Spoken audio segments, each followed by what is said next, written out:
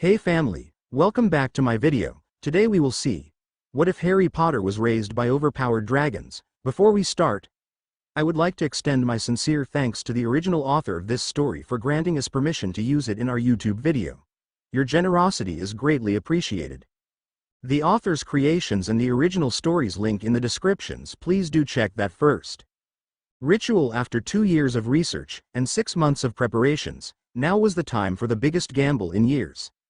Harry Potter, head of the Department of Magical Law Enforcement, had just finished drawing the Runic circle in the basement of his Yorkshire house. It was a magical house he had acquired for the sole purpose of using it for his own private research. The main floor and upper levels were fully furnished, and he and his family could live there quite comfortably.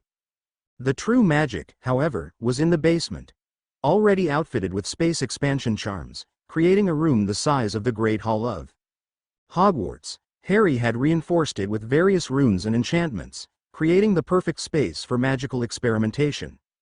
The only flaw that had never been fully fixed was the containment wards. Simply put, when the room was sealed, i.e. the door was closed, the wards operated at full strength, allowing the room to contain and, if need be, neutralize and magic that could threaten the rest of the house or even the surrounding area. This meant that if the door was opened before the magic could be dealt with, it would be released and potentially cause severe harm to whoever opened the door. Because of this, Harry had made it a point to ensure anyone who entered the house knew not to enter the basement if the door was closed while he was in there. They were to knock and wait for him to answer.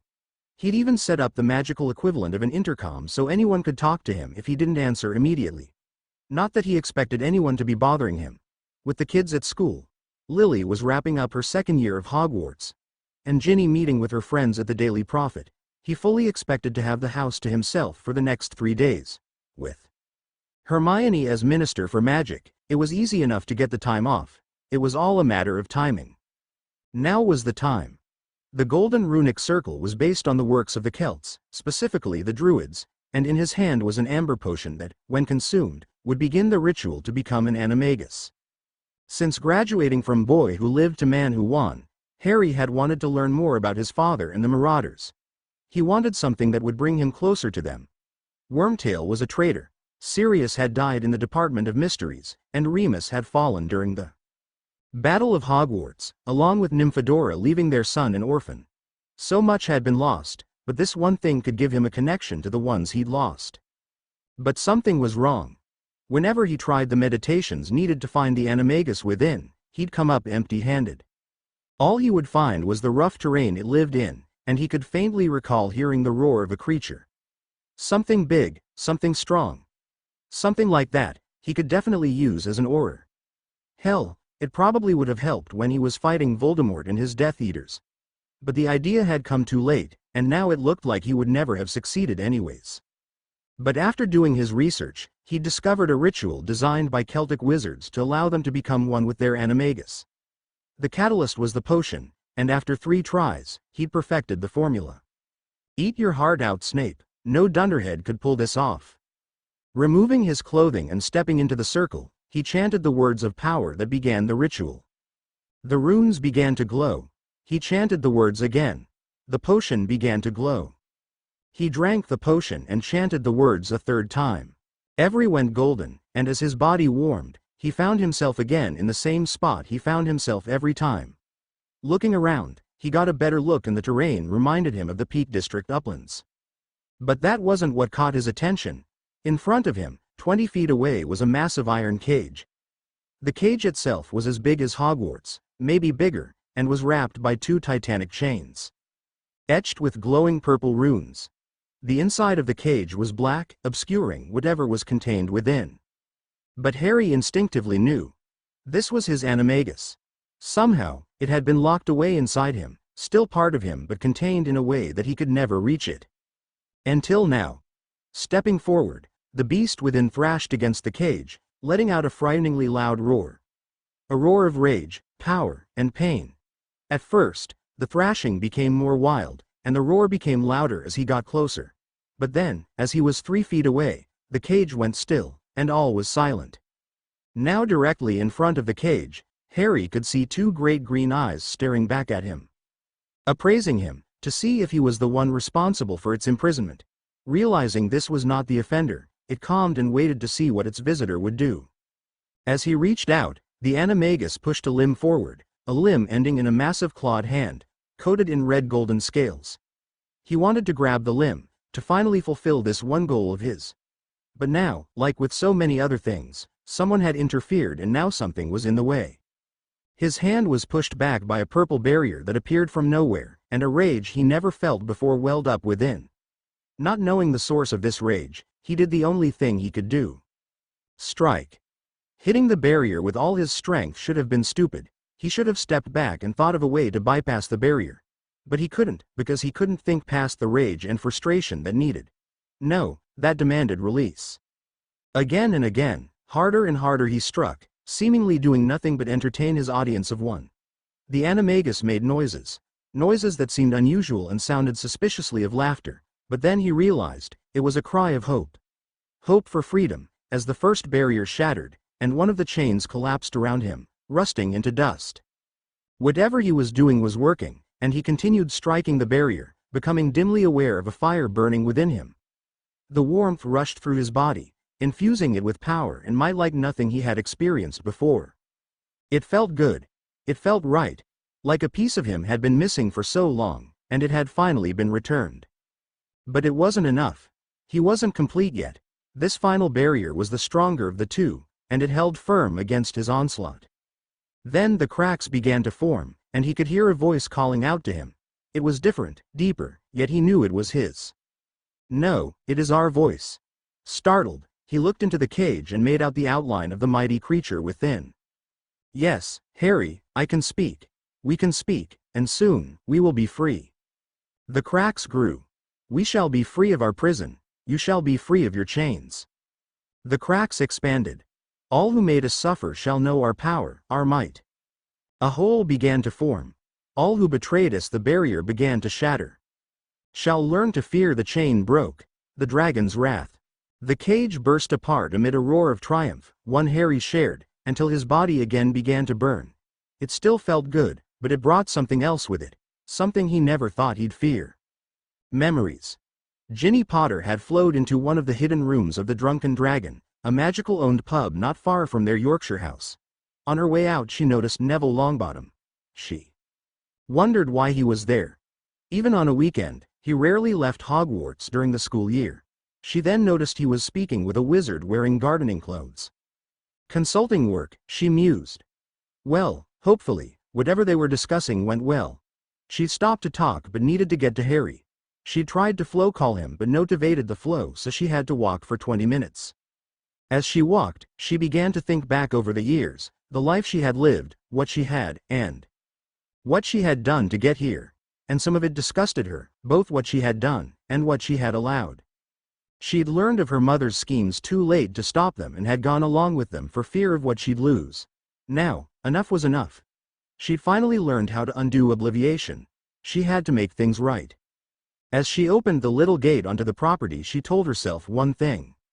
Even if they hate me, they'll have their freedom. That will have to be enough. Then came a bright flash of light, the sounds of stone and wood shattering amidst a terrifying roar, and a shockwave that propelled her back, and everything became fuzzy. The last thing she recognized was a massive figure rising from the cloud of smoke. Then her mind slipped from consciousness. Lord Neville Longbottom was finishing the drink he'd had while sharing his expertise with an enterprising herbologist.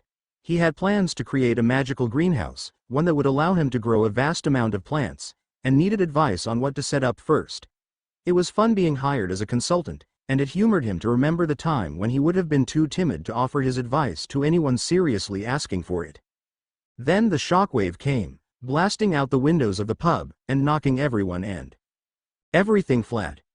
Rising unsteadily, he made his way outside and saw the smoke. A towering pillar of smoke, like something from a war zone, rose in the distance, blotting out the sun itself. Then, the roar came. That monstrous roar rattled his bones and shook his very soul. He knew better than to wish to never hear it again, for now, he saw what made it. Emerging from the pillar was the biggest dragon he had ever seen. He remembered the Horntail from the Tri-Wizard tournament, a 50-foot-long monster built like a living weapon. This one dwarfed that monster. At a guess, he'd swear this one was 10 times the size of the horntail. Whatever it was, it truly was the biggest dragon that ever lived. He almost fainted with relief when it spread its wings and took off. Then his blood went cold as he realized that was Harry's house. He took off at a sprint, desperate to prove himself wrong, desperate in his hope that his friend was alive and unharmed. Then he remembered seeing Ginny leave the pub, and he doubled his efforts, arriving at the house in 2 minutes. What greeted him made his heart drop. Across from the property he saw Ginny and ran up to her. She was alive and unconscious, but breathing with difficulty. Across the road was the crater that once held a house his friend owned. A house he remembered being in regular use. The words escaped his throat in a whisper. It got him. It got Harry. Hermione sat in her office, with a magically enlarged telly set up to show Muggle news reports. For the past week, the entire world had been headlining one thing. A dragon had been sighted. A dragon. This wasn't too uncommon. Muggles were obliviated of memories of dragons on a semi-regular basis. Every now and then some would stumble upon a dragon reservation, but this was different. A 500-foot-long dragon, bigger than anyone had ever dreamed possible, had appeared in Yorkshire. And flew north across England and Scotland, disappearing past the Hebrides. The advent of the internet made keeping something like this secret impossible. Standing in front of her desk were the heads of the Department for Magical Creature Regulation, Magical Statute Incidents, the Department of Mysteries, and the deputy head for the DMLE. "Where's Harry when I need him most?" she thought to herself. Her thoughts were broken by the interview of a frightened man, with 2 excited children next to him. It was huge, bigger than anything I've ever seen, and it had claws, one little child said, grinning. It grabbed a whale, the second cried out with glee. Changing from one channel to the next, it was all the same, whether British, German, American, Russian, or Chinese, everyone was talking about the dragon. Turning to those assembled, she asked a simple question. "Well, gentlemen?" The DMCR head spoke first. "Well, from what we've gathered it's a great Caledonian fire drake, but they went extinct over 2,000 years ago." She glared at the man. "Right now, I don't care what it is, I want to know where it came from, where it is now, and how has it avoided us all this time?" Flinching, he looked to his colleagues, desperate for some relief. The Dom head had some ideas. "The most likely explanation is it somehow found an unplottable island, likely a former magical outpost, and is making a nest there." "Is that even possible? The great fire drakes are known to have been the most magically attuned dragons. Finding an island no one else can is child's play." Has anyone in the DMLE heard from Harry yet?" The deputy cleared his throat. "No ma'am, and no one's heard from his wife either, so we're running in the dark right now." Before she could respond, a knock came from the door. "Minister, Lord Longbottom is here. He says it's urgent, and it's about the dragon. Let him through then."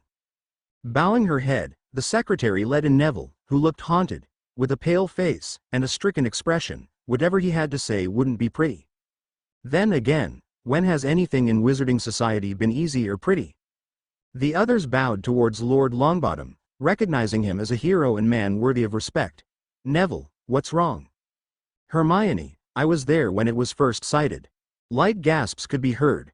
Hermione beckoned him to continue. "I was doing some consulting work when the shockwave came. It knocked everyone flat, and then we saw the smoke. It was like a pillar from hell, and that monster rose from it. Then I realized, it emerged near Harry's Yorkshire property." She felt her heart sink into her stomach when she realized what he was trying to say.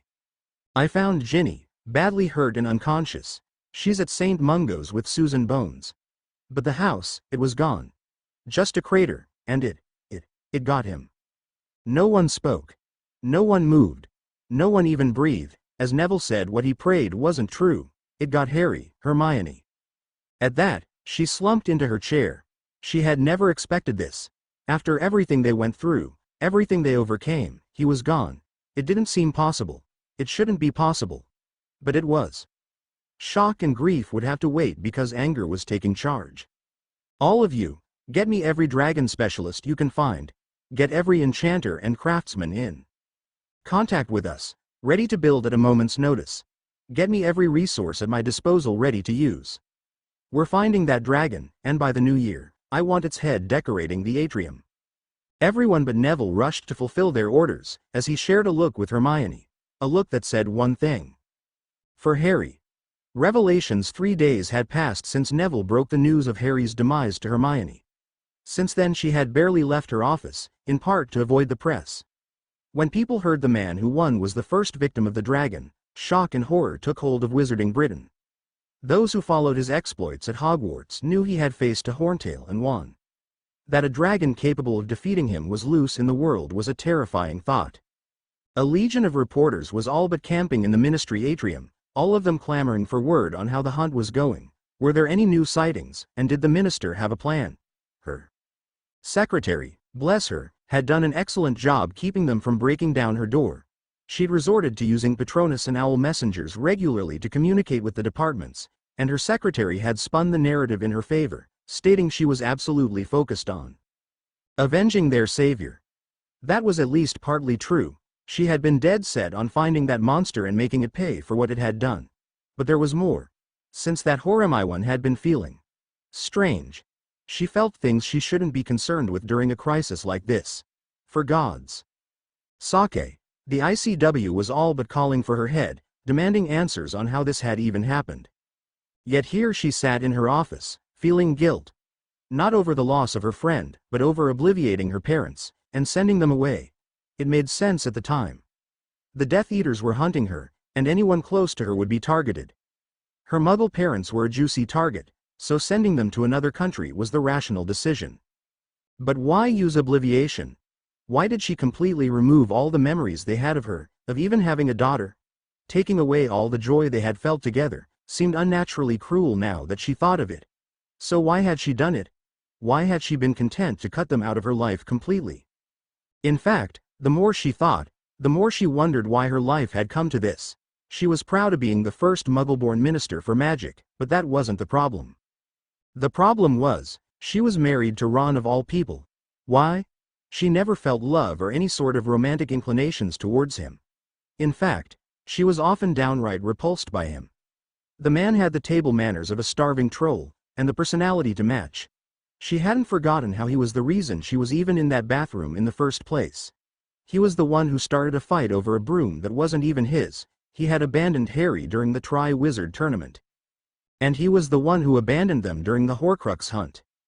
Of all the people to marry on God's green earth, why had it been Ronald Weasley?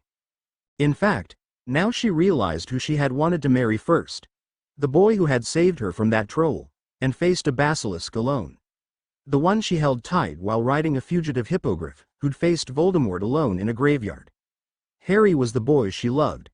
It had always been him in her mind. Whenever she dreamt of romantic nights, Harry was the boy she thought of.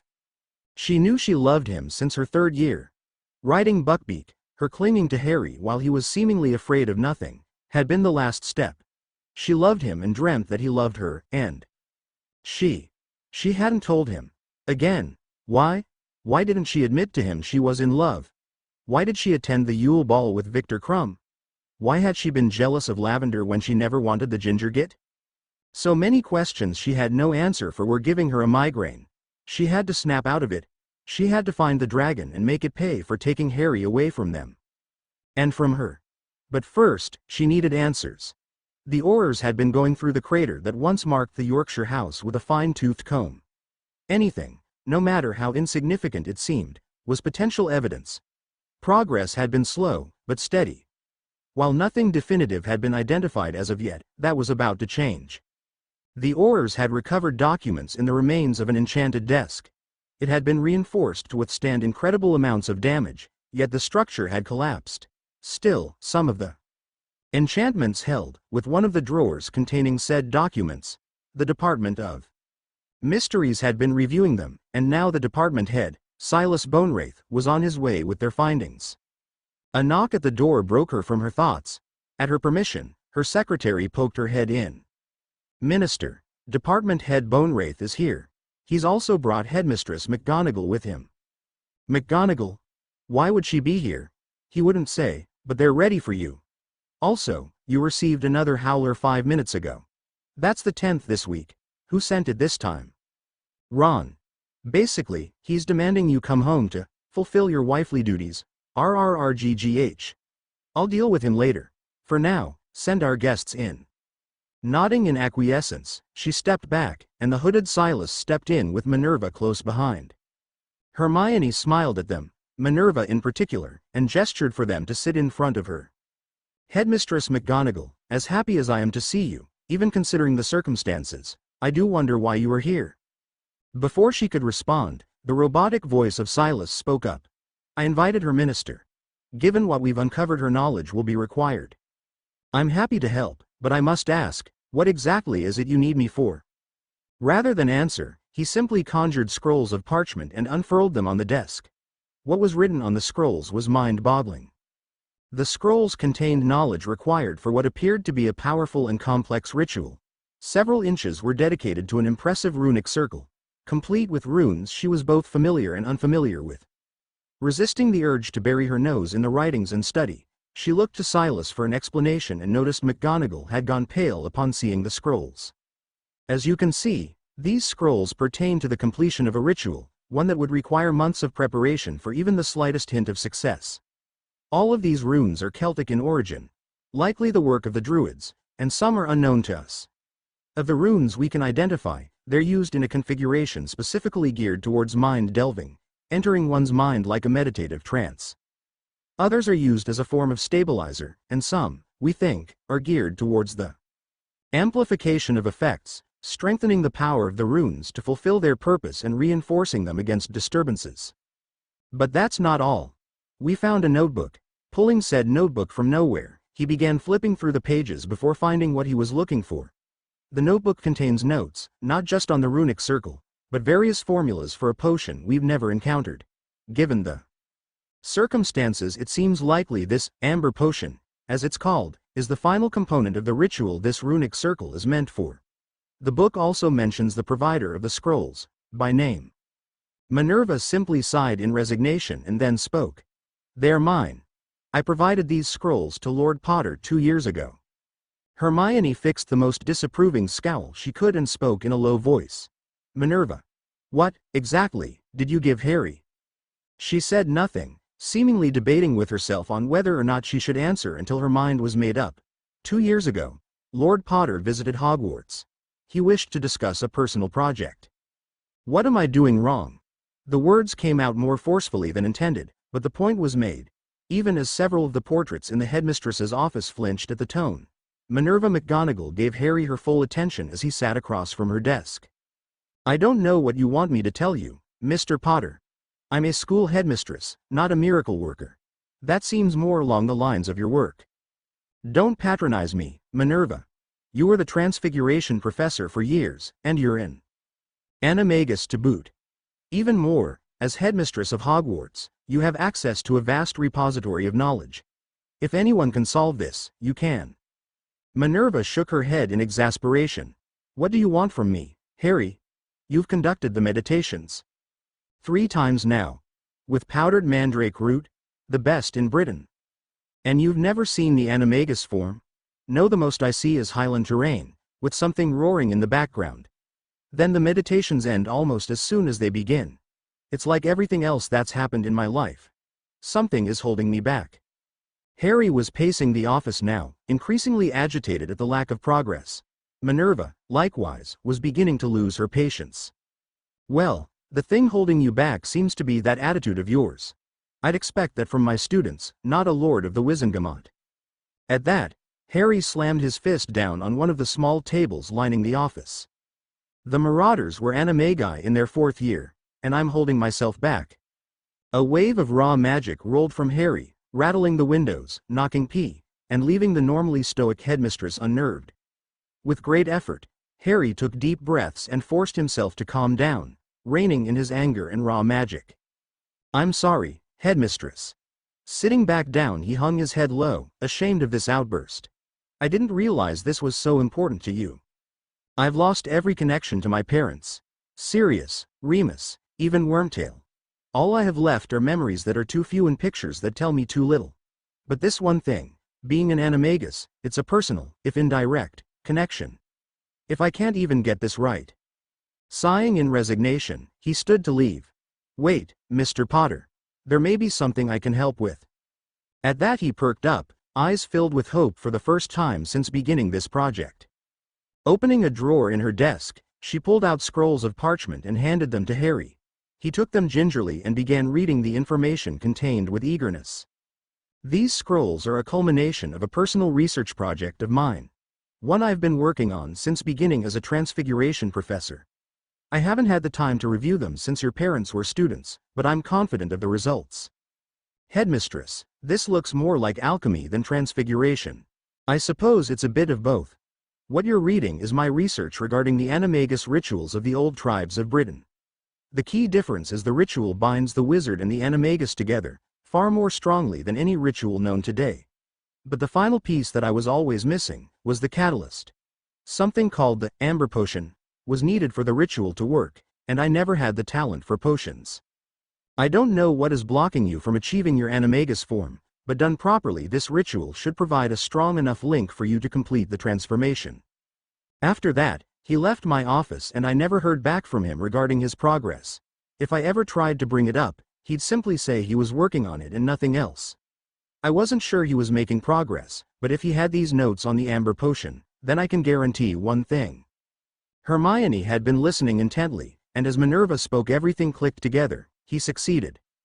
Silas's reaction could not be seen beneath his hood, but even his robotic voice carried a hint of disbelief. Are we actually saying that Lord Potter completed an ancient ritual and has turned himself into his animagus, which happens to be a 500-foot dragon? I'm afraid it's worse than that, Mr. Bonewraith. Minerva again had all attention focused on her. The ritual does more than allow you to change your form. The key difference is in the depth of the bond. My animagus form, a cat, is just that. A cat I take the form of. Had I completed the ritual Lord Potter has, I would have more than an additional form. The connection would also grant me traits and abilities akin to a cat. My senses would be heightened, from my sense of smell to hearing and sight. My reflexes would also be enhanced, granting me cat-like agility. I would also possess an additional layer of protection in terms of occlumency. Before you go any further, Headmistress, Hermione interrupted her lecture with great reluctance. Why hasn't Harry simply turned back? Because I don't believe Harry is in control. Rather, the dragon has taken control, and Harry has been unable to reassert himself. The animagus can take control. With this ritual, it's possible. One of the reasons this ritual has fallen into obscurity is the same reason it's so powerful. The animagus becomes, to a degree, sentient. It possesses its own mind, its own thoughts, its own will. And while these all may line up with the thoughts and desires of the wizard, the animagus can disagree. However, for the animagus to assert control over the wizard takes far more than simple disagreement. It takes remarkably powerful emotions to cause such a change. Even worse, as the feelings become more intense, it becomes harder for the wizard to regain control. In extreme cases, it can even cause the change to become permanent. What could cause this kind of change? Joy or relief over his success? Unlikely. He would have turned back by now, or at the very least attempted to be found so he could reveal his success. Something else has caused this transformation. I can only assume some sort of intense rage has overtaken him and continues to fuel the dragon's power. But I can't imagine what could cause such intensity. Unknown to all, 150 kilometers northwest of the Hebrides, lay an unplottable island. Once the home of a mighty wizard, its fortress now lay in ruins, forgotten by all, seen only by those immune to such magic. Deep within the gutted remains of a magic fortress, a mental battle for control raged amidst the consumed remains of Wales. I am Harry James Potter. I must regain control. We are power. We must have our revenge. I must return home. I must see my children. We must find our enemies. We must destroy them. I can't just. We know who betrayed us. The false friend. The potion's mistress. They have caused us pain. We are their doom. I will get my answers, and then we will have our revenge. Ruin chapter notes. See the end of the chapter for notes. The entire world held its breath as it followed the movements of the mighty dragon that had appeared in Yorkshire. To the amazement and horror of those who paid attention, the dragon was a remarkable specimen. At 500 feet long, it was already larger than even the blue whale without taking the wings into consideration. At 200 feet each, the wingspan combined with the sheer power of its limbs meant each wingbeat was a small hurricane. Combined with the body length, the dragon was the largest and most powerful creature the world had ever seen. The presence of 4 legs, each as thick as a rhino, meant it was just as capable on the ground as in the air. Perhaps the most, or least, shocking aspect was its capacity for hunting in the oceans. Ever since the interview in which a child had stated, with the glee only a child could feel, that the dragon caught, and presumably ate, a whale, governments and environmental groups had been watching it intently. Governments for fear it would attack naval assets, assuming them to be its prey, and environmentalists are desperate to keep track of whale populations in the face of the world's apex predator. Contrary to expectations, keeping track of the beast was a complex matter. It was capable of flying at speeds remarkable for something that massive, and had a tendency to disappear into cloud formations only to reappear at a completely new altitude. Sometimes it would be low enough that people could make out the scale pattern on its body, and sometimes it would be so high up it bordered on entering the mesosphere, 50 kilometers above sea level. Just how it managed this was a fascinating mystery to some and a terrifying implication to others. Even more worrying, its preference for hunting the biggest sea life available meant it dived beneath the waves at semi-regular intervals. Whenever it surfaced, often hours later and miles away, it carried some form of prey in its claws, searching for land to begin feeding, or in its massive jaws, being swallowed as it soared through the sky. News crews and self-described dragon watchers followed it near obsessively, noting that the dragon seemed, for the moment, content to fly and feed as it willed. Indeed, it seemingly had no clear direction in mind, as it flew north from wherever it was hiding, only to go west, and finally south. It wasn't until it was seen flying over the Sea of Japan that someone decided to take a chance in fighting the beast. Within Harry's mind, the battle for control raged on. The dragon possessed an overwhelming need for revenge against those that had wronged them, while Harry held firm to his training as an Auror and head of the DMLE. First, they would confront Ron, the false friend, and Molly, the potion's mistress, more like the Howler bitch, about their betrayals. They would Wizengamot, in pieces if need be, tried and sent to Azkaban. After all, he had his memories back. When he had overpowered the bindings that held the dragon in check, keeping Harry from tapping into his full power, he overpowered the decades' worth of potions and obliviations. Now he remembered the times he and Hermione had shared a private moment, only for Dumbledore to appear and obliviate them of it. He remembered the night he asked Hermione to the Yule Ball, only for the night to be conveniently forgotten courtesy of one bearded bastard. He wished he could say that was the extent of it, but the memories went on. Memories of him discovering the true nature of his scar, and the Horcrux within during his 5th year. Memories of him confronting Dumbledore over leaving it in him, only for him to admit his plans for Harry to die facing Voldemort. The boy who lived was a sacrificial offering to the altar of Dumbledore's glory. Not content with that, he admitted his only real task before dying was to impregnate Ginny, so Molly could gain access to the Potter fortune. So large only the son of the Goblin King was allowed to be their account manager, and split it with him. Now Harry, I've much to do, and your only task going forward is making that Weasley girl a proper lady. Those words echoed in his mind as he saw Dumbledore produce the Elder Wand. The old Ur had died before Harry, but in the end, he won. They won. He had gone up against Voldemort with a fraction of his true power available to him, he had died in that forest, and he had married Ginny. Thank God for small miracles that Molly would never get her hands on his gold, but somewhere in his mind he knew she already had. And if the Wizengamot wouldn't punish her, the goblins certainly would. But Ron, oh Ron, you have the worst of it coming to you. Months before Lily was to begin Hogwarts, Hermione and Ron were expecting twin girls. Then a horrible fall in their house robbed the world of those 2 innocent lives. Only it wasn't the stairs that took them. It was Ron and his jealous temper, matched with his fists, that had taken them from their mother before she ever got the chance to hold them. That had been too much for Ginny. She came to him and broke down into tears, telling him she had learned the truth, and so much more. She had learned of her mother's schemes years prior, having been kept in the dark since the Chamber of Secrets fiasco, and confronted her over them. Molly had a lifetime of influence over her, and berated her into silence, threatening that Harry would hate her and their children if he ever learned the truth. Harry's biggest mistake was not summoning every Auror at his disposal, Instead, he went to the burrow with murder on his mind, only to be ambushed by Ron, who'd been ranting to Molly about Hermione. At some point, he'd been obliviated, but not before Ron got a few kicks in. They'd sent him on his way, and no doubt threatened Ginny into keeping quiet going forward. They would pay for everything they'd done. Ginny would be spared his wrath, if only because she had tried to do the right thing, only to be manipulated by the bitch that birthed her. Besides, the children would need her going forward. He couldn't imagine the ICW would be pleased with him going forward, considering the statute of secrecy bordered on being non-existent.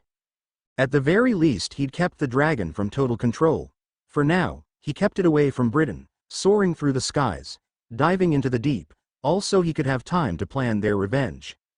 Starting an investigation should be a simple enough matter, assuming he can return to the DMLE. If he can't, at least he's owed enough favors to get the ball rolling on Molly. Ron was another matter, but the stupid git lacked the foresight to realize he was being targeted. A sudden explosion on his right side knocked him out of his thoughts and sent him tumbling down toward the ocean. It took seconds for him to realize he was in the Sea of Japan flying south, and whatever hit his right had come from the Korean peninsula. At the moment he had yet to pass the DMZ, meaning the SAM that knocked him out of the sky came from his direct right, not his front. In other words, the North Koreans had launched a SAM hoping to either kill him or drive him away. It did neither. It took seconds for him to realize this. It took milliseconds for the dragon to reassert itself in a bloodthirsty rage. If they are so eager to die, I will be happy to oblige them. Before he could hit the water, he'd recovered and resumed flight, only this time he turned right and made a beeline straight for North Korea. With his powerful sight, he could see the SAM battery that had launched at him, and he could see the hundreds of SAM batteries and anti-air guns aimed straight at him. He could hear the officers shouting orders as the air was lit up by exploding shells, and filled with missiles. It was a fearsome display, meant to overwhelm entire fleets of aircraft. Now it was all turned to the destruction of one monstrous creature, flying at Mach 2, 2,385 km/h. As Harry heard the voice of the dragon in his mind again, he realized one thing. I am fire. I am death. It would never be enough.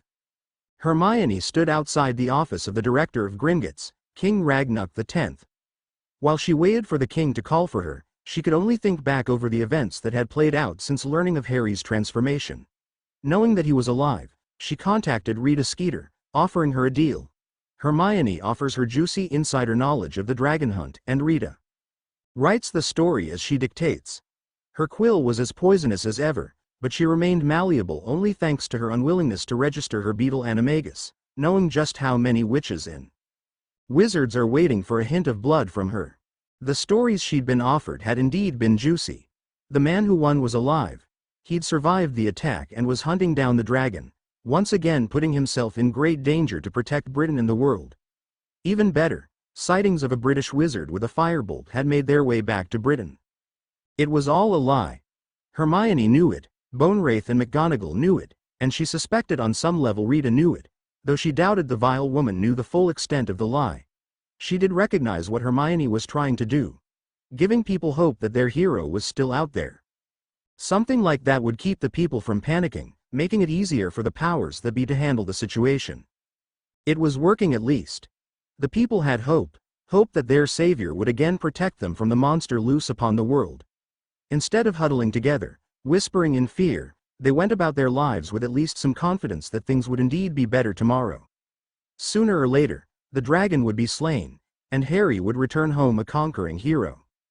On some level, Hermione was disgusted with herself for the charade but was grateful that it was helping. She only prayed that if Rita ever learned the truth, she'd know to keep her quill to herself.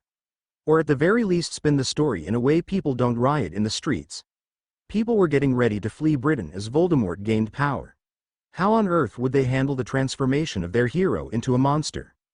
After her deal with the devil, she'd gone to St. Mungo's to speak with Ginny. As Harry's wife, she was probably the only one who could answer her most burning question. What could cause such intense emotions that Harry would transform into the dragon? Before she could, Healer Bones had insisted on providing a medical examination. Hermione had been a recluse for 2 weeks by now. Before she saw anyone, Susan would make damn certain that she was in good health. It wasn't up for discussion. Hermione had begrudgingly agreed. only so she could get her answers sooner. When she was finally brought into the private room Ginny was staying, she could barely breathe. There on the bed lay Ginny Potter, her sister-in-law. Even with magic, theirs had been hard-pressed to keep her alive, much less stable. When Neville brought her in, he underestimated the severity of her injuries. From the waist down, most of her bones were reduced to dust, no doubt by the shockwave and subsequently being thrown back. Her spine had been cracked in 3 places, almost paralyzing her for life. Her arms fared a little better, being attached to her body solely by the skin. She still needed a neck brace, and it was a miracle her skull hadn't been completely shattered. Add in the organ damage caused by the shockwave and the shrapnel, it was a bloody miracle that she was alive, much less talking. But she was, and she'd insisted on speaking with Hermione. Given she had her own questions to ask, this suited her just fine. She only wished it didn't hurt so much to see her like this. Hermione. Her voice was quiet, loud enough to hear but not enough to strain her. It's me, Ginny. Susan's here too. I need to ask you something. I have to tell you. While I still can. Don't talk like that. You're going to be fine. But Susan tells me you're refusing spells and potions to relieve your pain. The pain. It feels right. Like there is justice in the world. What are you talking about? What I've done. What I've allowed. There has to be some justice for it. Shaking her head, Hermione decided to get the conversation back on track for her. Ginny, I need to know, do you remember anything? I remember the inn. Saw Neville. Went to the house. Needed to see Harry. Then the shockwave. And the smoke. So much smoke. Ginny, do you remember seeing a dragon? Vaguely. Saw a massive shape rise from the smoke. Ginny, that shape, it was Harry. The room went so silent the ladies could hear their own heartbeats. What? The dragon is Harry. An animagus ritual went very wrong, or very right, and he transformed into his animagus, a dragon. But something went wrong. Something has happened that caused such intense emotions that he can't turn back. Ginny, you're Harry's wife. I need to know if anything happened that could cause this. No one spoke, Hermione for want of an answer, Susan and Ginny for fear over what would be said. Wait, Hermione thought. Why does Susan look so concerned? What does she know? I've already sworn her to secrecy on top of standard confidentiality. What could it be? It should have been you. When Ginny finally spoke, it wasn't what Hermione was expecting. What should have been me? Harry's wife. It should have been you. Ginny, what are? Molly potioned you. Now it was Hermione's turn to go silent with fear. Fear of what came next. Say that again. My mother potioned you and Harry. You should have married him, not Ron. Hermione said nothing, not until her eyes took on a murderous glint. Tell me everything. Now. So she did. She told Hermione how starting in their 5th year they began receiving care packages filled with potioned food. How Molly began strengthening the doses going into their 6th year, determined to keep Harry and Hermione away from each other. She told how she caught her mother brewing the potions while pregnant with Lily. She could still remember their argument. You've been potioningus, not at all Ginny dear, just Harry and Hermione. Couldn't let the mudblood take Harry from you, now could I? Mud, who are you? My mother would never say something that disgusting, and she'd never do something so evil. Evil, am I? Then tell me, Ginny, what does that make you? I never knew about any of this until now. And yet, here you are arguing with me when you could be notifying Harry. Of course, what is he to think once he learns the truth? He'll send you to Azkaban, you vile harpy. Oh, I'm certain he would. But then, what about you, my daughter? Would he truly believe you to be innocent of this? After all, I've taught you how to cook for your family, and I know how much he loves your treacle tart. Do you really think he'll believe you innocent of wrongdoing? And what about the children? You leave them out of. What will he do when he discovers all the children you've given him were born from potions? Would he say, all's forgiven, and pretend nothing happened? We both know that isn't true. He'd hate you, and your children, renouncing them as his own. Then of course there's Hermione and her children. She'd likely do the same thing, abandoning her children when they'll need her the most.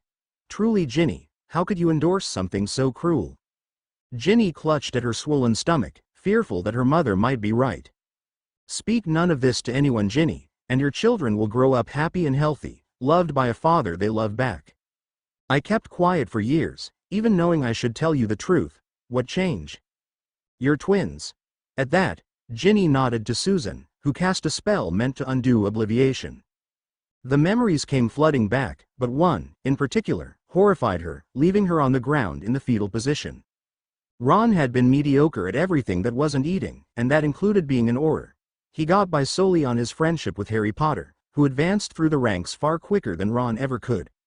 That night, in particular, Harry had been promoted to head of the DMLE, and Ron's jealousy went into overdrive. Ranting about how Harry was a good-for-nothing half-blood that got by on his fame, he'd been incensed when Hermione dared to tell him to stop putting down his friend.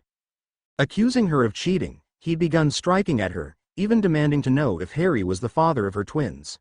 Nothing she said could calm him, and the more he hit her the angrier he got before he began kicking her. By the night's end, she'd been beaten several shades of black and blue, clutching at a stomach that had taken several savage kicks.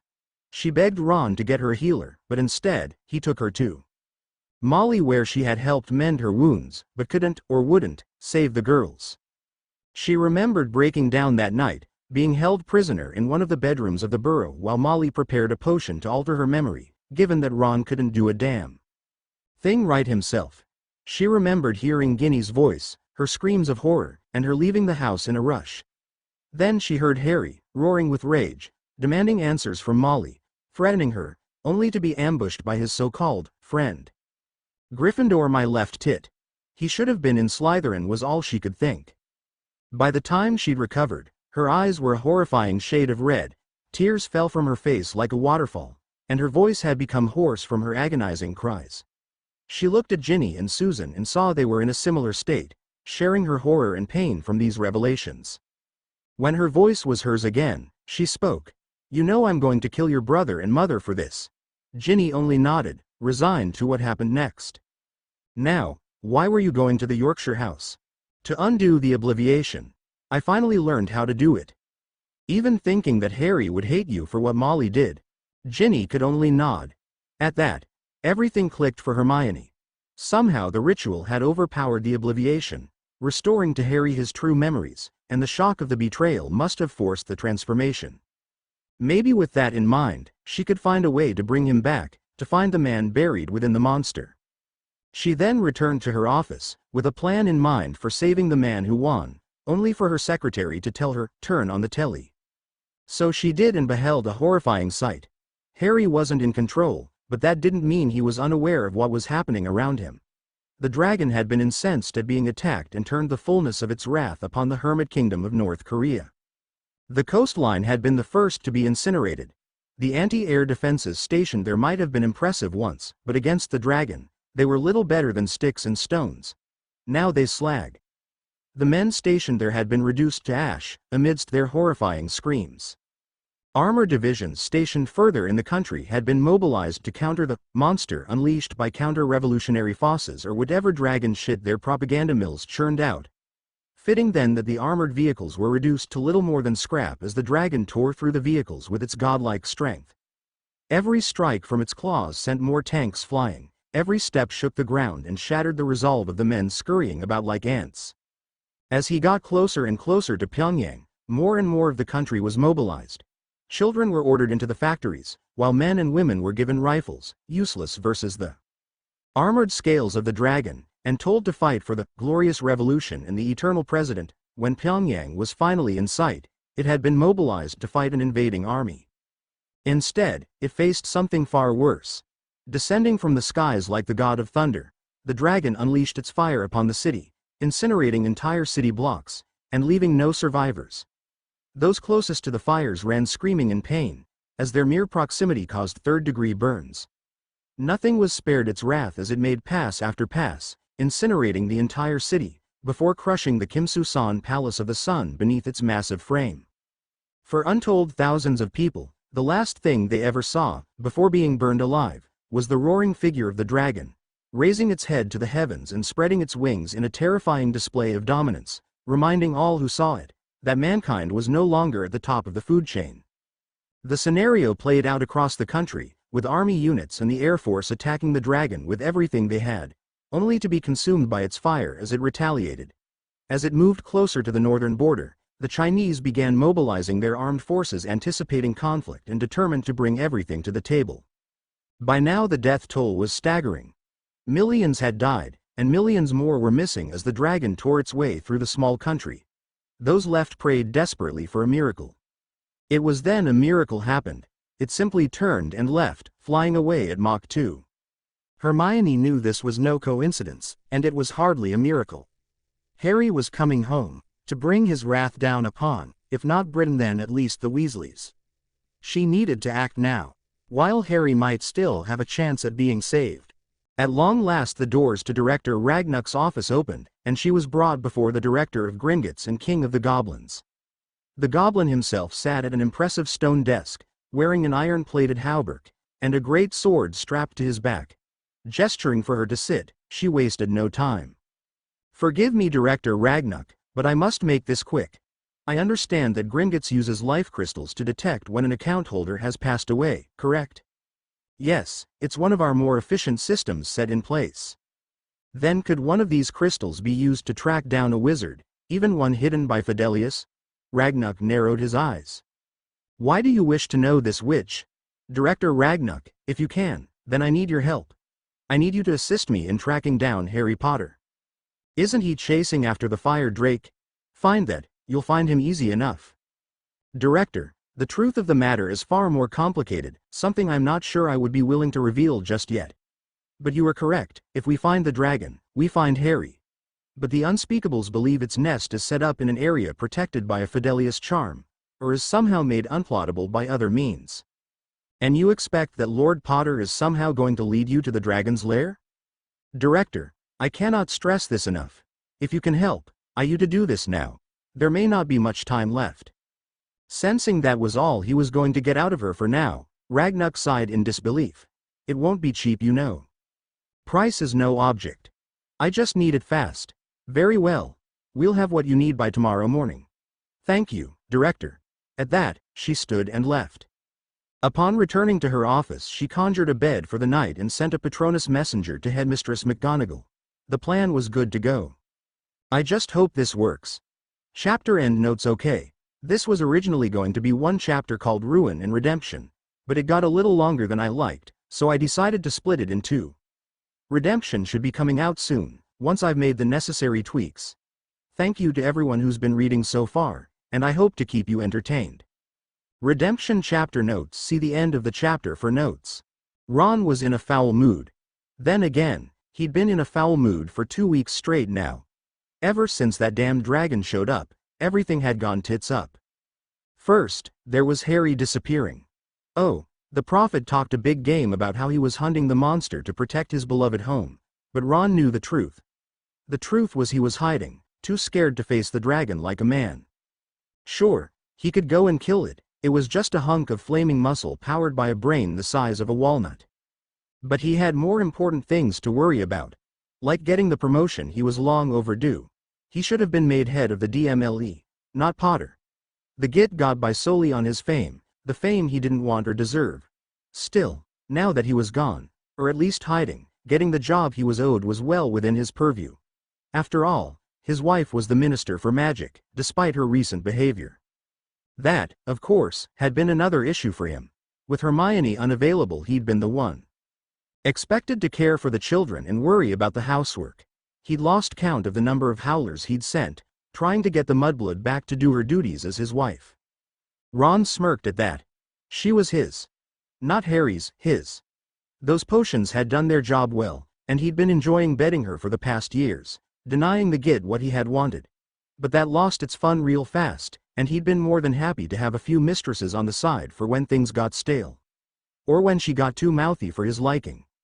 Thanks to those potions, the normally clever bookworm was as clueless as Harry had been. It was too bad Dumbledore had died before the rest of the plan could be carried out. If it had gone the way it was supposed to, half of the Potter fortune would be in Molly's hands, and he had dreamed of the mountains of gold their main vault held.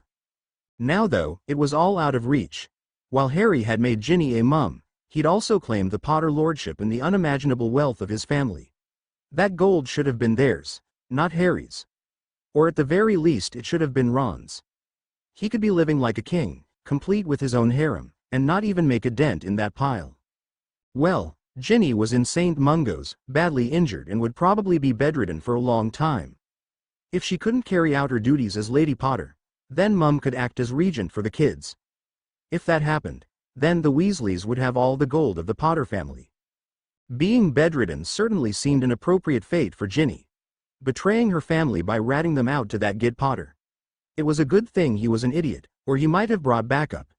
Instead, he got a stunner in the back, and a few good kicks to the gut, for his trouble. He'd have gladly faced him in a proper duel. He was a pureblood after all, but he couldn't risk Mum getting hurt, or the damnable half-blood fleeing at the first chance. Ginny, though, definitely should have been punished. He could easily deal with her, maybe forced some bindings on her core. He was an Auror after all, it was within his rights to do so. But Mum disagreed. She only warned her that if she ever went against the family again, it wouldn't be her. That pays the price, whatever that meant. Not like anyone else could afford the amount of gold they'd extort Frohave gone so easy on her, but she knew best after all, so he'd let it go. But that didn't stop him from toasting the dragon for putting the spoiled bitch in the hospital. Speaking of toast, that food Mum was cooking smelled good.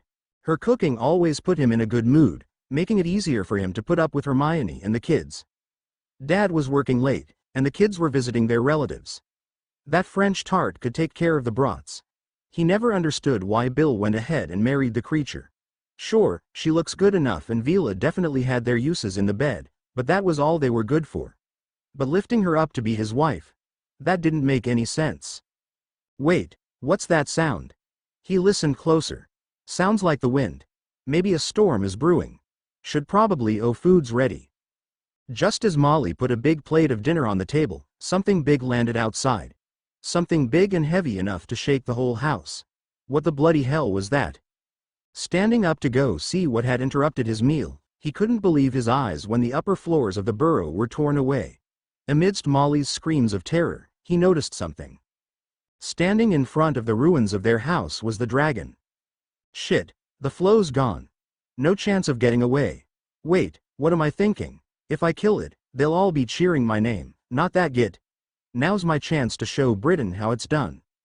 Whipping out his wand, he cast the strongest stupefy he could at the dragon, only to miss it entirely. He tried again, this time hitting it square on the nose. Nothing. He tried a third time, hitting its mouth. Again, nothing. Switching tactics, he cast Conjunctivitis Curse and hit the face but not the eye. This time, the dragon made a weird noise, only for him to realize, it's laughing at me. He cast the curse again and again, growing steadily more frustrated as nothing happened to it, even when he hit the eye. Now no one could deny, the dragon was laughing at him. Pathetic as always, Ron. Frankly, it astounds me you were ever considered of use to anyone. It was talking? A dragon that could talk? That's unbelievable. Wait a minute. Did you just call me pathetic? What else would I call you, other than the treacherous worm in the shadow of your betters? How dare you? I am not pathetic. I am a pureblood Auror.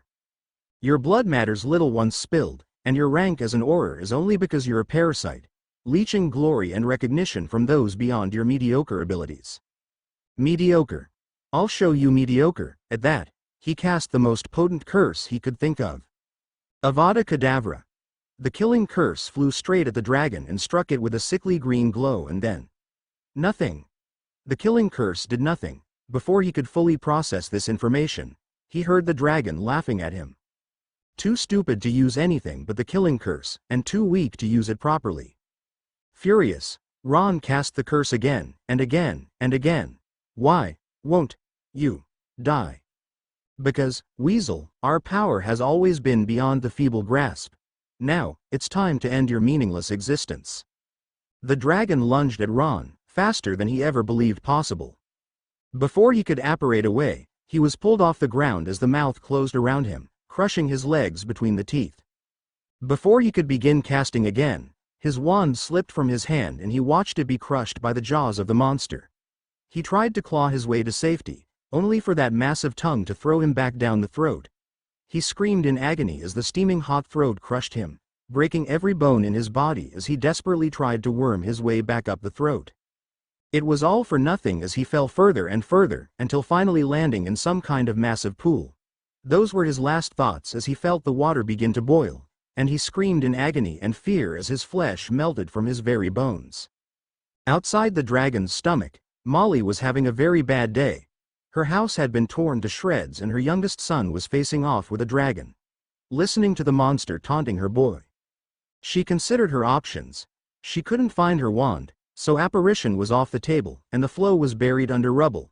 That left her only option running for her life, but there was no way she could move faster than that thing could reach.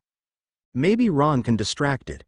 That thought ended as she watched it swallow her son whole. The display shocked her to her core, rooting her to her spot as abject terror gripped her heart in its cold grasp.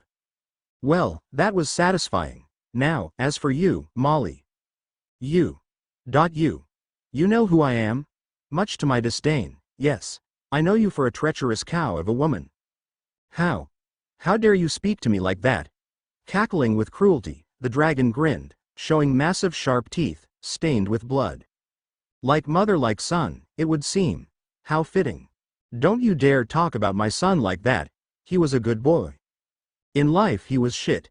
Now, he'll be dragon shit. Much like you and your potion schemes.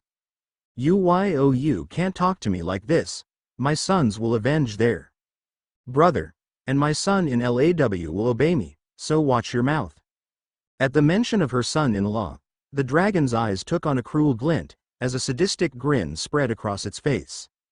Your son-in-law? Tell me, who exactly is he, that you would use to threaten me? He's a hero, and you're the one WHO put his wife in the hospital. And I know for a fact he's out there hunting you down. He's faced dragons before, and he'll be no different. Oh Molly, you have no idea how wrong you are. Molly waited with bated breath for him to continue. I am the man WHO. At these words, Molly went pale as a ghost. And vengeance will be mine. At that, it roared in furious hatred, and a wall of fire burst from its mouth. It enveloped her and the last thing she noticed was the horrifying smell of her own flesh being cooked as her bones turned to char. Had she eyes to see, she might have noticed the look of exaltation on the dragon as she screamed in agony. The dragon's return to Britain had the nation into a tizzy, while only the two Weasleys at the burrow were the victims. It still sent off a mass panic. For Hermione, it seemed poetic justice that those two had died at the hand of the one they betrayed. But the party could wait. For now, she had to act fast. Fortunately, the dragon had again disappeared, returning to its hidden lair, which is exactly what she wanted. The fewer witnesses around, the better. Pocketing a rope portkey, she flowed to Hogwarts, and found herself in the headmistress's office, with Minerva and Phileas Flitwick waiting for her. Just him, Minerva? Indeed, he's been brought up to speed, and is ready to assist us. I admit, I'm as worried as I am excited. Entire armies have faced Harry and failed. Now it falls to us to bring him back. Are you certain we can do it, Mrs. Weasley? Miss Granger, please. I intend to get my name back as soon as possible, and I know we can. Nodding, they grabbed hold of the portkey and felt themselves be pulled out of Hogwarts, and arriving at a small shack by the sea, out stepped a man carrying 3 brooms, and handed each of them one. Nodding to Hermione, he went back inside, waiting for them to leave. Hearing their questions before they said anything, she turned to them. This is a DMLE safe house in the Hebrides. Harry set them up to resupply anyone from the ministry in need of assistance. I had the brooms brought in yesterday. Taking off, the 2 professors followed close, impressed by how Hermione was completely unaware of her fear of heights, and instead focused on the crystal she had hanging around her neck. Miss Granger, what exactly is that? This, headmistress, is a Gringotts life crystal, or at least a modified duplicate. The goblins use these to keep track of when an account holder dies, and they have to notify their heir. This one has been modified with a tracking charm, CGHTLY, as it gets closer to the chosen target. After that, no one spoke, all 3 of them focused on the task.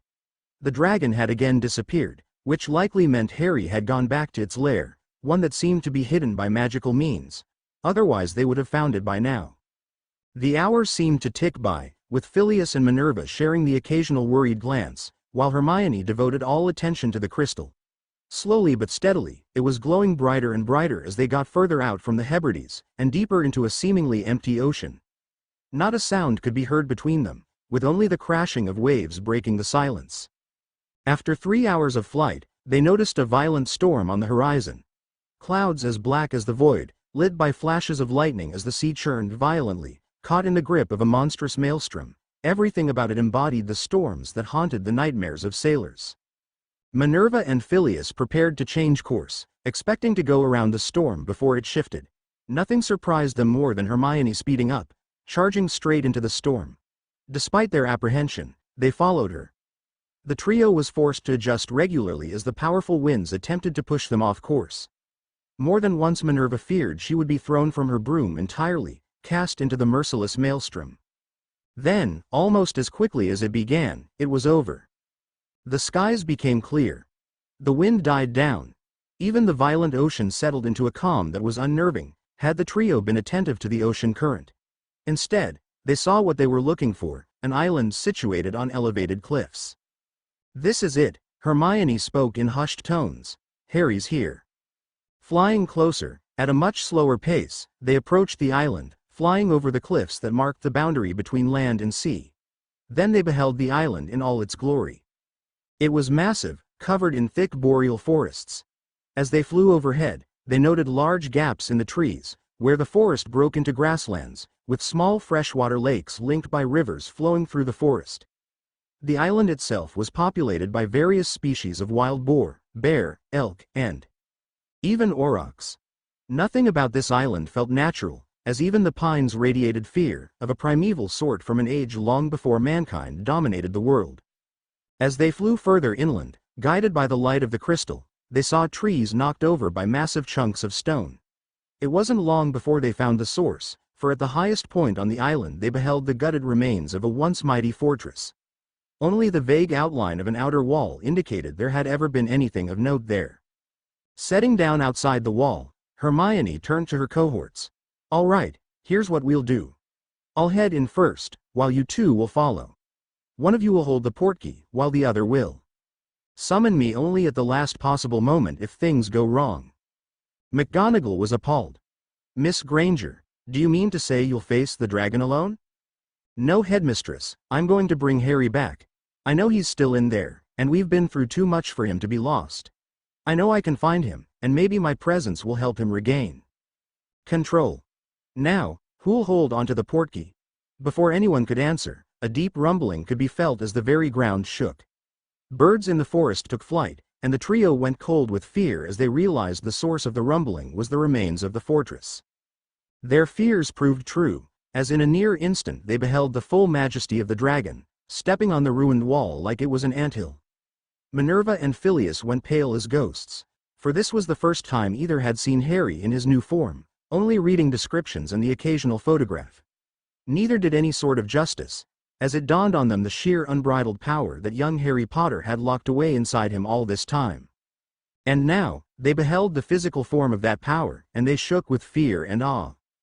Hermione, for her part, despite feeling the cold grip of terror on her heart, especially as the deafening roar of the monster reverberated within her soul, knew she should not falter.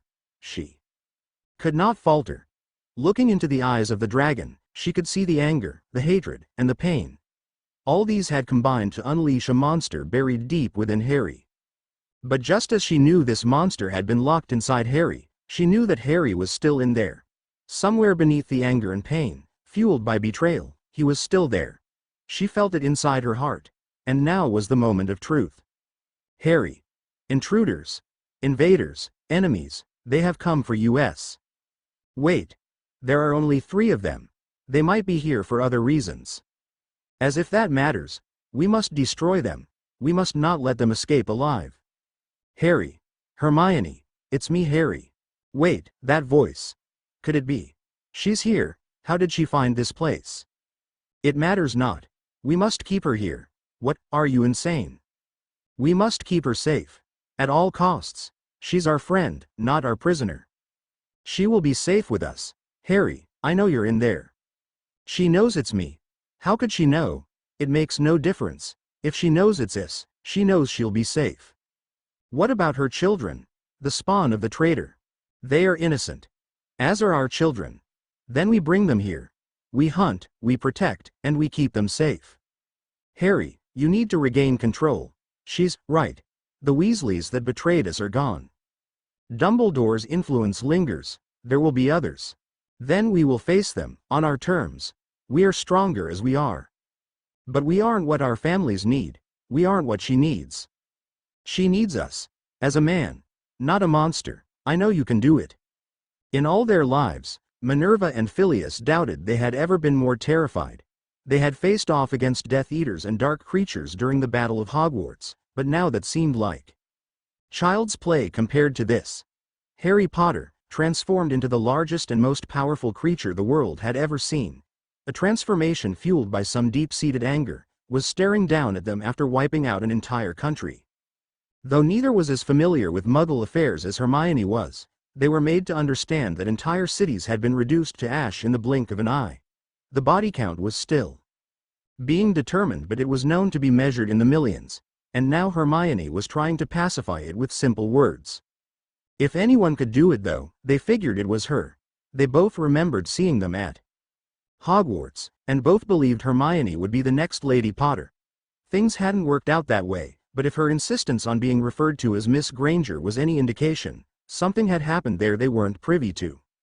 But that mattered little, as with every second Hermione took a step closer, and the dragon stepped back, as if afraid of her.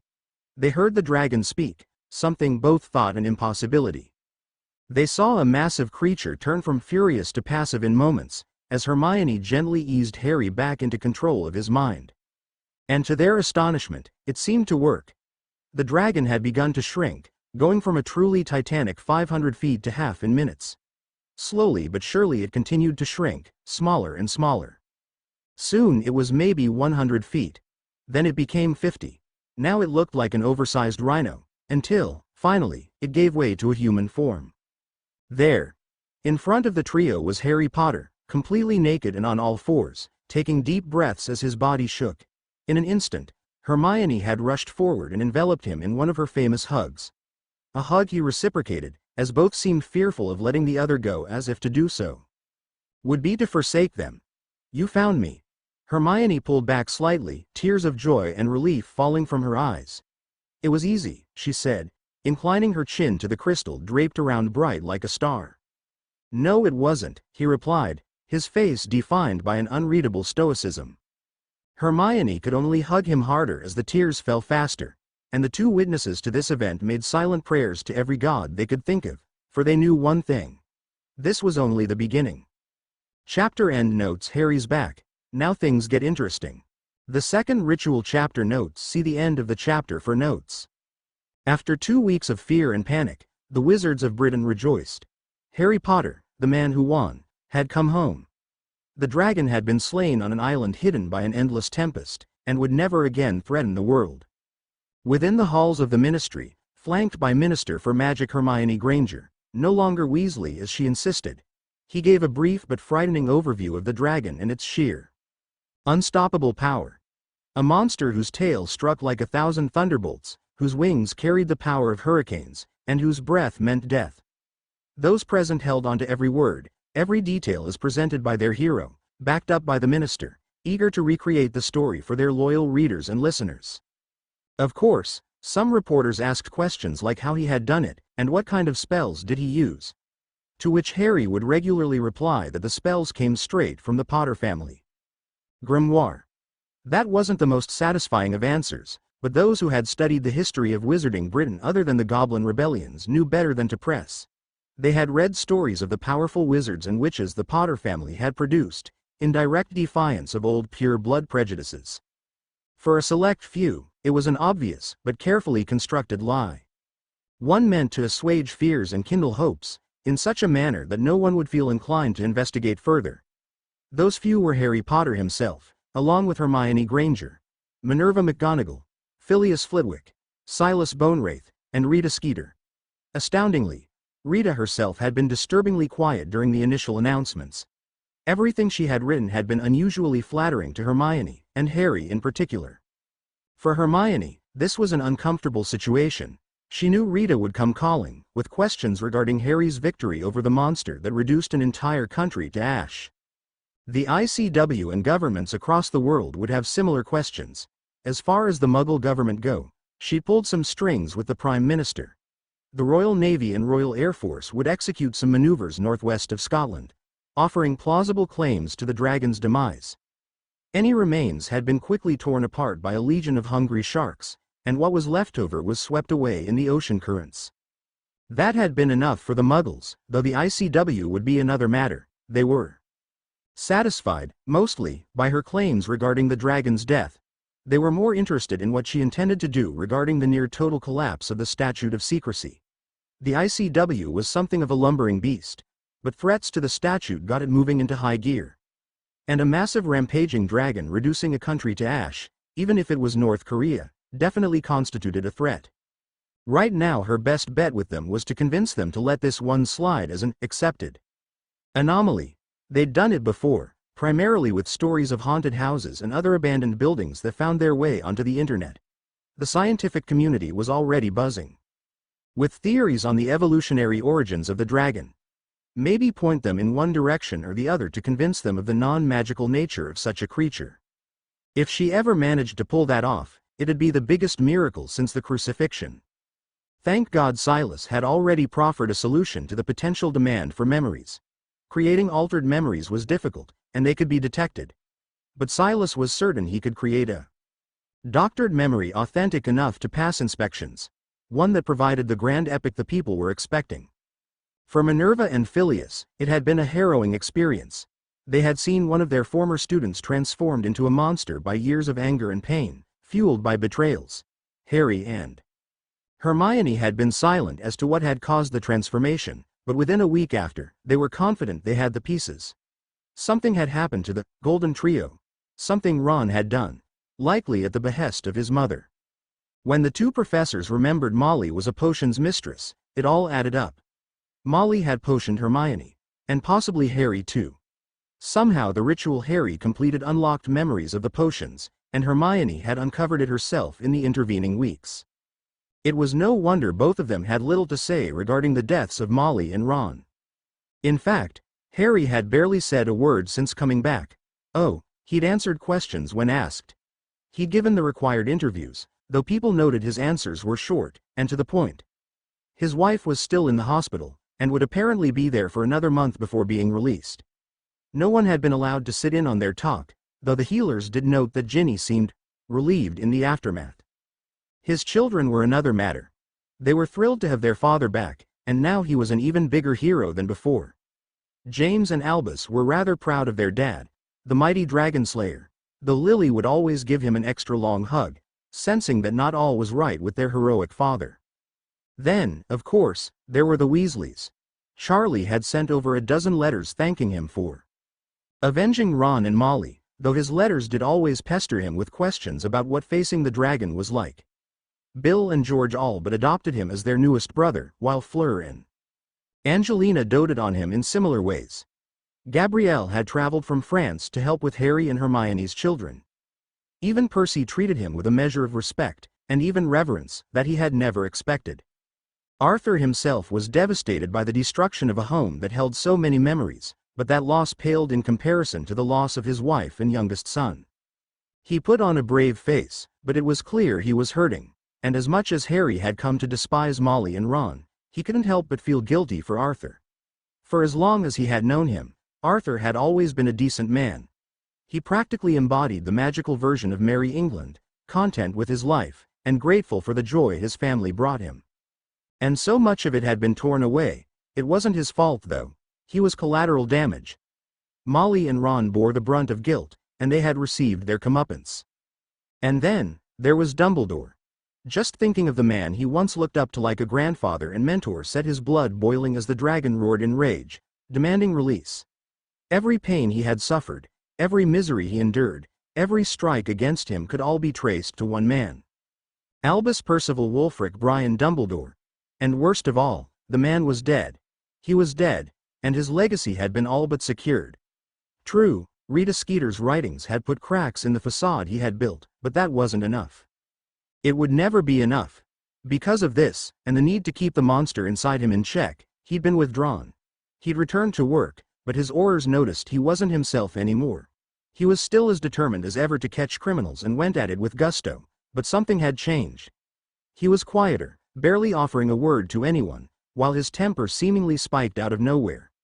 Then he'd pull himself in and avoid people for the rest of the day. They all assumed it was some manner of trauma from his hunt for the dragon. Those who saw the images of a country in flames could hardly blame him. More than a few nightmares were had because of the news reports. And they had been safe at home, while Harry was in the thick of it. It had taken some doing, Bim, to see a mind healer, to try and mitigate some of the worst outbursts. It worked, at least a little. He could talk freely of his memories of reducing North Korea to ash, while carefully omitting that he was the one responsible. To the healer, he had simply borne witness to the horrific aftermath and felt guilt over not being able to help. The screams still echoed in his mind, alongside the roar of the dragon. With time and patience, the screams quieted, but the roaring never did. And it would never leave him. I can't take it anymore. Within his mind, he screamed in mind-numbing agony. The screams had died down, but they hadn't left him, and neither had the guilt. What troubles you, Harry? You trouble me. I undertook the ritual in order to build a connection with those I've lost. Instead, I unleash a monster upon the world, and condemn millions of innocents to the fire. They attacked us. We responded appropriately, and incinerating entire cities. An appropriate response. They had mobilized the entire populace for the sole purpose of being sent into a meat grinder. If anyone should bear guilt for their needless deaths, it is their leaders, not you.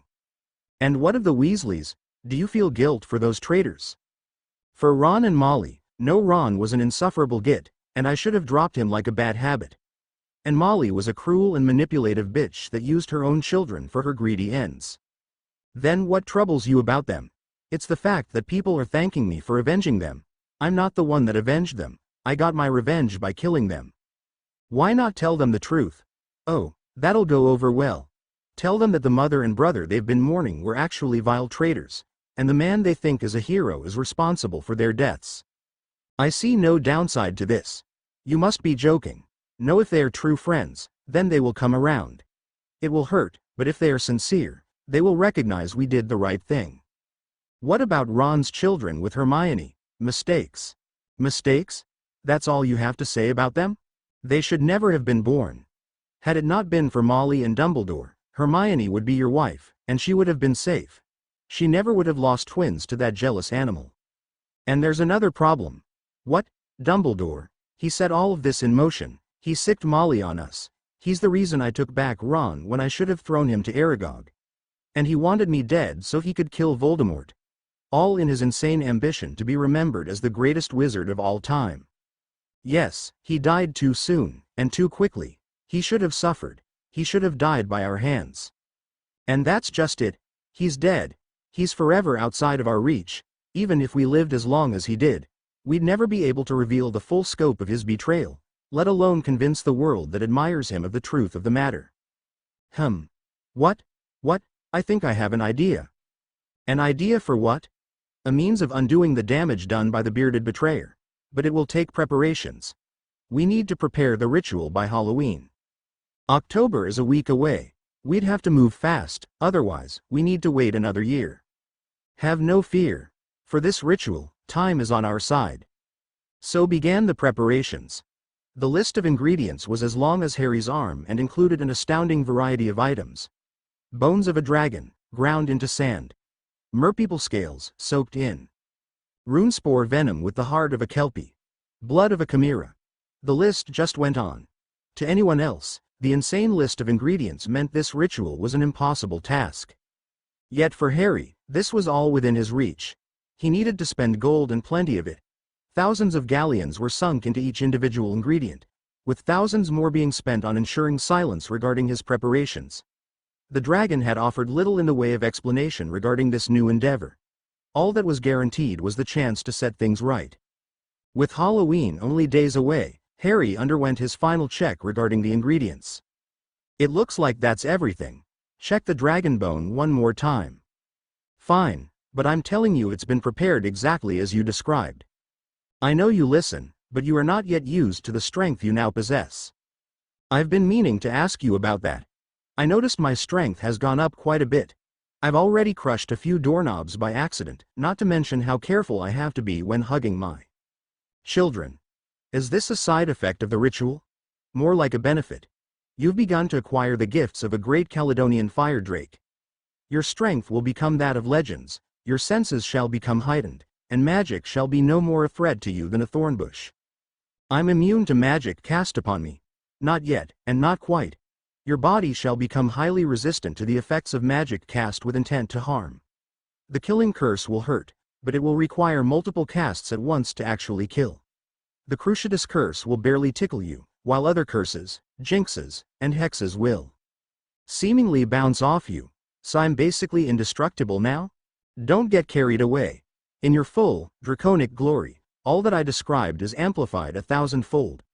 Your human form possesses a shadow of that power. Is there a means of gaining that power without making a complete transformation? You wish to sample the power, but not imbibe fully? More like I want to utilize this new ability to its fullest, without risking another breach of the statute. Perhaps. With practice, we may be able to achieve some manner of form, one that allows you more of your full power without requiring a full transformation. But until then, focus on the ritual. We need to be ready for the witching hour. October 30th was soon upon them. It was now time for one final item they had yet to collect. This item could only be found at Hogwarts. Which is why he found himself being escorted through the grounds by one Minerva McGonagall. I'm glad to see you doing well, Lord Potter. Thank you, Headmistress, but you didn't have to escort me. I know my way around well enough. I know that, Harry. I just wanted a chance to talk with you. That got him to pause.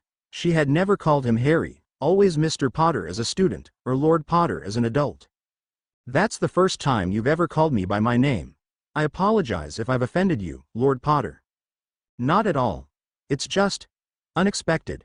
That may be why I wished to speak with you. She stopped walking and turned to face him. Harry, are you all right? You've barely spoken with anyone since coming back. Of course. She fears us, she fears our power, she fears what we can do. Perhaps we should provide a demonstration. No, let me handle this. I appreciate the concern, Minerva, but I'm doing fine. Harry, just know that people are here for you. You don't have to deal with him alone. Him? I provided the research to you, Lord Potter. Did you think I'd forgotten all the details surrounding it?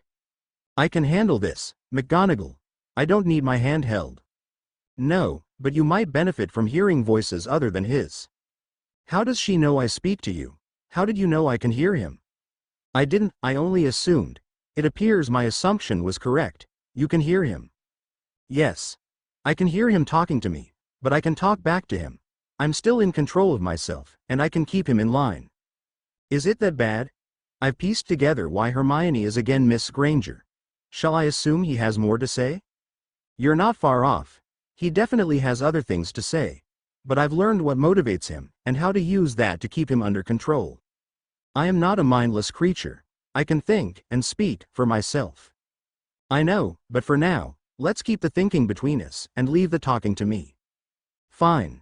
They continued in silence until Harry had a question for his new partner. Do you have a name? Excuse me? A name? Do you have one of your own? Or must I always speak of you as, the dragon, or that I know of? If your parents ever had one for me, they never passed it on. And it's doubtful Dumbledore ever thought of me as anything more than a monster that threatened his plans. Well, we can't let that go on. How about Goliath? The Philistine giant that fought David? I like it. It carries the weight of history and signifies power and respect. Goliath. Beg your pardon. That's his name. Goliath. Makes it easier to deal with him when I can put a name to him, other than simply dragon. Well, I hope for all our sakes, Goliath can keep his temper in check. It was then that they arrived at their intended destination, the White Tomb. Located on the shores of the Black Lake, it was the final resting place of Dumbledore, and the only grave at Hogwarts. One last monument to Dumbledore's pride. Well, here we are, Lord Potter. What exactly did you need with Dumbledore's tomb? It's not the tomb I need. It's what's inside that matters. With that, Harry strode up to the tomb with quick, powerful strides. Standing next to the tomb, he simply pulled his arm back, and brought it down in a frighteningly powerful punch, piercing straight through the marble cover, and quickly found what he was looking for. Withdrawing his hand, Minerva was shocked to see him holding the Elder Wand in his hand. Mr. Potter. What are you doing? All my life, Minerva, only one man had the means to place bindings on me, bindings that kept me from my animagus. And Molly wasn't clever, or brave enough to potion me or Hermione. Not. Without help. Who do you think could have done that, Harry? What are you saying? It matters not what I say. What matters is what I'm doing. I'm setting right the mistakes made because one man couldn't stop toying with the hands of fate. All this means nothing in the end. With that, Harry apparated from Hogwarts with a crack of lightning. Impressive. What? The way you handled McGonagall after reclaiming the Elder Wand. I wasn't aware you would be offering commentary. Joke as you wish. By implicating Dumbledore, and the manner in which you did it, you've bought us time. She will wait before contacting others and will seek answers from the portrait in her office first. Wouldn't he just lie to her? He can't. He might try to twist the meaning of the truth, but if she commands him, as headmistress, to speak truthfully, he will have no choice but to obey. And what happens when he answers her? She will seek counsel from Flitwick, and then they will contact Hermione. After, she will search for us to get answers, but it will be too late. We will have completed the ritual, and all of this shall mean nothing. And exactly is this ritual intended to do? You brought me to Stonehenge but told me nothing of the ritual or its effects. You will see soon enough. Have you brought the Felix Felicis? Yes. Shall I drink it now? Do it. The witching hour is nearly upon us, and your nerves must be calmed. Grumbling at Goliath's attitude, he downed the potion and got into position. Across Stonehenge, his work sat waiting to play its part. Runic circles drawn in blood, fallen stones marked by scales, and bone sand used to bind it all together. It was an impressive piece of work, and as the liquid luck did its job, Harry knew this would all turn out well. Once the witching hour struck, he pointed the Elder Wand at the sky, and the ritual began. Pater Temporum, Filius Creationis, Te Invoco, Fati Magister, Fortuiti Meritus, Te Provoco, Fortunae Domina, Fati Sponsa, Precor. As the runes glowed with an ethereal gray, the bone sand levitated and began to swirl around Stonehenge.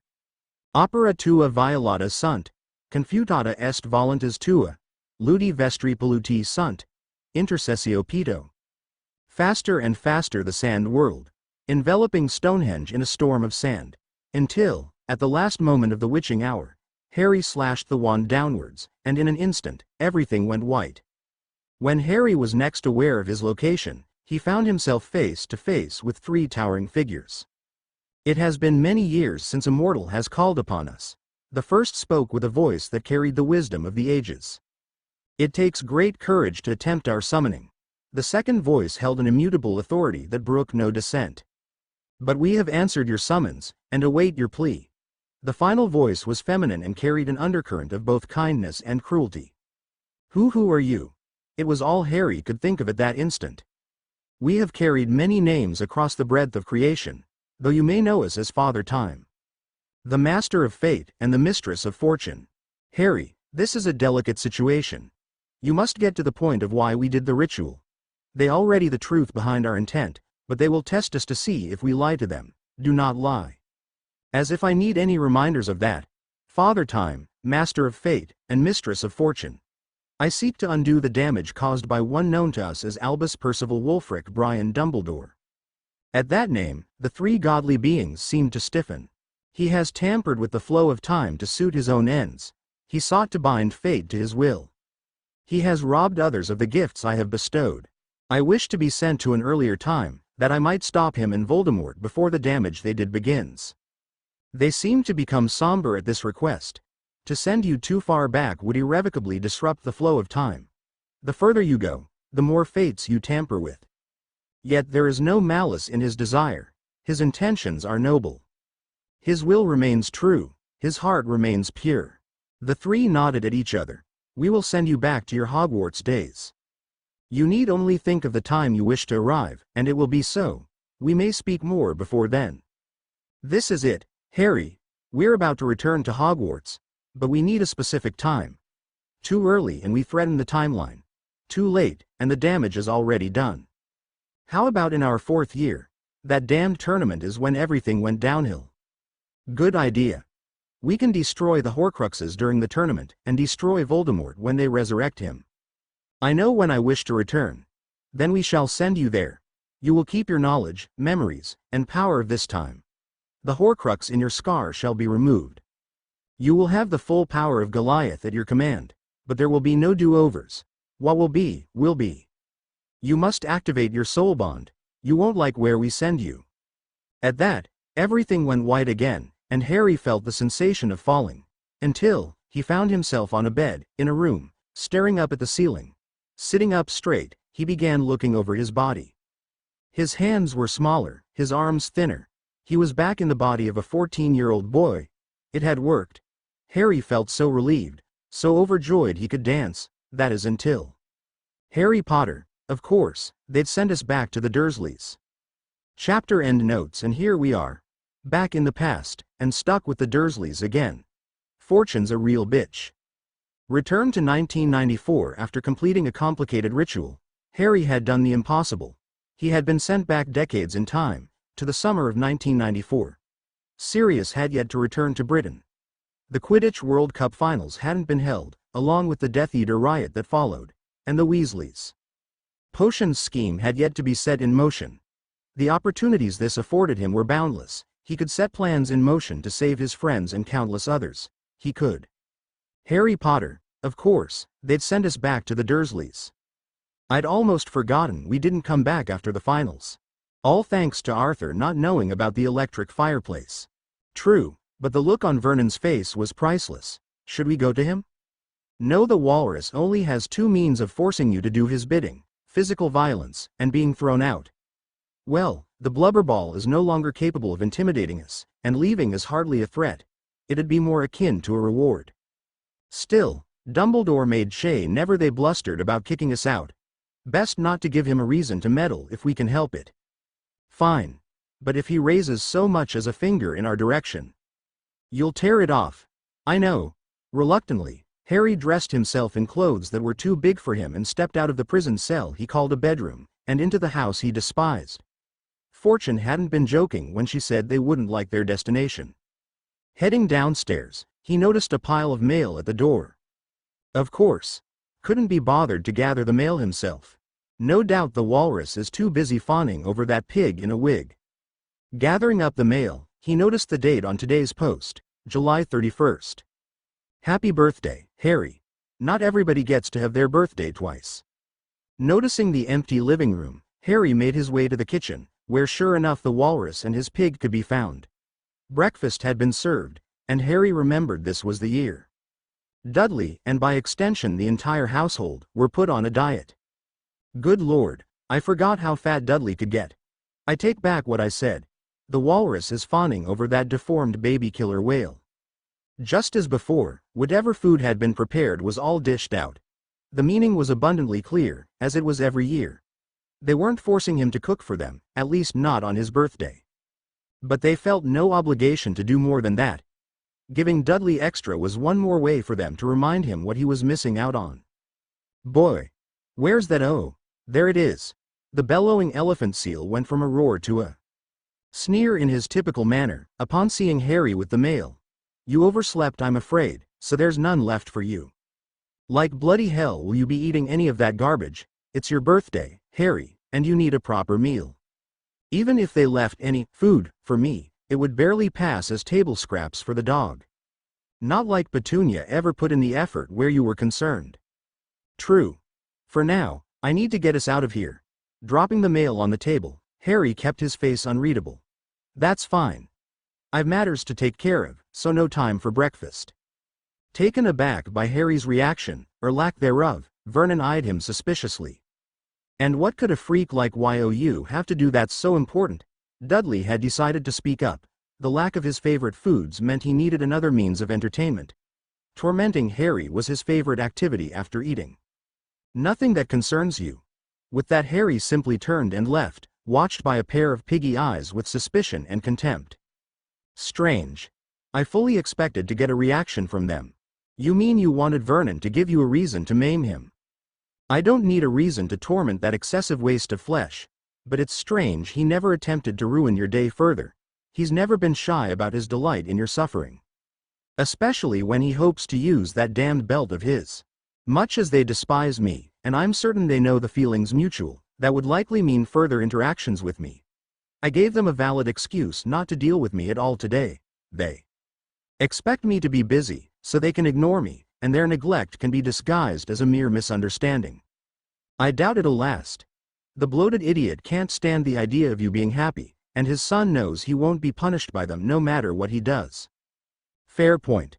So what do we do now? Head to your room first. We need to know what we have available to us. Making his way to his room, Harry opened the door to find a small pile of gifts on his bed, but most importantly, he saw Hedwig perched on the windowsill. Once Harry's misty eyes settled on her, she flew over and perched on his should, affectionately nibbling his ear. I'd forgotten how beautiful she is. I'd forgotten how intelligent she is. What do you mean? She knows you've changed, Harry. She knows you're not the same as you were yesterday. But she still recognizes you as Harry Potter, her friend and master. That's good. She's been a wonderful friend and companion all her life. Losing her was harder than I ever imagined. I know. Even trapped within that cage, I could feel the pain you felt after losing her. A few moments passed in silence, as Hedwig comforted Harry with her presence, letting him know of her affection. Harry, likewise, promised himself he'd protect her better. No killing curse would strike her this time. I hate to interrupt this moment, but you do have gifts to open, and some mail. I remember. The mail contains my shopping list for this year. As far as the gifts go, I think the best part was all the candy sent. Because the Dursleys continued to starve you. Because I had a stash of sweets Dudley couldn't touch. Hey. Still, best not to get distracted. We still need to know what we have. Deal with the candy as you wish, then check to see how much money you have. Setting Hedwig on her perch, Harry gathered up his gifts and hid them, knowing that Dudley would gorge himself on sweets if he could the chance. After finding his money pouch, Harry was content to find a few galleons and sickles, and his Gringotts key. Wait, I thought you left this with Molly Weasley? I did, but I got it back at the start of summer. Thought I might need it to help Sirius. When did you give it back? During the World Cup finals. She offered to do the book shopping and I never asked for it back. A foolish mistake. She almost certainly used it for herself. This time, she'll get nothing from you. Well, as far as money goes, we should be fine for now. What should we do first? We need people that we can trust, people Dumbledore doesn't have easy access to. Who do we know that fits that description? For now, Remus and Sirius. I'm not entirely sure where Remus is, but I know Sirius fled the country with Buckbeak. I can send a letter to them both, but we'd need somewhere for Sirius to hide. Very well. We also have the goblins to consider. The goblins, after what Griphook tried to do. Yes, because he was acting alone. Once learning of the Horcrux in Gringotts, he should have informed King Ragnarok. The goblins despise Horcruxes and they would have rewarded you for bringing it to their attention. Then why demand the Sword of Gryffindor as payment for helping us? I don't know, but it's clear he wasn't acting under the rules of Gringotts. I'd wager Dumbledore is connected to this somehow. Then who among the goblins can we trust? King Ragnarok X, and his son, the Potter account manager, Keeper Ragnarok XI. You never met either of them before the break-in, did you? No, those meetings came after the fact. Definitely don't want to do that again. Then we meet with the Keeper first and inform him of the Horcrux in the Lestrange vault. That alone should get us a meeting with the king. And then we inform him of our Dumbledore problem? Yes. We should also inform him of the future. Won't that just make him angry with us? We did break in after all. But you haven't yet. Even if he could punish you for future crimes, you already settled the matter. He has nothing to use against you. But more importantly, he'll want answers from Griphook. All right. That just leaves the question of how we get to Gringotts. Do we summon the night bus? Are you a masochist? No, call for Dobby, but first, get some parchment. You've got a letter to write. Grabbing a spare piece of parchment, Harry wrote a letter as directed by Goliath. Keeper Ragnarok XI, I apologize in advance that this is the first time you've heard from me. But I have only recently learned I even had an account manager. nor have I received any letters or stationery from Gringotts before or after my 11th birthday. I regret to inform you, Keeper, that I have reason to believe there is a traitor at Gringotts. I must speak with you and your father, the venerable King Ragnuck X, about this traitor's presence, and the threat he poses both to the Goblin nation and the Potter family. For reasons that shall be made clear, I cannot risk walking directly into Gringotts and asking to speak with you. Eve the traitor is on the lookout for my appearance, and will potentially alert an outside presence of our meeting. If you know of a way to circumvent this possibility, please inform me at the earliest possible convenience. I realize that my requests are certainly presumptuous of me, so I wish to offer some information as a token of my good intentions. There's a Horcrux in Gringotts. Specifically, Hufflepuff's cup, located in the Lestrange Vault. This defilement of an artifact of a Hogwarts founder was carried out by none other than Lord Voldemort. I look forward to our meeting. Harry James Potter. With that taken care of, now Harry called out, Dobby. A moment later, the hyperactive elf popped into existence, standing at the foot of Harry's bed. Harry Potter calls for Dobby? Harry smiled at that. He never forgot how friendly Dobby was, and made it a point to always visit his grave at least once a year. After one of these visits, Harry had asked Kreacher if he wanted to be free like Dobby was. Kreacher had replied that Dobby was never a free elf. From the moment he tricked Lucius into giving Dobby that sock, a bond had formed between them. Harry had become Dobby's new master without ever intending it. When Harry asked why Dobby never mentioned this, Kreacher replied simply, believing Dobby was free made Master Harry happy. Dobby would do anything to make Harry happy. It's good to see you again, my friend. Dobby, I know that you're not a free elf. I know that a bond was formed the moment Malfoy gave you that sock, but you said you were a free elf because it made me happy. Dobby suddenly looked distraught. Dobby is sorry to have lied to Harry Potter. Dobby will punish himself. No, Dobby, no, I'm not upset with you, Dobby, and you will never punish yourself. In fact, I want to ask if you'd like to officially become my house elf. Dobby went from distraught to overjoyed in record time. Practically bouncing with joy, Dobby replied, Dobby be happy to be Harry Potter's elf. Chuckling at his enthusiasm, Harry smiled as he gave his first orders, and Harry Potter is happy to have Dobby as his elf. First, I need you to take me to the Leaky Cauldron. After, I want you to take this letter to Keeper Ragnuck XI at Gringotts. Let him know I'll be having breakfast at the Leaky Cauldron. Dobby be happy to do this, sir. At that, the hyperactive elf brought them to the Leaky Cauldron and then took the letter to its intended recipient. Well done, Harry. That should get the ball rolling in our favor. Let's hope so. Like Father Time said, what will be, will be. We're still in a better position now than last time. For now, let's get some proper food in you. While Harry enjoyed a large breakfast, Keeper Ragnuck was having an unusual start to his day. Since Harry, heir to the ancient and most noble house of Potter, had turned 11, he had been growing steadily more frustrated by the boy's lack of appearance. The first time Harry had been to Gringotts, he had eagerly awaited his first meeting, only to be left furiously wondering why he hadn't shown. This had begun a pattern. Every year since he had expected some manner of explanation, only to be snubbed at every turn. Any letters sent demanding an explanation would be left unanswered, and he had no knowledge of his residence. If he did, he'd show up there, likely with a pair of guards, to demand an explanation. And now, here in his office, a hyperactive house elf had appeared, offering a letter from the great Harry Potter. Ragnuck had sneered at this, growing steadily angrier with the boy who lived, only to be stunned by the contents of said letter.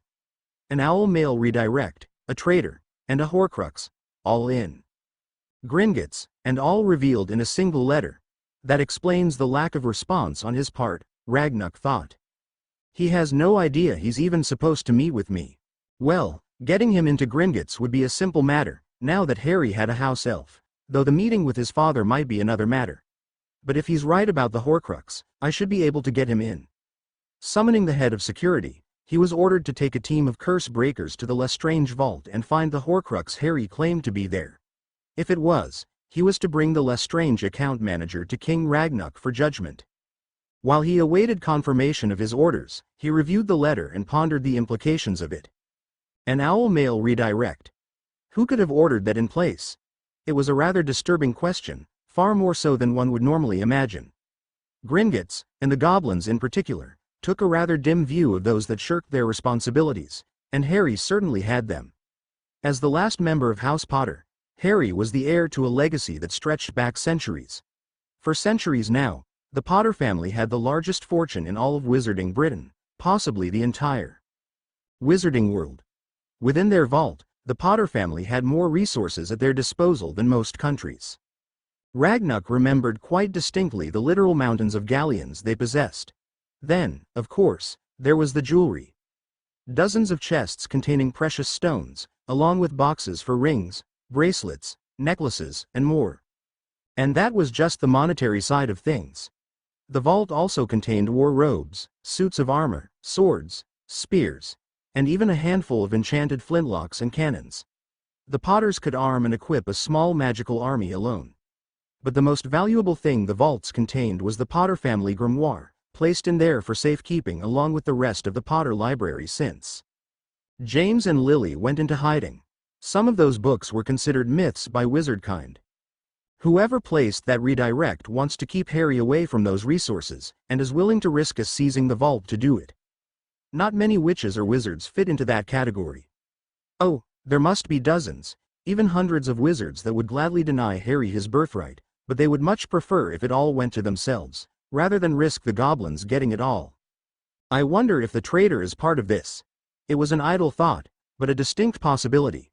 Whoever the traitor is, they had access to the vaults, and were likely, as Harry suggested, keeping watch in case he decided to make a withdrawal. The traitor would be in contact with an outside influence, and in the worst-case scenario, would potentially grab items, likely the grimoire and other books, for their partner. That just left the biggest problem revealed in the letter. A Horcrux in the Lestrange vault. It made sense at least. While Voldemort had never had a Gringotts vault, most of his followers did, and it was highly likely that he had been given access to them. The Horcrux also meant that he was still alive, in some form or another, since his defeat in 1981. This also raised one question. Were there more? If there are, I wonder if Harry knows their location. That also raised another question. How exactly did Harry know about the Horcrux in the first place, let alone the vault it was in? As he was pondering, the curse breakers had been led into the Lestrange vault, where they had indeed found the Horcrux. While that was being taken care of, Gringotts security arrested the Lestrange account manager, bringing him to the king to face judgment. When the head of security notified Ragnuck, he called for Dobby and asked him to inform Harry that he was being summoned to meet with the Goblin King. This meant that he could be brought directly to Keeper Ragnuck's office, and preferably soon. Dobby promised Keeper Ragnuck that it would be done, and disappeared. This is going to be interesting. That was all Keeper Ragnuck said before he went to meet with his father. Feel better, Harry, now that you've got some proper food in you? That was a fantastic breakfast. Tom's even better than I remembered. You flattered him by coming to the cauldron for your birthday. He decided to put in the extra effort. Now, are you ready for your meeting? As ready as I can be, I suppose. We're at this. Yes. We need access to your vault, and we can't afford to tiptoe around Gringotts. This is the best way for us to get that. Now, steel your nerves, and summon Dobby. Dobby. The elf appeared. Take me to Keeper Ragnuck.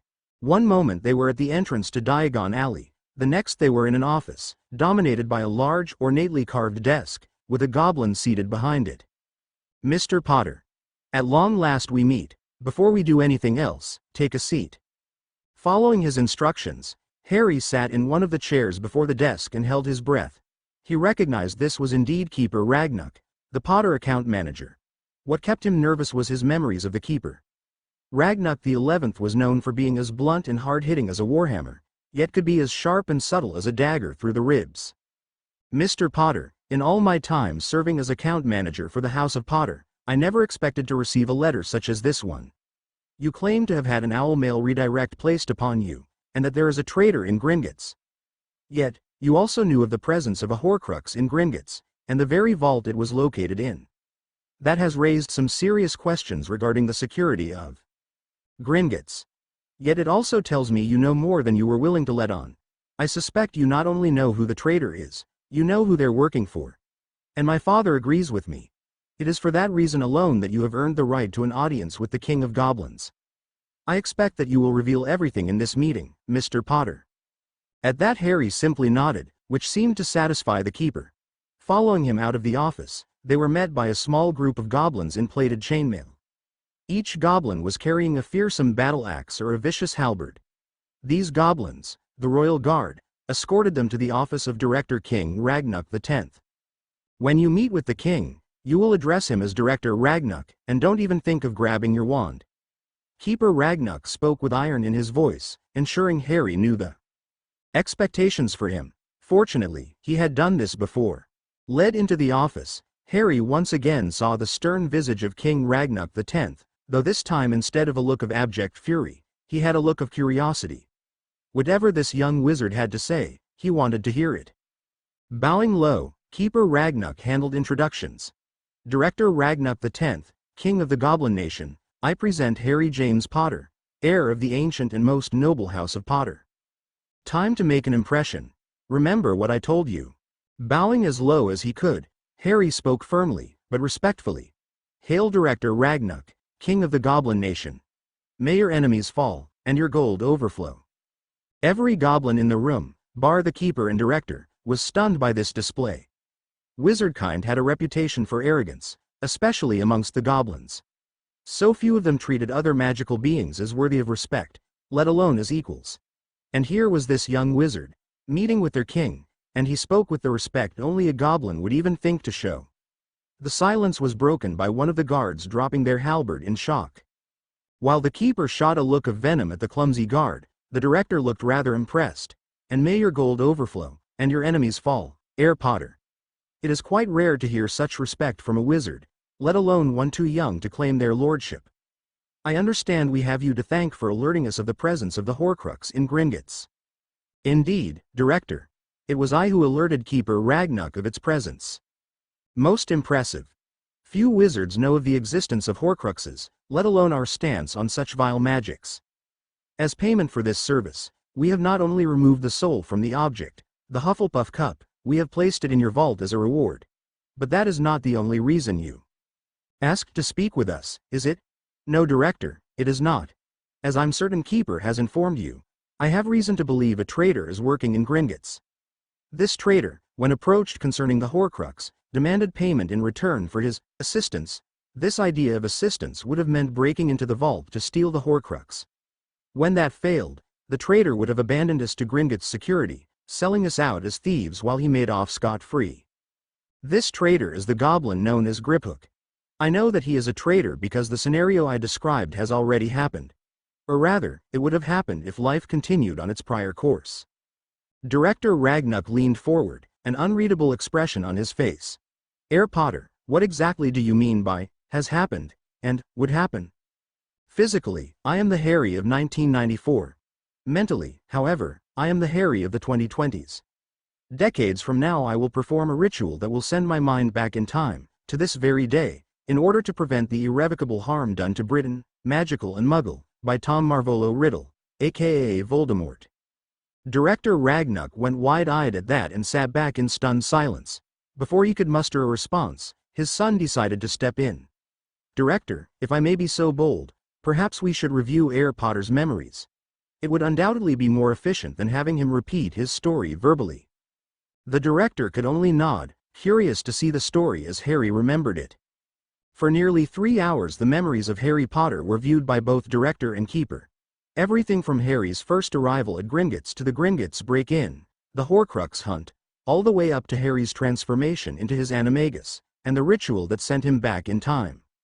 Throughout it all, Director Ragnuck kept a stoic face, rarely doing more than raising his eye at certain events and asking the occasional question. Keeper, on the other hand, made his stance on said events quite clear. The betrayal of Dumbledore and the Weasleys, along with Griphook's treachery, left him furious, uttering a rather colorful string of gobbledygook curses. The break-in was a shock, though he seemed impressed that Harry had actually managed to pull it off. But it was the final 2 rituals he performed that left him stunned. Time travel, and a dragon animagus. Heir Potter, there is far more to you than even I believed possible. Thank you, Keeper. I confess I was uncertain what to expect from this meeting given how things occurred in the original timeline. For that you have my apologies. I should have known someone was interfering. Hagrid should have been informed you were supposed to speak with me on your first visit. That you weren't in possession of your key should have been an obvious sign. Instead, I ignored the obvious and took my anger out on you. That will not happen again. Director Runic chose that moment to enter the conversation. I should hope not, son. Now, Harry Potter, what exactly were you hoping to gain from this meeting? Your assistance going forward. As is now clear, Dumbledore and Molly Weasley are actively plotting against me. Molly is after the Potter fortune, while Dumbledore seeks to use me as a sacrifice for his own glory. I'll wager he's also after, if not the fortune, the Potter library, and any other artifacts he might find a use for. This cannot be allowed to stand. As far as Griphook is concerned, I'm convinced he is in league with Dumbledore. What he seeks to gain from this partnership is beyond me, but I have no doubts the Sword of Gryffindor is part of the deal, likely the payment he expected. The director nodded in agreement. I concur. That he had the nerve to demand the sword as payment suggests he had his own plans for its use.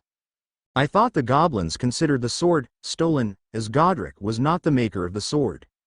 Runic did make the sword, and thus was its true owner.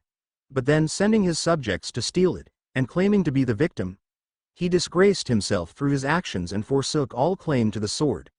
Why do you think his crypt as in Godric's Hollowhot was his resting place? If that's the case, then what use is the sword to Griphook? For those that believe in the myth regarding its theft, the sword is a powerful symbol. Just having it would lend legitimacy and respect among our kind. He would be known as the Goblin who righted a centuries-long wrong, revered as a hero by those that hold disdain for wizard kind. There is no telling what he could do with that kind of influence. Giving a command in gobbledygook, a pair of guards left the office. He'll be arrested and interrogated within the hour. Care to watch? Thank you, but know now that I know I can count on you when it comes to Dumbledore. I need to send some letters. May I return to Keeper Ragnuck's office? Certainly. Keeper, escort him there and assist in whatever way you can. I'll see to Griphook, personally if need be. May your enemies fall, and your gold overflow. And may your gold overflow, and your enemies fall, Director. Upon returning to Keeper Ragnuck's office, both Goblin and Wizard were stunned to see a snowy owl perched on the desk. The sight of it brought a chuckle to Harry. Keeper Ragnuck, meet Hedwig. Any owl communication on my part will be handled by her. Smart bird, Harry Potter. She not only knew where my office was, she knew you'd be here after meeting with my father. Now, before we do anything else, give me your wand. Surprised, Harry did so and watched curiously as Ragnuck waved his hands over it. A gift from Director Ragnuck. The trace has been removed. Now you can cast spells freely without the ministry interfering. Smiling, Harry sat down and proceeded to stroke Hedwig when he realized something. It occurs to me, Keeper, that I neglected to ask Director Ragnuck if he could assist in the matter of my godfather's innocence. Yes, it occurred to me that might be brought up sooner or later. As far as Sirius is concerned, Harry Potter, Gringotts is under no obligation to turn him into the Aurors. Gringotts belongs to the Goblin Nation and thus is considered sovereign territory. Even for a notorious mass murderer, the Aurors would have no right to arrest him even if he was standing right in front of them. Any infractions against Gringotts or her clients would be handled by us, on our terms, not the Wizengamot. Perfect. As far as I'm aware, Sirius is outside of Britain, maybe even Europe altogether, with a fugitive hippogriff named Buckbeak. Can Gringotts provide a portkey that would bring them both here? Easily, though I'm a little surprised you'd want to bring the hippogriff along. That will definitely be harder to keep quiet. I've got a plan for that. For now, here's what I'd like to happen. I'm going to send 2 letters, one to Remus Lupin, and the other to Sirius Black. Remus can use the flow network to travel here. While I want to include a portkey to Gringotts for Sirius and Buckbeak. While we're waiting on that, I'll be scouting a potential safe house for Sirius and Buckbeak. If I'm right, I'd like to have a portkey for it made. Afterwards, we can check if we need to establish a secure flow connection. Is there anything you'd like to add? Leaning back in his chair, Ragnuck stroked his chin until an idea came to him. Reaching into a drawer in his desk, he pulled out a pair of handheld mirrors. Just this. Take one of these mirrors with you, and send the second to Sirius. All you need is to press your finger against the jewel at the bottom. Then simply say, Keeper Runic, and you'll be able to instantly communicate with me.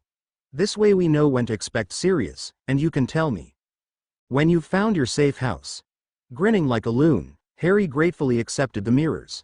While Runic left to secure the portkeys, Harry summoned Dobby, and after being provided writing material, wrote 2 letters to some old friends. Dear Moony, I hope this letter finds you well. I'm sorry about how your tenure at Hogwarts ended and wish I had done more to prevent it. You were the best defense teacher we've ever had. I know I have no right to do so, but I need to ask for your help. I've learned of a conspiracy against me, one that has been in the works since the night my parents died. Perhaps even longer. I cannot tell you more, as what I've learned must be heard straight from the source to be believed. I can hardly believe it myself. You should know that I'll be inviting Padfoot to this meeting as well. I know, it's dangerous for him, and likely for me, if he comes back to Britain. But that is the severity of this situation. As it stands, you 2 are the only wizards I trust with this. But I have a plan to not only get him here safely, but somewhere the 2 of you can stay, regardless of your little, furry problem. Once you get this letter, please travel to Gringotts and ask for Keeper Runic. He'll be expecting you. Prompslet. That's Remus taken care of. I really hope he decides to come. He will, Harry. After everything that's happened, he won't stand idly by while you face an unknown enemy. Not if there's anything he can do to help. That's actually comforting, Goliath. Now, time to get serious. That was a terrible pun. Dear Padfoot, I hope you and our feathered friend are doing well. I don't know where you are, but I trust that the 2 of you are somewhere safe. First off, I'd like to apologize. I'm sorry that I couldn't get your name cleared, and I'm sorry that Wormtail was able to escape. If I ever see him again, I'll make certain to bring back proof, one way or the other. Second, there is a reason I'm writing this letter beyond wanting to get in touch with you. I've learned of a conspiracy against me, one that has been in the works for years now, possibly since the attack on my family, or even longer. Right now, you and Moony are the only wizards I trust with this knowledge. Because I don't know where you are, or how long it would take to get you here, along with your new friend, Hedwig has also brought a Gringotts portkey and a mirror. Simply press the jewel and say Keeper Runic.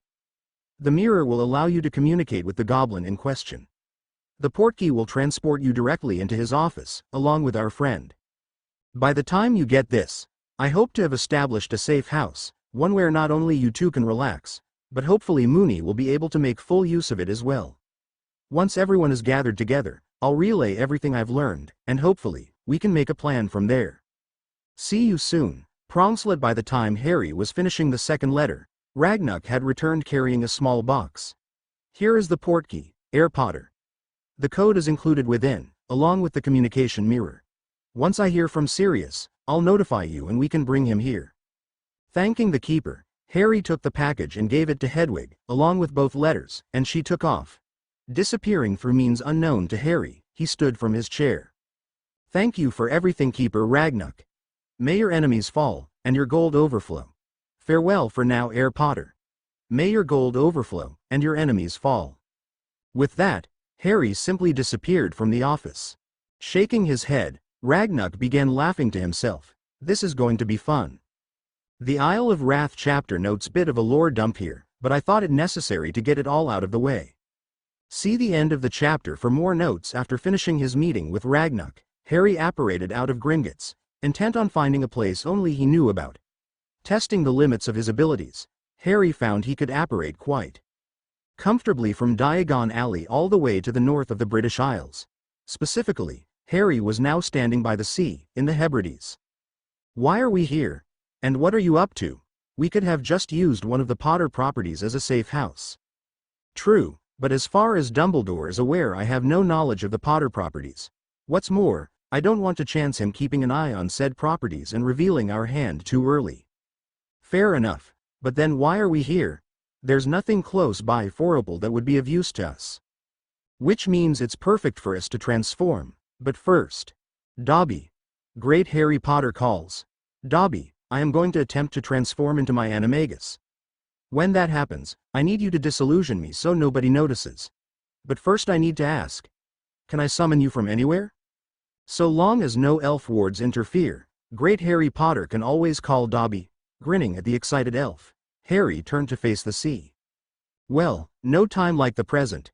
Just take deep breaths and focus. You don't need the full size, but that just means it'll take more concentration. I can affect the size of my form. It's difficult, but yes. Concentrate not just on the form itself, but the scale. How big do you really want it to be? Breathing deeply, Harry closed his eyes and focused on his animagus. The 500-foot-long Great Caledonian Fire Drake. The most powerful dragon the world has ever seen. He could see it take shape in his mind. Now, he had to focus. He pictured the dragon at a fraction of its size. Slowly but surely, he defined the scale of the dragon, and when satisfied, he felt his body change. It was different from the last time. His first transformation had been quick, but he felt a fire spreading throughout his body as the transformation took root. This was slower and more methodical. He was distinctly aware of his body lengthening, of a tail sprouting from him, of his teeth sharpening in a head that grew larger. His arms and legs changed length, and became thicker, with stronger bones as his hands and feet grew into claws. His skin tingled as he felt the armored scales sprout from his body, and his back arched as the wings burst forth, ready to spread and take flight. Within moments the change was complete, and Dobby was practically jumping in excitement. Seeing great Harry Potter transform was incredible, and his form matched his greatness, or so he was saying. Thank you, Dobby. Now, you know what to do. Harry's talking animagus nearly made Dobby faint, but he followed his instructions and then disappeared. Harry then turned and looked out to sea. Excellent work, Harry. 25 feet long is still sizable, but far more manageable than 500. My thoughts exactly. Now, it's time to see what I can do in this form. Without hesitating, Harry bounded towards the sea and leapt into the air, spreading his wings. He felt the muscles move reflexively, as though by instinct, and he truly took flight, soaring into the sky. This new feeling of freedom was remarkable. He remembered his time as the dragon when he was no longer in control. It was nothing like this. Then his mind could only focus on the wrongs done to him, the betrayals he had suffered. Now, with all that in the back of his mind, he felt unbound by the weight of the world. He soared into the sky, dancing among the clouds, and dove downwards to the sea. He flew just above the waves, and felt the spray of the sea on his face, tasting the salt in the water. It truly felt beyond his wildest dreams, which made it all the more infuriating that Dumbledore had kept this from him. Within his mind, Harry could feel Goliath stirring, eager for release. We will destroy that bearded bastard for this, for everything he's done. We shall, but we will not give in to the anger. I will not give in. He must pay with his life, and he will, but not yet. First, we must set everything else in motion. Then why are we out here? You'll see soon enough. The promise of revenge had sated Goliath, and curiosity kept him quiet. That was until he noticed a storm on the horizon. A strangely violent storm. You clever little bugger. Internally smirking, Harry raced ahead, charging straight through the storm and emerging in clear skies. Once again, the island was in his sight. This time, he beheld it as an explorer, not a raging monster seeking shelter. The island was indeed massive. At a guess, Harry figured it was anywhere from 700 to 900 square kilometers. The southern end of the island was a sheer cliff, but as he soared upwards, he got a bird's eye view of the island. The easternmost part of the island dipped low into a natural harbor, flanked by the imposing cliffs that defined the rest of the island's coast. This shore gave way to elevated grasslands, dominated by herds of aurochs, along with small groups of boar. To the south, the grasslands gave way to massive boreal forests. Clearings could be noted at various points in these forests, which gave way to smaller grasslands, or lakes that were filled with waterfowl. Harry noted that the forests were home to elk and bears. The north, on the other hand, was upland terrain, defined by great hills and lakes, home to goats that were actively hunted by packs of wolves. The west, however, was another matter, and it was here Harry finally found what he was looking for. As opposed to the hills of the north, and grasslands of the east, the west was mountainous, with the rugged peaks reaching all the way to the coast. Nestled within these mountains, Harry dived down and transformed upon landing in front of his new safe house. Bloody hell, I had no idea this place was so massive. Compared to us, everything is tiny. But before you get carried away, check for any wards surrounding the fort. They might interfere with calling Dobby. Pulling out his wand, he waved it in the pattern necessary to discern the presence of wards. What he found was astounding. There's nothing. What? Impossible. No one goes to this much effort in order to hide something, and gives up halfway. They must have figured the storm surrounding the island was enough. What exactly makes this place so special anyways? This island is home to an intersection of ley lines, and this fortress was built right over it. The ambient magic made this place a natural lighthouse for us. That explains why we just tunneled through the mountain. Crossing the bridge, and passing the gate, Harry found himself in a massive courtyard, one that happened to be filled with skeletons. Well, that's not a good sign. Dobby. A minute passed, then 2, then 3, before the elf in question appeared, with an apologetic look on his face. Dobby apologizes for being so slow. Dobby had trouble finding the path through the bad winds. It's all right, Dobby. I'm not upset with you. But I have an important task. Dobby perked up considerably at that. Dobby loves important tasks. I need you to scout the rest of the fortress. If you find any lingering dark magic or curses capable of causing harm or that, he pointed to the skeletons littering the ground, and you aren't certain how to handle it, come find me right away. Understood? Dobby nodded excitedly and disappeared. Should we look around or wait for him to finish? There's no way of knowing exactly how big this place is. Dobby could be gone for a while. Taking the hint, Harry began exploring the courtyard himself, taking great care not to accidentally step on any of the dozens of skeletons or dusty wands laying on the ground. It was massive, easily the size of the Hogwarts grounds, perhaps even larger. It was hardly impressive, mostly overgrown grass divided by stone walkways leading to various parts of the fortress. The walkways were cracked and broken, with weeds sprouting in the spaces provided. Beneath the weeds, in some parts, Harry could discern scorch marks. Other parts bore the telltale signs of battle. Indentations caused by projectiles, gashes in the dirt and stone by Diffindo, and craters caused by Bombarda. This fortress had seen a massive battle between magicals, and it had stood silent for who knows how many years, waiting for someone to claim it. This time, it would be him. 10 minutes later, during which Harry managed to find an enchanted armory, a forge powered by magical fire, and a dueling arena, Dobby made his return. Dobby back, great Harry Potter. Dobby happy to say no bad magics found on island. Excellent work, Dobby, thank you. During your search, did you find anything that seemed unusual? Dobby found big metal door, like one used in family safes, sir. Also, there be big book SS, sir. That metal door sounds like a vault. If it's like family vaults or safes, as Dobby said, then we'll need some curse breakers as a precaution.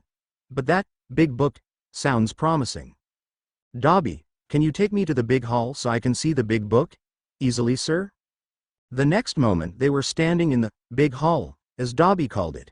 While it did bear some resemblance to the Great Hall of Hogwarts, this was oriented more like a throne room. The walls were covered in tapestries depicting scenes ranging from the discovery of an island, to the building of a fortress, to a coronation. Taken together, it was undoubtedly the history of the island, but that wasn't what stood out. At the far end of the room was a stone dais, with a throne atop it. The throne wasn't made of gold but dark wood, carved with intricate symbols and iconography. But the most notable thing about this throne was it was occupied. Seated atop the throne was another skeleton, this one wearing wizard robes that had rotted away with his flesh. Atop the skull was a gold circlet inlaid with precious stones.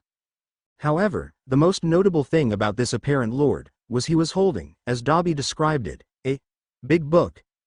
That actually seemed to be an understatement, as the book was at least as thick as Harry's upper arm, and big enough that holding it in your lap was mandatory. Approaching the throne slowly, Harry made a silent prayer, begging whoever was listening that he might be forgiven for this desecration. Reaching out, he grasped the book in both hands and gently pulled it away from the skeleton. The hands held firm, clutching the book in death as in life, but gave way after a firm tug. Gently opening the ancient book, he found his eyes drawn to a few distinct pages. April 7, 1199. I write with a steady hand, but a heavy heart. King Richard lies dead, brought low by a crossbow bolt fired by a young boy.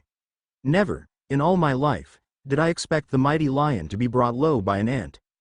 Though his death is a tragedy for all within the Empire, I fear worse is to come. Despite serving alongside him during the Crusade, he saw fit to appoint me court enchanter and have me remain in England to watch that brother of his, John. Now, without a legitimate heir to the throne, dynastic conflict will begin. John in particular, though cunning in his own right, is petty and cruel, and perhaps worst of all, he is no warrior. Even worse, John has little respect for wizardkind. I highly doubt my influence at court will last should he take the throne. I've been forced to resort to divination to find a way forward. April 10, 1199 success. After consulting with a centaur, I have learned of a possible solution. To the northwest of the Hebrides lies an island, one regularly clouded by violent storms. Perhaps most interesting, the island itself is home to an intersection of ley lines, a powerful focal point for magical energy. I must consult further, and see if I can find it. April 17, 1199 at long last, I have found it. Through dream divination, I have seen the island itself. Known only as the Isle of Wrath, it is massive, home to an abundance of natural resources, and best of all, it is completely uninhabited. Neither man nor creature has claimed the island, leaving it ripe for settlement. This is it. This is what I've been looking for. A home for wizards, one where we can be safe from muggles, and they can be safe from us. It will take a great deal of work, but I've still got my wealth, and best of all, I'm still owed favors by others in the court. Time to collect. Now that Harry had a name, he pulled out the mirror and contacted Keeper Ragnuck. Ah, Herr Potter, I didn't expect to hear from you so soon. How goes your search? I've found the perfect safe house for Sirius. To the northwest of Britain lies an island called the Isle of Wrath. It's a self-contained ecosystem and a massive fortress to boot. All it lacks is intelligent company, but I don't intend for this to be permanent. How long until we can get a portkey for the island? That might take a bit of time. Portkeys require that you know exactly where you want to go. I've never heard of the Isle of Wrath, and I'm not sure if you can help us in that manner, even with your memories. Forgive me, great Harry Potter sir, but maybe Dobby can help goblins? Dobby chimed in with an apologetic look, but hopeful tone. That might actually work, Herr Potter. It still might take time, but it'll be more akin to minutes or hours as opposed to hours and days. Very well then. Dobby, return to Gringotts and assist however you can in making the portkey. I'll remain here in the throne room. Maybe this book can tell us more. With that Dobby disappeared, and Ragnuck deactivated the mirror, leaving Harry Potter alone with the massive tome. May 27, 1199 John's coronation is today. I should be present as court enchanter. But he's made it clear these last few weeks that he has no intention of keeping me around. My loyalties to King Richard make my loyalties to him come into question. I've gathered what supporters I can. We've prepared 3 ships to take us to the Isle, where we will set up our new home. As I write this, I await the arrival of my sons Aurelius and Claudius. Once they arrive with the last of our settlers, we will set off. May Lady Magic guide us to our salvation. June 6, 1199 Even with magic powering our sails, it took us a week to find the Isle, but we've done it. The Isle of Wrath is ours. It's taken us a few days to set up, but thanks to the elves we've already begun establishing a permanent settlement. I, however, intend to build us something grand, something that will stand the test of time. Time to begin exploring. February 1, 1200 We've done it. After finding the exact point of intersection for the ley lines, my sons and I got to work. It's taken months of labor, even with all our power, but we have finally done it. Our fortress is complete. With this fortress, we now have the ultimate safe haven, should the island ever be found by those wishing us harm. Should those who find us seek our hands in friendship, it will serve as a demonstration of our power and influence. We've also begun using it as a school for the youngest of our community, as well as a meeting place. But we have a problem. These past few months wizards have heard of our island and sought us out, bringing their families with them. As we've grown, we've begun to experience a crisis of leadership. I've spent so long focused on this fortress that I've neglected my people. My sons have a proposal for me, one they reason is an efficient way to solve this crisis. I await their arrival. November 1, 1200 It has been many months since I've last made an entry in this tome. My son's proposal was shockingly simple, yet effective as they put it. Instead of allowing this bickering to continue, They convinced me to claim the mantle of leadership and proclaim myself Lord of the Isle of Wrath. Some of our new arrivals were hesitant, as was I, but the others seemed to have accepted it, even encouraged it. Anything must be better than the constant bickering.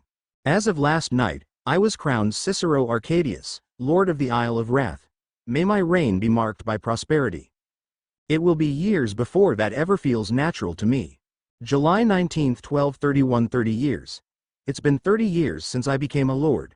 For 30 years our island has known a time of plenty.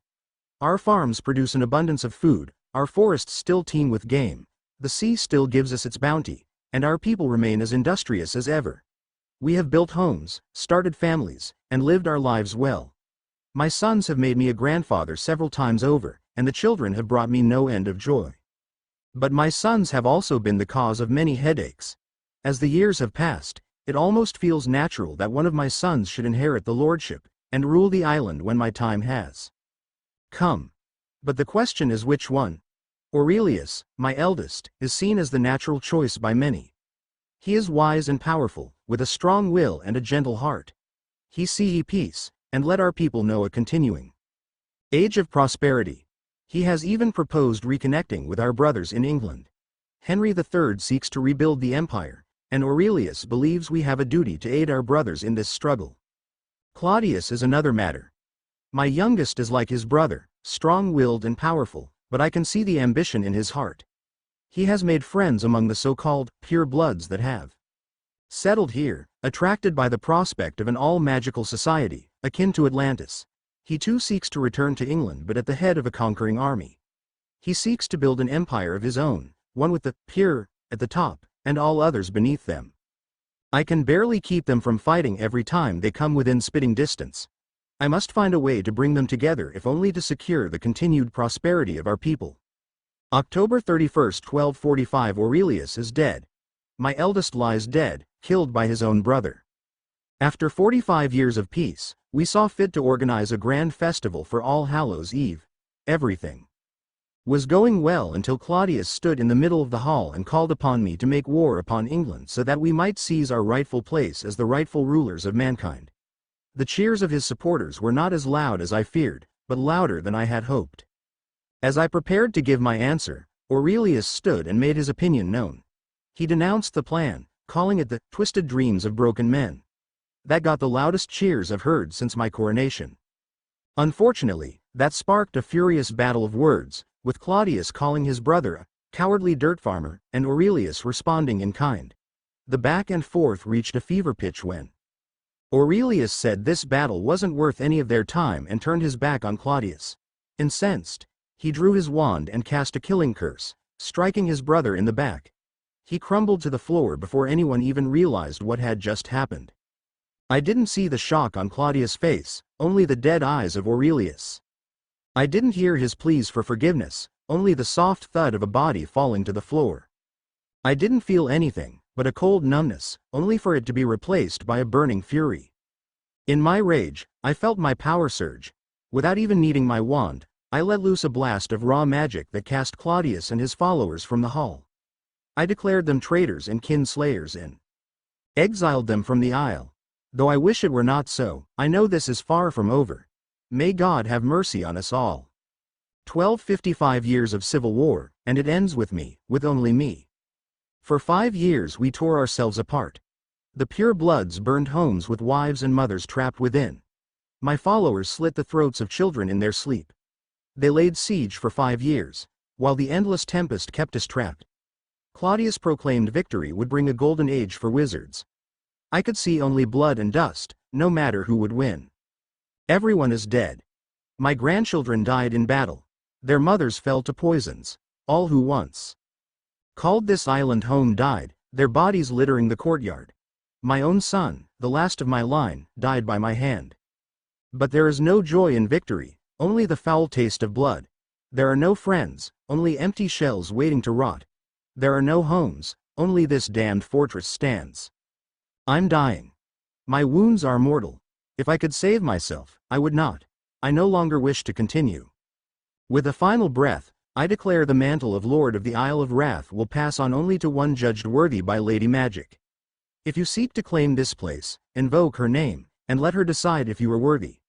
Those that are, shall receive the combined wealth of those that once lived here. The wards will answer to your will, and the Tempest will know you as its master. Goodbye, friend. May you be more worthy than I was. Well, that was depressing. A dream of peace and prosperity, consumed by the fires of ambition. It is a tale as old as time. Shall we attempt to invoke Lady Magic? I wouldn't recommend it, but that's not going to stop you, is it? Nope. Drawing his wand, Harry stood ramrod straight and raised it high. Lady Magic, I call upon you. I present myself as a contender for the lordship of the Isle of Wrath. I ask that you judge whether I am worthy to inherit the title and all the responsibilities that come with it. So mote it be. As soon as he finished, the room filled with a purple fog, one that surrounded Harry and lifted him into the air. He could feel the power behind the fog searching his mind, as he got flashes of past events. Events where he tried to do the right thing, rather than the easy. He saw the moments he stood between others and death without regard for his own safety. He remembered the love that pushed him forward and motivated his insane ritual backwards in time. I hear your plea, Harry Potter. I find you a worthy heir. The lordship is yours. Use it well. As the fog dissipated, he slowly returned to the ground and felt the power of the wards answer to him now. That was incredible. I confess, Harry, I feared my anger and desire for revenge would taint Lady Magic's view of you. But it didn't. You are worthy of this power. Thank you, Goliath. Now, we need a name for this place. Save that for later. I just felt the wards. Dobby's back, and he brought company. Apparating outside, Harry saw that Dobby had indeed brought Keeper Ragnuck with him. A fortress on a hidden island in the middle of an endless storm? You don't do anything by half, do you, Herr Potter? Not at all, sir. How's the portkey? Perfect as always. I trust it will be to your liking. Absolutely. Now before we leave, I'd like for you to see something. Dobby, can you take us to the big metal door? Happily, sirs. Dobby instantly brought them to a room in the upper levels, facing a window that looked out onto the courtyard. Behind them stood a vault door, 12 feet tall and 8 feet wide. Before Ragnuck could offer the cursebreakers, Harry reached out with his magic. He could feel the door, as it responded to his very will. It acknowledged him as its new master, and opened, to reveal its contents. The inside was a haphazard mess. Stands for ceremonial robes stood jammed between racks, carrying all manner of weapons, including swords, axes, and even maces. Suits of armor stood guard next to display cases featuring every sort of jewelry you could imagine. Everything from rings to necklaces, to circlets was on display.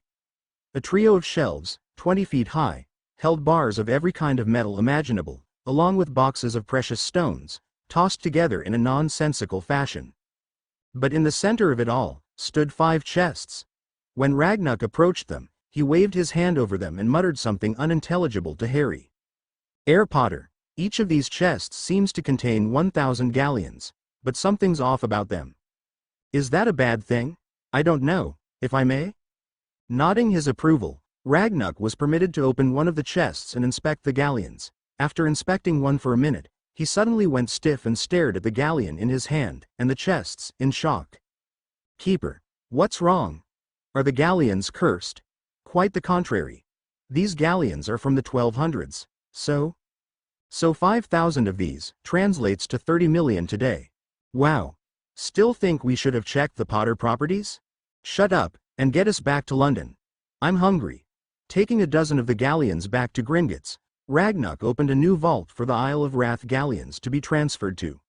12 of the Isle galleons convert into 80,124 galleons today, so Harry put 78,000 in the vault, put 2,000 in his money pouch, and converted the rest into pounds. From there he decided to enjoy Diagon Alley for the rest of the day, enjoying lunch at the Cauldron, and proceeded to wander through the alley. It nearly brought him to tears as he remembered the state it was in thanks to the Death Eaters. The boarded-up shops, the new ones dedicated to the dark arts, and the fearful looks of those cast aside by Voice. This time, Voldemort would not destroy people's lives. He would not taint this place with his evil, and he would not allow the Death Eaters' corruption to spread any further than it already has. Florian would not be murdered by those soulless wretches, nor would that slimy bastard Malfoy get his hands on Garrick. With determination filling his heart, he made mental notes of everything he would need by the time he went back to Hogwarts. By the time he finally went back to Privet Drive, after enjoying the best dinner Tom had ever cooked for a customer, the Dursleys were already asleep. Harry would soon drift to sleep, knowing that tomorrow would be another busy day, making a mental promise. I will end their madness before it has a chance to begin. Chapter end notes. Well, that was quicker than I expected, but I'm satisfied with what I've written. Messrs. Moony and Padfoot. Remus Lupin, known to friends as Moony, was having a better day than he had expected. The August full moon was still 3 weeks away, and the July full moon had been a relatively painless experience. He'd gotten to his old hiding place in time for his transformation, and no one had been hurt. Well, he'd spent most of the night biting himself, but that was a small price for a clear conscience. It was on this day he'd been reminiscing. His education at Hogwarts had been better than he had ever dreamed of, with James, Sirius, and even Peter as friends. He'd even had a relatively normal childhood. He feared they'd turn away from him when they discovered his secret, but that just pushed them to become animagi so they could spend more time with their friend. Running through the Forbidden Forest with his friends was better than he ever dared to dream possible. Adding Lily to their group of friends just made things better, for she was possibly the kindest witch he'd ever met. Then Harry was born, and things got even better. That little boy was a bright light in the darkness that threatened to consume Wizarding Britain. A symbol of their hope for the future, their faith that we would find a way to win, and build a better world for the next generation to grow up in. But it hadn't gone that way. James and Lily were forced to go into hiding after Voldemort took an unusual interest in them. Granted, he'd had it out for the Order since it began, but this was different. It was like their very existence, and the birth of Harry was a threat to him. So they hid at Godric's Hollow, only to be betrayed by one of their oldest friends. He didn't know how long it took for Peter to sell out James and Lily, but he would pay dearly for it. That was a promise. Voldemort's defeat, while a time of celebration, was also a time of mourning. Harry had become the boy who lived, but James and Lily were gone. Sirius was in Azkaban, and Peter was dead, or so everyone thought. It would be a decade before Remus learned the truth, that Sirius was innocent. And Peter was alive, but that decade would be a new darkness. He was a drifter, moving from job to job, town to town. He'd get drunk, a lot, and pick fights with wizards, muggles, squibs, it didn't matter. It gave him something to do, something to think about, other than his loss, and something to feel, other than horrible pain. Then, after a particularly rough full moon, he had enough. It was the hardest thing he had ever done, but he turned his life around. He'd sobered up, gotten a mastery in defense, bought a house, and resolved to be a better man than he had been. One that would make James and Lily proud. He had gotten a job at Hogwarts teaching defense and had reconnected with Harry. That had been more difficult than he anticipated. He had no idea who he was, who his parents were, and even worse, had been forced to live with Petunia and her vile husband. That had come as a shock to Remus because he knew how things were between Lily and Petunia.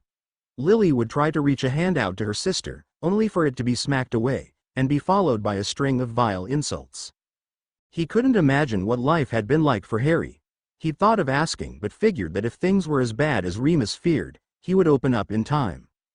Then Harry had found the Marauders map and revealed that Peter had been seen on it. Somehow, Peter was still alive. He didn't believe it at first, but he had seen it himself, the day Buckbeak was to be executed. Harry and his friends had gone down to Hagrid's hut, only to leave it with Peter in tow. Sirius had been innocent the whole time. Everything went downhill after that, because of his screw-up. He missed his potion that night and transformed. He had attacked Harry and his friends, with Peter escaping during the chaos. Sirius was arrested, and set to be given the Dementor's kiss, but fortunately had escaped. He didn't know for sure, but there was no doubt in his mind Harry had managed it. He was forced to flee, but he still had his life, which meant there was still hope. Unfortunately, Snape suspected the same thing, and when he couldn't punish Harry, decided to reveal Remus was a werewolf. He doubted the parents would be happy to discover this, and had considered fighting to prove himself. But after nearly biting Harry and his friends, he would concede the point. He had to leave. After bidding Hogwarts goodbye a second time, he returned to his home, a cottage in Yorkshire. It wasn't much, but it worked for him. His tenure at Hogwarts may have ended, but he had money saved up from the job, enough to keep him going through the summer, while he decided his next step. It was during a light lunch that he noticed an owl messenger flying towards him, a particular snowy owl that was recognizable to anyone who had spent more than a week at Hogwarts. It was Hedwig, Harry's owl. Once she landed next to him, he saw the letter addressed to him, along with one for Sirius. Taking his letter, she immediately took off for wherever Sirius was hiding. Opening the letter, he quickly read its contents, and by the end, he stared at the letter in disbelief. A conspiracy? Since James and Lily died? It beggared belief, especially given that Harry had discovered it and asked him and Sirius for help. After all, Dumbledore was in a much better position to help Harry than either of them. Still, Harry was asking him for help, and he was in a position to get it. But what if I screw up again? What if I transform again, and he can't get away? His last mistake nearly cost Harry everything. Remus feared the consequences Harry would face if he became a werewolf. But if he needs my help, and I ignore him, the consequences could be far worse. No, I'm done hiding. It's time for me to step up for Harry. The following day, Harry woke up in his room in the house of the people he despised.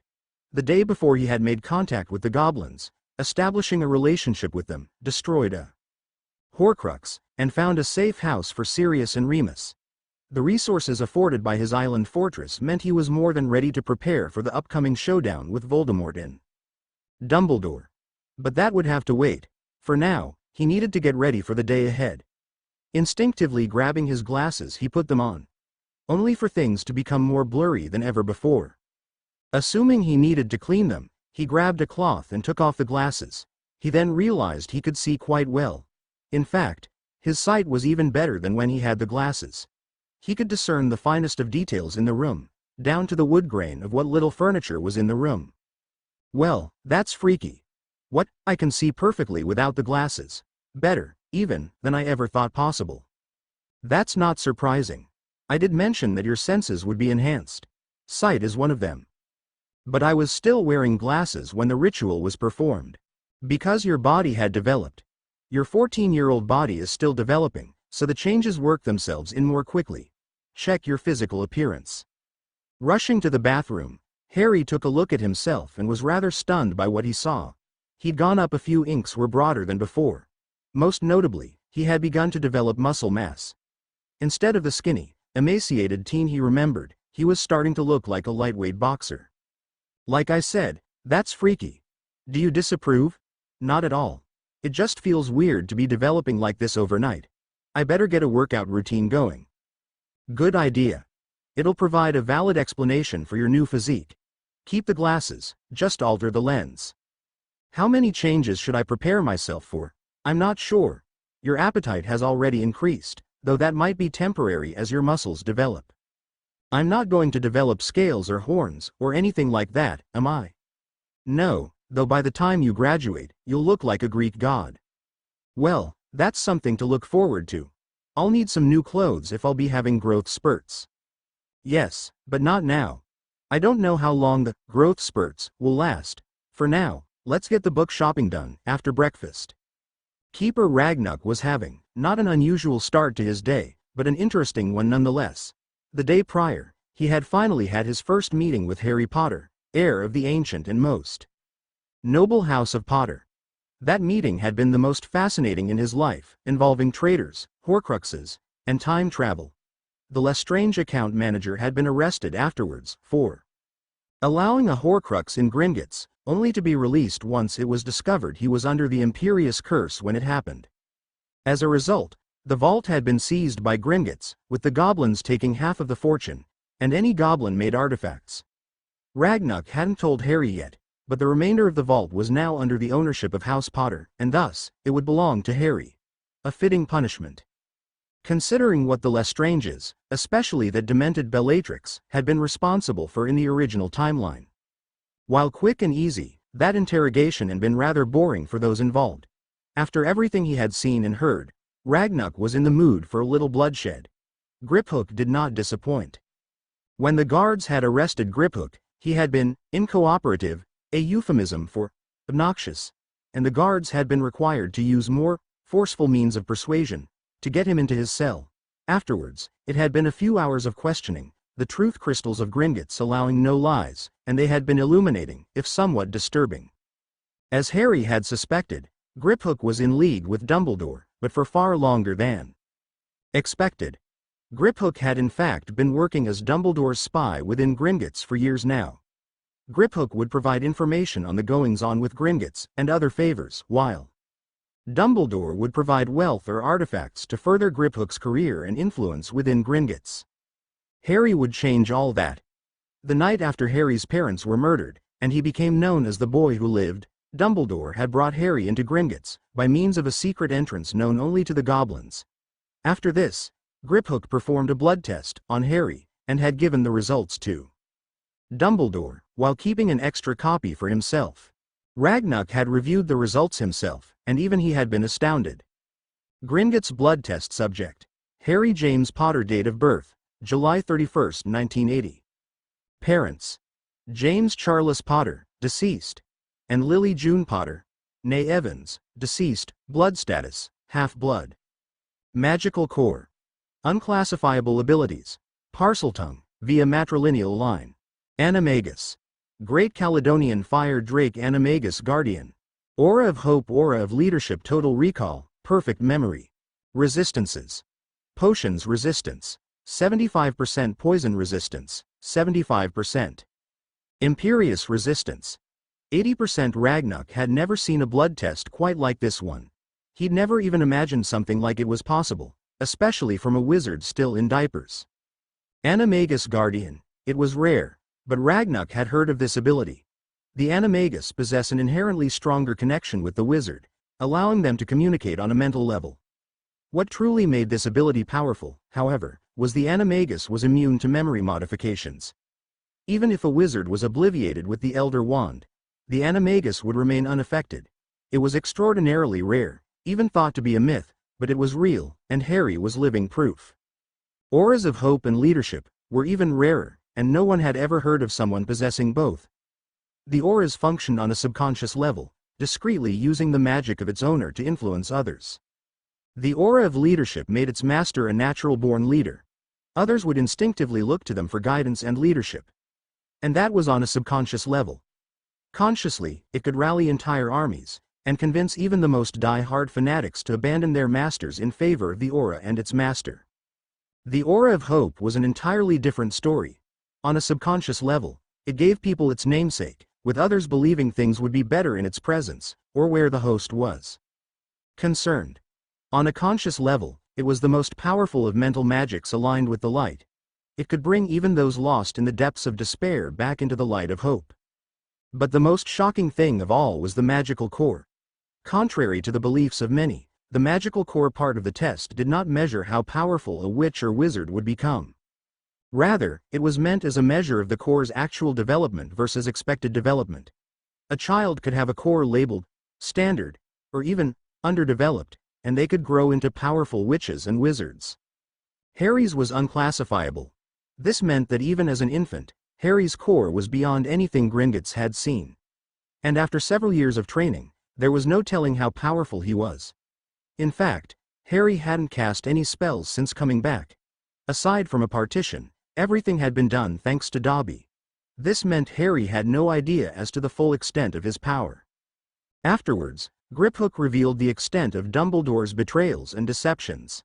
He'd had Griphook place bindings on Harry, and it was that list that made Ragnock privately swear, if he ever got the chance, he'd strangle Dumbledore using his own beard.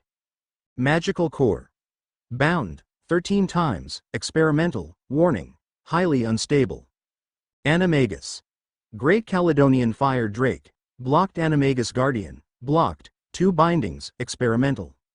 Aura of Hope, blocked. Aura of Leadership, blocked. Total Recall, Perfect Memory, blocked. Resistances. Potions resistance, 10%. Formerly 75%. Poison resistance, 10%. Formerly 75%. Imperious resistance, 10%. Formerly 80%. Additional bindings. Willpower 75%. Bound, experimental, warning, unstable. Owl Male Redirect, 13 bindings on the core of a baby, by the elders, What was Dumbledore thinking? Of course, there was something of an upside, although a disappointing one. That final binding on Harry's core was so unstable, it had broken almost immediately after the binding rituals were complete. The magical outburst it caused had killed the healer responsible, thus solving one problem, though denying Ragnuck the satisfaction of settling that matter himself. In any event, that outburst had frightened Griphook to the point he had all but cut off contact with Dumbledore for a few years, keeping the paperwork as an insurance policy if Dumbledore ever decided to play dirty with him. It wasn't until Harry was days away from turning 11 that Dumbledore came calling, and renewed their old partnership. This time, he was to keep an eye on Harry Potter when he came into Gringotts. That was the true reason Hagrid had been chosen. Rubeus Hagrid had originally been chosen, he thought, because the Dursleys were known to be unpleasant, and Hagrid would certainly intimidate them, even when he didn't mean to. Hagrid was also the one who brought Harry to Dumbledore after the attack on Godric's Hollow, so he already had some manner of connection with the boy. The true reason Hagrid had been chosen was, unlike McGonagall, sure, he was loyal to Dumbledore and respected the man greatly, but that just meant anything that seemed wrong or out of place on his behalf was likely an honest mistake. Hagrid had originally meant to take Harry to Ragnuck. Even he knew the importance of Harry meeting with the Potter account manager. The plan, as he thought it was supposed to be, was he would take Harry to meet Keeper Ragnuck and be brought up to speed on matters relating to his family. Afterwards, he'd go down into the vaults with Harry and Ragnuck. Ragnuck would help Harry get his money, while Hagrid went on to retrieve the Philosopher's Stone. Instead, he'd been placed under mind magics almost the moment he arrived by Griphook, and Dumbledore would handle any lingering confusion personally. Ever since then, he'd been keeping vigil in the front area, making sure that whenever Harry showed up, he'd be kept as far from Ragnuck as possible. And it had apparently worked, in the original timeline. Harry never even knew about Ragnuck until he had stolen the Hufflepuff cup and broken out of Gringotts with one of their dragons. That, of course, was after Griphook had betrayed Harry even more than he already had, and stole the sword of Gryffindor. Figuring out the answer to that little betrayal had been a bit more complicated, without revealing the changes to the timeline. But the answer was no less disturbing. Griphook was an ambitious goblin, and his disdain and mistrust for wizards were remarkable. His interest in the sword was not just in righting a wrong perpetuated by wizard kind, but an attempt to rally other goblins behind him. He hoped to stoke the fires of rebellion in the Goblin Nation and use that momentum not only to usurp King Ragnuck but begin another war with the humans. Fortunately, his attempts to rally support thus far were practically pointless. Very few of the goblins were interested in starting another rebellion, and even fewer wanted to usurp King Ragnuck. When the sword was mentioned, Griphook had explained his intent to use it to rally the goblins behind him, and thus fulfill his ambitions. It was a bold plan, Ragnuck had to admit. Sadly for Griphook, all it got him was his head on a pike outside Gringotts. Well, no more time for reminiscing. Given all that was revealed, Ragnuck had decided to conduct an audit on the Potter account and see just how much Dumbledore and his minions have stolen. You think I should drop divination?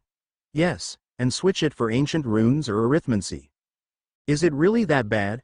I know Trelawney's rather out there, even for a seer, but that doesn't mean. On the contrary, we need to put distance between ourselves and her because of her abilities. During another breakfast, courtesy of the Leaky Cauldron, Harry and Goliath were having a lengthy conversation about the upcoming school year. This is the first time I've heard anyone but Dumbledore say something good about her, and that doesn't inspire confidence. We can blame the staff for that. Her great-great-grandmother, Cassandra Trelawney, was a famous seer. When the other staff look at her, they see what she isn't, namely Cassandra. Because of this, they don't respect her, or divination. And if the staff don't respect her, the students won't either. Is it really that risky being in her class this year? For two reasons. 1, she's already produced 2 prophecies about you, and when she actually clears her mind of distractions, she can get her divination correct. We can't risk her producing a prophecy about us, especially in class, since it would get back to Dumbledore. Alright, I can see how that would be a threat. What's the second reason? Ron'll be taking that class for the easy grade, and I refuse to be near him any longer than absolutely necessary. Otherwise, Trelawney can predict the future with his intestines. Charming. Alright, After breakfast I'll see about writing McGonagall. But I'm not dropping care of magical creatures. Harry. Recognizing that voice, Harry turned to the source and found Remus had just arrived in the leaky cauldron. Remus. Jumping out of his chair, he ran towards him and gave him the biggest hug he could. Even after traveling back in time, Harry feared he might never see Remus again. After laying him in Nim Tonks to rest, it almost felt like yesterday was a dream. I'm happy to see you too, Harry. He spoke with humor in his voice, but it came out strained, as Harry realized he was much stronger than before. I'm sorry, Remus. It's just good to see you. It's good to see you too. Just be careful. I'm not as young as I used to be. Dusting off his jacket, Harry noticed he was looking thinner than he remembered. Have you eaten anything yet? I'll be fine. I wasn't expecting to see you so soon. That answers that. Tom, the breakfast special for Mr. Lupin, on me. Right away, Mr. Potter. Leading him by the arm, Harry forced Remus to take a seat. Harry, you don't have to. I know. That doesn't mean I'm not going to treat the best defense teacher I've ever had. I was only the third. The bar couldn't have been that high. True, but after Lockhart, I don't think it could get lower either. Soon after, Tom brought out a platter of food, and the former teacher and student began catching up. You certainly look like you've been keeping busy, Harry. I don't recall you having muscles during school. What can I say? It keeps me out of the house, and that suits the Dursleys just fine. I still can't believe you were raised by Petunia and her husband. I thought they hated magic. Magic, me, anything that doesn't fit their idea of normal. Of course, the feeling is quite mutual, so we've been giving each other some space. Harry. I'm sorry that you had to live like that. If I knew a way to change that. It's all right, Remus. I don't blame you for it, so there's nothing to apologize for. I am, however, working on something that is going to get me far from those three as possible. If I'm right, by next year I'm going to be with people who actually care about me. I'll help however I can. Thank you, but enough about that. Tell me about that cottage you've been living in. Most people who wake up on a tropical island in the Caribbean would count themselves quite fortunate. Sirius Black was not one of those people. To be fair, he was extremely grateful to be somewhere sunny and warm, especially after 12 years in Azkaban. This, however, was not the life he was hoping for after breaking free. What he truly wanted was the chance to set things right. That night, when Voldemort had been defeated, Sirius had made the biggest mistake of his life. Instead of tending to Harry, insisting that he go with Hagrid if he wouldn't give him Harry, he had gone after Peter. He had pursued that rat, determined to bring him before the Wizengamot to answer for his betrayal. Instead, he had been pranked by Peter and framed not only for betraying his friends but for the murder of 12 innocent Muggles. And instead of being given a trial where he would be able to prove his innocence, he had been portkeyed directly into Azkaban and thrown in a cell with the rest of Voldemort's minions. For 12 years he had languished in that hellhole, with only one thought keeping him truly sane: he was innocent. It wasn't a good thought, because he had screwed up beyond belief. He hadn't done his duty as Harry's godfather. He had gone charging off like an impetuous youth, so caught up in his own anger and grief, he failed to do what James and Lily would have wanted him to do. Then Minister Fudge showed up, with that paper from the Daily Prophet, showing him what he was missing out on. And there he was, Peter Pettigrew, alive and well, in his animagus form with a family of wizards. But worst of all, that traitor was the pet of the youngest son of the Weasleys, and he was attending Hogwarts, with Harry. He knew then and there he had to get out. He needed to escape so he could find Pettigrew and expose him as a traitor to the world. But most importantly of all, he had to protect Harry. It was time for Hather. Things had not gone as planned. He'd made it to Hogwarts, after seeing Harry in Little Whinging, and had kept watch for his opportunity.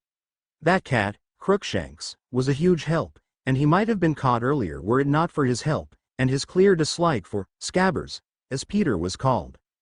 But he had only managed to get him during a full moon. He should have been more careful, he should have timed it better, so that Lupin wasn't at risk of exposing his secret.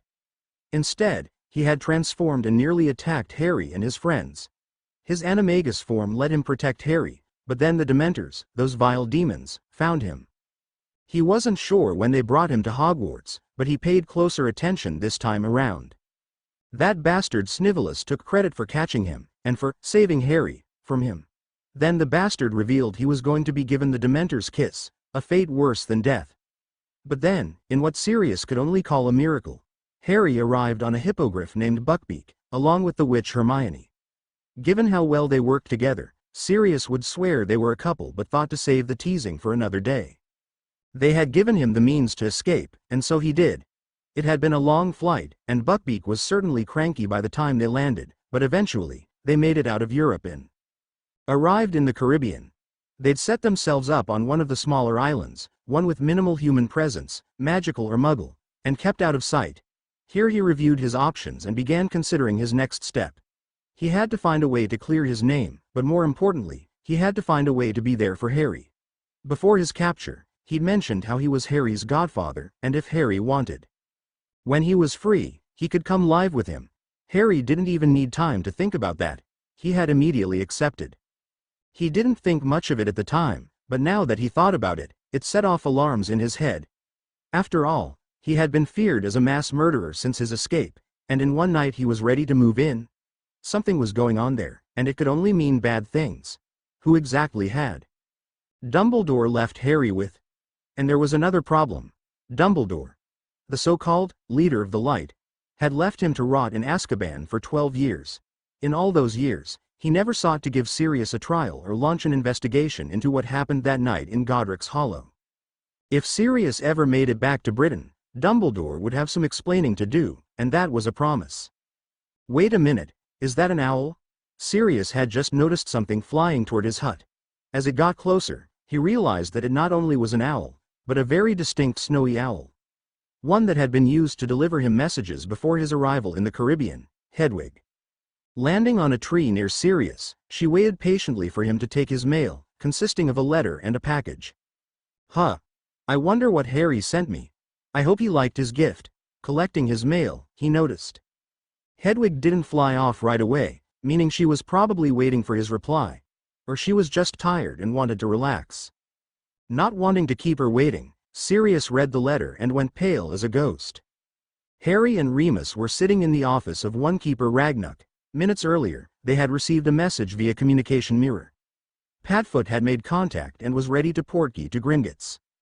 If one looked at the two of them, it would be easy to notice the apprehension both felt at the coming meeting. However, only Ragnuck suspected it was for very different reasons. Lupin was worried about the state his friend would be in, and the fact that he was bringing a hippogriff with him. Harry, on the other hand, felt apprehensive from his last memories of Sirius. Memories of watching him die in the Department of Mysteries, and later speaking to him with the Resurrection Stone. This was definitely going to be one of the more awkward reunions going forward. He's ready. Ragnuck kept it quick, taking that moment to expand the office, making room for their new arrivals. A second later, with a loud pop, the office had 3 new occupants, one slightly ruffled hippogriff, the shaggy wizard riding him, and the very annoyed snowy owl perched on his shoulder. Before anyone could speak, Hedwig flew off Sirius and perched next to Harry, and proceeded to screech at him in annoyance. I'm sorry, Hedwig. I didn't realize it would be such a long flight. Screech.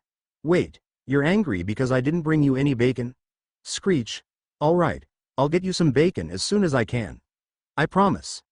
Hoot. At that, she nibbled his ear and took off. As she flew to parts unknown, the office was filled with the belly laugh of Sirius. And I thought Lily had James under control. He dismounted Buckbeak and walked towards Harry and Lupin. She's got you trained, godson. Grinning at his godfather, Harry rushed forward and wrapped him in a slightly less intense, bear hug. It's good to see you too, dogfather. Laughing even harder, Sirius returned the hug, and while Harry was happy to see him again, he fought back tears when he realized how thin Sirius really was. Lupin approached them slowly, letting them have their moment. When Harry and Sirius broke away, Lupin stepped forward and was likewise pulled into a hug. Moony, you old dog. How have you been? Fine, Padfoot. Glad to see you've made new friends. Lupin nodded toward Buckbeak as he said that. What can I say? He's so understanding. Sirius had a cheeky grin on his face, one that Lupin recognized as he shook his head in exasperation. Squawk. It seemed Buckbeak was unhappy at being left out of the meeting, but when the trio bowed to him, he respectfully returned the gesture. Glad to see this reunion, but I believe we have a meeting to carry out, Herr Potter? Indeed. My apologies, Keeper. Not at all. I'm well acquainted with these two, so I understand the importance of this. Are we meeting here, or at your safe house? That's right, pup. Your letter mentioned somewhere Buckbeak and I can be safe. And that is where we're headed. Pulling the bracelet portkey off his wrist, Harry simply snapped his fingers and the bracelet expanded to allow all in the room to grasp it. With everyone holding on, the portkey was activated, and 3 wizards, 1 goblin, and a very grumpy hippogriff found themselves standing at the gates of a massive fortress. Pup. What is this? Before Harry could answer his godfather, a dozen house elves appeared in front of them. One among them, an ancient-looking elf wearing black robes, stepped forward, bowing his head in reverence. His lordship has returned. Welcome home, master. Confused by this turn of events, Harry simply replied, I look forward to answering your questions and mine. Ancient Heartstring chapter notes this is a long one, so strap yourselves in. See the end of the chapter for more notes. After portkeying Sirius, Remus, Ragnuck, and Buckbeak to the Isle of Wrath, Harry found himself meeting with a dozen house elves. Elves that hadn't been here the last time. The apparent leader, one wearing the black robes of a monk, bowed before him, acknowledging Harry as the new lord of the Isle of Wrath. Who are you? This one is called Redtooth. Redtooth is bound to the Lord of the Isle of Wrath. Redtooth served Lord Cicero as Chamberlain. Redtooth now serves Lord Harry Potter. Where did you all come from? Last time I was here, Dobby never mentioned you. Lord Cicero had us hide in the catacombs below fortress. Lord Cicero then cast old magics, made us sleep, and stay hidden, until Lady Magic would name a new lord. Now that Lord Harry has returned, we are ready to serve. The fallen have all been lain to rest, and the royal apartments have been prepared. Would your lordship like your guests to accompany you to them? Yes, Redtooth. We'll let Buckbeak explore his new home while we have our meeting. As you will, your lordship. A moment later they were standing IOM. The room itself was nearly twice the size of the first floor of Privet Drive, and far more welcoming. The northern part of the room, where they now stood, possessed an elaborate sitting area, complete with small silver tables. The chair and couch frames were made of intricately carved wood, decorated with silver and rich velvet for the cushioning. This sitting area also possessed a large fireplace, one big enough to rotisserie a bear, that roared to life at their arrival. In a corner of this area, the floor opened into a set of stairs that led further down into the fortress. The eastern wall was dominated by a double door that opened outwards onto a large balcony overlooking the fortress in all its glory, while the southern area possessed a magnificent dining area. The dining table was carved of exquisite dark wood, with high chairs to match. Above it hung an ornate brass chandelier. Where one would expect to find candles, instead there were enchanted crystals that carried a faint glow, ready to brighten as people sat for dinner. But the western part of the room was perhaps the most impressive. A set of magically extending stone stairs led to an upper floor, one that contained a massive bed, easily big enough for 3 people or more to comfortably lie upon. Harry could also see the top of a large desk, with bookshelves lining the wall. The stone walls of the main floor were lined with tapestries and hunting trophies, ranging from deer antlers to decorated auroch horns. The floor lacked carpeting, but the stonework was intricate, with flowers, animals, and even some arcane symbols carved and painted into it. All in all, it was easy to believe this room had been made for a rich and powerful lord. Will your lordship or guests be needing anything else? No thank you, Redtooth. I shall call upon you if we need anything. With a bow, Redtooth simply disappeared, no doubt overseeing the rest of the elves, and ensuring their transition into their reawakened lives was as smooth as possible. Well, take a seat. Harry gestured to the seating area with a sheepish look on his face. Everyone took a chair for themselves, though Sirius also grabbed a small table to use as a footrest. Harry, meanwhile, noticed a large chair that resembled the throne. Assuming it was meant for the Lord, Harry sat down slowly and turned to face his audience. Ragnuck had a calm, almost serene face, as though wanting to sit back and watch the proceedings. Remus was looking at him with curiosity, wanting desperately to ask questions, but realizing Harry would answer them on his terms. Sirius, on the other hand, was trying his best to look calm and laid back, no doubt trying to break the tension in the room. But when Harry looked at him, he could see the concern in his eyes. Worried at what Harry had gotten himself into. "So pup, nice place you've got." Yeah, it is. Though it's much nicer than the last time I visited." "Yeah, Redtooth mentioned that. The first time you visited you claimed the lordship of the island."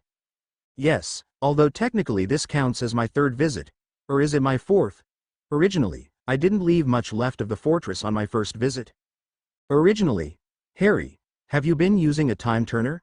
Remus took this moment to chime in. "Not since Hermione and I freed Sirius and Buckbeak." "Then what do you mean, originally?" Harry simply sighed.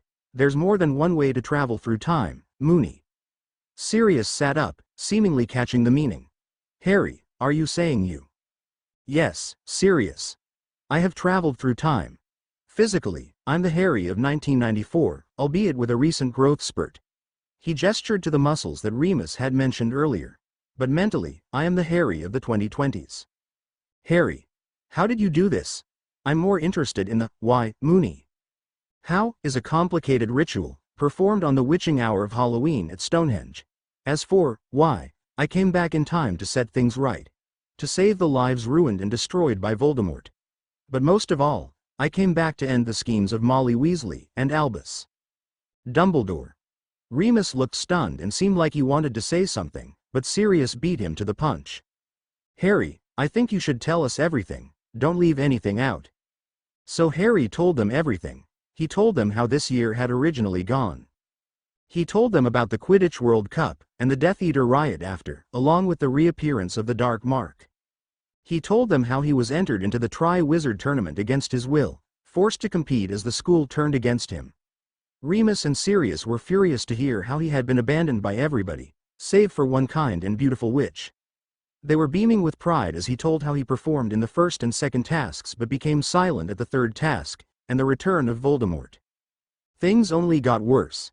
The cowardice of Fudge, his letting Dolores Umbridge loose upon the school, with Sirius going pale with the mention of his death, although his mood did brighten quite a bit at Harry's mention of Remus marrying Tonks. Or as Harry so eloquently put it, Moony and Nimmy were getting busy. He also perked up at the realization that his brother Regulus had turned against Voldemort and stolen a Horcrux, sadly losing his life in the process. Things didn't improve much from there, especially at the Battle of Hogwarts and the deaths of both Remus and his wife, leaving their son an orphan. Remus, for his part though, was relieved to discover his lycanthropy wasn't hereditary. After that, came the intervening years, when Harry became an Auror alongside Ron, only to fly through the ranks while Ron barely got by on his connections as Harry's friend.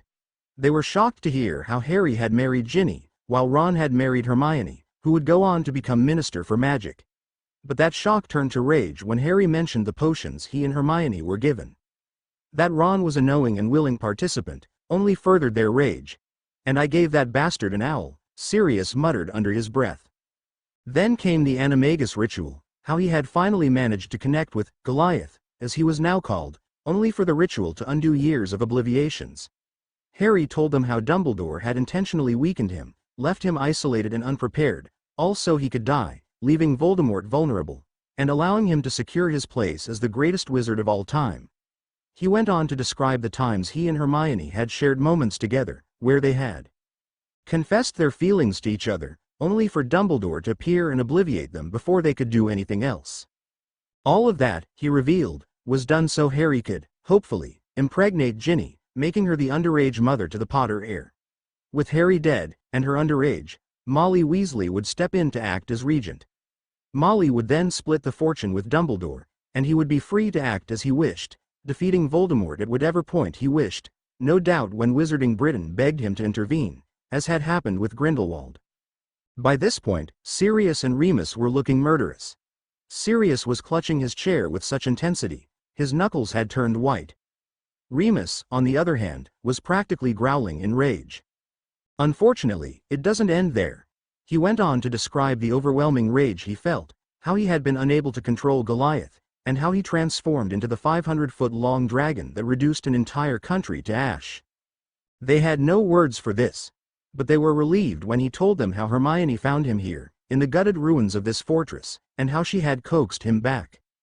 She had soothed the rage of Goliath, and it had allowed him to regain control. He continued, telling them of life after his transformation, and how he couldn't take it anymore. He couldn't handle being praised for avenging the people that betrayed him, especially since he was the one that killed him. He couldn't handle the fact his entire life he'd controlled, with even his family a product of potions. But most of all, he couldn't stand the adulations Dumbledore continued to receive, and how he couldn't do anything about it. After all, Dumbledore's legacy had been all but secured, and nothing he did in the future would change that. So Goliath told him of the ritual that he used and traveled back in time. To save his friends and family from Voldemort, but most of all, to end the scheming traitors before they had another chance to use him. And that's everything up till now. I returned yesterday, met with Keeper Ragnock and his father, and secured this place to act as a safe house. This way, Sirius, you, Buckbeak and Remus have somewhere to stay until I secure your freedom. Not that I'm ungrateful, pup, but how do you plan on doing that? It sounds like Dumbledore will intervene if you try and get the Ministry to review my case. I'm still working on that. When the riots start, I intend to be there, this time, to stop the Death Eaters in their tracks. Anyone who survives will be given a trial. I'm hoping that as a witness, that allows me to speak with someone, but I don't know who yet. Madam Bones is the one to talk to, pup. She's your best bet. The current head of the DMLE? You trust her? Far more than I trust Fudge, that's for damn sure. But more than that, we have a history. And from what you've told us, it sounds like she isn't even aware I wasn't given a trial. She's very by the books, and didn't join the Order of the Phoenix the first time around. That might give you an opening. Got it. Madam Amelia Bones. You okay, Moony? You've been pretty quiet the whole time. It's just so much to take in. Sirius being left to rot, you stuck with the Dursleys year after year, the potions. All of it prepping you to become a sacrifice. Yeah, it really is a lot to take in. I just wonder one thing. Why did he hire me as a teacher? Surely he figured that I'd tell you about your parents, or even your legacy. My guess is he figured the curse placed on the defense position would take care of you. Besides that, he likely assumed that at some point, we'd meet, and he wanted it to happen in a place he can control. Remus slumped into his chair, running his hands over his face. Before anyone could continue, Ragnock, who had been sitting quietly listening to everything, decided to speak up. Before you go any further, I'd like to bring up the goblin known as Griphook. I assume you caught the traitor? Indeed, and he had many things to tell us. The most important, when it comes to you, Harry Potter, is that he is responsible for far more than just abandoning you to your fate. He has actively helped Dumbledore attempt to bind you to his. With a snap of his fingers, 3 pieces of parchment appeared in front of the 3 wizards. Taking them, they began reviewing the contents, the results of a blood test, and subsequent bindings. Merlin's bloody ballsack. Sirius rose from his seat with a roar as he finished the list. 13 bindings. Is he insane? Remus was stunned by the results, and could only stare at the list in shock. Harry, on the other hand, was slightly more focused. How are 13 bindings even possible? As I'm sure you're aware, Harry Potter, bindings placed on a magical core without any specifics involved automatically weaken the core by half. This is why it's so rare to have more than one binding. The first already has the most effect. Your core, on the other hand, was labeled unclassifiable. What does that mean? It means your core, at the age of a year old, was already powerful and developed enough that none of our tests could measure it. I'll wager that now that the bindings have been released, your spells are now significantly stronger. To test his theory, he produced a quill and placed it on a table. Taking the hint, Harry produced his wand and cast a simple spell. Wingardium Leviosa. The quill shot up like a bullet, embedding itself in the ceiling. But that wasn't what caught everyone's attention. Instead, Harry's wand burst into flames. Oh crap. Attempting to extinguish the flames did nothing, until his wand had been destroyed, leaving Harry holding a feather. Not just any feather, but the phoenix feather that comprised the core of his, now incinerated, wand. Well, goblins aren't allowed to wield wands, but even we know they're not supposed to do that. Harry didn't respond. He simply stared at the feather, which now looked like it had just been handed to him by Fox. Messrs. Sirius and Remus, do either of you have any ideas? No, wand lore was never in my skill set. But Lily might have known. What do you think, Mooney? You're right. She studied wand lore, mostly out of curiosity, but she mentioned something like this. When the wand owner changes, the wand itself may no longer respond, so a new one is required. Well, I've changed from my original 14-year-old self, but the wand never did anything like this. Then it must have to do with the bindings being released. Potter. I'd recommend you go to Ollivander's. I need to discuss some matters with Sirius while you're gone. All right. I'll be back before long. Stepping onto the balcony, the three watched as Harry apparated away. Now then, Sirius Black. The Black account manager has asked me to act on his behalf for this meeting. Harry walked into Ollivander's and immediately noticed Garrick wasn't out front. Hello? Mr. Ollivander? One moment. Harry Potter. Welcome back. How can I help you? The old wandmaker had been in the back and was quite happy to see his latest customer. Well, Mr. Ollivander, my wand just did something quite unexpected. Oh, what happened? Well, I was practicing my spellwork and he simply held up the phoenix feather. Garrick's eyes went wider as saucer plates. Mr. Potter. It just burst into flames. Phoenix flames, I should think, because I was holding the wand and I never felt the heat. Remarkable. Mr. Potter, as I've mentioned before, it is not the wizard who chooses the wand, it is the wand that does the choosing. Sometimes, a wand will refuse to serve the wizard who originally wielded them, usually due to some great change that has occurred. In this case, the core of your wand wishes to continue to serve, but it has destroyed the holly wood, finding it unworthy. I've never heard of such a thing. So, what do I do? Follow me. I shall craft a new wand for you, using the phoenix feather as part of the core. Garrick led Harry from the front area into a large room. In the center of this room stood a round table with various carving instruments, along with a stand for holding the wand in place. Lining the walls of the room were tables covered in a variety of woods and wand cores, ranging from feathers to heartstrings, to bones and horns. Now, Mr. Potter, go to the wand woods, and with your wand hand, select the wood that feels warmest. Then, you will repeat the process using the cores, selecting whichever ones feel the warmest. Finally, I will need a few drops of blood to determine the wand length and any stabilizing agents that may be required. After that, come back in an hour, and I should have the wand ready by then. When Harry walked over to the various kinds of wood, he followed Garrick's instructions, holding his wand hand over them, searching for the one that felt warmest. Soon, he found it, and when he picked it up, he heard a slight gasp from Garrick that gave way to a look of excitement. Elder wood, the rarest wood used for wands. They contain powerful magic, but it takes a remarkable wizard to keep an elder wand for any length of time.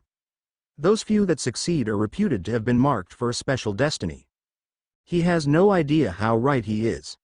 Before either of them could say anything else, Harry walked over to the cores and repeated the process. As he went through the dozens of cores, including various feathers and hairs, he finally settled on one item. A heartstring from some manner of animal. When Harry showed his chosen core, Garrick at first went then look orgasmic. Mr. Ollivander, you're starting to freak me out. Forgive me, Mr. Potter, but are you familiar with the Great Caledonian Fire Drake? Harry went slightly stiff at the question, though if Garrick noticed it, he never mentioned it. Very little. A dragon that went extinct 2,000 years ago? Disappeared, Harry. Not extinct. In the days of the old tribes, these dragons were revered as the avatars of Lady Magic, the physical embodiment of her power. They were the largest, and most powerful dragons the world has ever seen, growing to lengths of 500 feet, according to the legends. They were remarkably intelligent, capable of human speech, and would pass on the greatest secrets of magic to those they deemed worthy. During those ancient days, they were known to offer pieces of themselves for a select few to be used as components in the most powerful of magics. Then, they simply disappeared. No one knows what happened to them, or why it happened. Many a wizard has delved in search of their ancient secrets, only to be driven mad by their discoveries. One wizard, a friend of my father, was one such man. And unspeakable for the Department of Mysteries, he believed he was close to discovering what happened to them, only to barricade himself in his office for 7 days and nights.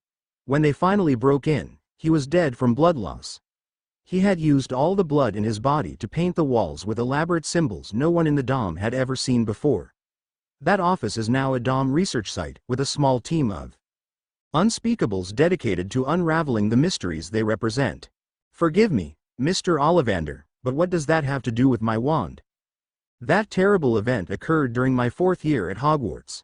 That summer, my father took us on vacation in the Highlands, where I stumbled upon an ancient ritual ground. Sitting atop the altar of that site was a small box, containing that very heartsting, perfectly preserved.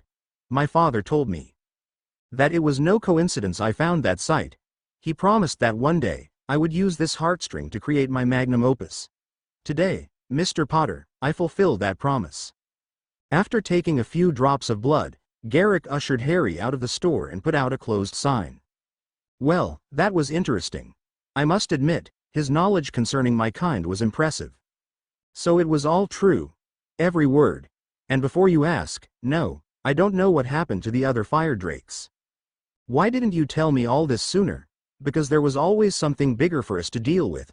Destroying the traitors, returning to normalcy, the ritual, and now getting Sirius set up. I had no intention of keeping this from you. I just wanted to tell you when you could focus on it. I'm sorry for not doing it sooner. Apology accepted. Now, since we have some time, do we get the book shopping done? Actually, I see someone you should talk to. It'll save you writing a letter. Scanning the crowds, Harry noticed a very distinctive hat that could only belong to one witch, Professor McGonagall. At hearing her name, she turned from the 2 children she was leading, to the voice calling for her.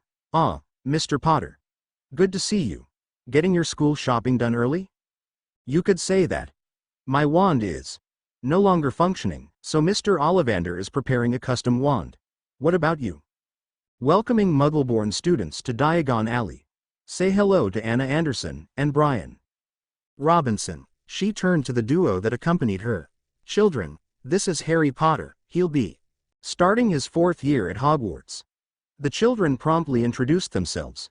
Brian was a boy with shaggy blonde hair and had a fearless look to him. He took in everything he saw with wonder, and Harry was quite confident he would be exploring the castle and breaking the rules within his first week. Anna, on the other hand, looked like a brunette pixie with a small stature, even for her age, to match. She had a look of intense curiosity and fascination. Harry was quite certain this was the next Hermione Granger, even more so when she asked her questions in a single breath.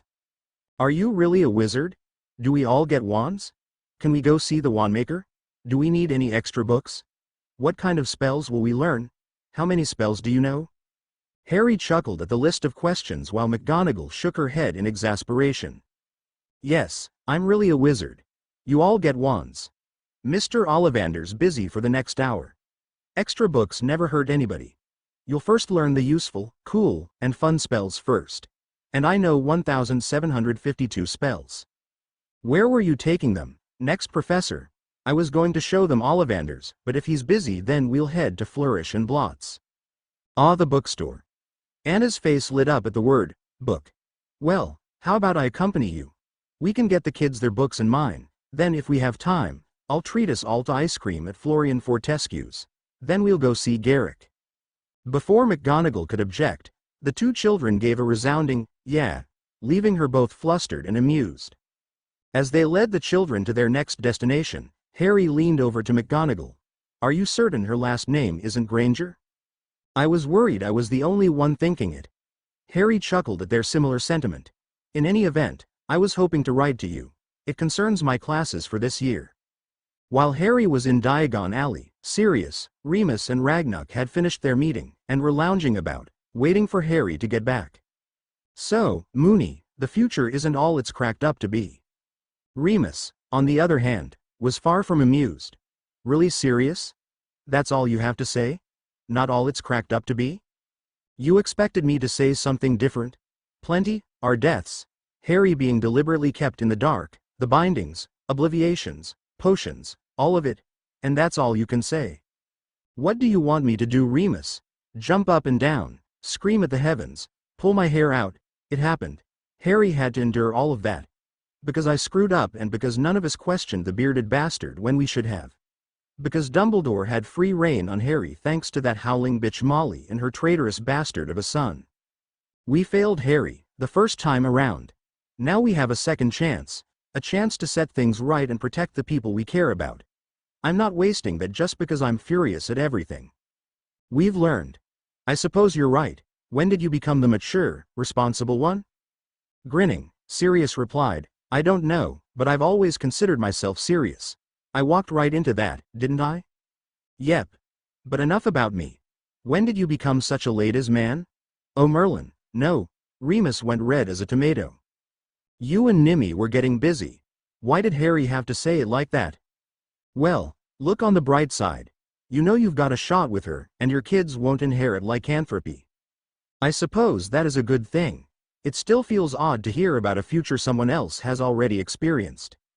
No stranger than hearing the man we respected as a mentor and friend is secretly trying to get the son of our best friend killed.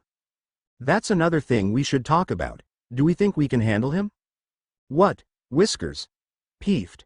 From what Harry told us, it sounds like without the bindings placed on him, Dumbledore doesn't stand a chance. Not Dumbledore, Harry. Sirius shot Remus a look of suspicion. What do you mean, can we handle Harry?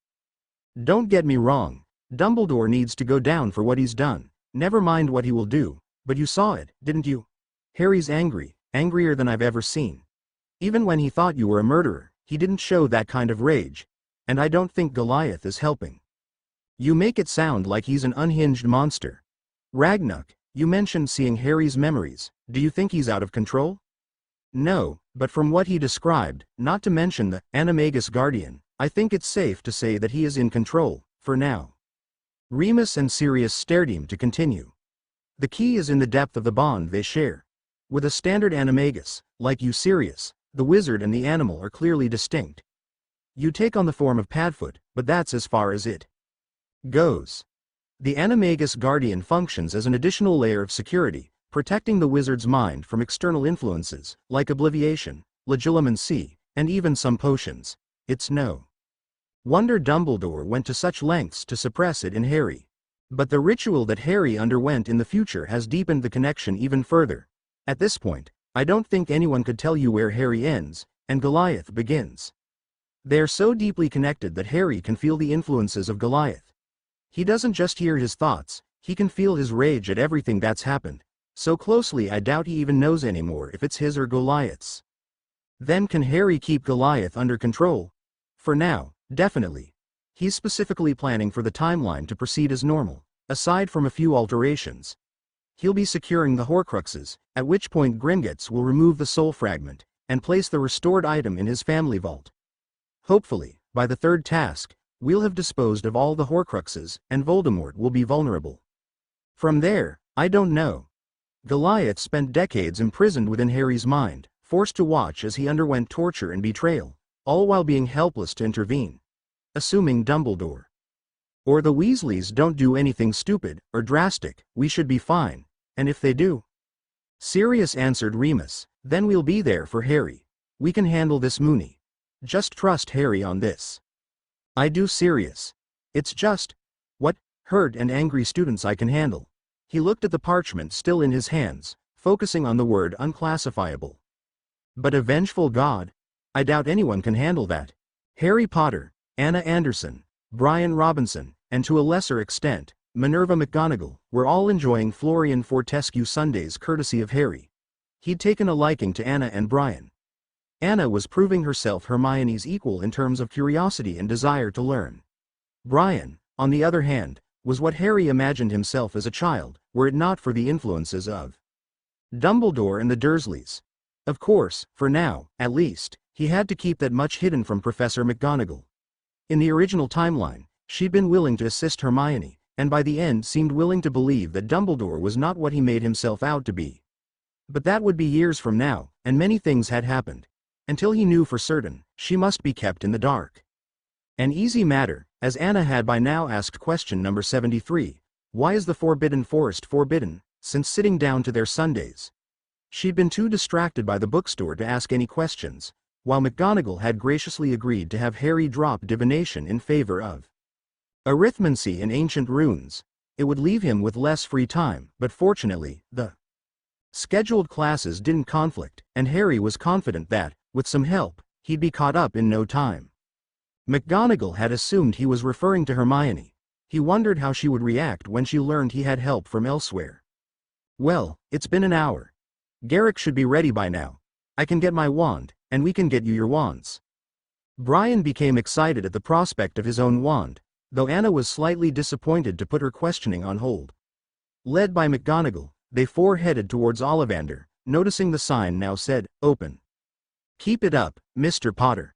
That behavior is exactly what I would expect from a Gryffindor prefect and head boy." Grinning at the compliment, Harry said nothing as they went into Ollivander's, and found Garrick looking like he was in a trance. "Mr. Ollivander? Are you all right?" Hearing Harry's voice seemed to snap him out of his trance. "Yes. Yes, of course. Forgive me, I am simply overwhelmed. If I didn't know any better, I'd swear he spent the night with a Vila matriarch. Don't put that image in my head, please. Well, I'm here for my wand, and we have 2 first years here for theirs. Right. Yes. Forgive me, I'll be with you too in a moment. First, Harry." Reaching under the counter, Garrick pulled out a box which presumably contained his wand. Setting it on the counter, Harry noticed the box was completely black, but the lid had a single word written on it, in gold cursive, Invictus. "Harry, this is a wand without equal. Only the Elder Wand could hope to surpass this, and that was made, if the legends are true, by death itself. This one has been built solely by mortal hands. Elder wood, 13 inches long, with twin cores of phoenix feather and the heartstring of an ancient fire. Drake, and a single gram of the purest silver. This wand does not need you to voice a spell, or even move your wand in the required pattern. It is capable of hearing your thoughts and responding in kind. Even if someone were to disarm you, the wand would automatically return to you, for it will acknowledge no other as its master, but you." Opening the box, Harry saw the most incredible wand he had ever seen in his entire life. It had the faintest glitter to it, as though the silver had been worked into the wood itself. Where the Elder Wand had knobs that looked like elderberries, this one had runes carved into the wood. The runes were noticeably dark, and Harry swore they looked like they had been filled in with blood. Most noticeable of all, though, was the grip was shaped like a roaring dragon, with the rest of the wand protruding from its mouth. With the barest whisper, Harry spoke, "Invictus, the unconquerable wand." Before he could even reach out to grab it, the wand levitated into the air, stopping just in front of Harry's chest. Reaching out, he took it in his hand, and felt a great warmth fill him and the room. The wind blew around him, circling him like the eye of a cyclone, as his eyes began to glow with power that had not been seen in millennia. He could hear the song of the phoenix and the roar of the dragon. With this wand in hand, he felt beyond powerful. He felt unstoppable. He felt invincible. He felt complete. With barely a word between them, Harry paid for the wand, a new wand holster, and a standard wand care set, for 50 galleons. Garrick had nearly refused any pay, regarding the work as reward enough, but Harry had been insistent, convincing him to accept it as a tip for his efforts. When he paid, Garrick whispered the wand was free of the trace, and he doubted the wand would even allow something like that to taint it. When he turned to look at McGonagall and the kids, they looked like they had seen the face of God. "Are you 3 okay?" Minerva didn't say a word, she merely nodded, though Harry suspected it was more to acknowledge she had heard him. A minute later she had recovered enough to push Anna and Brian forward to receive their wands. After a dozen tries each, Anna received a willow with unicorn hair. She squealed at the revelation that unicorns were real, while Brian got mahogany with a thunderbird feather, which he thought was awesome, with Harry happily paying for both wands. When the 4 of them left, and it became time to part ways, McGonagall shook his hand, while Brian gave him a high five, and Anna gave him her own brand of Hermie hug. "I'm back, baby." Harry had apparated into the royal apartments and began laughing when his sudden appearance startled Sirius and Remus. Ragnar chuckled as well. "Glad to see you back. I take it your trip was a success?" Rather than answer, Harry summoned his wand into his hand. His 3 guests went wide-eyed at the sight of the wand. Ragnar whispered in gobbledygook, while Sirius' mouth fell open. Only Remus was coherent enough to answer. "I can feel the power radiating off of it." Yeah, I'll have to work on that. But how are things here? Your meeting go okay? Ragnuck recovered and answered as professionally as he could manage. Yes, I've discussed all I need to with Sirius. I believe it's time we finally went through your family finances. Taking a seat across from Ragnuck, Harry waited for him to continue. Instead, he produced a lengthy piece of parchment and handed it over. Gringotts Accounting Report, Ancient and Most Noble House of Potter. Current owner: Harry James Potter, heir of Ancient and Most Noble House of Potter. Vault 687 Potter Family Vault, possesses 3 subvaults: Treasure Vault, Heirloom Vault, Library Vault. Treasure Vault contents: 62,375,924,605 galleons 9 sickles. 20 nuts. Heirloom Vault contents: precious stones, diamonds, rubies, sapphires, etc. Total value: 10,799,356 galleons, 15 sickles, 1 canute. Lord and Lady Rings, heir rings. Assorted jewelry, rings, necklaces, bracelets, tiaras, etc. 9,560,192 galleons, 5 sickles, 12 nuts. 75 swords, 50 longswords, 20 rapiers, 5 cutlasses. 30 spears, 20 hunting spears, 10 halberds, 2 warhammers. 50 flintlock guns, 40 muskets, 10 pistols, 1,200 bullets, 1,000 lead, 200 silver. 100 cannons, 500 cannonballs, 1,000 caskets of gunpowder. Stasis enchantments equipped. 50 suits of armor, 30 steel, 15 iron, 5 silver. 12 war robes, 2 captain uniforms. Library Vault contents: Potter Family Grimoire, 750 scrolls, 623 tomes and books, 50 stone tablets. Vault 704, Harry James Potter Trust Vault, total monetary fortune, 20,000 galleons. Note: Vault refilled with 20,000 galleons transferred from Vault 687 on July 31 every year between 1981 and 1998. Everything so far had been familiar to Harry, having received a similar list in the original timeline, albeit much later in life. However, at the bottom of the parchment, past the family properties, was a separate list. Gift Vaults: Vault 1180 to Harry James Potter, 1981. Contents: 15,000 galleons. Vault 1181 to Harry James Potter, 1981. Contents: 50,000 galleons. Vault 1182 to Harry James Potter, 1981.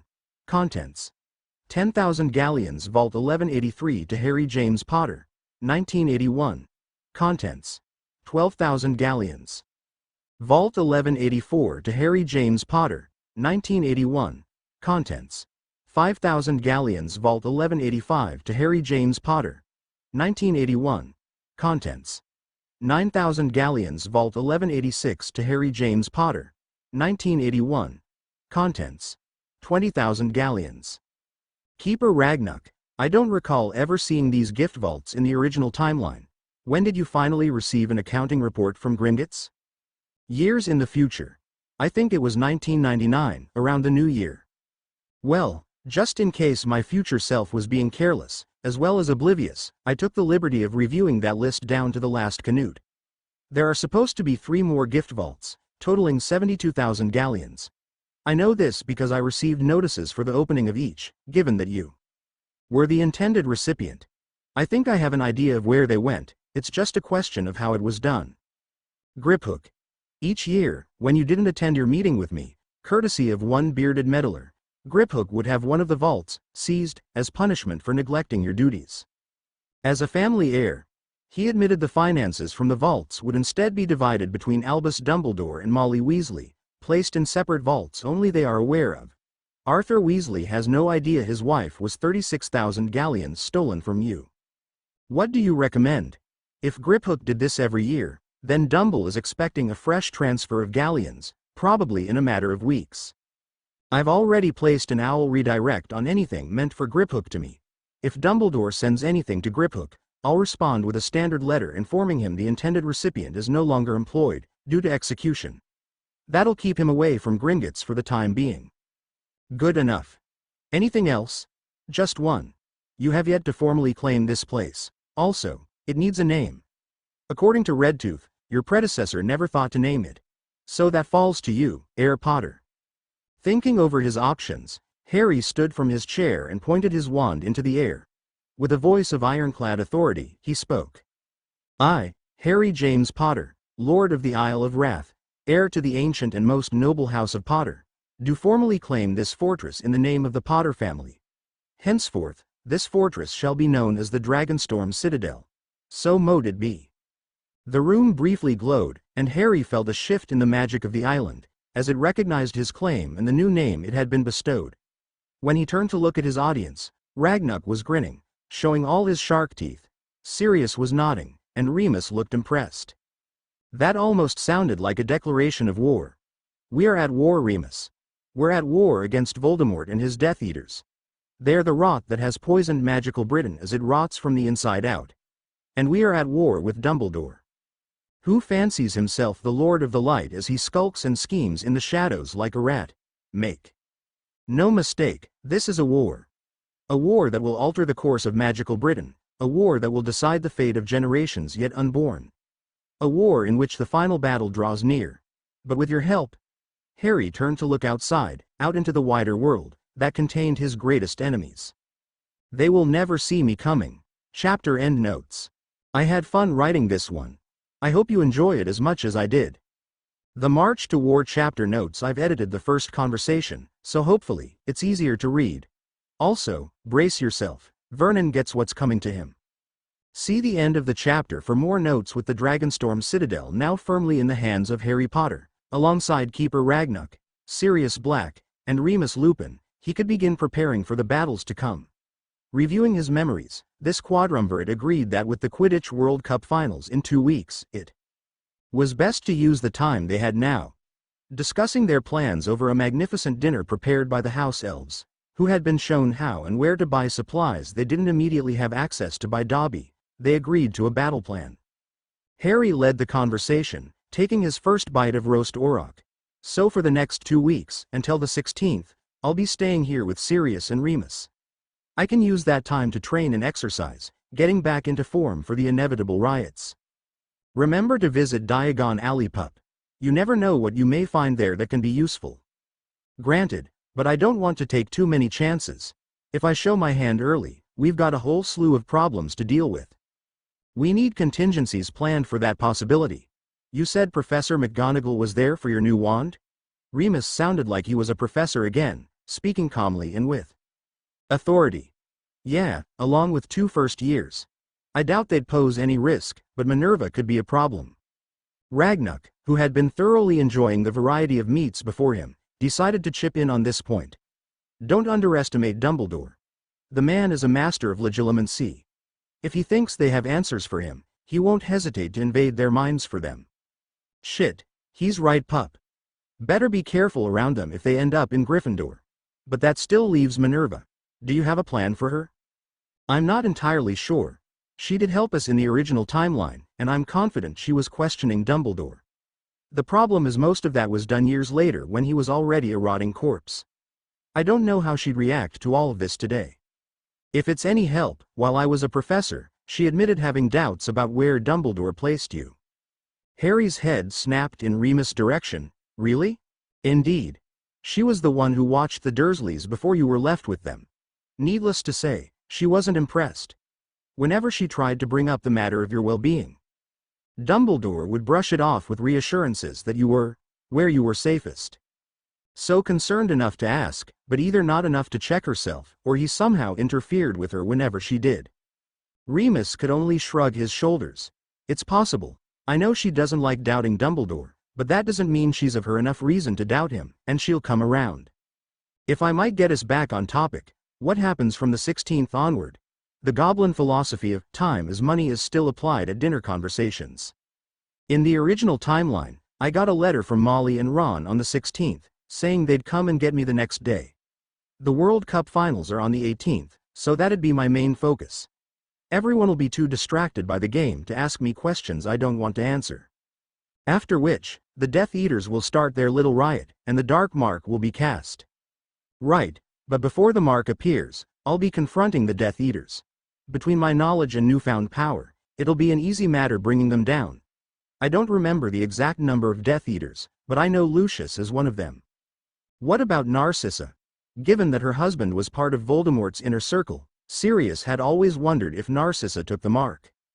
No, she might be fine with pure blood supremacy, but she was never given the dark mark like Bellatrix was. More to the point, however, the ones I capture will be given a trial, during which I'll be required to attend as a witness, considering I'm the one that brought them in. And that allows you to speak with Director Bones about getting a trial for Sirius. Remus wasn't much of a chess player, but teaching defense let him see the moves before they were even made. Exactly.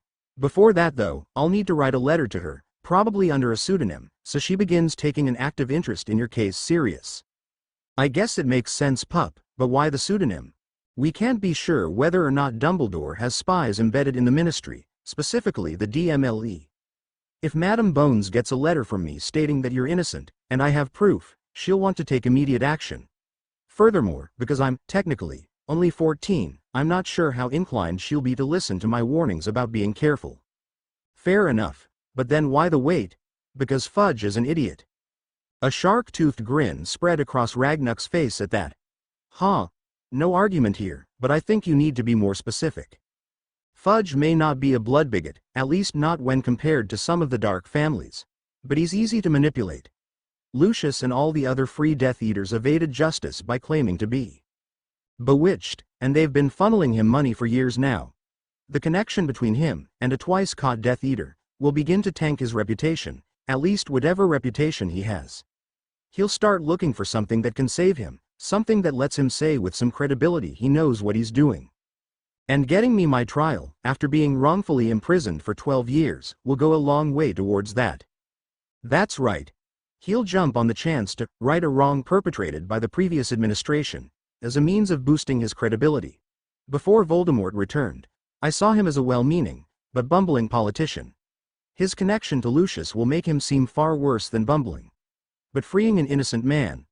No Death Eater or sympathizer would ever dream of that. Moony was nodding along, seeing how Harry had planned this out. Quite Slytherin of you, Harry. I'm rather impressed. The Hat did consider putting me in Slytherin, but I asked it not to. Lily said something similar.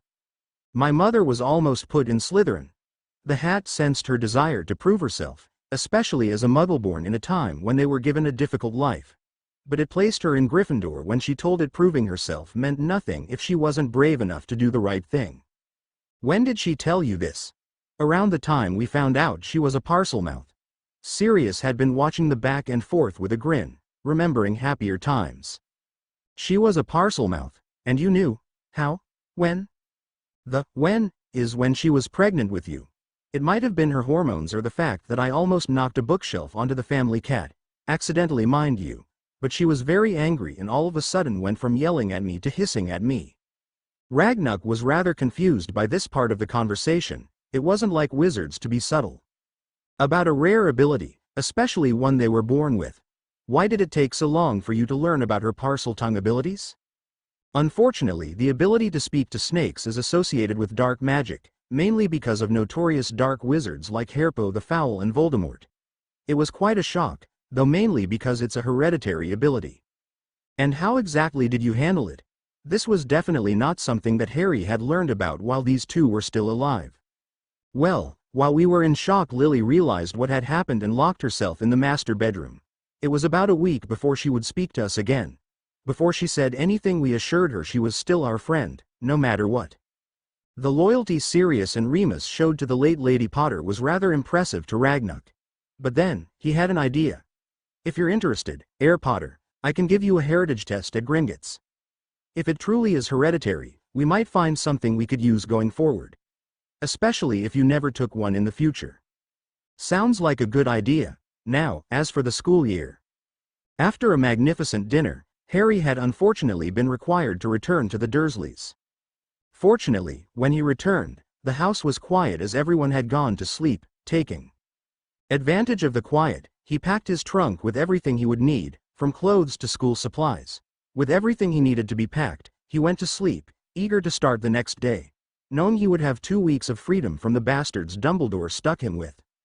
Waking the next morning, he put on fresh clothes and shrunk the trunk with a thought. Pocketing it, He prepared to head downstairs when he heard something he hated without reserve. Vernon's voice. "Harry Potter, get down here now." Of course, he decides today he has a problem with my absence. He'll have an absence of limbs if he tries anything. Remain calm. I doubt he'll try to stop me when I tell him I'll be leaving. Heading downstairs, Harry noticed the lack of sounds coming from the kitchen. Reaching the bottom of the stairs, he realized the bellowing came from the sitting room. Sure enough, Vernon and Petunia were seated in the chairs while Dudley sat on the couch. Dudley had a smug look on his face, a proper shit-eating grin that was begging for a supremely savage curse to be launched at it. Petunia just had her typical scowl, the kind that one made if they were forced to smell something particularly foul. Vernon, on the other hand, had his regular sneer painted on, the kind he showed to everyone he wasn't trying to butter up. Deciding to have some fun with this, Harry strolled into the sitting room, standing in the center with the curtains closed. "You bellowed?" Vernon's face went beet red at the sheer audacity he had. "You've been shirking your chores, boy." "Have I? What a shame. The garden needs weeding, the floors and dishes need washing, the tables need dusting, and the carpet needs vacuuming. My, that is quite a list." Vernon was losing what little patience he had. "Get to it, boy. You can forget about breakfast for your lip, so no lunch until it's all done." "I don't think so." Vernon looked like he'd just been smacked. "Excuse me." "Oh dear, are your ears clogged with hair and fat?" "I said I don't think so." Vernon was glaring with unimaginable fury. He wasn't used to being insulted, let alone challenged by someone he held authority over. His voice became dangerously quiet. "You watch your mouth, boy, or you'll be spending the summer in the cupboard." Harry wasn't afraid. Instead, he was angry at the threat. "I am not your slave, fat man. I have other plans, and I'll be gone until the 16th. Find someone else to do the dirty work. I'm sure the horse you married is used to it. Or maybe your pie. I'm sure the exercise will do him a world of good." At that, Vernon stood up, completely red in the face, his mustache twitching uncontrollably. Dudley was stunned by the display, as was Petunia. Since when did Harry have the nerve to not only defy them but insult them to their face? "I've had enough of you, boy." He reached out to grab Harry, by the collar or by his hair, but it would be his biggest mistake. Enough of this. Fueled by a sudden surge of rage, Harry grabbed Vernon by the wrist and squeezed with all his newfound strength. Vernon's sudden cries of pain drowned out the sickening crack of his wrist bones being crushed. "And I've had enough of you, Vernon. Why, you little freak. How dare." Whatever Vernon was about to say, be it a threat or insult, was cut off by a howl of pain as Harry twisted his wrist and pulled his arm in. He wasn't finished with this wretched excuse for a man. Goliath was roaring in rage, and Harry could feel it fueling his own. As Vernon got closer, Harry lifted his right leg up and stomped on Vernon's right knee, shattering it completely and bringing him down to his knees. His face was as red as an overripe tomato now, and his piggy eyes were scrunched up in agony. His voice would be filling the air with screams, but with his free hand. Harry grabbed him by the throat and squeezed. He could still breathe, barely, but wasn't able to do more than that. "Now, that's better. Much more pleasant without that unpleasant bellowing." Petunia was shocked and terrified, unsure of what to do. Dudley, rather than sit and watch, had risen from the couch, no doubt preparing to do something violent. Before he could, Harry shot him a murderous glare, irises beginning to glow with power fueled by hate. "Don't even think about it, fat boy. You and your father have given me more scars and broken bones than I can count, and I'm just dying for a chance to pay you back." He sat down without a word. Now he looked as terrified as Petunia, realizing the dangerous situation he found himself in. "Now that I have your undivided attention, I'm going to make things crystal clear. First, I'll be gone until the 16th. I won't be setting foot in this house before then. After, I'll be staying just long enough to be picked up by some friends. I won't be back for the rest of the summer. In fact, I hope to never set foot in this vile house ever again. The only thing stopping me from leaving this place, and never looking back, is the man who abandoned me here with you vile lot. The night my mother died, her love for me invoked an ancient and powerful magic that protected me from her murderer. That magic is powered by blood ties, so for that reason, and that reason alone, I was left to your non-existent mercy. You, Petunia, because of your blood relation to my mother, yes, my mother, not your sister, or why I have been forced to endure your endless cruelties. But that ends now. I tell you this because next year, everyone who has threatened me, the dark wizards that have been hunting me, and the insane murderer that made me an orphan. By this time next year, each and every one of them will be dead and buried. And as for you, Vernon, Harry lifted Vernon into the air with one hand around the blubbery throat, if you ever call me a freak, or look at me in a way I don't like, then so help me, you'll be joining them. With that, Harry threw Vernon across the room, towards the couch. Dudley ducked out of the way, expecting his dad to land on the couch with a heavy thud.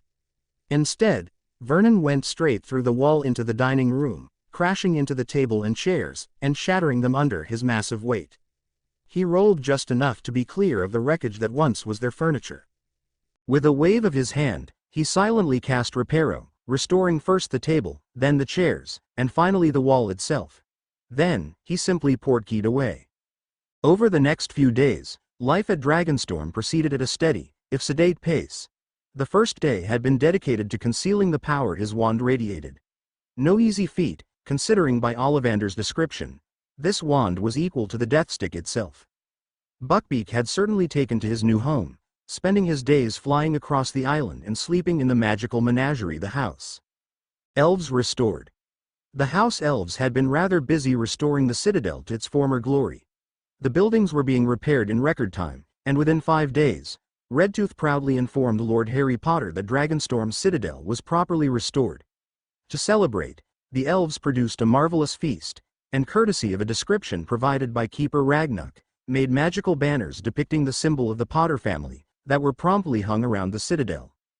Remus, on the other hand, had been able to secure a second-hand wand for Sirius, one that would suffice for training purposes. He had decided to focus on bringing Sirius back up to par. Sirius, for his part, found himself in agreement, and the two of them could be found spending hours in the dueling arena. The first few times had gone relatively poorly for Sirius, given he was adjusting to the new wand. But after landing flat on his ass after a few sessions, enough rust had been knocked off of him to keep up with Remus. By the third day, he'd been able to end most spars in a draw. By the fourth, he was on even footing with Remus. It was impressive to Harry, to see his godfather getting back into proper form. He would never forget that day in the Department of Mysteries, but where once his death dominated his memories of that day, now memories of him dueling that bastard Dolohov to a standstill. It was then he realized Sirius had never been able to retrieve his original wand. Even in the original timeline, he had proven himself a competent and capable, if somewhat reckless duelist. He wondered just what Sirius' fate would have been had Dumble actually gotten him a pardon, and that gave Harry his first idea. Madame Amelia Bones, head of the Department of Magical Law Enforcement, was not looking forward to the coming year. It was frustrating enough with the events of the previous year. Sirius Black, a notorious mass murderer, and someone Amelia loved quite deeply, had escaped from Azkaban. To make matters worse, that fool Fudge, rather than increase her budget to train more Aurors for deployment across Britain, had instead resorted to using Dementors. Dementors. She couldn't decide whether this was Fudge being stupid in a desperate bid to appear determined, or if Lucius had whispered the idea in his ear, hoping the abominations would get rid of his rivals. Not that they had done much good, considering he'd made it all the way to Hogwarts with only the occasional sighting. Then, to top it all off, he'd apparently been captured by Severus Snape, only to escape that same night. Fudge had been quite desperate to keep that little bit of information to himself, considering the embarrassment it ensured. But one did not become a department head without being determined, and Fudge had cracked under her withering glare. Now, here she was, returning to her office after a meeting with Fudge, Ludo Bagman, Albus Dumbledore, and her former mentor and predecessor, Bartemius Crouch Sr. That idiot Bagman had somehow convinced Fudge, Dumbledore, and Crouch to bring back the blasted Triwizard Tournament. The whole point of ending that insane competition was because of the death toll. Oh, but Bagman was promising there would be restrictions in place. They wouldn't be taking any unnecessary risks with safety. This was coming from the moron who talked about Quidditch statistics around Muggles like he was discussing the weather. She could hardly believe that Crouch had signed off on it, though thankfully he seemed in favor of a compromise she had proposed. To help ensure there would be no unnecessary risks, they'd all agreed that no student under the age of 17 was allowed to put their names into the Goblet of Fire. She was grateful that Crouch was in favor of it and immediately voted in support of the motion. G to support her, though she suspected that was mainly because he didn't want to risk angering her so soon after Sirius Black escaped. Bagman and Dumbledore were another matter altogether. Bagman had been upset, talking about the spectacle that they were potentially missing out on. She had expected this. He was only interested in creating an exciting show, but he'd come around, no doubt convinced the age restriction meant fewer blocks on his ideas going forward. But Dumbledore's reaction had been concerning. Of all the people in that room, she had expected him to support her motion the most. Yet, he seemed the most reluctant. When pressed, he merely stated that many students would not be happy, and would no doubt try to find a way to circumvent that rule, hoping for the glory the tournament promised. He'd come around when he realized it was all but unanimous, brushing off her questions as merely him thinking aloud. But that did little to assuage her concerns. The entire time Susan, her own niece, had been at Hogwarts, she'd been hearing unusual things. There were rumors about a professor dying during her first year, albeit at the end, yet Susan claimed to have no knowledge of who it was, or even how it happened. Then came her second year, and despite Dumbledore's efforts, word had reached the families of students. Students were being petrified, and there were no clear suspects. Oh, Fudge had arrested Rubius Hagrid, but anyone with a brain could tell you it wasn't him, regardless of the record. The man was simply far too gentle for that, more interested in finding new ways to tickle creatures than matters of power. It sounded like the students had their suspicions, but Susan had kept quiet about them. Whenever she pressed the subject, Susan had clammed up, like she was embarrassed, or even ashamed, to admit who the suspect was. In any event, by the end of the year, the petrifications had been stopped, and whoever truly was guilty had been dealt with. That little stunt pulled by Lucius seemed to have backfired. By the end of the school year, he went from chairing the Board of Governors to being sacked for threats made against the other members. It was only thanks to his friendship with Fudge that she wasn't able to drag him before the Wizengamot for said threats. Now she was going to have to deal with a death trap masquerading as a tournament, at the very school her niece was attending. No, this was not going to be a good year. Nodding to her secretary, she headed into her office, bracing herself for the nightmare that was about to begin, when she noticed she had a visitor. It was Tibia, the Bones family house elf. What was she doing here? She thought to herself. That was when she saw Tibia was holding something, a letter of some sort, and in a brief moment of panic she feared something had happened to Susan. Before she could voice such fears, Tibia stepped forward holding the letter out. Mistress Bones, Tibia asked to give you this letter by another house elf. Tibia made certain it was safe. Thanking Tibia, Amelia graciously took the letter. Looking it over, she wondered who would try to contact her in such a manner. She noticed the letter was sealed, with the wax forming the symbol of a dragon holding an hourglass, a dragon that seemed oddly familiar. Then she opened it and had many more questions. Madam Amelia Bones, I am grateful you have taken the time to read this letter, especially considering the unusual circumstances regarding its deliverance. I do wish we could meet in person, but as I'm sure you'll discover, there are many threats within the ministry that seek to ensure my demise or my enslavement. We have yet to meet, at least formally, and while I cannot guarantee when we shall meet, events are conspiring that will allow us a chance to meet in person, where I promise that all shall be made clear. As a token of my good intentions, Madam Bones, I offer some information you will find quite interesting. Go to the evidence lockup for the DMLE, and search for any evidence related to crimes committed on the 1st of November 1981. You will find one of two things. A wand that doesn't belong, or a wand that contains proof. Tell no one of this correspondence, Madam Bones, for others wish to keep this information secret. The house elf Tibia knows how to contact me. I await your response. The Dragon of Time. For a few moments, Amelia did nothing. She simply stared at the letter, uncertain what to make of it. Before she did anything else, she called for Tibia. Mistress Bones calls for Tibia? Tibia, I need to know, can you get in contact with the sender of this letter? Tibia can, through fellow house elf. He didn't give his name, or master's, but said master who wrote the letter was kindest and greatest of wizards. Well, that rules out any former Death Eaters dismissing her with a thank you. Amelia read the letter again and found the request to search for evidence interesting. But that date, it was so familiar to her. The 1st of November 1981, that meant November 1st, 1981. The only crime she knew of that occurred that day was, oh no. Without hesitation, she left her office, informing her secretary she needed to handle something of great importance, and made her way to evidence storage. If what this dragon of time was implying held up, she would be very interested in further correspondence. Taking a day to explore Diagon Alley, Harry hadn't been certain what to expect from this day. Of course, that was part of the fun. Diagon Alley had plenty of shops that he hadn't thought to visit in his life, thanks in no small part to always being against the clock with his visits.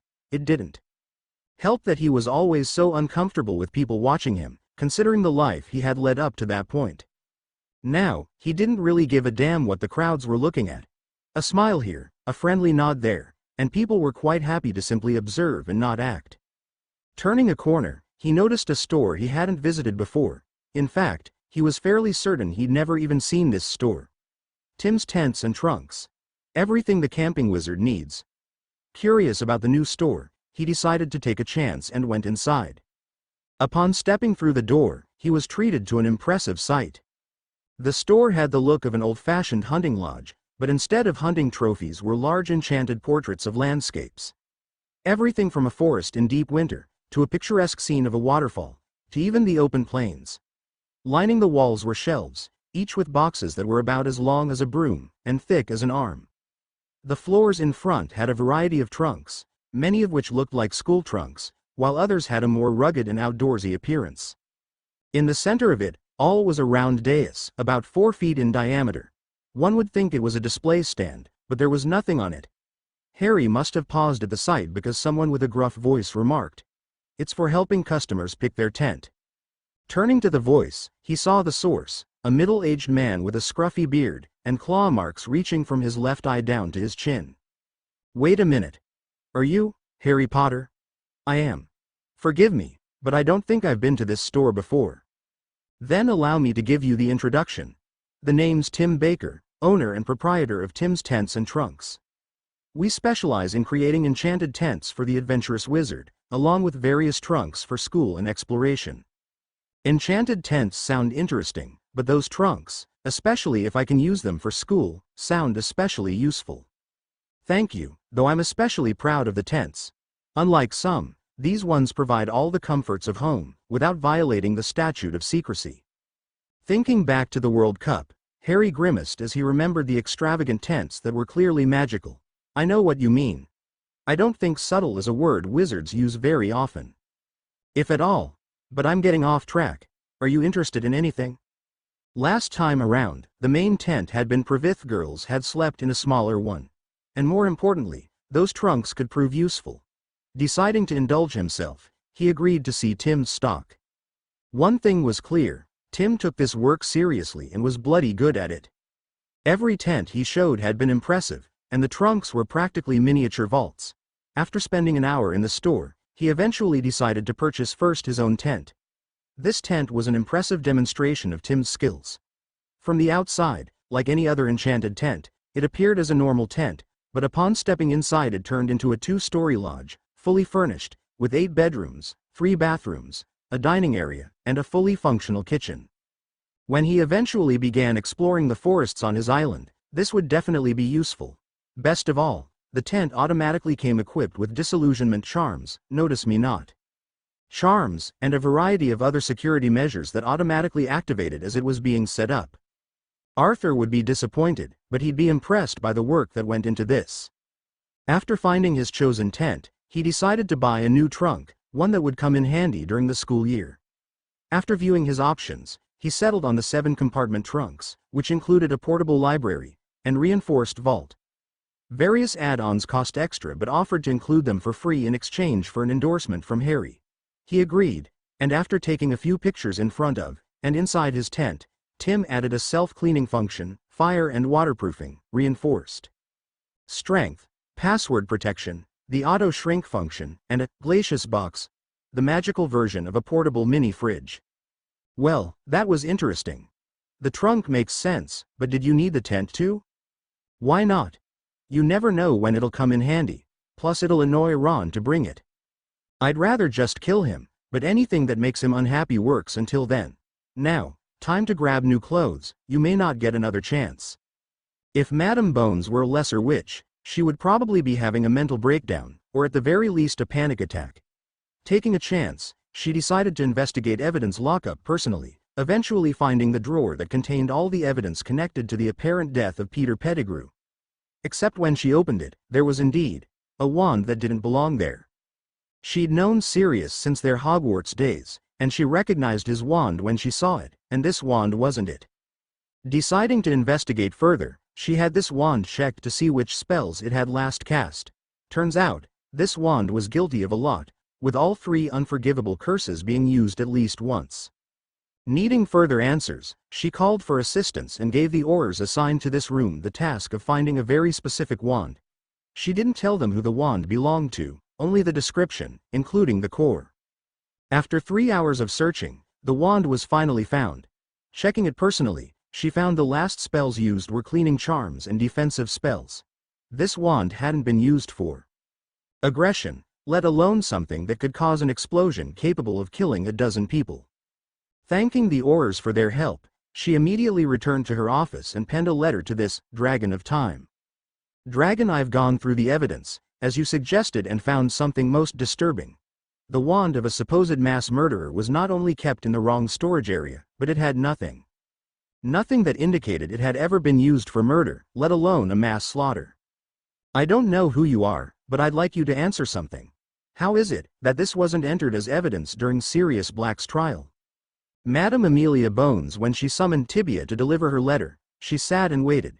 She wasn't sure how long this would take, but she wanted answers, and she wanted them yesterday. Fortunately, this dragon agreed, sending a reply almost right away. But to Amelia's shock, the letter was a scrap of parchment with one sentence. There never was a trial. That had been what nearly sent her over the edge. Sirius Black had been in Azkaban for 12 years, imprisoned without trial. Finally managing to calm herself, she began to think. Millicent Bagnold had been minister, while Bartemius was head of the DMLE. Why had they done this? Bad enough they denied him the right to a trial, but now it appeared he was innocent. What could possibly motivate them to do this? And Albus Dumbledore. He was chief warlock then, and still was today. If anyone could get Sirius a trial, it was him. But he didn't. He abandoned Sirius in Azkaban. Why? The Quidditch World Cup finals were days away. She had until then to investigate. Afterwards, she would get her answers, or there would be hell to pay. The 2 weeks had gone by so fast. It barely felt like anything. But Harry had gotten much done in that time. His training had given him a new kind of focus, one that he hadn't had in his old life. Now, he was more than a match for Dumbledore or Voldemort. Remus and Sirius were in their prime. Even with the effects of the Wolfsbane potion, Remus could easily handle himself in a fight with Death Eaters. Sirius was still somewhat hindered by the lack of his original wand, but he was easily comparable to his Department of Mysteries self. God willing, he'd get his wand back, and Bellatrix wouldn't stand a chance. Saying his goodbyes, he grabbed his belongings and returned to Privet Drive, with one thought in mind. There is no turning back. Arriving in the early morning, he heard a telltale knock at the door. Answering the door before anyone else could, he found himself face to face with the postman. Just as before, he handed over the letter from Molly, the one that had too many stamps. Like before, he thought it was funny, but this time Harry shared a laugh with him, chalking it up to her being a little ditzy. He then received the letter from Ron, and burned it to ashes, while Goliath gleefully imagined it was the sender. Beyond that, the day went by quickly, and quietly. Vernon wasn't anywhere to be seen, while Dudley and Petunia were quiet, almost civilized to him. It was frankly unnerving to imagine them ever treating him like a real person. Then, the 17th came. Harry sat in one of the chairs in the sitting room, staring at the fireplace. He was absent-mindedly thinking about how the rest of the day would go. He thought about the twins and their business, Weasley's wizard wheezes. He thought about Bill, Charlie, and even Percy. He also, reluctantly, thought about Ron and Molly. The Git would try to get chummy with him, while Molly would try to mother him while plotting how best to slip potions into his food. But then his thoughts were interrupted by someone else walking into the sitting room. He already knew who it was. "If you're going to try killing me, Petunia, I hope you brought something big." She never said a word, simply sitting down in the other chair. Then came Dudley, walking slowly but surely towards the couch. Like his mother, he simply sat down and said nothing. The seconds ticked by, turning into minutes as the appointed hour drew ever closer. Then Petunia spoke, in a voice that could barely be called a whisper. "Do you really hate us that much?" Harry didn't even bother looking at her to respond. "You have to ask? I didn't realize I was being subtle." "That night. You didn't just lose." Harry's head snapped in her direction. Don't you dare." Petunia looked back at him, terror in her eyes, but also something else. Defiance, perhaps. But fueled by what? "Don't you dare tell me I didn't just lose my mother and that you lost your sister. You lost her long before I was born. How many times did she try to start a conversation, only to be called a freak to her face? How many times did she reach out to you, trying to connect to you, only for her hand to be spat on? Never mind that. How many times did you insult her memory while I was growing up? All my life.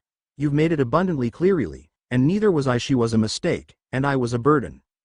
The words seemed to have an effect, as Petunia looked down at her lap, at the wall, outside. Anywhere but Harry. He wasn't sure, but he swore he could see what looked like tears falling from her. "You're going after the people who killed her?" Dudley spoke up, but this time his voice was subdued, docile. Like he had just realized he wasn't the one in charge anymore. "Yes. I'm going to find them, and I'm going to make them pay with their lives." Dudley didn't respond, he simply nodded his head.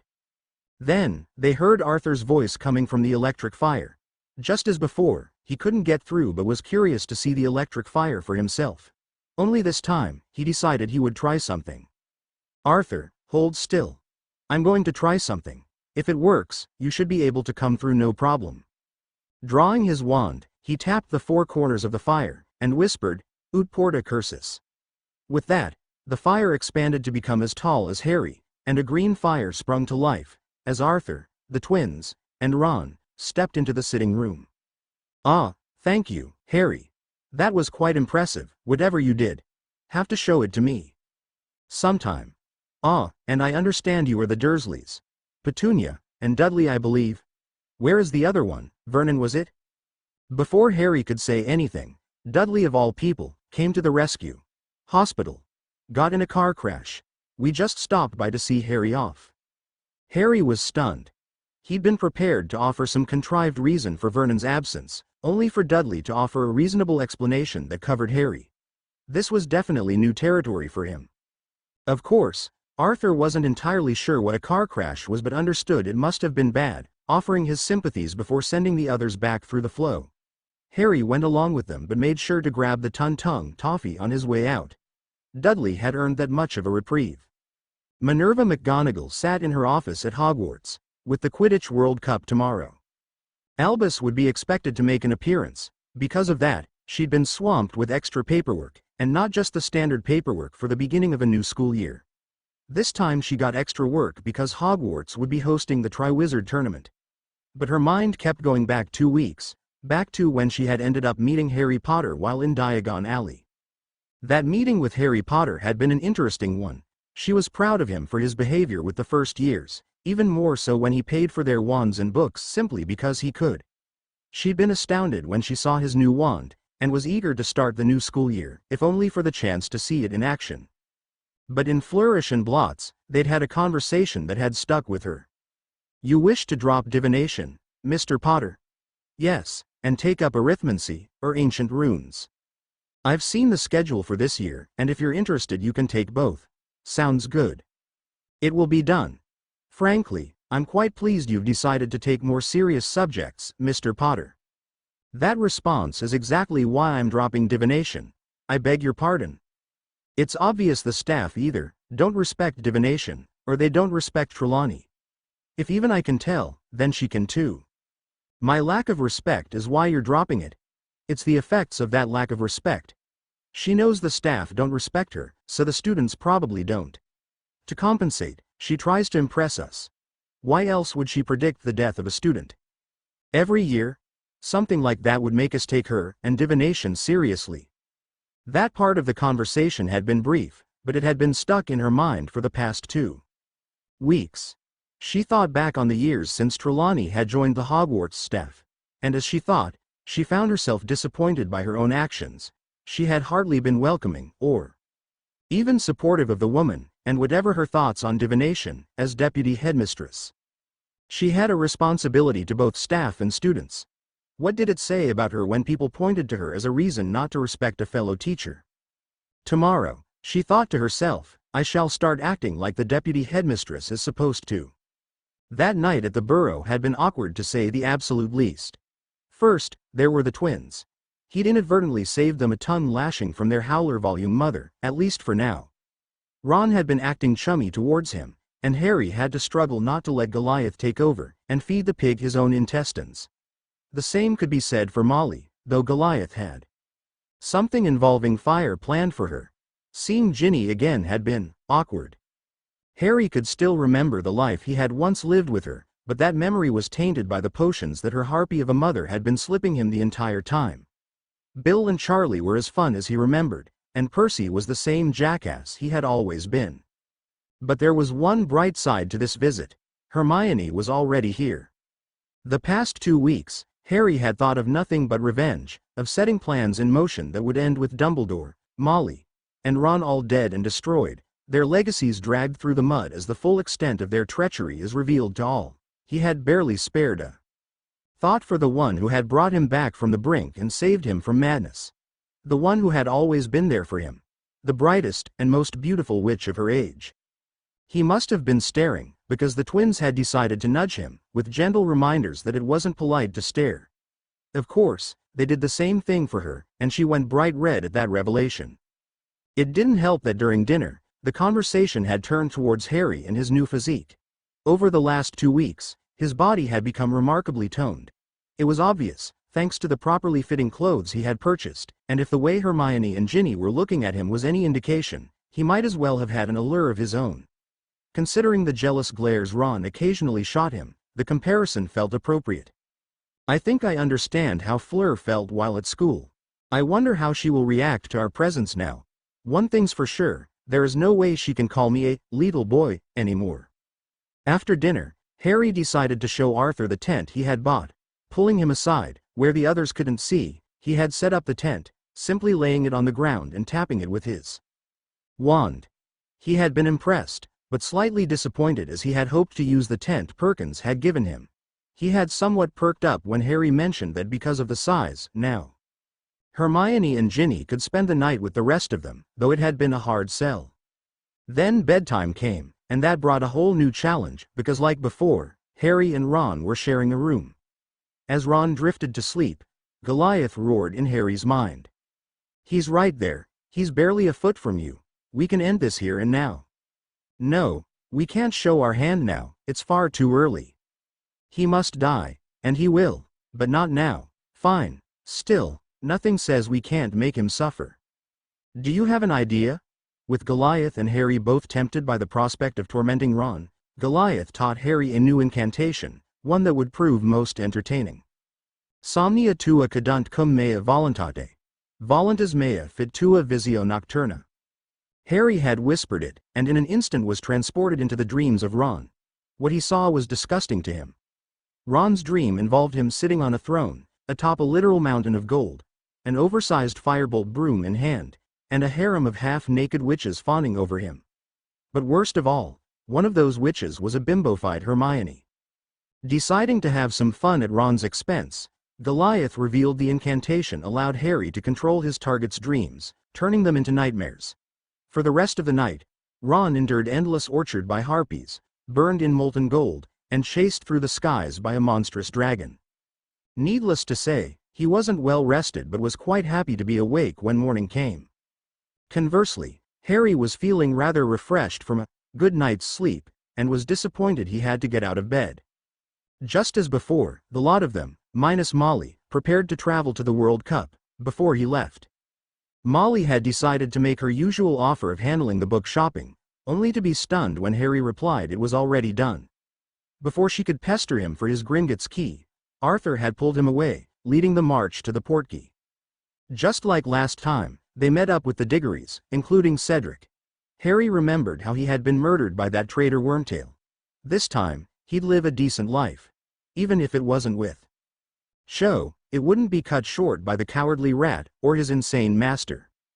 Once again, they arrived at the campsite, though this time Harry would set up the tent. When everyone saw the inside, they were amazed at the work that had gone into it. Bill and Charlie asked where he had gotten it, hoping they could get a custom one set up for their jobs, with Bill spending time in the desert and Charlie in the mountains. Something like this would be invaluable. Percy likewise wanted one, but mostly as a gift for ministry officials. The twins were eager to begin exploring the limits of this kind of enchantment.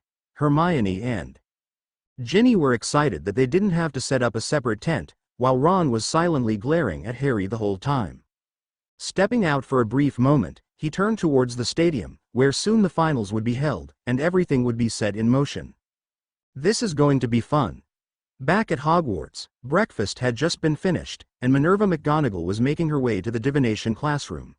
Like always, Professor Trelawney had taken breakfast in her office and would be in the classroom during her spare time, divining the future. No, I have to stop that.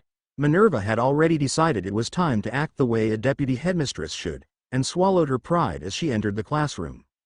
True to form, Trelawney was at the head of the classroom, with a crystal ball, or orb as Sears insisted, though turned with a start at Minerva's sudden appearance. Professor McGonagall, to what do I owe the pleasure of your presence? Professor Trelawney, I'd like to apologize. One could hear a pin drop in the classroom, as neither of them knew what to say next. Finally, Sybil recovered enough to reply. I beg your pardon. I'd like to apologize for my behavior towards you. Trelawney didn't say anything, she simply stared at McGonagall, waiting for her to continue. Over the years, I have not shown you the proper respect due a member of the Hogwarts staff, or the subject you teach. Whatever my thoughts on divination, it was wrong of me to treat you, or the subject, in a disrespectful manner. That I serve as deputy headmistress and am responsible for both staff and students, makes my failings in this regard all the more egregious, so for that, I apologize. For a few moments, Sybil didn't say anything, simply staring at McGonagall in disbelief, until finally, she spoke again. Thank you, Minerva. That means a lot coming from you. Nodding at Trelawney, McGonagall turned to leave, when she was asked, care for a crystal reading? I promise, no predictions of death. McGonagall looked at Trelawney like she was barmy, but decided no harm would come from humoring her. Sitting across from her, she asked a simple question. What do you predict for the coming school year? Gazing into the crystal ball, Minerva wasn't sure what to expect, until Trelawney started speaking. I see 3 students. The first, a wizard, proud and strong, he soars through the skies, seeking to prove himself. Now I see a witch, as beautiful as she is deadly, her voice shall enchant even the most fearsome. Now I see a wizard again. But this time, he is kind and humble, loyal to his friends. He shall 1,000 voices cheering for him. But he will be ashamed of them, for what they will do. McGonagall was somewhat impressed. She'd managed to keep her promise of not predicting death. I should have done this years ago. But wait. There's a fourth. Another wizard, but this time, he is both younger and older. For time itself has bent to his will. He is strong, powerful beyond recognition. He wishes not to compete, but he rushes forward, determined to stop a rising darkness. He will, they. All of a sudden Sybil Trelawney went ramrod straight in her seat. Minerva was shocked to see her eyes glaze over, and smoke pour out of her mouth. Then came that hollow voice, like nothing Minerva had heard before. The 3 titans march to war. The phoenix shall blind the world, deceiving it with false light. The serpent seeks to poison the world, and spread its corruption. The dragon shall stand against both, and defend all that was, and will be. They shall seek to conquer the dragon, but they will fail, for they will only know to strike at the heart. You must stop those blows from landing, Minerva McGonagall, or all shall be lost in endless fire. As the last of the words left Trelawney's mouth, she snapped out of her trance, and seemed unaware it had even occurred. Oh, dear me, I seem to have lost my train of thought. What were we discussing, Deputy Headmistress? We were just finishing up. Excuse me, Professor, I have something that must be taken care of." With that, Minerva rushed out of the class, and back to her office. There she began pacing the room, thinking over everything she had just heard. Was that a prophecy? No, it couldn't have been, could it? A prophecy, one that mentioned her by name. But what did it mean? The serpent was obviously aligned with Voldemort, but then who was the phoenix, and who was the dragon? The only phoenix I know of is Fawkes, but that couldn't mean Dumbledore. Could it? Minerva was disturbed by this line of thought, but pursued it to the end. She thought back to the decisions he had made that she disagreed with, most notably leaving Harry in the hands of those awful relatives of his. If the phoenix is Dumbledore, could that mean the dragon is Harry Potter? The more she thought over this prophecy, the more she was unnerved by the implications it carried. By the end of the day, it had dominated her thoughts completely, distracting her from the paperwork she was supposed to complete. By the time she retired for bed, she had one question playing out in her mind, over and over again. Albus, what have you done? Chapter endnotes. And there we go. Next up, the finals themselves and the riots after. Just in case anyone is upset over the timing of the finals, I've read about them occurring on both the 18th of August and the 24th. Given what's coming after the finals, I decided to go with the 18th, if only for the flexibility it gives me. And finally, sorry for the lack of detail regarding Harry's time at the Burrow. I'm hoping what comes next will make up for it. The finals chapter notes. I've been looking forward to this one. Enjoy. See the end of the chapter for more notes. Now was the time for the World Cup finals, and even knowing the outcome, he was excited to see the game again. There was just something about Quidditch that kept him from being bored, even with a game he had seen before. Stepping into the top box, he found familiar faces. Fudge was miming his way through introducing the Bulgarian minister, Oblonsk, to Bagman. The Malfoys had yet to arrive, but someone else was here, a mass of shimmering silver. Next to it stood the house elf Winky. It wasn't hard to figure out who it was. I take it that's Barty Jr. Correct. That invisibility cloak does nothing to hide from us. How is it that I can see, if not him, then the cloak itself? Nothing can be hidden from the sight of my kind, and you've gained that power, even in your human form. Taking that into consideration, last time, Crouch Jr. had stolen his wand while Winky was dealing with her fear of heights. Harry pitied her, and wanted desperately to trip into the bastard, but held himself back. He had a part to play in these plans he had set in motion. But someone had just arrived that made it very difficult to hold back. Stepping into the top box was none other than Dumbledore. Goliath's rage flared like an inferno, and Harry just had time to grab his right arm, as it lunged forward, eager to tear into the throat of the bearded betrayer. Needing to focus, he slipped away from the main group, heading towards the Quidditch pitch. No, don't hold me back. Let me kill him. No, it's too early, and there are too many witnesses. Forget about them. He and Ron are within arm's reach. Let me tear them apart. To Harry's shock and horror, his right hand began to change. Scales began to grow out of his hand, as it began turning into a fearsome claw. No, no, not now, it's too. Harry. Suddenly all thoughts of vengeance faded as he heard a voice, as beautiful as an angel, coming from behind him. Turning, he saw Hermione looking at him, those gentle eyes filled with worry. Are you all right? I'm fine.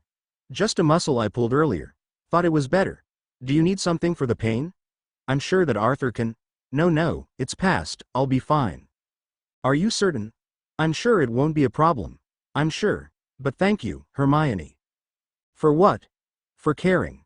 Smiling at him, she took him by the arm and led him back to the others, where the oblivious Minister Fudge was introducing the Malfoys and the Weasleys. Arthur, what a pleasure to see you. Likewise, Lucius. How the hell is Fudge this damned oblivious?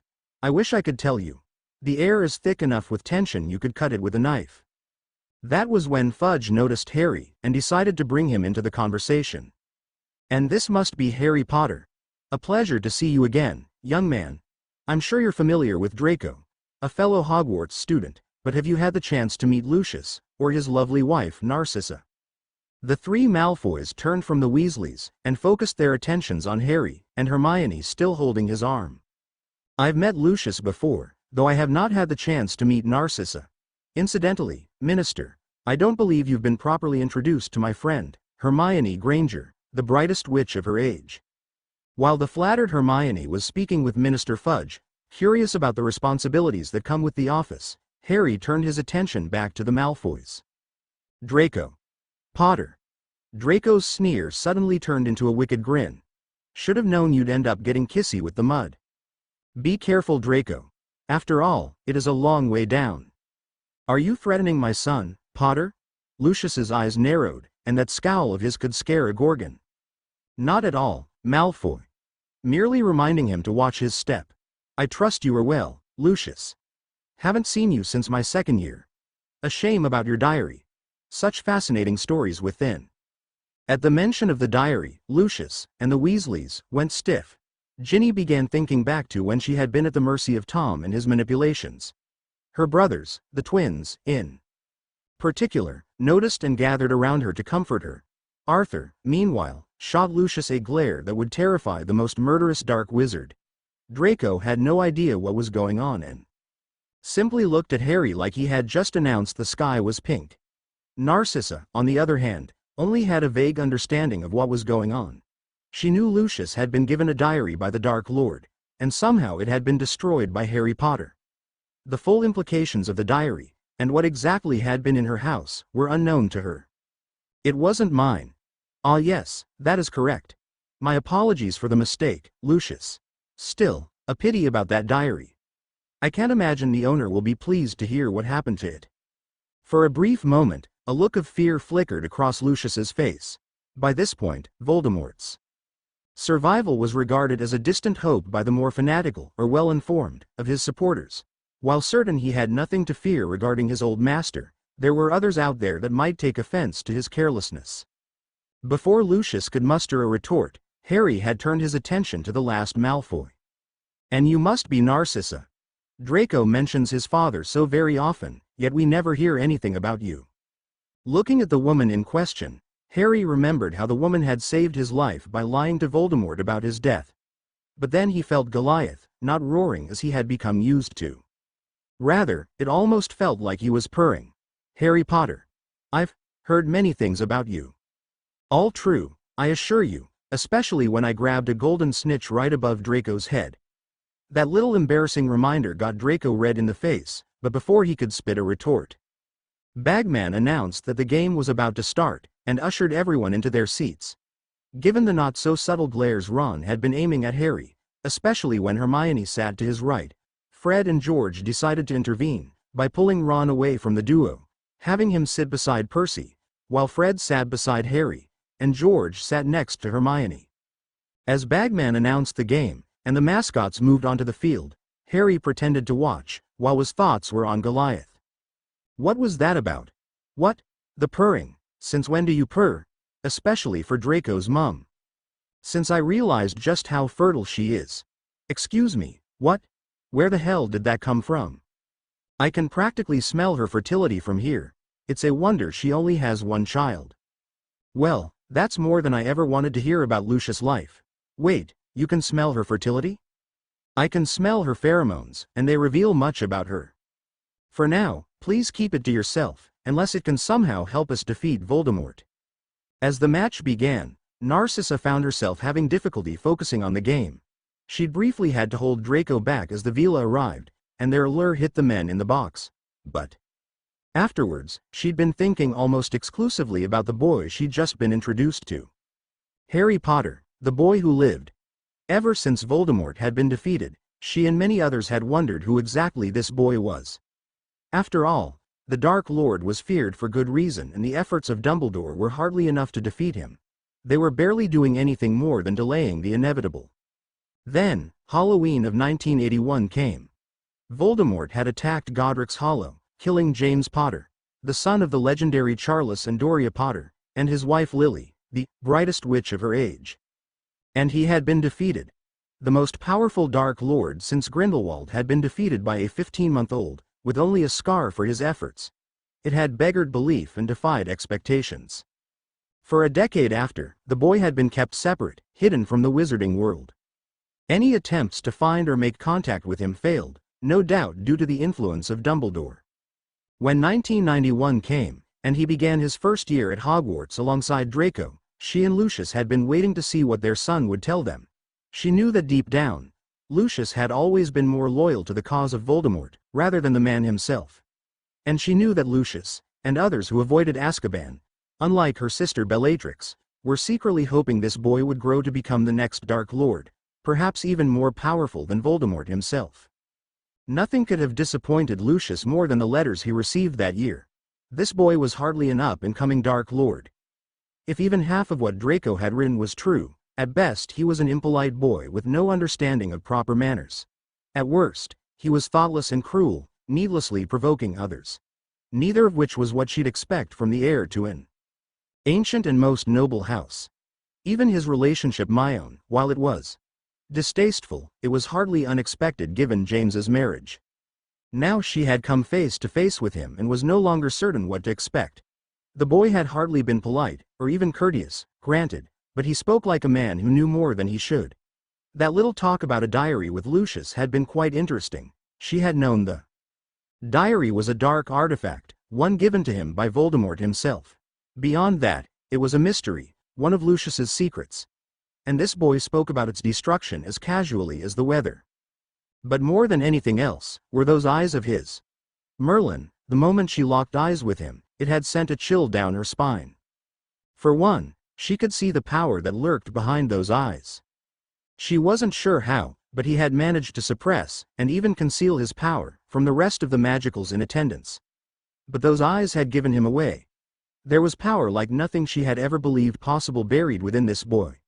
And he was actively keeping it hidden. Now she wondered, all those times that Draco had written of Harry's attitude, was it all an act? Was the boy who lived putting on a performance for wizardkind? If so, why? But there was something else she saw in those eyes. Something that gave her an interesting feeling. Hunger.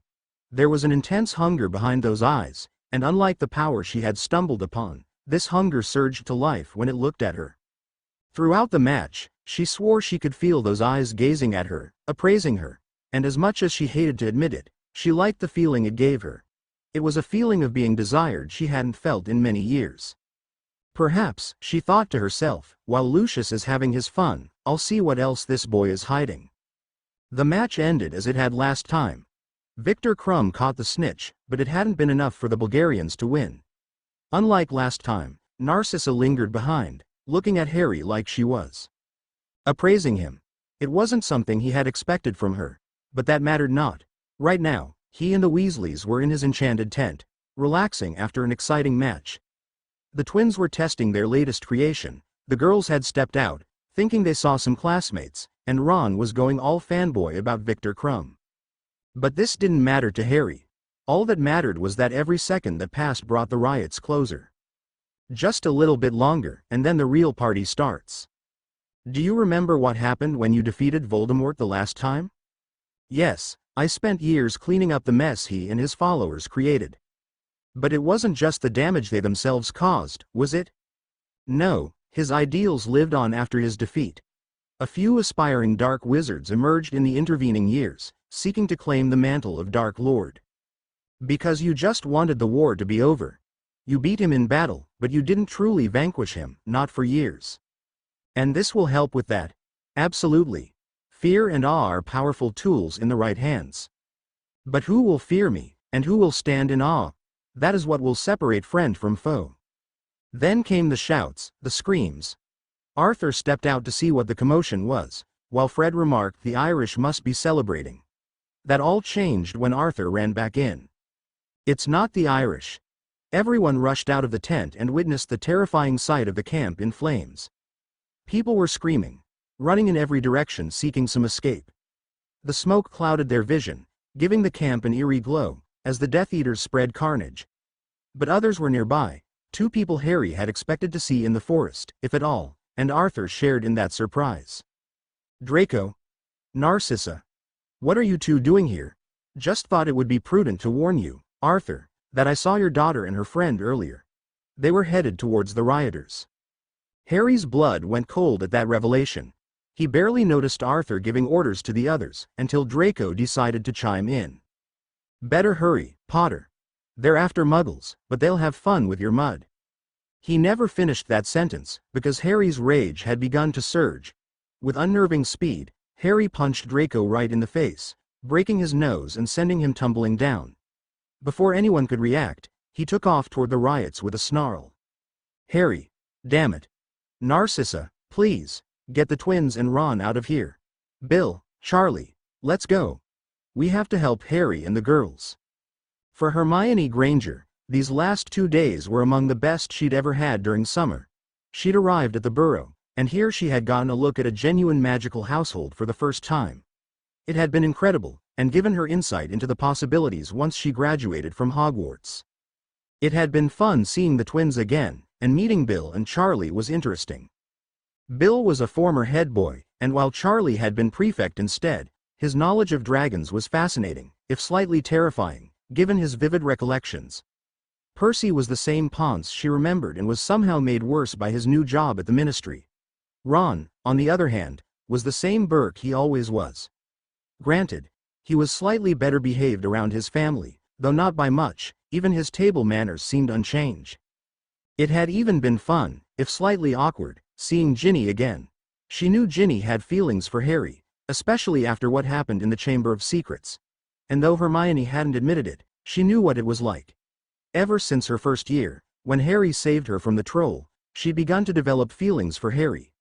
At first, it was simply her thinking he was handsome, especially when he went off to face Quirrell. Then came their second year, and the Chamber of Secrets was opened, unleashing a monster on the students. She'd been terrified of the implications, especially given that she herself was Muggle-born.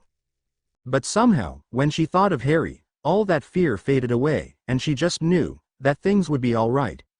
When she discovered the monster was a basilisk, she was so eager to tell Harry, but then she heard it approaching her. She had the mirror, but one fear overrode all other thoughts. That she would never see Harry again. But she did see him again, and she wanted to scream at him, taking on a basilisk, alone, with a sword. All the while a memory of the monster who killed his parents observed the whole thing. She had so desperately wanted to yell at him for his recklessness, but she couldn't. How could she? It was at that moment she realized she fancied him. And soon it was their third year. She was so excited about this one and more than a little scared. This was the year that they could visit Hogsmeade. It was silly, but she had daydreams of Harry asking her on a date to the village. She imagined walking down the streets, hand in hand, her gazing into those emerald eyes, while he gazed at hers. But that fantasy wouldn't come true. He didn't get permission. Even if he did, a mass murderer had escaped from Azkaban, with the sole intention of finding Harry in service to his master. She saw the pain he was in when he revealed that Sirius Black was his own godfather. Then came that horrible day, when Buckbeak was to be executed. They'd visited Hagrid, to try and offer him comfort, when who should turn up but Scabbers. Ron was certainly pleased, though not enough to offer a genuine apology for being such a Burke that year. Then of course he had gotten away, only to be recaptured as Ron came face to face with a large black dog. That same dog had dragged him through a tunnel to the Shrieking Shack, only to be revealed as the animagus Sirius Black. But Black was innocent. After Professor Lupin arrived, and Snape was stunned, Pettigrew was revealed. They planned to hand him over to the DMLE, so Sirius could be proven innocent, but Lupin had missed his Wolfsbane potion and transformed. They'd survived, but the rat had gotten away, again. In the chaos, there was some good that came out of that night. Time Turner had come in handy, allowing them to not only free Sirius but rescue Buckbeak. And it was that night, riding Buckbeak as he flew through the night sky, that she realized she didn't just fancy Harry. She was in love with him. And now, seeing him after the summer, she wanted desperately to believe he loved her too. The moment he stepped through the flow, she had been amazed at the change he had undergone. He'd not only gotten taller than she remembered, but he must have spent the entire summer exercising because he looked like a professional boxer. It figures that she'd be caught staring the first time they meet during the summer. And Ginny clearly had the same thoughts, as they were both sneaking looks at Harry during dinner. Then came that moment in the top box, when she saw him pull away from the group in a rush. The suddenness of it spooked her, and the relief in his eyes was almost palpable when she checked on him.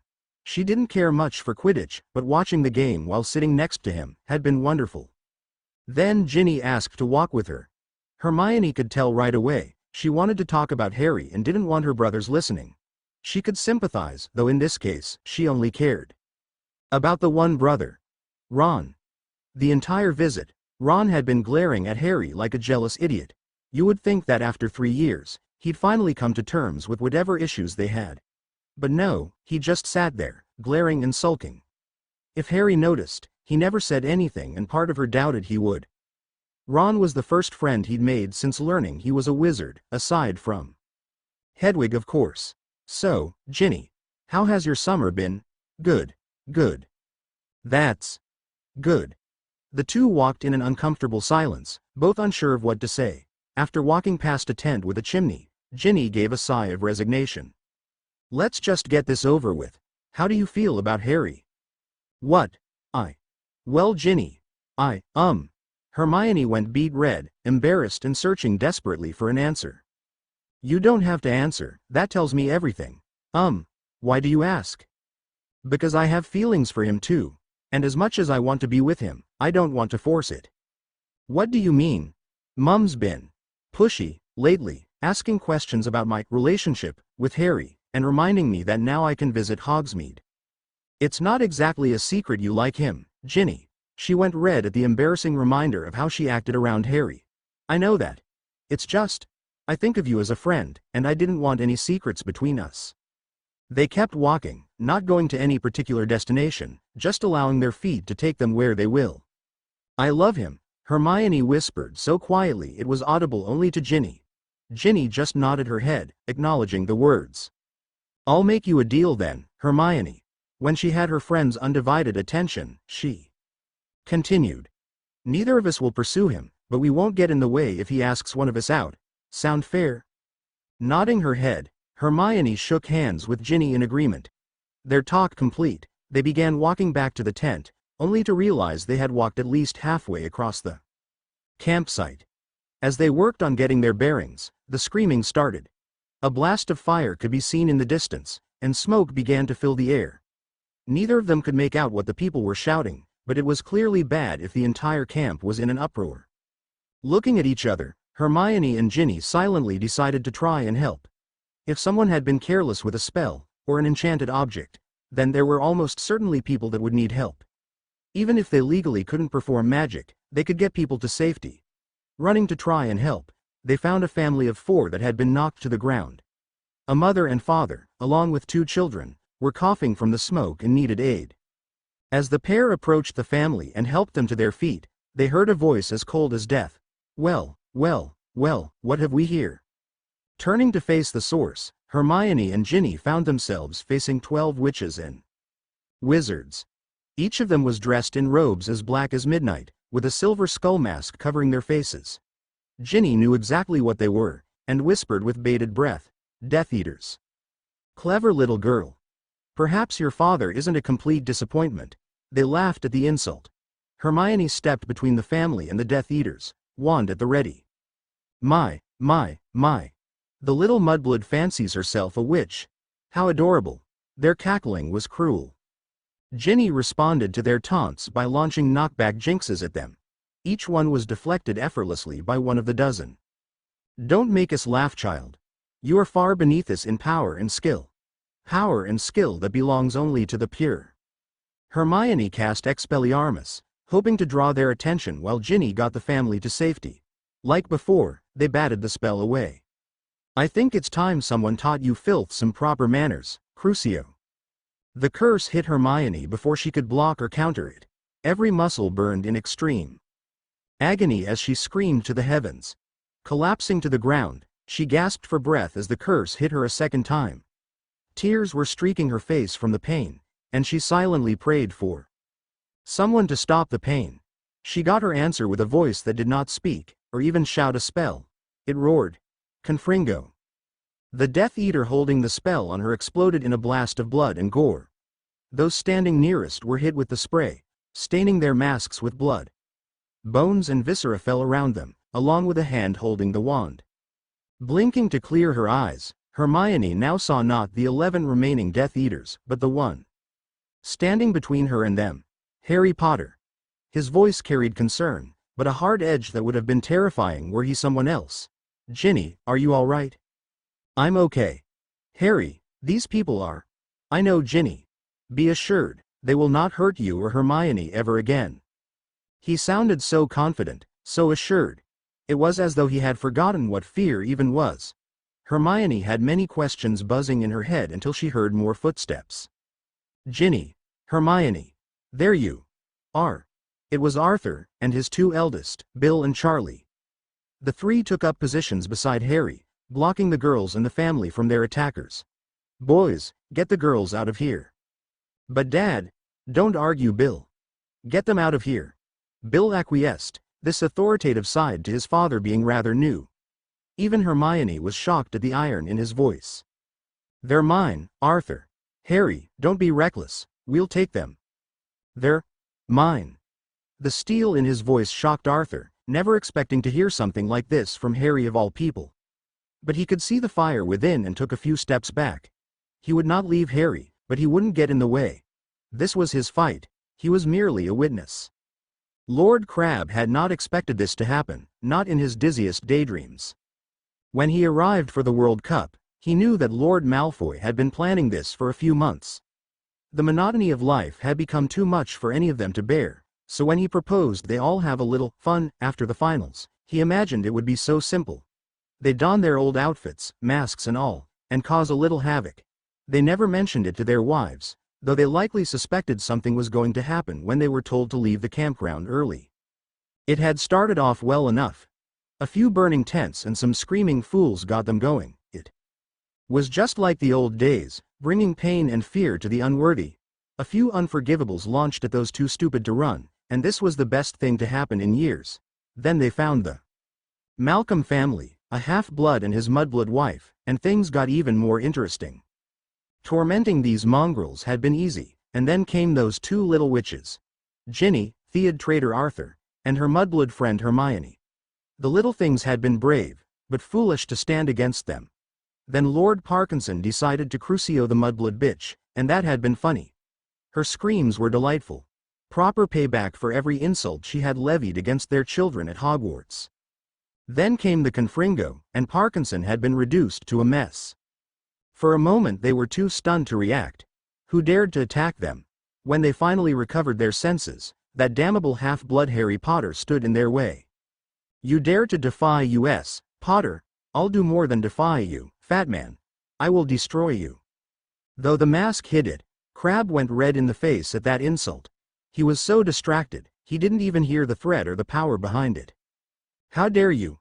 Fiendfire! The cursed flames poured from his wand, taking the form of a massive boar. It charged at Harry with reckless abandon, crashing into him, and bathing the spot in flames. The Death Eaters began cheering, seeing the source of their ire consumed by the cursed flames.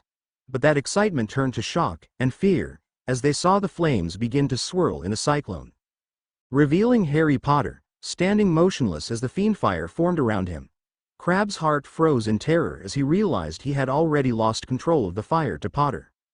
The others joined in his fear as the fiendfire took the form of a massive dragon curled around him, its head rising 15 feet in the air, malevolent eyes boring into Crabbe's very soul. No more holding back. Those were the last words Crabbe would ever hear, when the fiendfire dragon launched itself at him, as he could do nothing but stare into oblivion. Alecto and Amicus Carrow were not used to being scared. Why should they be? They were Death Eaters, the purest of wizard kind, chosen by the Dark Lord himself. Fear was for those beneath them. For the mudblood mongrels, and the wretched muggles that spawned them. They should know, they had inflicted pain and fear on both with glee during the war. But seeing two of their number die in a single minute, that was new to them, and they didn't like it. Nodding to each other, they knew what the other was thinking. It was time to bring this wretch in line and remind him what happens to those that defy the purebloods. Crucio. Crucio. They both cast the unforgivable, knowing he couldn't block both. And he didn't, or rather, he didn't bother trying.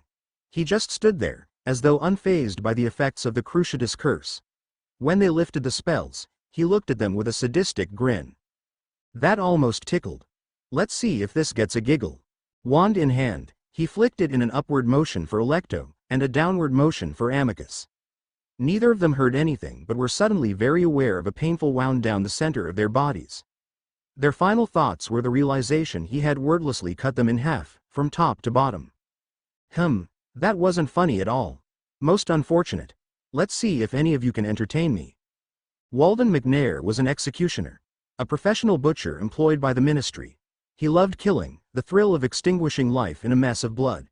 Seeing the fear in his victims' eyes as they realized their final hour was at hand, was magnificent.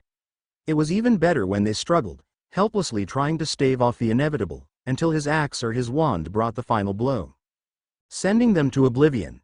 What he didn't like was being the victim. He'd gotten used to his kills being easy. As far as his victims were concerned, he was the physical embodiment of the Reaper, here for their souls.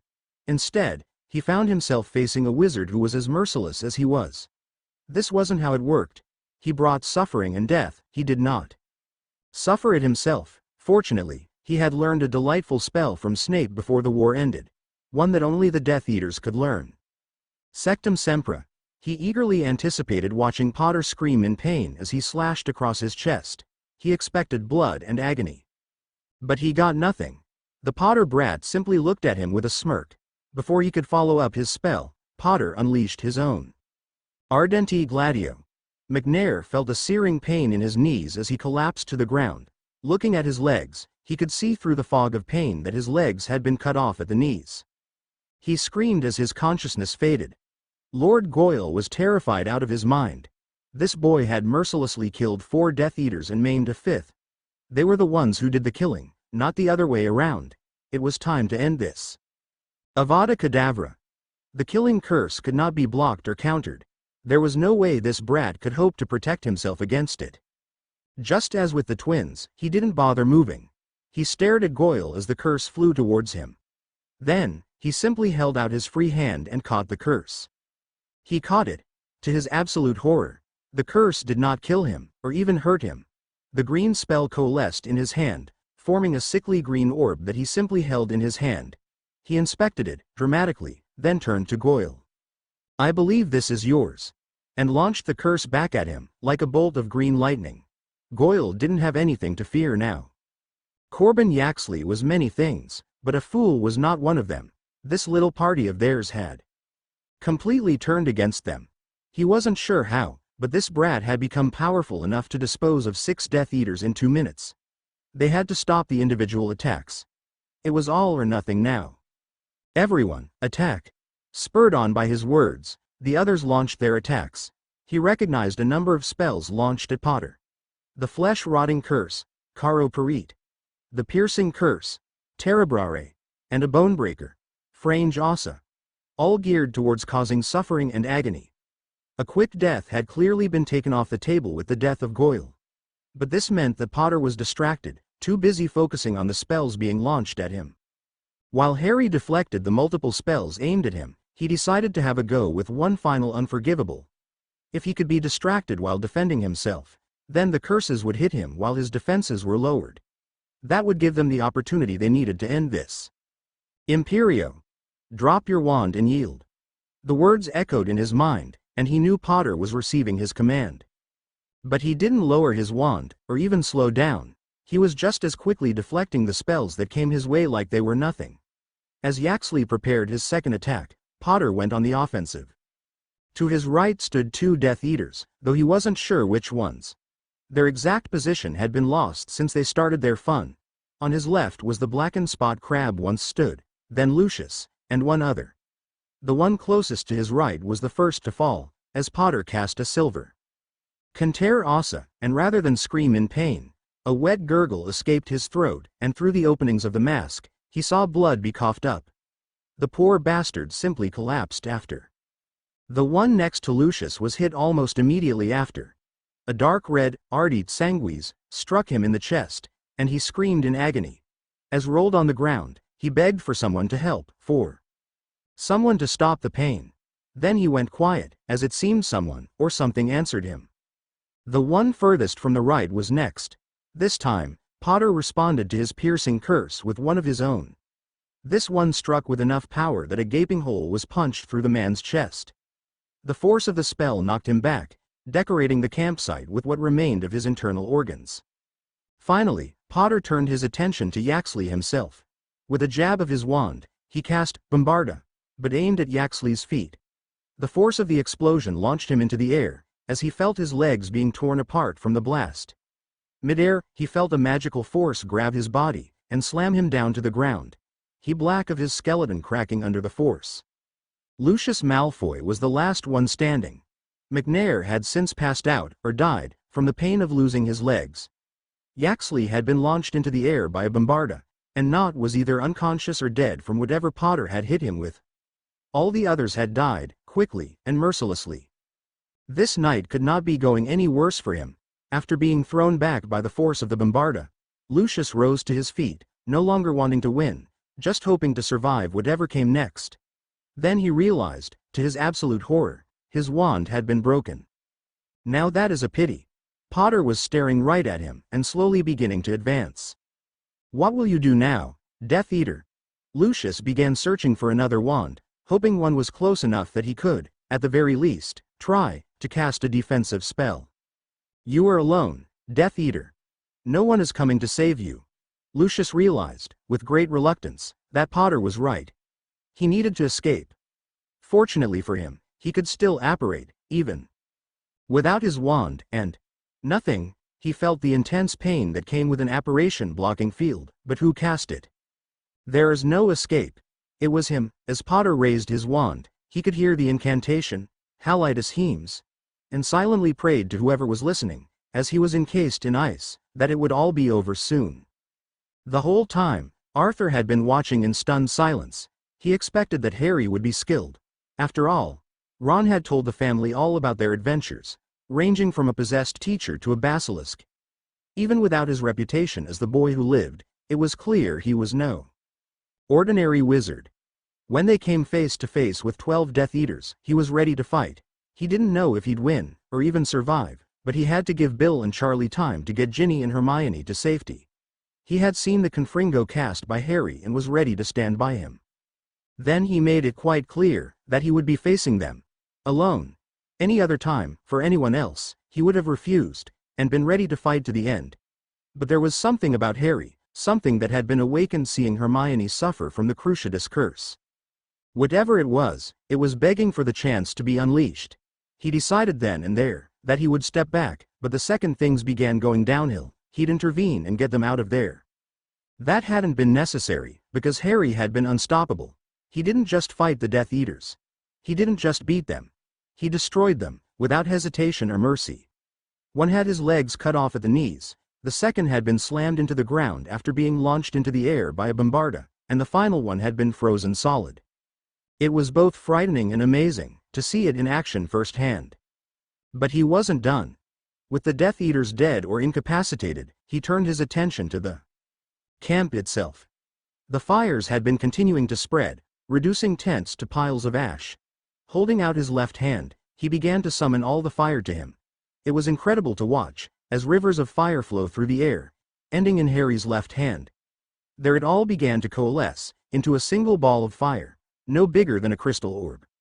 The more fire it absorbed, the brighter it got, becoming a miniature sun by the end. With all the fire in the camp summoned to him, Harry simply closed his hand on the orb and released a puff of white smoke. Incredible. It was all Arthur could think to say. Thank you, Arthur. But come, we best find some Aurors. They'll want to. As he spoke, a group of wizards approached from all sides. Aurors, drop your wands and surrender immediately. Speak of the devil.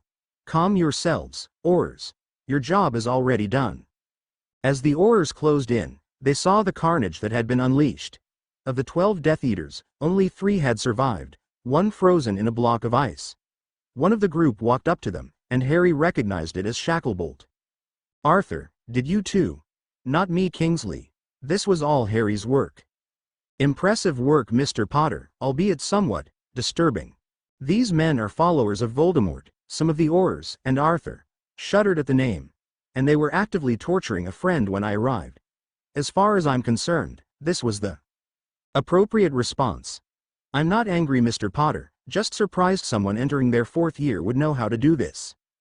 Before Harry could respond, a sickly green light shone upon the campsite, turning to the source. Harry saw the dark mark, floating in the air like a malevolent moon, as its baleful light covered the world. Arthur, where did you send the others? He pointed towards the forest below the dark mark. There. Bugger. Harry charged off towards the forest and the source of the dark mark. Harry, not again. Kingsley, we need to. I know. Aurors, round up the survivors and get their identities. We'll grab the others after. Arthur, let's go. And with that, the two men took off, determined to catch Harry before he found the caster of the dark mark. Chapter end notes, and there we go. The world has been given a taste of Harry's new power. Who wants to see more? As a bonus, here are the original spells Harry cast during the fight. Ardenti Gladio. The Burning Sword. A spell that functions like a cutting charm, but automatically sears the wound shut to prevent death by blood loss. A painful spell that can't be healed. Canter Ossa. The Bone-Shattering Curse. Shatters the bones so they can't be healed. Unlike the Bonebreaker, it requires the bones to vanish and then regrow completely. If used on the ribs, the shards of bone can eviscerate the lungs and heart. Ardite Sanguis. The Blood-Boiling Curse. This causes the victim's blood begins to boil in their body. When underpowered, it just causes extreme agony. Overpowered, their internal organs will be severely damaged, shortening their lives by several years, or even killing them. Halitus Hemes. Breath of Winter. A powerful elemental spell. Functions like a blizzard that freezes everything in its path. Humans caught in it are encased in ice that will not melt for 12 hours, or the caster releases them sooner. The Aftermath. Which of you is responsible for this? Harry could hear Barty Sr. shouting in the darkened air. He was getting closer. How dare you accuse the lady and heir of House Malfoy of such a deed? Narcissa wasn't as loud, but there was no mistaking the indignation. Do not lie to me. You have been discovered at the scene of the crime. Mr. Crouch, I'm telling you, they didn't do this. Harry could now see his friends through the smoke. Crouch Sr. was pointing his wand at Narcissa and Draco, no doubt believing the death. Eater's wife and son were connected to tonight's exciting events. Fun as it is to see them put on the spot, there was no time. What is going on here? Harry's voice echoed across the camp, startling Crouch Sr., who whipped around and aimed his wand at Harry. And who are you? I'm the wizard who handed the Aurors 3 Death Eaters for trial. Now tell me, what is going on here? Barty raised an eyebrow at the mention of 3 Death Eaters but turned back to the group. Wand pointed at Narcissa. The dark mark was cast from this area. This woman is the youngest sister of the notorious Death Eater, Bellatrix Lestrange. As it stands, she is the most likely culprit. But Mr. Crouch, it wasn't them. We saw someone. Hermione was cut off by Ron. Why are you defending the snakes, Hermione? Before anyone could answer, Arthur and Kingsley came running up behind him, along with a pair of Aurors. Harry. There you are. And Barty. What's going on here? Arthur was glad to see everyone okay but worried seeing Barty holding them at wand point.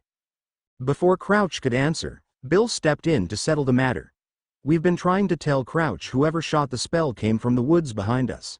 We couldn't see them, but we all fired. Stunners. We must have hit something. Excellent work. The old pointed to the 2 Aurors that followed him and Arthur. Check the forest. See if you can find anything. As they took off, Hermione rushed up to Harry, wrapping him in a Hermy hug. Harry wrapped his arms around her, holding her close as she trembled from everything that had happened. I won't let anyone hurt her again. Excellent work with the 3 Death Eaters, Mr. Potter. It's a shame the others got away. Now that Barty had calmed down somewhat, he was managing to be civil, but his statement caused Arthur and Kingsley to share a look. Barty. You misunderstand. Those 3 were taken in because they were alive, mostly. That line got several looks of shock, especially from Narcissa and Draco. Before either of them could ask questions, the 2 Aurors returned, one of them carrying a house elf. That's impossible. Winky couldn't have done it. Barty rushed up to the Aurors. I'm sorry, Mr. Crouch, but there was no one else. The first Auror, a heavy-set man carrying Winky, looked apologetic. When we found her, she had a wand in her hand. The second Auror, a thin witch, handed over a familiar-looking wand. Ron, who had been glaring at Harry holding Hermione in his arms, went wide-eyed upon seeing it. That's my wand. I thought I dropped it in the tent. Theories were bandied back and forth as everyone argued how she had gotten the wand. Harry wanted to tell them how she got it, that it was Barty Jr. still hidden under an invisibility cloak, that had stolen the wand. Winky was innocent. But right now, he had someone more important to look out for. We can sort this all out later. Right now, we need to find Hermione a healer. The rest of the night had been a long one. The Aurors had taken the 3 surviving Death Eaters into custody and spent most of the night picking up the pieces of the others. Harry and the others were brought to the DMLE to answer questions and provide statements to the Aurors. Hermione, along with several others, was given potions for treating the effects of the Cruciatus curse. The questions of the Aurors were rather standard, right until they realized that, among the dead and captured Death Eaters, were lords of the Wizengamot, including Lucius Malfoy, after Harry released him from his frozen state. Then the Aurors became more intense in their questioning. They began demanding if he knew the Death Eaters were lords, and if he held personal grudges against them. Harry's only saving grace was each of the Death Eaters was confirmed, upon inspection of their wands, to have cast an unforgivable, the Cruciatus curse, during the riot. It figures they're trying to find out if I knew the Death Eaters were lords. Technically, you did know that Lucius was one of them. True, but I didn't realize I turned him into an ice cube. I thought I had turned him into a carpet stain. Please don't tell the Aurors that. I'd rather not have to kill them en masse. It was only when the Aurors were convinced he didn't kill several lords knowingly and intentionally, that they were free to leave. During that time, Crouch had released Winky, only with more witnesses, and Hermione was still upset over his treatment of her. Upon returning to the burrow, Molly immediately hounded the group, demanding answers about what happened. She only relented her questioning when everyone promised to tell her everything in the morning. When morning came, too soon in the opinion of many, Molly had already prepared a large breakfast for the household. Her barrage of questions would have to wait because the owl post arrived. Most notable was a letter from Remus, courtesy of Hedwig, a letter from the Ministry, and the Daily Prophet. As Arthur read the Ministry letter, Harry decided to see what Remus had sent him. Harry, I hope this letter finds you well. We never got the chance to discuss it, but these last 2 weeks, Padfoot and I have been going over wizarding law books in our spare time. I'm sure you've figured this out by now, but the Wizengamot is rather terrible at informing people other than purebloods of their rights. I'm quite certain that the rioters captured are going to be receiving a trial. Brace yourself, as the defense will likely claim that you're violent and unstable, or that you knew their identities and pursued them due to petty grudges. If Lucius is paying for the defense, you can guarantee they'll pull out all the stops. But more importantly, we've found an opening you can exploit during the trial. No doubt they'll expect it to be routine, claiming to be imperious to be let off the hook. However, according to wizarding law, if a witch or wizard, regardless of blood status, has been brought before the Wizengamot for crimes relating to murder, or the use of unforgivable curses, and claims to have been imperious, the head of the DMLE can request an unspeakable bring a Dom truth stone, to determine the validity of the claim. This law has been on the books since the unforgivables were outlawed, but it's never been used. If the Wizengamot objects, then the DMLE head can override their objections, given the close ties to the Ministry some of them have. In any case, their being imperious would constitute a threat to the stability of the realm. Hopefully, this helps you. Mooney, those two are bloody brilliant. Pocketing the letter, Harry made a mental note to send this information to Madame Bones. But first, Arthur had passed him the Daily Prophet. The front page news was interesting, containing a photo focused on him in the top box after the Irish won the game. Chaos at the World Cup finals stopped by Harry Potter boy WHO lived captures 3 Death Eaters. By Barnabas Cuff, the Quidditch World Cup is meant to be a time of celebration, a time when witches and wizards from all walks of life, from lords of the ancient and most noble houses to students, come together in a moment of camaraderie and the noble spirit of competition. Families join together with their friends, and for a few brief hours, all the worries and challenges of life are forgotten as we revel in the thrill of the noblest of sports. That means, it takes a certain kind of cruelty and callousness to turn what should be a source of joy, and hope for the future, into a night of pain and fear. But that is exactly what 12 Death Eaters, followers of he who must not be named, chose to do. The World Cup had been over for a few hours. The Irish had won, despite Bulgaria catching the snitch, and the fans had celebrated. Drinks were drunk, snacks were had, and memories were created. Everything needed to make a perfect night. So what should happen next? Then 12 of the worst of our society should take advantage of these moments of vulnerability, to bring suffering and terror to others. First came the fire, as tents were ignited with families still in them. Husbands drew their wands, ready to defend their loved ones, as wives rushed to get the children to safety, as they suddenly found themselves surrounded by fire. Those closest to the carnage were treated to the terrible sight of 12 Death Eaters, casting fireballs at everything in sight. Then came the unforgivables. The most evil of spells were cast as men, women, and children sought to find safety or help. The screams could be heard from the furthest edges of the camp. Smoke clouded the senses, creating a panic like nothing that has been seen in years. The World Cup was turned into a living nightmare, from which none escape. But then, one wizard chose to make a stand. Witnesses report seeing Harry Potter, the boy who lived, charging towards the Death Eaters, wand in hand, a look of fierce determination upon his face. There was no doubt in their minds, he was going to face the Death Eaters, and punish them for their evil. From there, the situation becomes difficult to ascertain with certainty, as few remain to watch the battle that would soon be unfolding, for fear of being targeted by the Death Eaters or of concern for loved ones. What is certain, is that by the end of the riot, 3 of the Death Eaters were in the custody of the DMLE. You might be one to the other 9? Well, dear readers, we here at the Daily Prophet would like to know that too. The Aurors have been unusually tight-lipped, with none of our reporters getting close to the battlefield. Though one anonymous source claims the Aurors were being required to clean up whatever was left. One can only imagine the battle that took place that night. Whatever the situation, one thing is abundantly clear. The Ministry must take action. The 3 Death Eaters now in custody are expected to receive their trial tomorrow. The unusual haste of the situation has been attributed to the scrutiny being leveled against the Ministry on how such a thing had even occurred in the first place. Regardless, we here at the Daily Prophet thank Harry Potter for his actions last night and wish him all the best with the coming school year. Well, that's certainly an interesting article. One wizard chose to make a stand. Who comes up with this stuff? Harry passed the paper back, somewhat amused by the phrasing contained. Well, Barnabas is a massive Quidditch fan.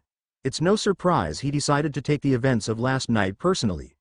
Arthur had passed the paper to Bill, who was reading it attentively.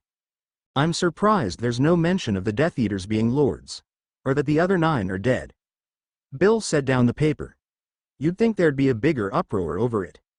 My guess is the DMLE is keeping quiet over that matter, to prevent the uproar in the Wizengamot. That's why the trial is happening tomorrow, which you 3, Arthur pointed at Harry, Ginny, and Hermione, are required to attend. You'll be called upon as witnesses, and will likely need to provide memories for the trial. Molly, meanwhile, had run out of patience at being left out of the conversation. Excuse me, but can we go back to Harry facing 12 Death Eaters alone? What were you thinking? Harry, you could have died. Impudent witch, how dare she speak to you like that? On the upside, this isn't her howler voice. I was thinking your daughter and my friend were in danger. I wasn't about to let anything happen to them. Harry's calm, but firm, voice belied the rage in his heart. It was very brave of you, Harry, Hermione spoke softly, as though sensing the anger he was hiding, while Ginny blushed and nodded her head. Even so, why didn't you help him, Arthur? You didn't see him in action, love. I've never seen anyone fight like he did. The whole thing was over so fast, I doubt there was anything I could have done. That got everyone, including Ron who had been stuffing his face, to turn and look at Harry. Although, I would like to know where you learned those spells, Harry. I've only heard of the bone-shattering curse, and that spell is rather advanced. I read about it. The rest, I worked out on my own. Oh come now Harry, surely you don't expect us to believe that? A 14-year-old inventing spells? Ridiculous. When Harry didn't respond, choosing to simply stare at her, her mouth fell open and she stuttered a response. Why, you actually invented spells? How? Sorry Molly, but that'll remain my secret. Are you certain insinuating you're capable of magic advanced as spellcraft is a good idea? There were already going to be questions regarding my newfound power, once Dumbledore hears of this. At least this way, I've got something believable. Imagine how he'd react if he knew I got the Spells from the Potter Grimoire and the Black Family Library. Fair point. Just remember, everyone is going to be keen on learning, if not the spells themselves, then the method you acquired them. Inventing spells at 14? Not bad Harrikins, but if you ever need help creating a more entertaining kind of spell, we'd be happy to offer you our expansive expertise. On one condition, of course, we get to test it out first. Fred and George doing their twin speak was something Harry forgot he missed. Chuckling at their offers to help with pranking spells, he replied, "If I decide to write a book of joke spells, I will be certain to consult the pranking experts Gred and Forge." Albus Dumbledore was in something of an unusual situation. Sitting at the head table in the Hogwarts Great Hall, he and the rest of the staff were enjoying a quiet breakfast in the lead-up to the new school year. It was something of a relief, as ever since the Triwizard Tournament had been revived, Hogwarts was chosen to be the host school. That had placed an added responsibility on the staff, given the extra bodies that would be present. The Triwizard Tournament was already proving to be something of a disappointment. Oh, he had been looking forward to this. Ever since the idiot Bagman began talking about reviving it, he could see how it would fit into his plans. But Madame Bones had been opposed to it from the beginning, and had only been brought around by a guarantee no student under 17 could enter, which would not do, not for his plans. Ever since hearing that prophecy, Dumbledore had been concerned about the child that would be subject to the prophecy. Ever since Tom had begun his rise, Dumbledore had chosen to let him continue. After all, dark wizards were a dime a dozen, but a proper Dark Lord, that didn't come along every day. Every murder committed in his name, every atrocity that had his hands involved, all built the legend of the greatest Dark Lord since Grindelwald. Then came that prophecy, decreeing that another would be responsible. This would not do, not at all. When the Potters became the prime choice for the parents of this child, he'd convinced them to go into hiding, casting the Fidelius charm with Peter as the secret keeper. He knew the boy had joined Tom, and would tell him the secret. It was unfortunate that he had to sacrifice the Potters, but James and Lily had been increasingly defiant towards him. That kind of attitude couldn't be tolerated. Then came that Halloween night, and it was far from what he expected. Tom had indeed killed James and Lily, but somehow had failed to kill Harry. There was no doubt then, Harry was the child destined to defeat Tom. While Sirius went in pursuit of Peter, he had taken Harry to Gringotts, where Griphook had provided the blood test that nearly made him choke. An unclassifiable core. It had been beyond even his expectations. Never mind vanquishing Tom. This child could vanquish him. This would not do. He'd gotten Griphook to authorize the 13 bindings on Harry, and his other abilities, but that final binding was too unstable, and the healer didn't survive the aftermath. Since then, he'd kept an eye on Harry, making sure the Dursleys kept him, forcing him to endure 10 years of darkness. That way, when the wizarding world offered him an escape, he'd be relieved, he'd be grateful, he'd be malleable. He'd have the perfect pawn to martyr himself, allowing Dumbledore to stand, now and forever, as the greatest wizard the world had ever seen. The tournament would have been a perfect opportunity, not only to test Harry but to ensure he remained a devoted pawn. His recent encounter with Sirius risked pulling him free of his influence, and the offer to help guide him through the tournament would have been perfect. Even better, it would have been an ideal moment to begin pushing his relationship with Ginny. The deaths of James and Lily had not only delivered him the chosen one, but given him an opportunity to gain access, not only to the massive Potter fortune but to the Potter Library as well. It, along with the Black Library, was the largest wizarding library in Britain. More importantly, it contained scrolls and books that no one else had access to. Access that he'd been denied by James. His deal with Molly would gain him the knowledge contained within, and with Ron dragging Harry down, the boy would be unable to save himself. But with Madame Bones getting that guarantee, he couldn't put his pawn through his paces. He had planned to subtly encourage Harry to enter his name, as a means of proving himself, but that wasn't possible anymore. He'd considered entering Harry into the tournament hymns that theory. As headmaster of Hogwarts, he'd be the one expected to ensure that only students over 17 could enter the competition. As such, if he had entered Harry into the tournament, it would immediately raise questions he'd rather avoid answering. Musing over the coming school year would have to wait, because the owl post arrived, bringing copies of the Daily Prophet. As he unfurled his copy, he expected to hear about the chaotic aftermath of the World Cup. Before the game began, he'd managed to overhear Lords Crabbe and Goyle discussing their plans to cause a riot. How they weren't caught earlier was beyond him. But they had their uses, and this riot would cause panic, and begin to sow the seeds of fear, that when fully matured, would generate the perfect scenario for Voldemort's return, and inevitable defeat at his hands. But that wasn't what he was reading. What he saw was one of the last things he had ever wanted to see. The Death Eaters had been stopped in their tracks, by Harry. How was that possible? Harry should be withdrawn, unsure of himself, and fearful of what was coming for him. Instead, he had charged off to face a dozen Death Eaters alone. And he not only survived, but he had also actually captured 3 of them single-handed. What the bloody hell happened to make this a possibility? Lucius and his ilk wouldn't dream of going easy on Harry. If anything, they'd take the opportunity to inflict severe harm upon him, or even death if the prophecy didn't protect him. Whatever happened, he needed to get a hold of the situation, and fast. Harry was still at the Weasleys, and Molly would almost certainly be questioning him. He'd need answers from her, and preferably soon. Madame Amelia Bones should have been in a good mood. In fact, she should be ecstatic. A Death Eater riot at the World Cup had been stopped in its tracks. 9 of the 12 Death Eaters were now dead, while the remaining 3 were in DMLE custody. Instead, she was in a mood that could only be described as murderous. After being brought to their holding cells, the Aurors had gotten the identities of the Death Eaters, both dead and alive, and it had caused quite a stir. Lucius Malfoy, Walden McNair, and Corbin Yaxley. A Lord of the Wizengamot, an executioner, and a DMLE employee. That last one made her sick to her stomach, though, fortunately, he was part of the improper use of magic office, not an Auror. Merlin knows what kind of damage he could do in that position.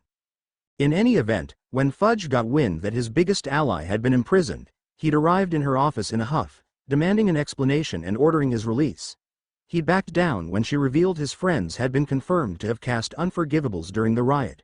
Of course, then he had begun waxing about how it had to have been a mistake, that they must have been victims of the Imperious curse. As much as Amelia hated to admit it, there was little she could do if that was their defense. Lucius had already claimed innocence via Imperious, and given the DMLE couldn't force a pureblood to take Veritaserum, there was little she could do. Still, there had to be something that she could use. As she was attempting to calm down and focus, Tibia popped in, with a letter, sealed with a familiar symbol. "So, what does the dragon have for me today, I wonder?" Opening the letter, it was everything she had hoped for, and more. "Madame Amelia Bones, firstly, I can imagine the situation you find yourself in. 3 Death Eaters have been caught, each of which is a pureblood. They can legally refuse Veritaserum, the very thing that will confirm their guilt, and because of the very laws you are sworn to uphold, there is little you can do. Fortunately, there is something you can do. Each of the Death Eaters has been confirmed to have cast an unforgivable during the riots. Given the punishment, their only hope is to use the Imperious defense and claim they were forced to cast the spells. While they can refuse Veritaserum, as head of the DMLE you can request the Dom provide a truth stone for use in their interrogation. Normally the Wizengamot would vote on this matter, but as these 3 in particular can constitute a threat to the stability of the realm, if they were Imperious, you can override them, and interrogate them immediately. Best of all, their blood status has no impact. They cannot refuse to be questioned in such a manner. This law has been in place since the unforgivables were outlawed. Secondly, I think it is time for us to meet. After the trials are concluded, I will seek you out. I shall identify myself with the phrase, 'I solemnly swear that I am up to no good.' Once that is done, we will need to speak in private, with access to a pensieve, and someone who can verify the validity of memories. There is something you need to see. I look forward to our meeting. The Dragon of Time. A Dom Truth Stone." Amelia was both overjoyed and stunned. How had no one else thought to use a truth stone? If this law was legitimate, then 3 more Death Eaters would be in either Azkaban or the grave, by tomorrow night. But first, she needed to speak with Saul Croaker. She was owed a few favors, and this was the time to call them in. Tomorrow can't come soon enough. "Order in the courtroom." Albus Dumbledore's voice carried across the room with the authority only Chief Warlock was capable of. "Seal the doors." A spider web of magical chains crisscrossed the large doors to the courtroom. "Bring in the accused." 3 figures were brought in. Only one was walking on their own. The other 2 were being levitated in by the oars, magically carried to their seats. Internally, sitting on the witness bench, next to Ginny and Hermione, Harry was feeling tremendously satisfied. These 3, Lucius Malfoy, Walden McNair, and Corbin Yaxley, were Death Eaters responsible for an inhuman amount of suffering. Lucius had been Voldemort's right-hand man, until his capture in the Department of Mysteries. Walden had convinced the Giants to side with Voldemort, nearly killing Hagrid and Maxime in the progress.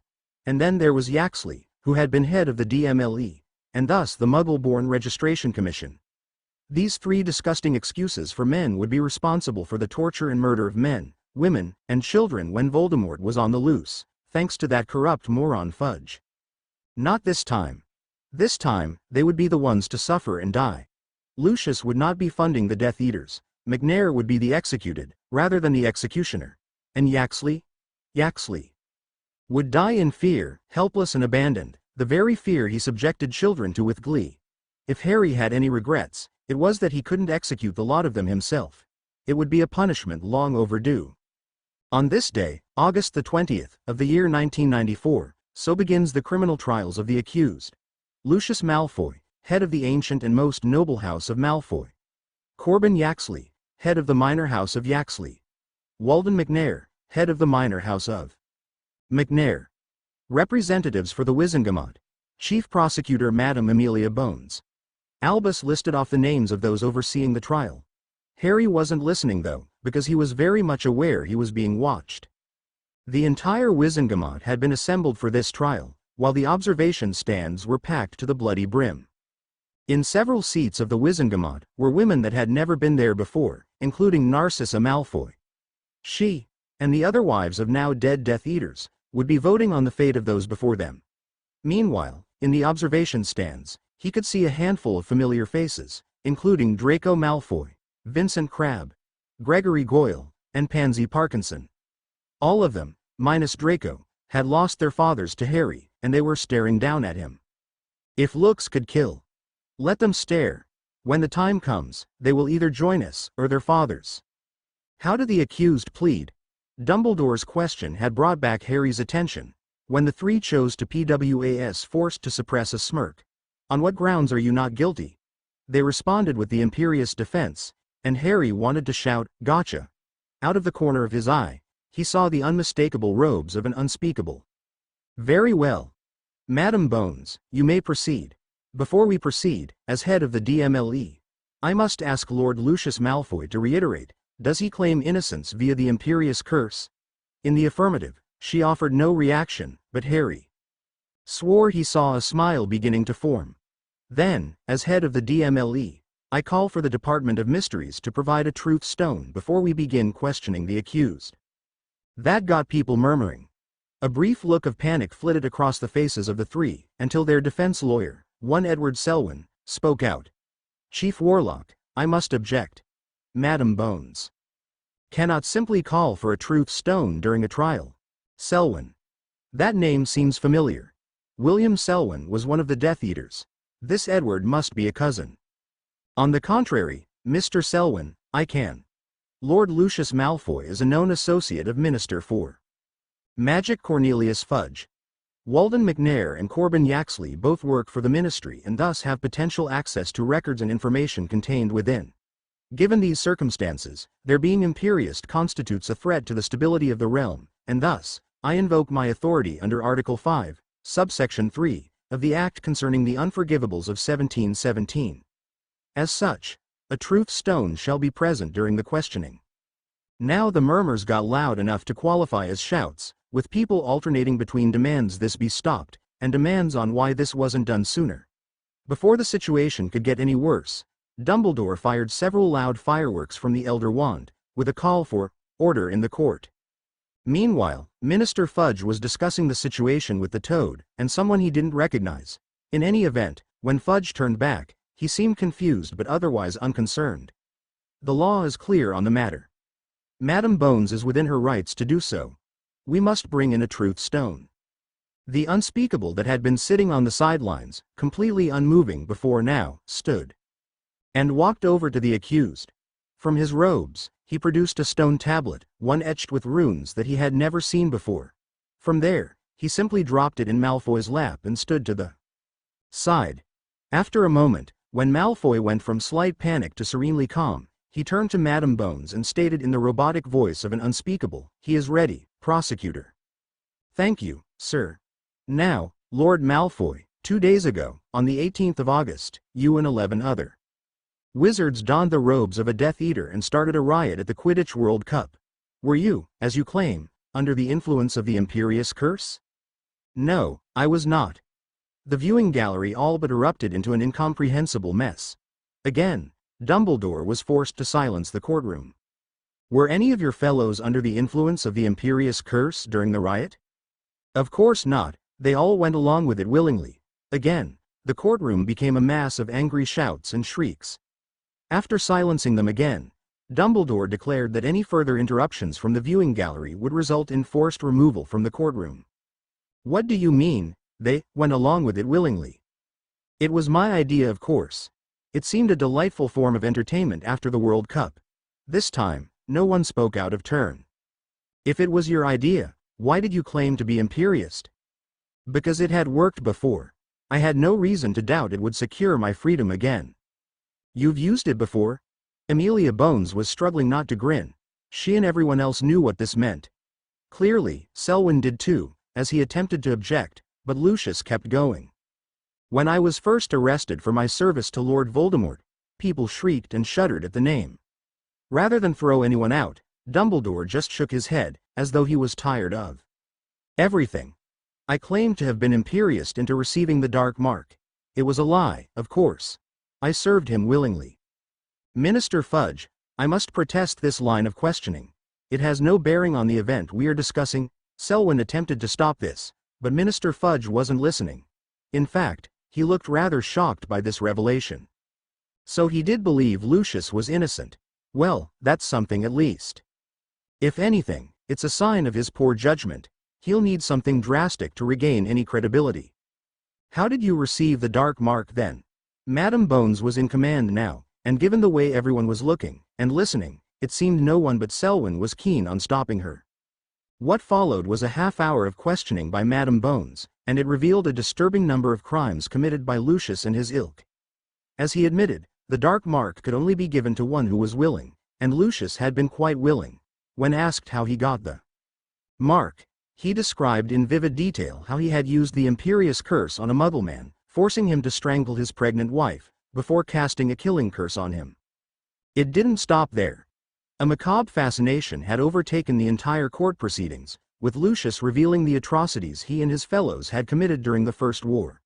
Lucius admitted to killing at least 50 Muggles, usually after torturing them to the brink of insanity or forcing them to murder loved ones.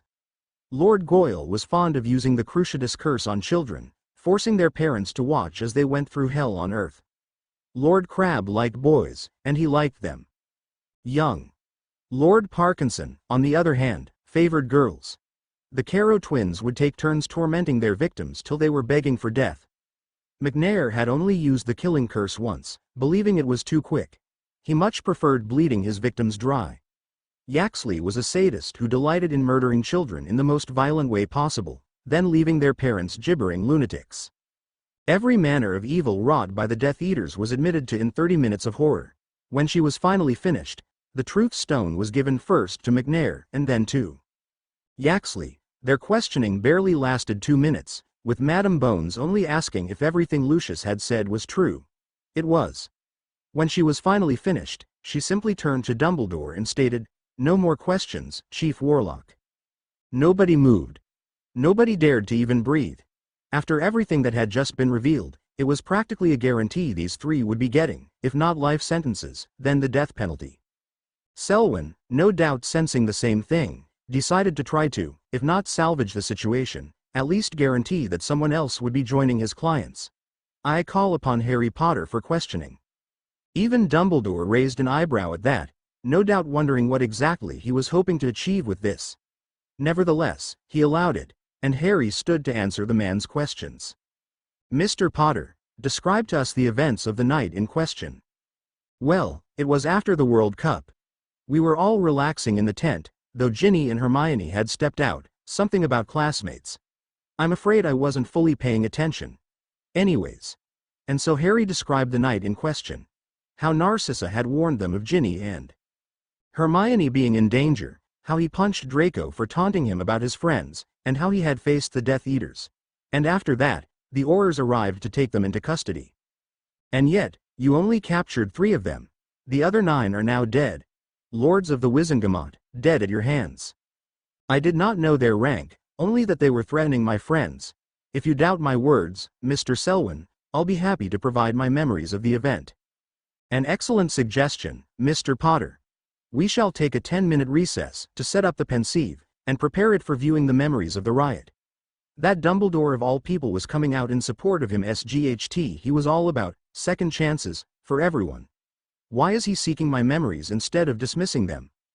No doubt he wants to know exactly what happened that night, and since Molly couldn't get the answer out of you, this is the next best thing. During those 10 minutes, the whole court was filled with whispers. The viewing gallery came to life as people bandied theories back and forth, wondering exactly how he had managed to kill 9 Death Eaters and capture the remaining 3. While they were all gossiping, Harry took a look at the 3 men on trial. It was then he got a good look at the damage he was capable of. Corbin Yaxley wasn't able to move on his own, as most of his skeleton had been reduced to dust by his bombarda, and being slammed into the ground. His entire body was still wrapped in a cast, the best the healers could do on short notice. It wasn't enough to keep him comfortable, but it was enough for him to live. McNair, while he still had his arms, was still missing his legs. Normally, magic could be used to reattach a severed limb, so long as it wasn't too damaged in the process. But his spell had not only severed his legs at the knees, but it also seared the wound shut, preventing any efforts at reattachment from succeeding. Lucius was the only one looking healthy, despite the fact he was shivering. Whether this was out of fear, or a side effect of the breath of winter, he didn't know. Beyond that, only one other thing caught Harry's attention. Minister Fudge. During those 10 minutes, he seemed to alternate between panic, determination, and contemplation. It was a rather unusual thing, to see the bumbling fool looking like a serious politician, which only raised more questions. What's on his mind, I wonder? He's weighing his options, but what would he consider options? When the pensieve was finally set up, Harry, along with Hermione and Ginny, were able to provide their memories of the riots. It was a harrowing tale, to see the girls placing themselves between an innocent family and the Death Eaters. The Wizengamot applauded the girls for their courage, and several viewers cheered at the Confringo reducing Parkinson to a stain. What came next can only be described as complete and total awe at Harry. Him seizing control of the Fiendfire, striking down the other Death Eaters without mercy, and finally freezing Lucius in a block of ice. By the end of it all, the entire Wizengamot was staring at Harry. He could see the looks of fear and awe as he took in the entire room. He noticed, with some satisfaction, that it was fear in Dumbledore's eyes. Selwyn, likewise, looked at Harry with unmitigated fear and sat down, offering no rebuttal, nor further questions. From there, it was a sure thing. With everything Lucius had revealed, the Wizengamot was given the choice of life imprisonment, or death. They chose death, by the Dementor's kiss. A fitting end for such vile wretches. As Dumbledore was about to adjourn the court when Fudge requested the floor, Dumbledore agreed, and Fudge stood to make himself heard. Lords and ladies of the Wizengamot, today we have all borne witness to a tragic event. 3 esteemed members of our society were revealed to have been in league with he who must not be named while we pitied them as his victims. We have witnessed 2 young witches put their lives on the line to protect an innocent family, one they didn't even know. And we all watched the memory of Harry Potter facing 12 Death Eaters, without any concern for his own safety. All these actions are the actions of heroes, the very best of Wizarding Society. As such, for their courage in the face of extreme danger, the Ministry has decided to award Miss Hermione Granger and Ginevra Weasley the Order of Merlin, 2nd class, and to Harry Potter, for defeating the 12 Death Eaters and saving the lives of those attending the World Cup, the Ministry shall award the Order of Merlin, 1st class. Fudge finished this declaration with as much authority as he could muster, especially with everything that had just happened. There was a moment of silence, broken by thunderous applause, rising like a storm. Harry, for his part, looked stunned while Hermione and Ginny blushed with embarrassment. I definitely did not expect that to be considered an option. Apparently, the idiot can do something right, at least when he makes the effort. Amelia was practically walking on air. After all these years, the Death Eaters that had escaped justice had been exposed for their crimes. The truth had finally been brought to light. Lucius Malfoy, Walden McNair, and Corbin Yaxley, all had been given the Dementor's kiss. So many innocent lives were cut short by those vile fiends, and so many families were extinguished. Now justice had been gained, and the victims could rest easy, knowing their killers received their due punishment. Of course, now she was on the lookout for someone far more important. This Dragon of Time had decided that now they should meet. Whoever he was, he had offered vital information that would allow her to prove Sirius Black's innocence. That just left the question of who it was. Only a handful of wizards and witches would have access to the information they did, and few of them would bother with this cloak and dagger attitude. As she was nodding to a friend of hers, someone had decided to introduce himself. "Good day, Madam Bones. I trust you are well." Turning to the voice, she found herself speaking with Harry Potter. "I am indeed well, Mr. Potter. Excellent work, subduing a dozen Death Eaters, no easy feat mind you." "Thank you, Madam Bones. Though I do worry about some of those spells. While they might not be dark spells, they did have a sinister nature to them. Worried I might be walking a line between light and dark, Director? Well, perhaps an oath to assuage your fears." "That won't be necessary, Mr. Potter. I believe it will." Standing at attention, Harry cleared his throat. "Madam Amelia Bones, I solemnly swear that I am up to no good." Amelia went wide-eyed as he finished his oath. "You?" "Yes, me. Now, I believe we have a meeting to attend. Lead the way, madam." Upon their arrival in her office, she briefly introduced Saul Croaker to Harry, who then proceeded to reveal some fascinating things. Using his memories, Amelia saw the meeting between Sirius and Harry. How Sirius revealed the truth behind the Secret Keeper, how it was Peter Pettigrew that betrayed James and Lily, selling them out to Voldemort. But perhaps most shocking of all, Peter was still alive. For 12 years he had been hiding in plain sight as his animagus, a rat. It had all been more than she ever expected. If she was happy before, now she was positively glowing. "With this, I can get Sirius the trial he should have gotten all those years ago." Nothing was going to stop her from getting Sirius what he was owed, least of all the minister. While others were celebrating the verdict of the court case, or mourning the loss of a friend and ally, Dumbledore was doing neither. In fact, he had returned to Hogwarts as quickly as he could. Once the court was adjourned, arriving in his office, he slumped into his office chair and began to think hard about everything that had just happened. That case had not gone as he expected. First, there was Madam Bones invoking her rights as head of the DMLE, and carrying them out so fast, Dumbledore didn't have time to respond. Then came the questioning, and that raised a whole new list of problems. But more than anything else, the biggest concern of the entire day had been Harry himself. Somehow, somewhere along the way, his little martyr had unlocked enormous magical power, along with advanced knowledge to boot. That display provided by his memories had been a terrifying experience, watching as Harry bent the Fiendfire board to his will, turning it into a dragon. All without even moving from his spot. It was more than Dumbledore had ever believed possible. That of course had raised a series of questions, but at no point could he give himself a satisfying. He realized something that answered a great many questions. The dragon is breaking free, and his bindings are weakening. Both were things Dumbledore feared more than anything else. That Animagus Guardian would be a big enough threat on its own. Between its own immunity to charms, and extreme resistance to potions, the Guardian would begin pushing Harry to become stronger, someone strong enough to defeat Voldemort without a second thought. In fact, that was probably how Harry had created those spells of his. Perhaps it had been guiding Harry, through visions or dreams, maybe even posing as James, pointing him in the direction he needed to become more powerful. That alone would be bad enough, but the bindings weakening, that was another matter altogether. After what happened last time, there was no chance that Griphook would assist in restoring those bindings. And if one binding was getting weaker, how many others were getting ready to break? Harry could be one step away from attaining unimaginable power, the power that would not only vanquish Tom in a moment and force Dumbledore to be a footnote in history, That will not happen. A promise he made to himself, as he began to consider the coming school year. Between the Triwizard Tournament and Harry's growing power, it promised to be an interesting school year. Thank Merlin, Alistair has agreed to teach defense this year. That's at least one headache I've been spared. The trial and the locket chapter notes, and here we are, lucky number 13. Thank you everyone that's been reading, your feedback and support have been incredible.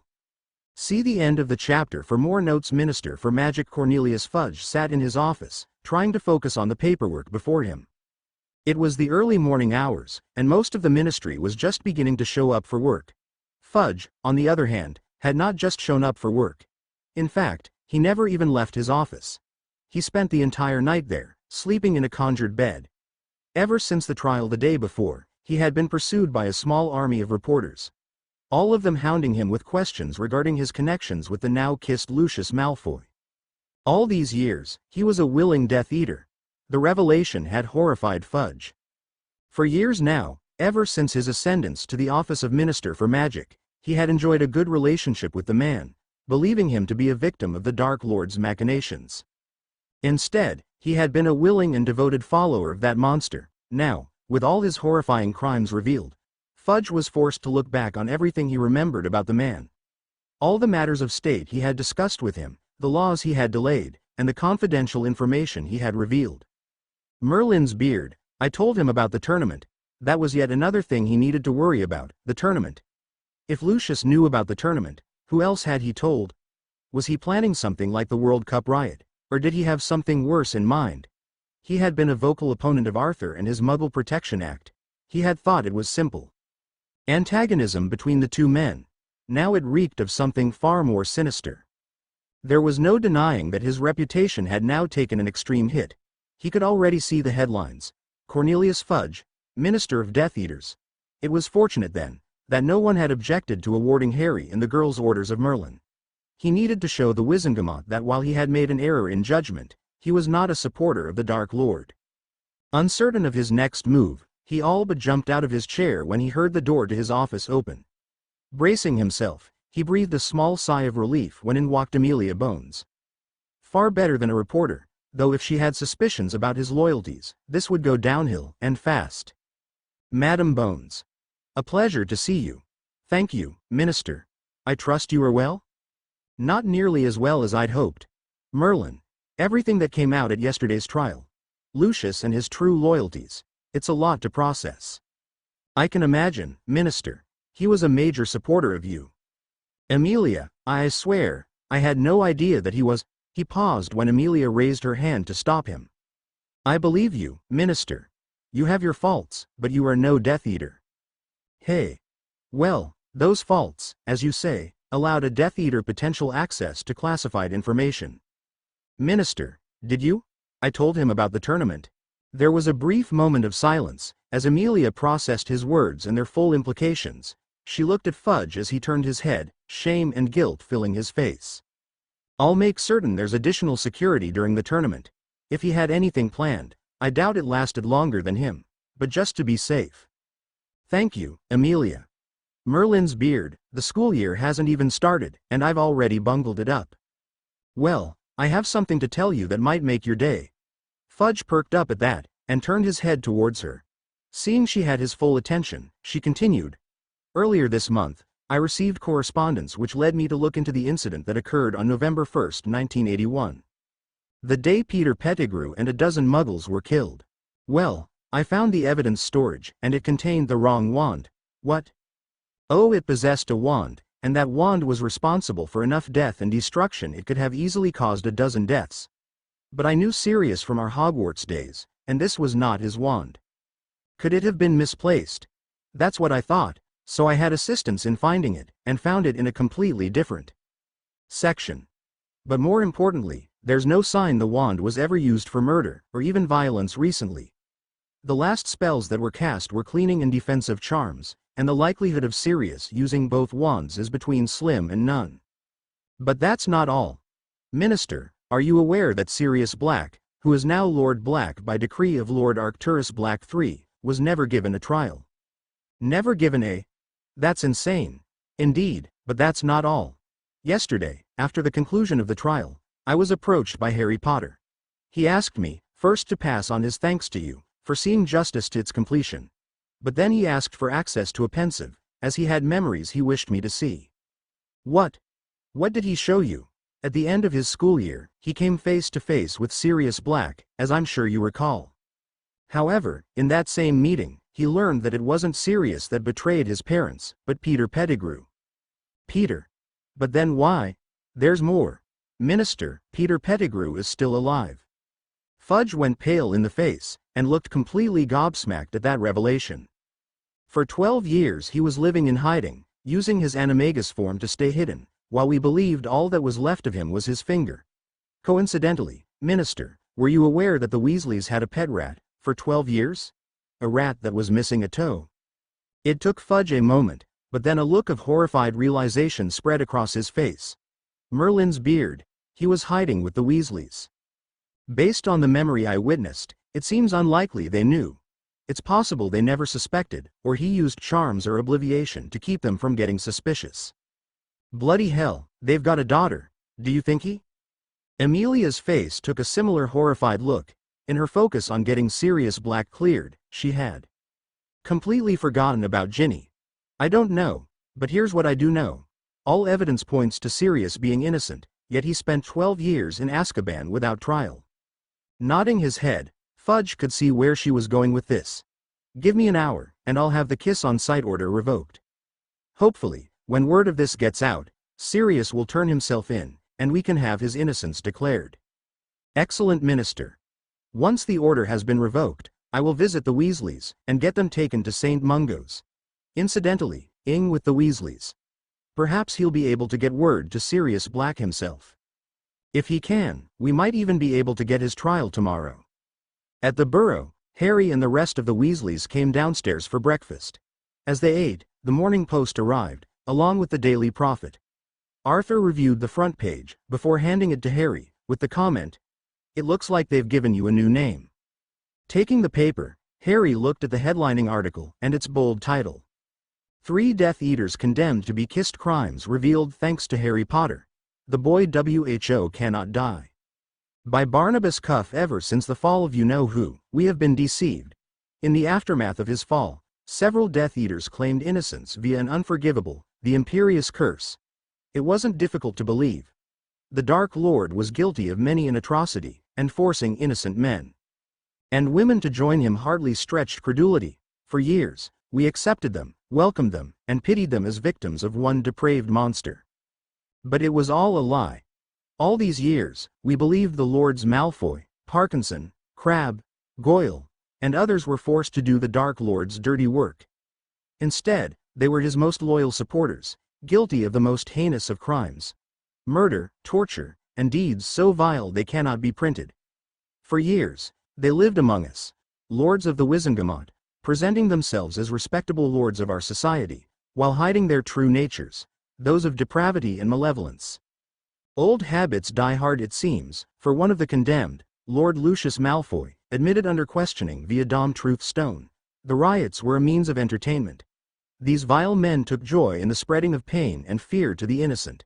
During these riots, 2 young witches, Hermione Granger and Ginevra Weasley, attempted to assist the Malcolm family, consisting of Brian Malcolm, his wife Victoria, and their 2 daughters.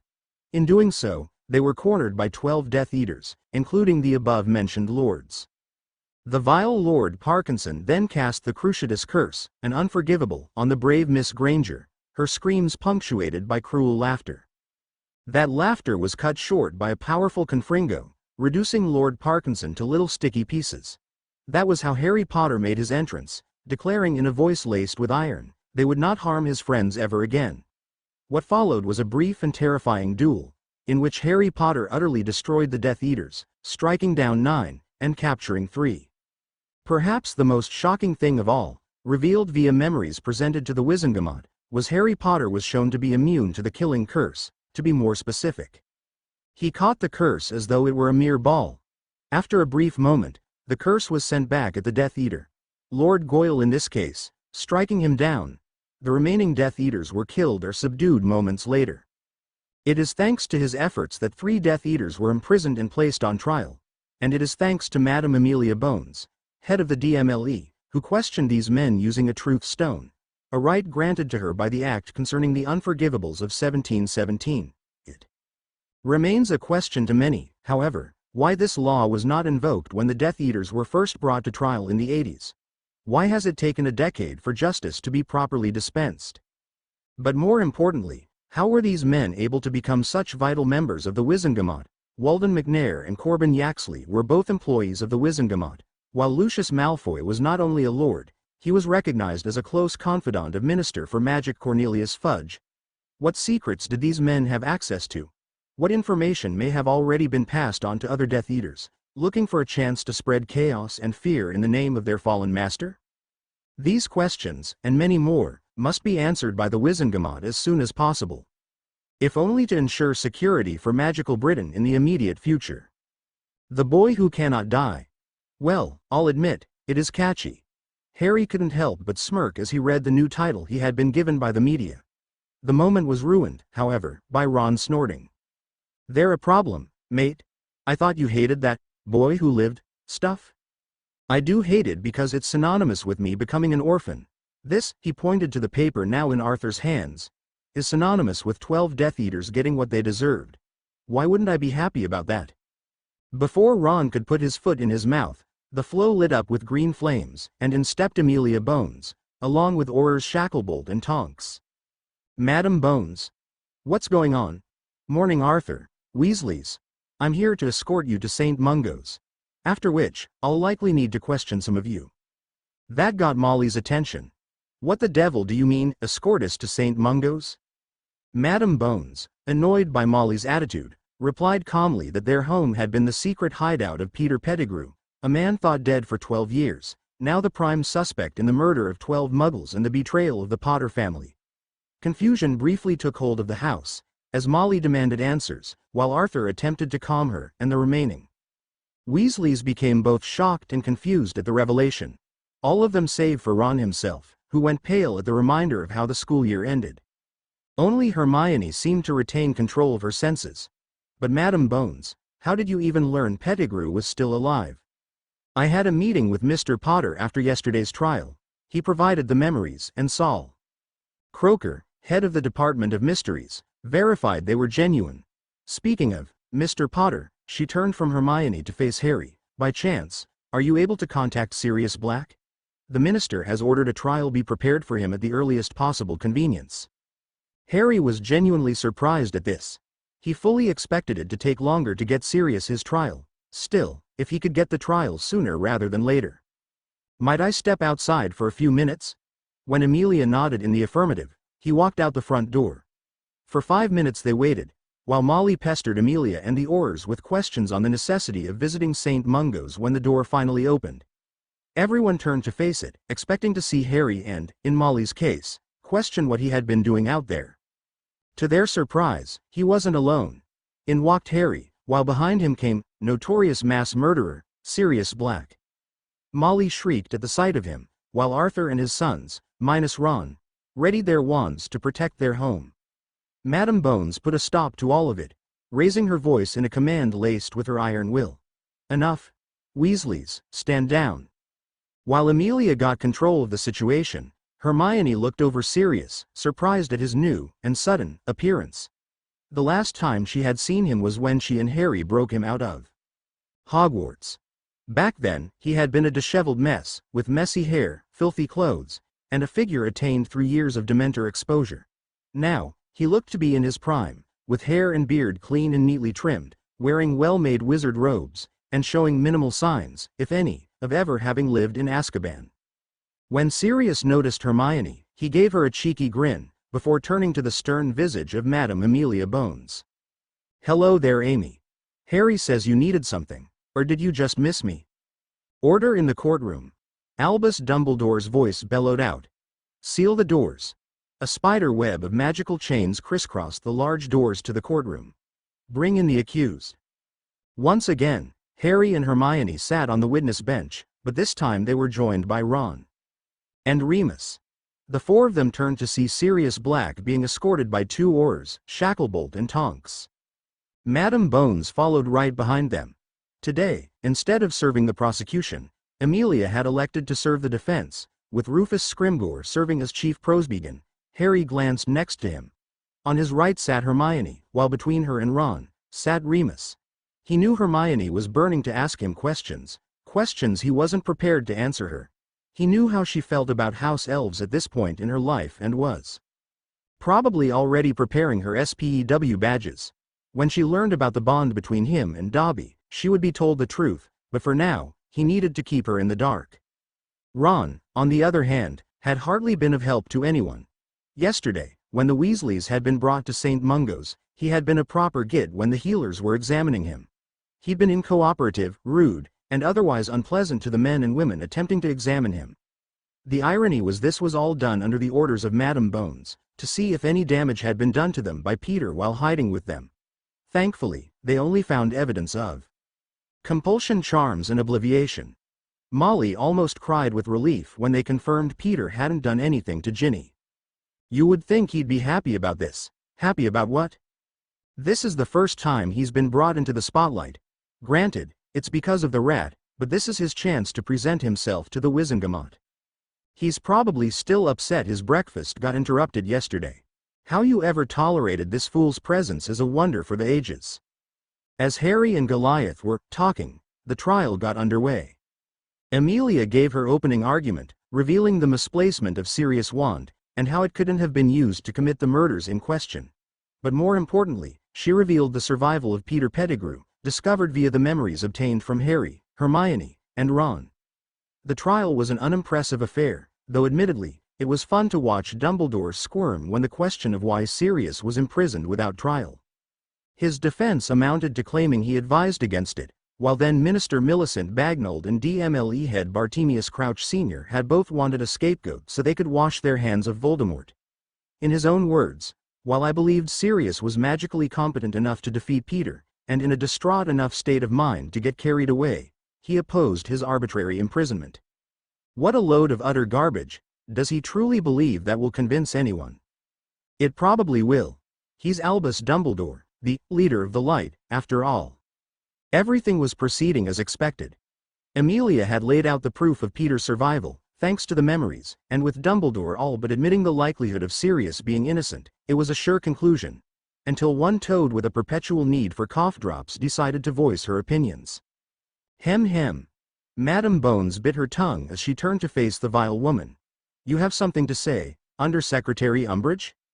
I merely wish to understand how Peter Pettigrew was able to escape. From what you've told us, it sounds as though his arrest was a sure thing. How did he get away from such brave individuals? It was obvious to Harry what she was after. She wanted to out Remus as a werewolf, hoping it would somehow delay Sirius's release. At the very least, she wanted to spread some misery. Much as he hated to admit it, Harry and Remus had gone over such a thing with Bones. She wanted to avoid it, but as it wasn't a secret, no thanks to Snape, they couldn't hide it if asked. Sadly, Professor Lupin missed his Wolfsbane potion that night, and in the chaos, Pettigrew was able to transform back into a rat. The gallery came alive with murmuring, as everyone in attendance began whispering, and Harry knew then and there that all eyes were on Remus. No, I'm putting a stop to this before that toad says anything else. Careful, Harry. She doesn't have the mark, so you can't kill her, yet. Rising from his seat, Harry turned to Amelia. Madame Bones, might I say something before we proceed with the trial?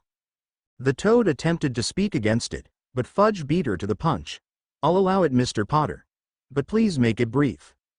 Nodding to Fudge, Harry cleared his throat. Since attending Hogwarts, I have had 3 defense against the dark arts professors, and I can say without reservation that Professor Remus Lupin is the best of them all. He's intelligent and dedicated, and managed to teach 3 years' worth of curriculum in a single year. But more than that, he is a loyal friend and a good and honorable man.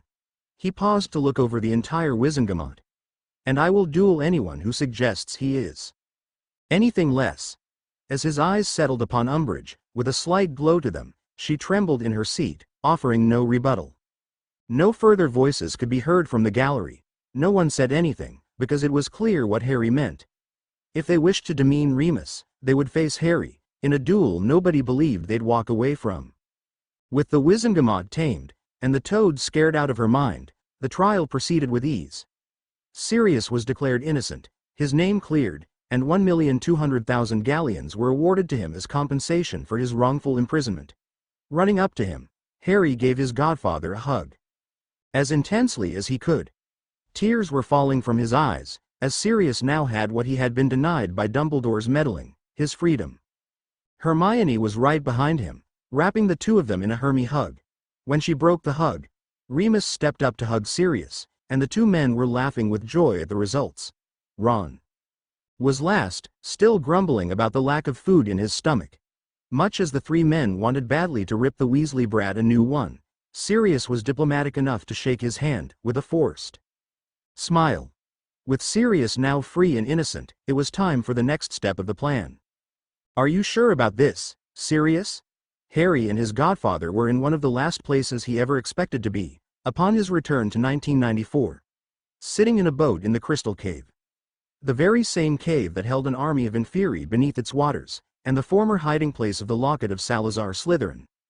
During their 2 weeks together, Sirius had asked about his brother, how he died, and how he stole the Horcrux. It hadn't been easy for him. For years, he had hated his family, his mother most of all, but his brother too. He had always believed Regulus was their perfect pure blood prince, ready and willing to kill for Voldemort, obsessed with blood status, and utterly convinced of his own inherent superiority, despite all evidence to the contrary. That Regulus had not only turned against Voldemort but had pulled a fast one on him in the process, was both a source of joy and utter shock. Because of this, he had made a request of Harry, once they secured his freedom. "I'm sure, pup. I know this can't be easy, given your memories of this place. It's not the memories that concern me." With a gentle bump, the boat reached the island. Stepping out, the two men approached the basin containing the draught of despair. Looking down into it, Harry recognized the familiar emerald potion that contained the locket Regulus had switched the Horcrux with. Looking down into the basin, Sirius hesitated. His face took on a grim look, as his eyes began misting over. "Reg, why didn't you tell me? I could have helped." Harry said nothing, his thoughts focusing on Regulus. He himself had wondered why Regulus never told anyone, save for Creature. After all, if Voldemort ever figured it was Regulus who stole the Horcrux, he wouldn't have held back in torturing the Black family, regardless of whether they knew anything. If not to find the location of the Horcrux before it could be destroyed, then some spiteful means of revenge against a dead man.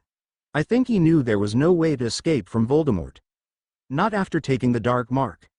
Or maybe, he thought this was his only path to redemption. Sirius wiped his eyes as Harry finished, then looked at him with a grin on his face. He would have made one hell of a marauder. Smiling, Harry looked down at the basin. "Now, we don't have to drink ult, but I can interfere with the enchantments surrounding the basin and the potion. I'm sensing but, however, close enough. I need to use my full concentration. That means I can't grab the locket once it's free of the potion. That job falls to you, so be quick once you get the chance." Sirius then stood at attention and saluted Harry. "Yes sir, Harry Potter, sir." Rolling his eyes, Harry held his wand over the basin and began moving his hand. At first, it was slow and steady. Every move was deliberate, part of a grander scheme that would disable the enchantments, at least temporarily. As the seconds ticked by, Sirius could swear he felt something in the cave shift, and then he saw the potion begin to bubble. At first, he worried something was wrong, but his fears were allayed as the locket his brother had placed rose to the surface. The moment it breached the potion, he grabbed it as quickly as he could, and Harry breathed a sigh of relief as he released the spell. Before either of them could do anything, the cave trembled ever so slightly. It was just enough to be felt, and plenty to cause concern for the two men. Did that happen last time? No, it very well didn't. Raising both their wands, they scanned the darkness for any signs of movement. At first, they saw nothing, and Harry prayed they were simply being paranoid. But then, he heard something. A very familiar, very distressing sound. Water was being parted, as something, many somethings it would seem, had begun to emerge from the lake. "Damn it, the Inferi are awake." Sirius hit them with whatever you've got. Without hesitation, the two men began casting blasting curses, exploding jinxes, and a variety of fire spells. Harry wanted to call Dobby, but couldn't risk his friend getting grabbed or bitten by the walking dead. Unfortunately, there must have been hundreds of Inferi, maybe more, and they just kept coming. They needed something with more power to get rid of them. All of them, so they didn't risk leaving the cave. I could really use some ideas. Remain calm. I have the very spell we need. But it will take some effort on your part. First, clear your mind, and focus solely on what you seek to protect. Sirius, meanwhile, was in the fight of his life. Only the hundreds of Dementors had been such a danger to him. For his part, he knew alone it was a losing battle. There was no telling how many Inferi had been left in this cave, ready to rise to kill any who sought to claim the Horcrux. To make matters worse, they were on a small island in the middle of an underground lake. As far as he knew, only fiendfire would burn under the water, but he didn't know the spell and didn't want to risk losing control of it. Still, he figured Harry knew something that they could use to survive. It was then he realized he was the only one casting. Turning his head, he saw that Harry was standing perfectly still, breathing ever so slightly. He wasn't in a panic, no, he was simply focused. Sirius wanted to call out to him, to see what he was doing, and he got his answer when Harry suddenly raised his wand in the air with a flourish and bellowed out a spell he had never heard before. Ignis Caelestium. From the tip of his wand came a flash of bright light, and Sirius briefly thought it looked like a lumos. But then he realized the light was growing, and in truth, it was fire. But this was like no other fire he had seen before. It was white as snow, with tinges of gold to it. As it grew, it took on the form of a bird, maybe a phoenix, or even a dove perhaps. Regardless, once the flame took its chosen form, it dove straight into the Inferi. Each of the corpses it struck was reduced to ash, and the fire just grew bigger and bigger. But there was no malevolence that Sirius could feel. With this, it gave a feeling of serene calm, like nothing was wrong, and nothing could go wrong. As the flame's light grew bigger, the bird shone brighter and brighter, its light filling the whole cave, and bathing it in its radiance. No shadows were left, as it consumed the very darkness itself. Even from atop the island, Sirius could now see clearly into the lake. What he saw was disturbing, as he could see the hundreds of Inferi rising to the surface. Only now, they hesitated, as if recoiling from the fire itself. Sensing an opportunity, Harry called for Dobby, and a few moments later, they were home free. Standing in Ragnuk's office. Ragnuk sat behind his desk, with Remus sitting across from him, the two waiting for Sirius and Harry. "Well, you two look like you had an adventure." Ragnuk looked over the two of them with a grin. "Wow." Sirius could only say one word in response. "We did." Harry was bent over, taking deep breaths. "Are you two all right? You didn't get bitten, did you?" Remus rose from his seat, worry clouding his eyes and filling his voice. "We're fine. Mooney. Just need a minute." "Harry, what was that spell? I've never seen anything like it." Sirius recovered his senses as Harry slowly sat in an empty chair. "Ignis Caelestium. The heavenly flame. Also called the fires of creation." As he finished the sentence, he let out a deep exhale and seemed to recover his energy. The others went, Remus in particular, went wide-eyed at his words. The heavenly flame? Merlin's beard. The last time it was conjured, it only lasted 10 seconds, and that was with 7 of the world's greatest wizards working together. That's because it requires a lot of magic to fuel it. It's one thing to conjure it, it's another thing altogether to keep it going long enough to be of use. Fascinating as this is, Ragnuk interrupted Remus before he could ask any more questions. "We'd best get started. The ritual chamber has been prepared, and Sirius can summon the house elf creature from there." At the mention of his childhood nemesis, Sirius went from having a look of awe to one of extreme dissatisfaction. "Right, I forgot about him for a moment. Well, let's get this over with. Lead on. Keeper." The 3 men followed Ragnuk out of his office and boarded one of the mining carts. Descending deeper into Gringotts, past the family vaults, Harry was reminded that the goblins took security very seriously. Goblins were posted at various intersections, where the rail lines crossed, allowing the carts to change direction. Each one was wielding a large battle-axe or vicious-looking halberd, and Harry swore he could see they were just waiting for one of them to try something stupid. Finally, after a few minutes' descent, They arrived at a pair of large, iron doors. Standing beside the doors were 6 goblins, wielding similar weapons, and wearing full suits of chainmail, complete with a full helmet. Ragnar stepped out of the cart and approached the doors before turning to face his entourage. Before we go any further, I should mention a few things. First, you've been given the right to draw your wands once we step inside the ritual chamber.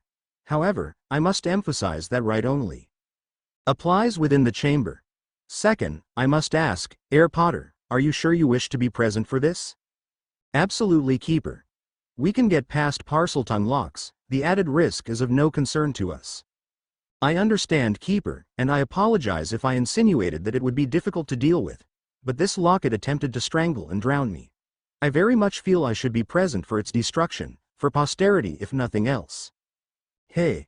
Fair enough, now follow me. With that, they entered the chamber, and Harry was impressed by what he saw. The room was a massive rotunda, the domed ceiling reaching several meters high, and was big enough to fit a horntail with ease. The walls were lined with torches in iron sconces, and 6 braziers were present, scattered through the room. In the center, lay 2 runic circles, each big enough to hold 2 bull elephants, so close together they formed a runic figure -8. The center of one of the circles was empty. The second had a large boar chained to the ground. To Harry, it looked big enough for Ragnar to ride, lickarging into battle. 24 goblins surrounded the runic circles, forming a similar shape, dressed in ritual garbs, some of which looked older than Gringotts itself. Harry was startled by Sirius calling out, "Creature, come to me, at once." Suddenly, in popped Creature, looking as surly as ever. Creature answers call of Blood Traitor, even though he does not want to. What does Blood Traitor Master want with Creature? Harry half expected Sirius to lose his temper, but he took a deep breath and steadied himself. "Creature, I know of the last order my brother, Regulus, gave you." Creature went wide-eyed and stared at Sirius. "I know he ordered you to take the locket and destroy it. I also know you still have it." At that, Creature began bawling his eyes out, and clawed his head, rocking back and forth. Creature failed. Master Regulus ordered Creature to destroy it, but Creature failed Master Regulus. Creature is a bad elf.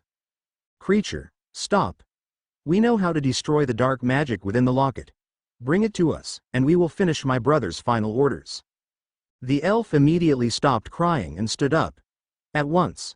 With that, he disappeared, and a moment later returned, carrying the locket in his hands. Presenting it to Sirius, he took it and gave it to the goblins, who levitated it into the runic circle. Once it was in place, Ragnar turned to Harry. "Whenever you're ready, Herr Potter." Nodding, he stepped forward and gave the locket a familiar command.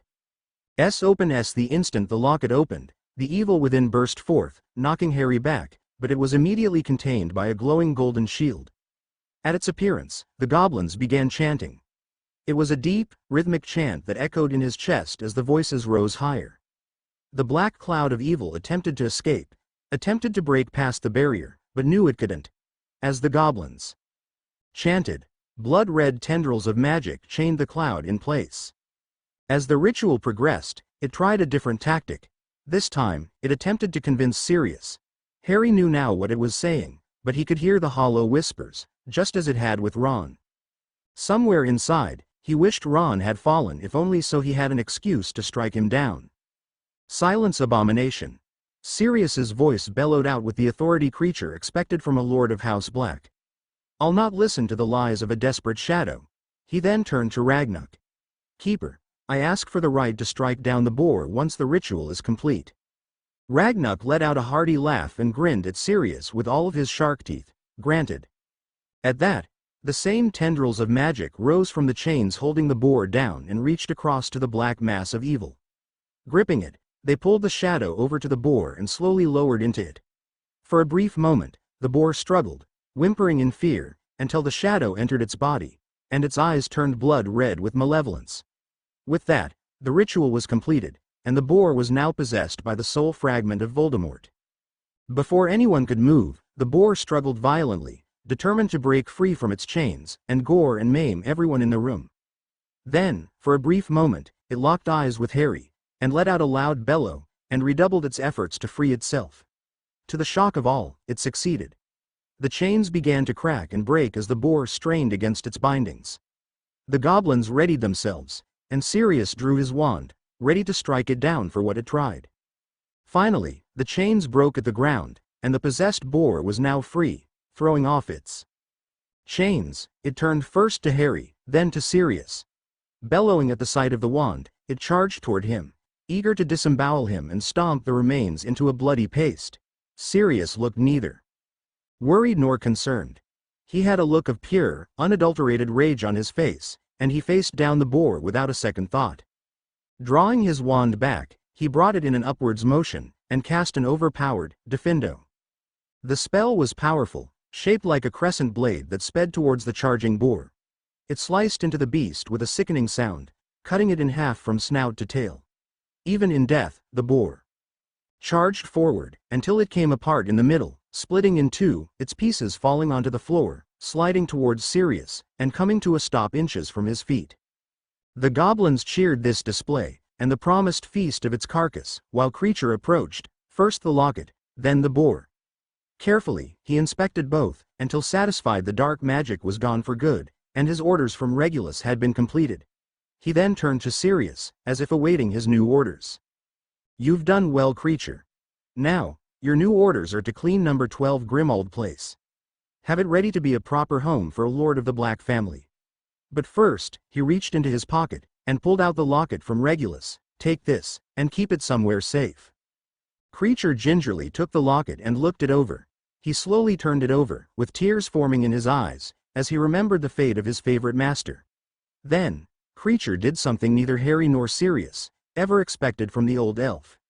He bowed in reverence and spoke with a tone that held an air of obedience. "Creature lives to serve the noble house of Black, Master Sirius." Chapter end notes. Sorry for the delay, everybody.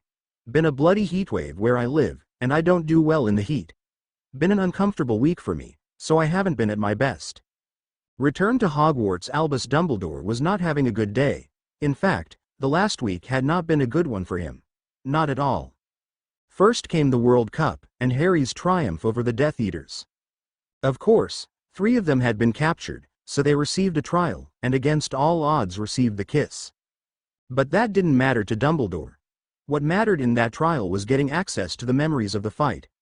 What he saw was something that sent chills down his spine, for it implied the dragon within Harry was breaking free, and the bindings placed on his core were likely coming free too. He knew Molly had been trying to get an explanation out of the boy, but that had gone nowhere. If he genuinely was creating spells, he was keeping his methodology to himself. Then came the matter of Sirius. He had hoped that upon escaping Hogwarts, Sirius would travel far beyond the borders of Britain, well beyond the reach of the Ministry. He wasn't invested in the man's death, but he could not afford to allow Sirius any further influence over Harry. That, after all, had been the true reason he had allowed him to remain in Azkaban. He hadn't been lying during the trial.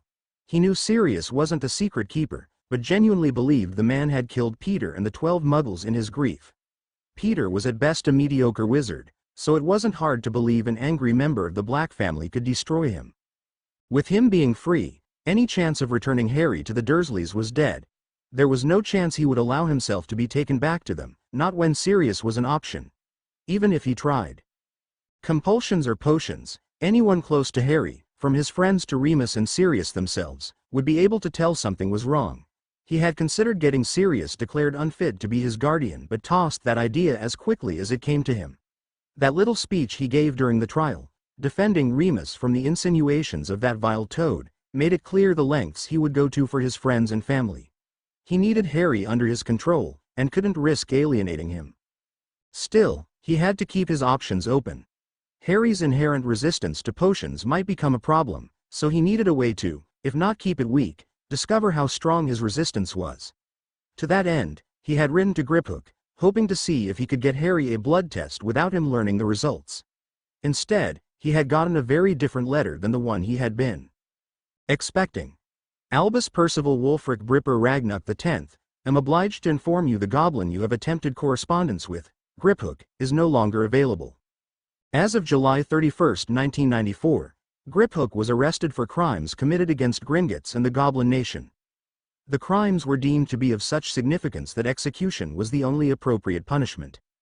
If Griphook was managing an account, organizing an event, or was otherwise providing assistance with Gringotts' business, please come to Gringotts at your earliest possible convenience. One of our tellers will be ready to provide whatever assistance is required. Keeper Ragnuk X. That idiot got himself arrested. Only his skills at occlumency kept Albus from yelling the words in anger.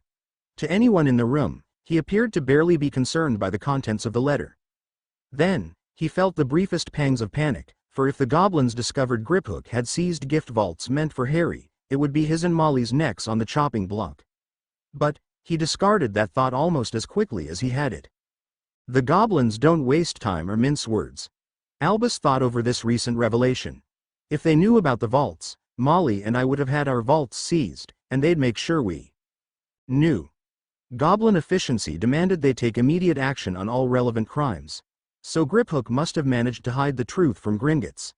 At least that much had gone in his favor. Of course, it also presented another problem, as though Albus wasn't facing enough of those already. While he and Molly, evidently, still had access to their special vaults, the extra galleons, courtesy of Mr. Potter and his gift vaults, was now dried up. Standing up, he walked to the flow and tossed some powder in, and called through the green flames. "Molly, are you there?" Almost instantly he received a reply. "Of course, Headmaster. What can I do for you? I need to speak with you urgently. Can you come through now, or later?" "Of course, I can come now. I've been meaning to speak with you." With that, Albus allowed Molly to step through the flow from the burrow into the headmaster's office. "Thank you for taking the time, Mrs. Weasley. Lemon drop?" Dumbledore offered her a lemon drop, as he offered everyone, when he sat in his chair, Molly sitting across from him. "No thank you, Headmaster, but I wanted to talk to you about this school year." Albus popped a lemon drop in his mouth as she spoke. "You have some concerns?" "Mainly, I wanted to discuss the Yule Ball. I know we agreed to wait until Harry was in his 5th year, but surely we could get a head start using the ball?"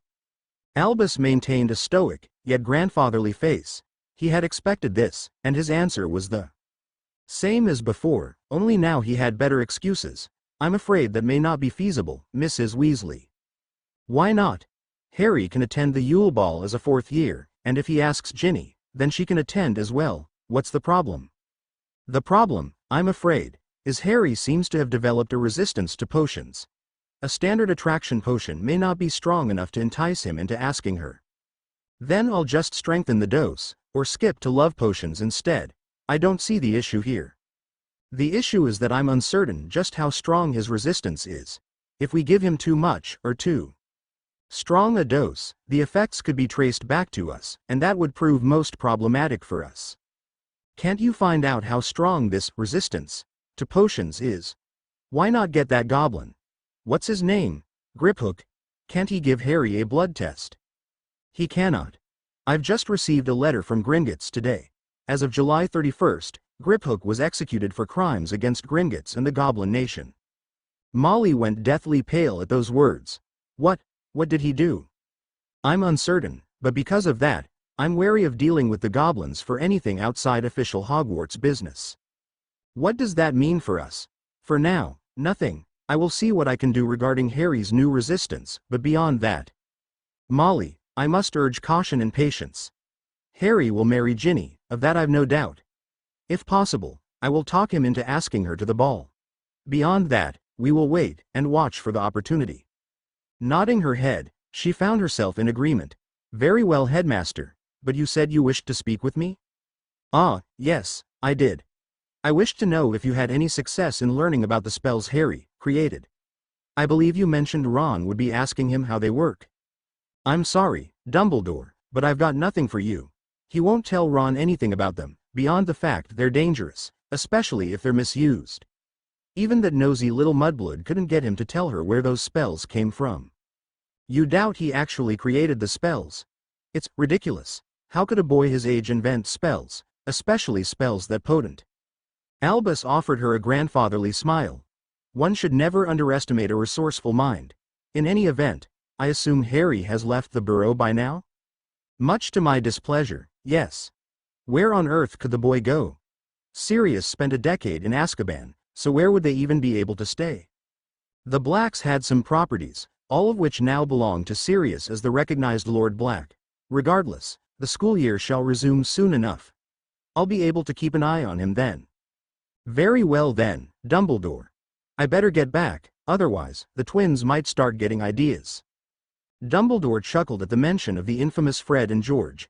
Well, we can't have that. Thank you for taking the time, Molly. My pleasure, Headmaster. Moments later she was through the flow, and back in the burrow. With her gone, Albus sank into his chair and grabbed another lemon drop. Privately, he hoped, against the odds, that the rest of the school year was as painless as that conversation. Seated in a compartment on the Hogwarts Express, Harry's attention was focused largely on the parchment he was reading. It was a letter from Tim Baker, first congratulating him on his exploits during the World Cup. He went on to reveal sales in his store had nearly tripled thanks to the advertising Harry had done for him. Because of this, he was asking Harry if he would consider doing further advertisements, in order to help promote his work. He hadn't written up a contract yet but had provided a few bullet points in the letter, and it seemed straightforward enough. His thoughts were interrupted, however, by the compartment door opening. In walked the best and worst of his friendships. Hermione, with Ron in tow, took a seat in the compartment. What are you reading, Harry? Hermione sat next to the window, across from Harry. A letter from Tim Baker, the owner of a camping store in Diagon Alley, where I got the tent we used. Ron scowled at the mention of the tent, but Hermione didn't notice. What's he writing to you about? Well, he's thanking me for dealing with the Death Eaters and offering a contract for advertising his products. Need even more galleons for your vault? It was muttered under his breath, but Ron was just loud enough for them to hear. Hermione looked at him with a look of shock, while Harry put down the letter and glared at his friend. As a matter of fact, I'm not interested in the money. I'm interested in the fact that he's getting more business because of it. Before either of them could continue, Hermione decided to speak up. So, I'm looking forward to my classes this year. How about you two? Grateful to her, Harry turned to her, a slight smile on his face.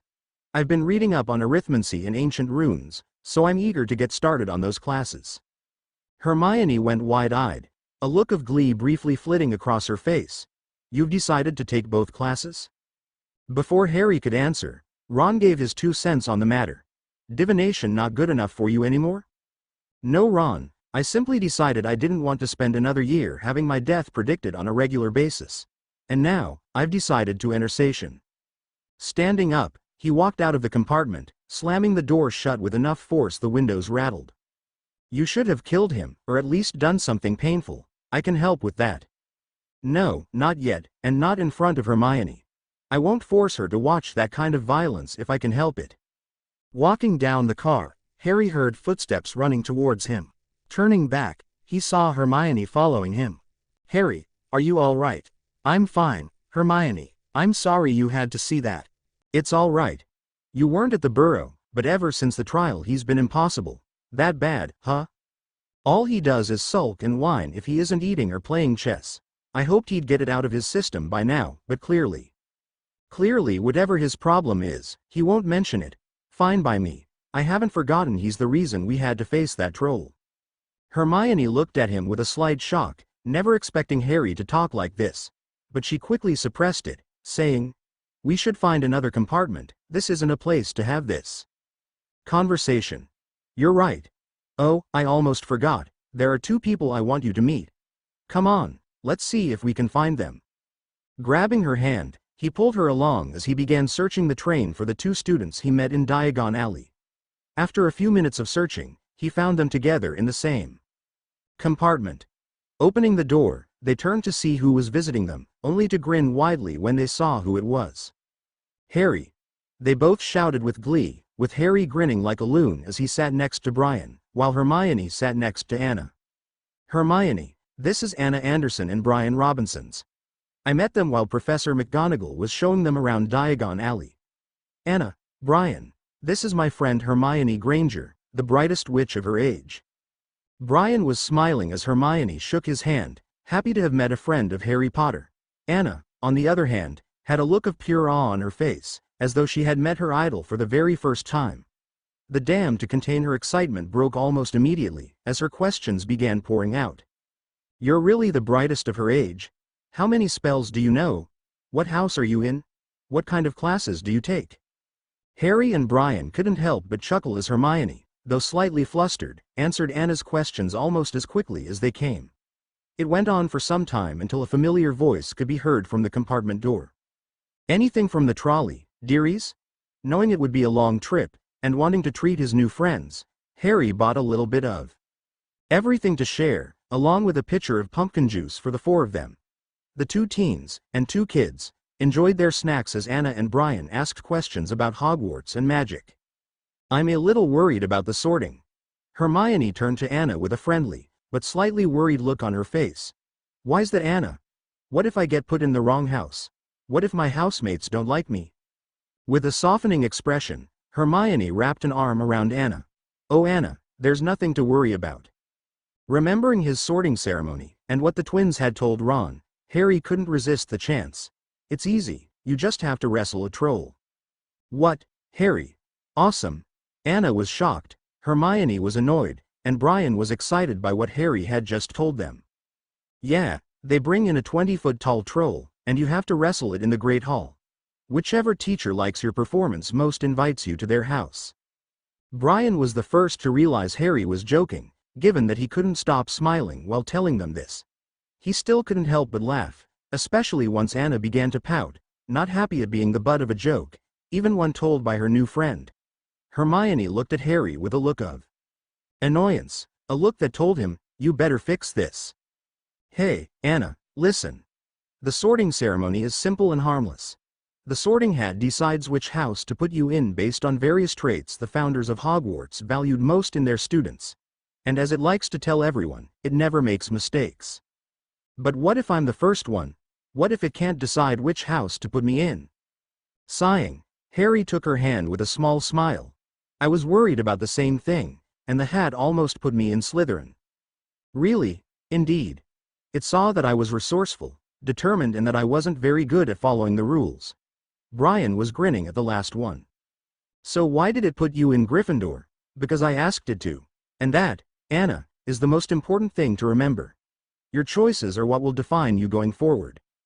That put Anna at ease, and they spent the rest of the train ride talking, with Harry telling them about some of the adventures he and his friends had gotten into, while Hermione told them about the classes they'd be taking, and what to expect from them. Eventually, when it became clear the rain would last the rest of the night, Harry decided to teach the two first years a charm for repelling rain, as well as the drying charm. It took quite a few tries for the two first years to perfect it, but by the time they got to Hogsmeade Station, they had it. As Harry and Hermione got ready to leave, he remarked to Hermione. Hopefully, they can keep the other first years dry tonight. Merlin, I hope so. It's practically a monsoon out there. If it gets any worse, the boats will probably flood by the time they dock. At the very least, they'll be cold and freezing until McGonagall casts a warming charm on them.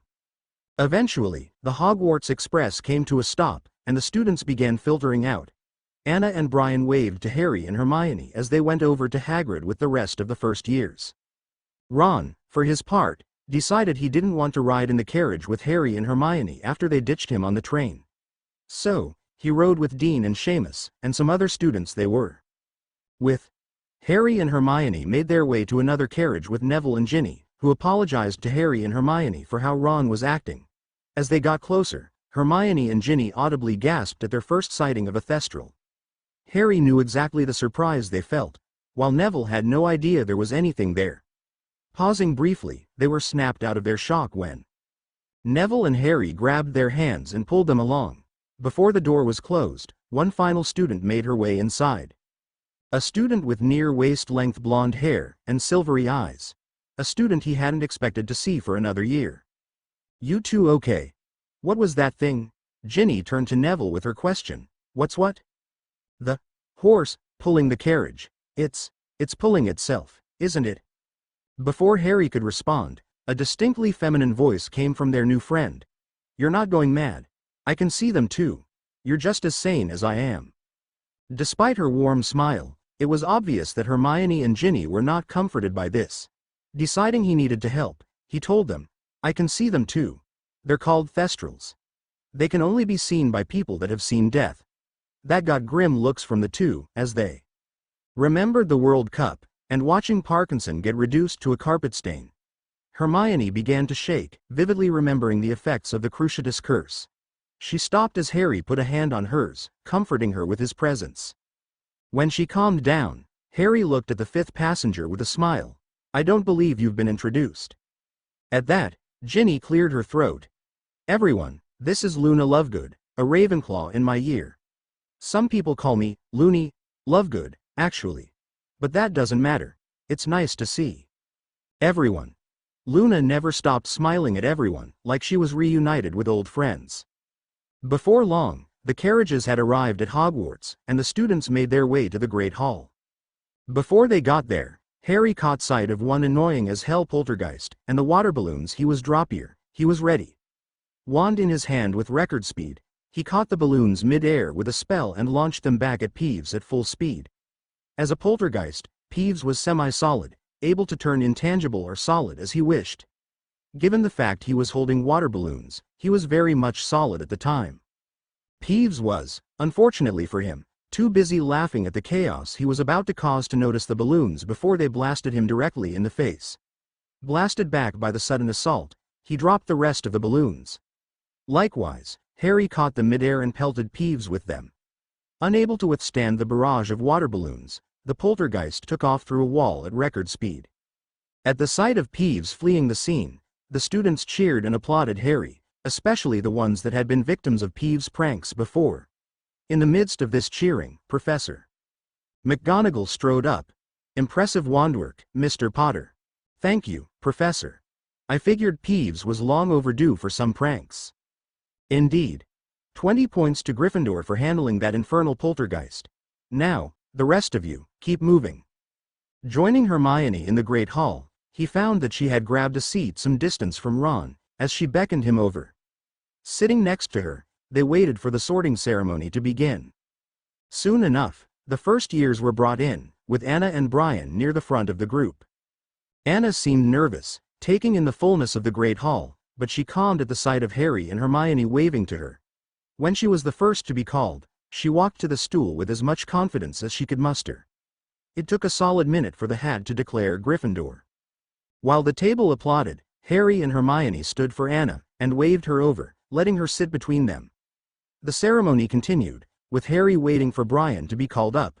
While he wasn't surprised at the decision of the hat, he was impressed that, like with Malfoy, it barely touched his head before making the decision of Gryffindor. As with Anna, he was waved over to Harry and Hermione, taking a seat right next to Harry and Anna. As the feast got underway, one of the twins said to Harry, "So Harry, who are your new friends?" "Well, first of all, this is my new little brother Brian." Harry and Brian both grinned as he finished. "That's not how that works, Harry." Despite her words, Hermione couldn't help but grin alongside them. "I don't think he minds. Do you mind, Brian?" "Nope." "See, he doesn't mind." The twins were snickering at the two of them, and Hermione had to giggle as well. Then she realized that Harry, Brian and Anna were staring at her. Anna in particular was giving what could only be described as Bambi eyes. Unable to stand up to such a display, Hermione sighed and said, "This is Anna, my new little sister." She gave the girl a one-armed hug as she said this, getting giggles in response. "Have you known them for long?" Neville sat closer than Ron, so it was easy to hear him. "Long enough to say that if anything happens to either of them, I will annihilate whoever's responsible." Looking over the table, he made certain all of Gryffindor heard his declaration. By tomorrow, the rest of the school would know as well. "Harry, you can't threaten other students." "That wasn't a threat, Hermione. That was a warning." World of difference. "Yep." Brian was readily defending his new brother. Hermione could only shake her head at this. Anna would copy her, soliciting giggles from those that noticed. As all this was going on, the staff at the head table were watching the students with interest. "So, Minerva, who do you expect to enter the tournament?" "I didn't think you were the type to gamble, Phileas." The charms professor smiled at that. "I usually don't, but one can't help but wonder at the possibilities. I'm more concerned with how many students will try to enter their names, despite being underage." Dumbledore chuckled at her worries. "Have no fear, Minerva. I will be preparing the age line myself. Not even Messrs. Fred and George shall pass it. That put some worries at ease, and for a few moments, silence dominated the head table. After a while, Professor Sprout decided to ask Minerva something. So, Minerva, tell us about those 2 first years. Anna and Brian. Pointing to the Gryffindor table, she continued. It looks as though Mr. Potter has all but adopted them. Minerva had the smallest smile possible as she said that. I am hardly surprised. He met them in Diagon Alley, and he immediately took them under his wing. As for the students themselves, Brian reminds me of James, while Anna is easily another Lily. They're both bright and curious, and while Brian is the adventurous type, and Anna is a natural scholar, I fully expect the 2 of them to be inseparable. Phileas was excited at the prospect of another student as bright as Lily. Then I look forward to seeing them in class. Albus, for his part, had tuned out the conversation by this point.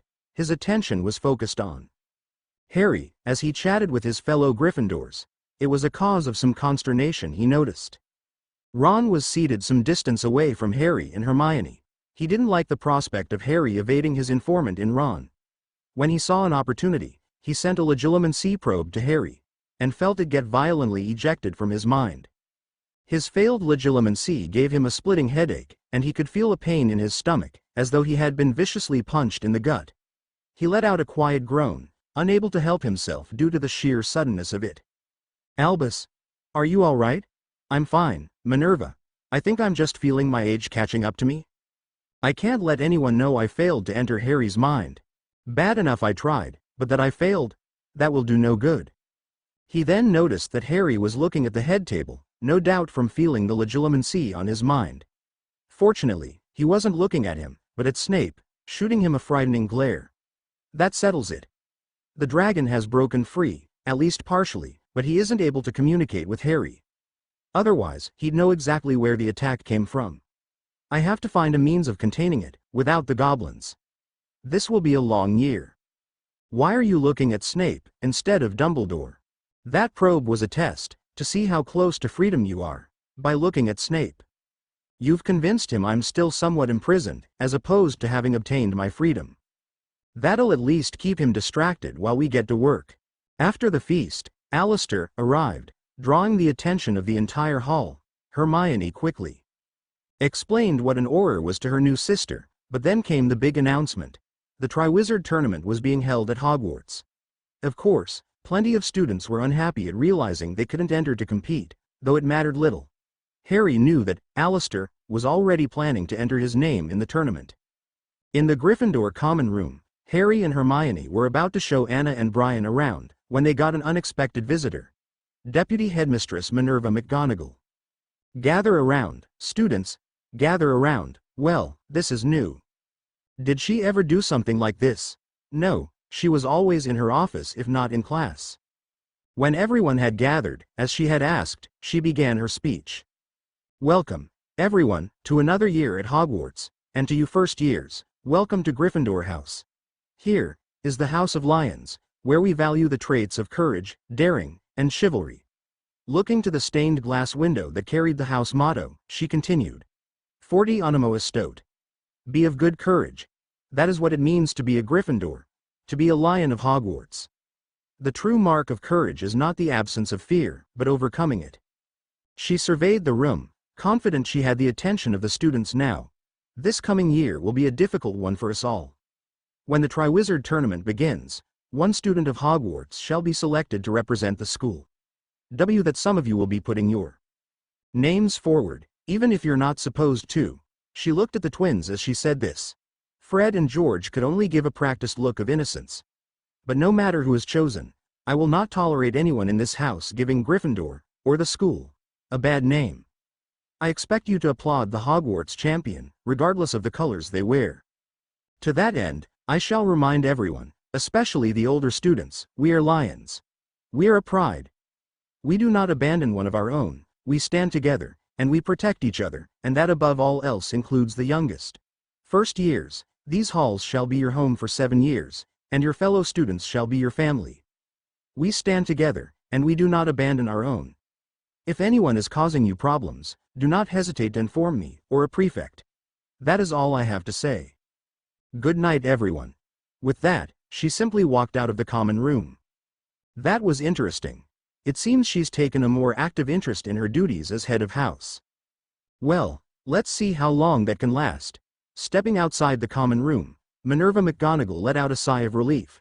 For the first time since 1990, she had stood before her house, not as their disciplinarian, but as their leader. For a few brief moments, she wasn't the deputy headmistress, but the lioness of Gryffindor, the protector of her pride. It was a good feeling.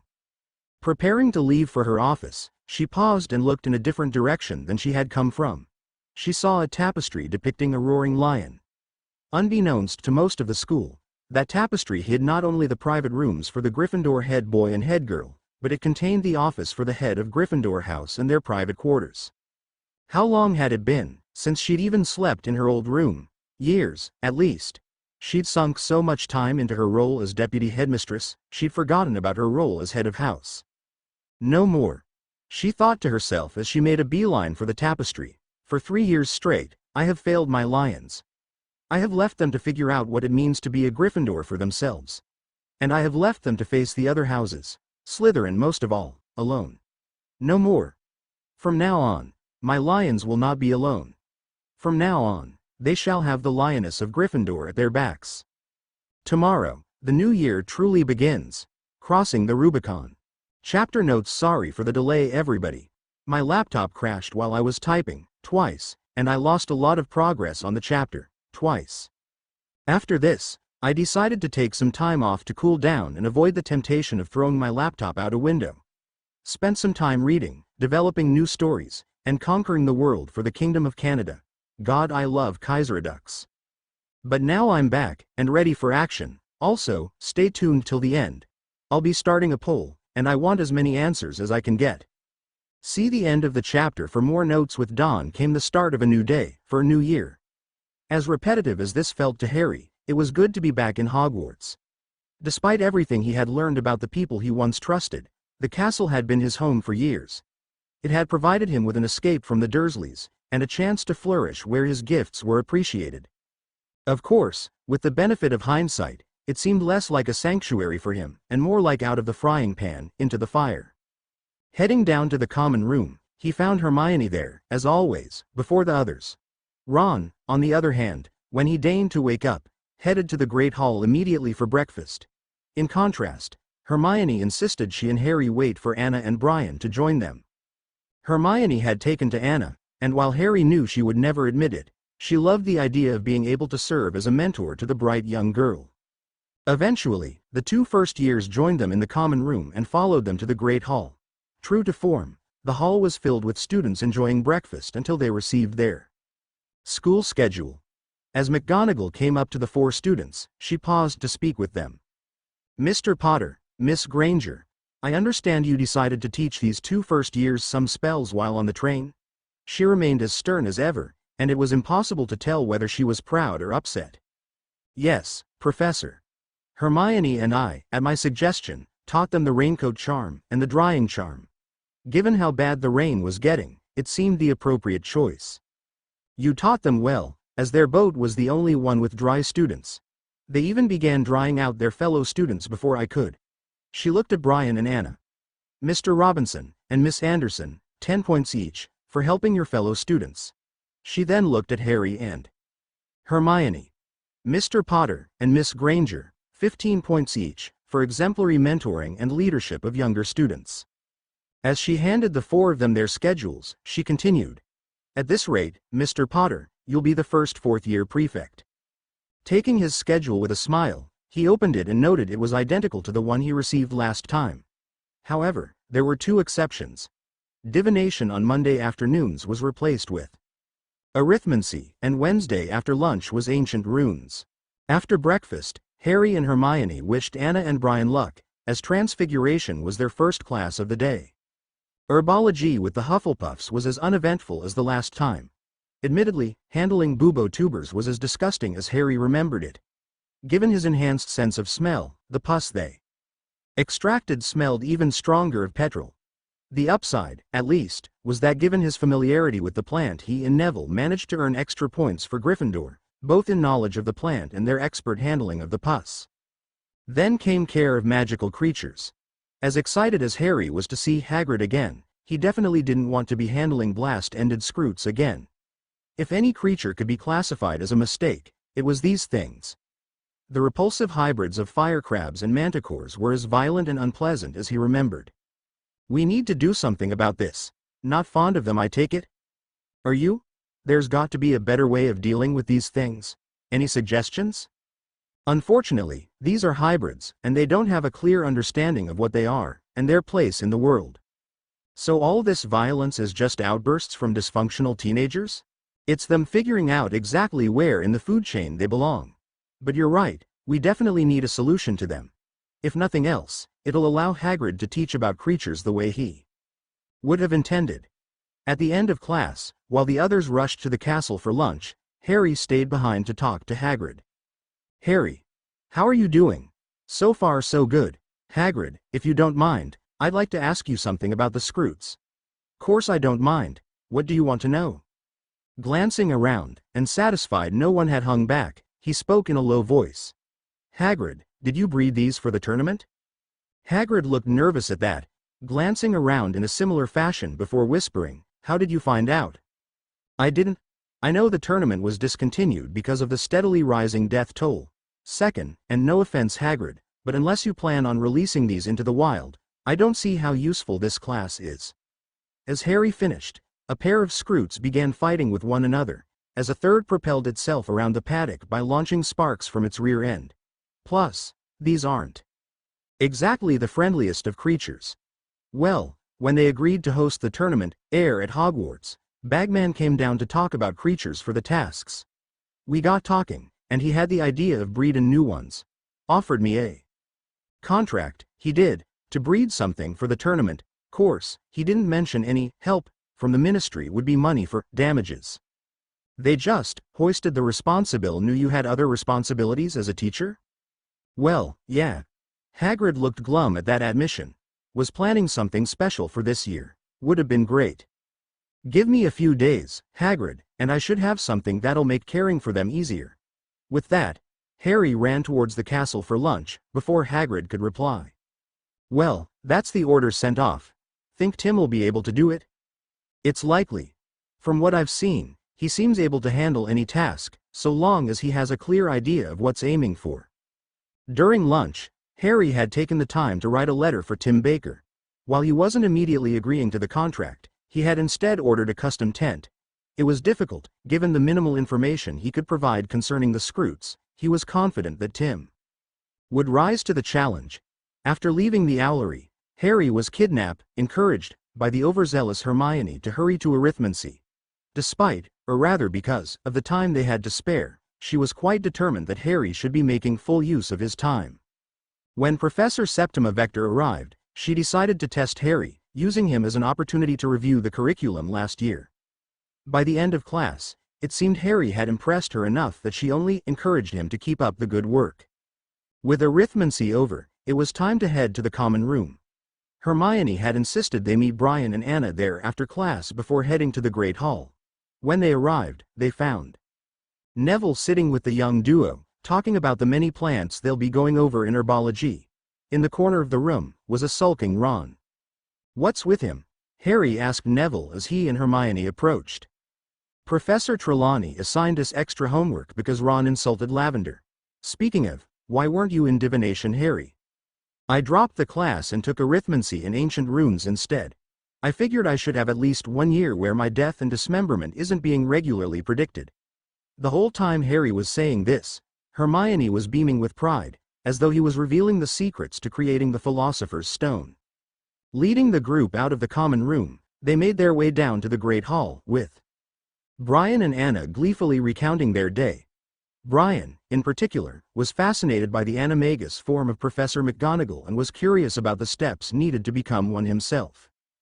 Before Harry could explain the process, with some helpful critiques from Hermione, they were blocked off by a group of about 10 Slytherin students, of various years. Most of the students he didn't recognize, but he did recognize the 4 at the head of the group: Pansy Parkinson, Gregory Goyle, Vincent Crabbe, and Draco Malfoy.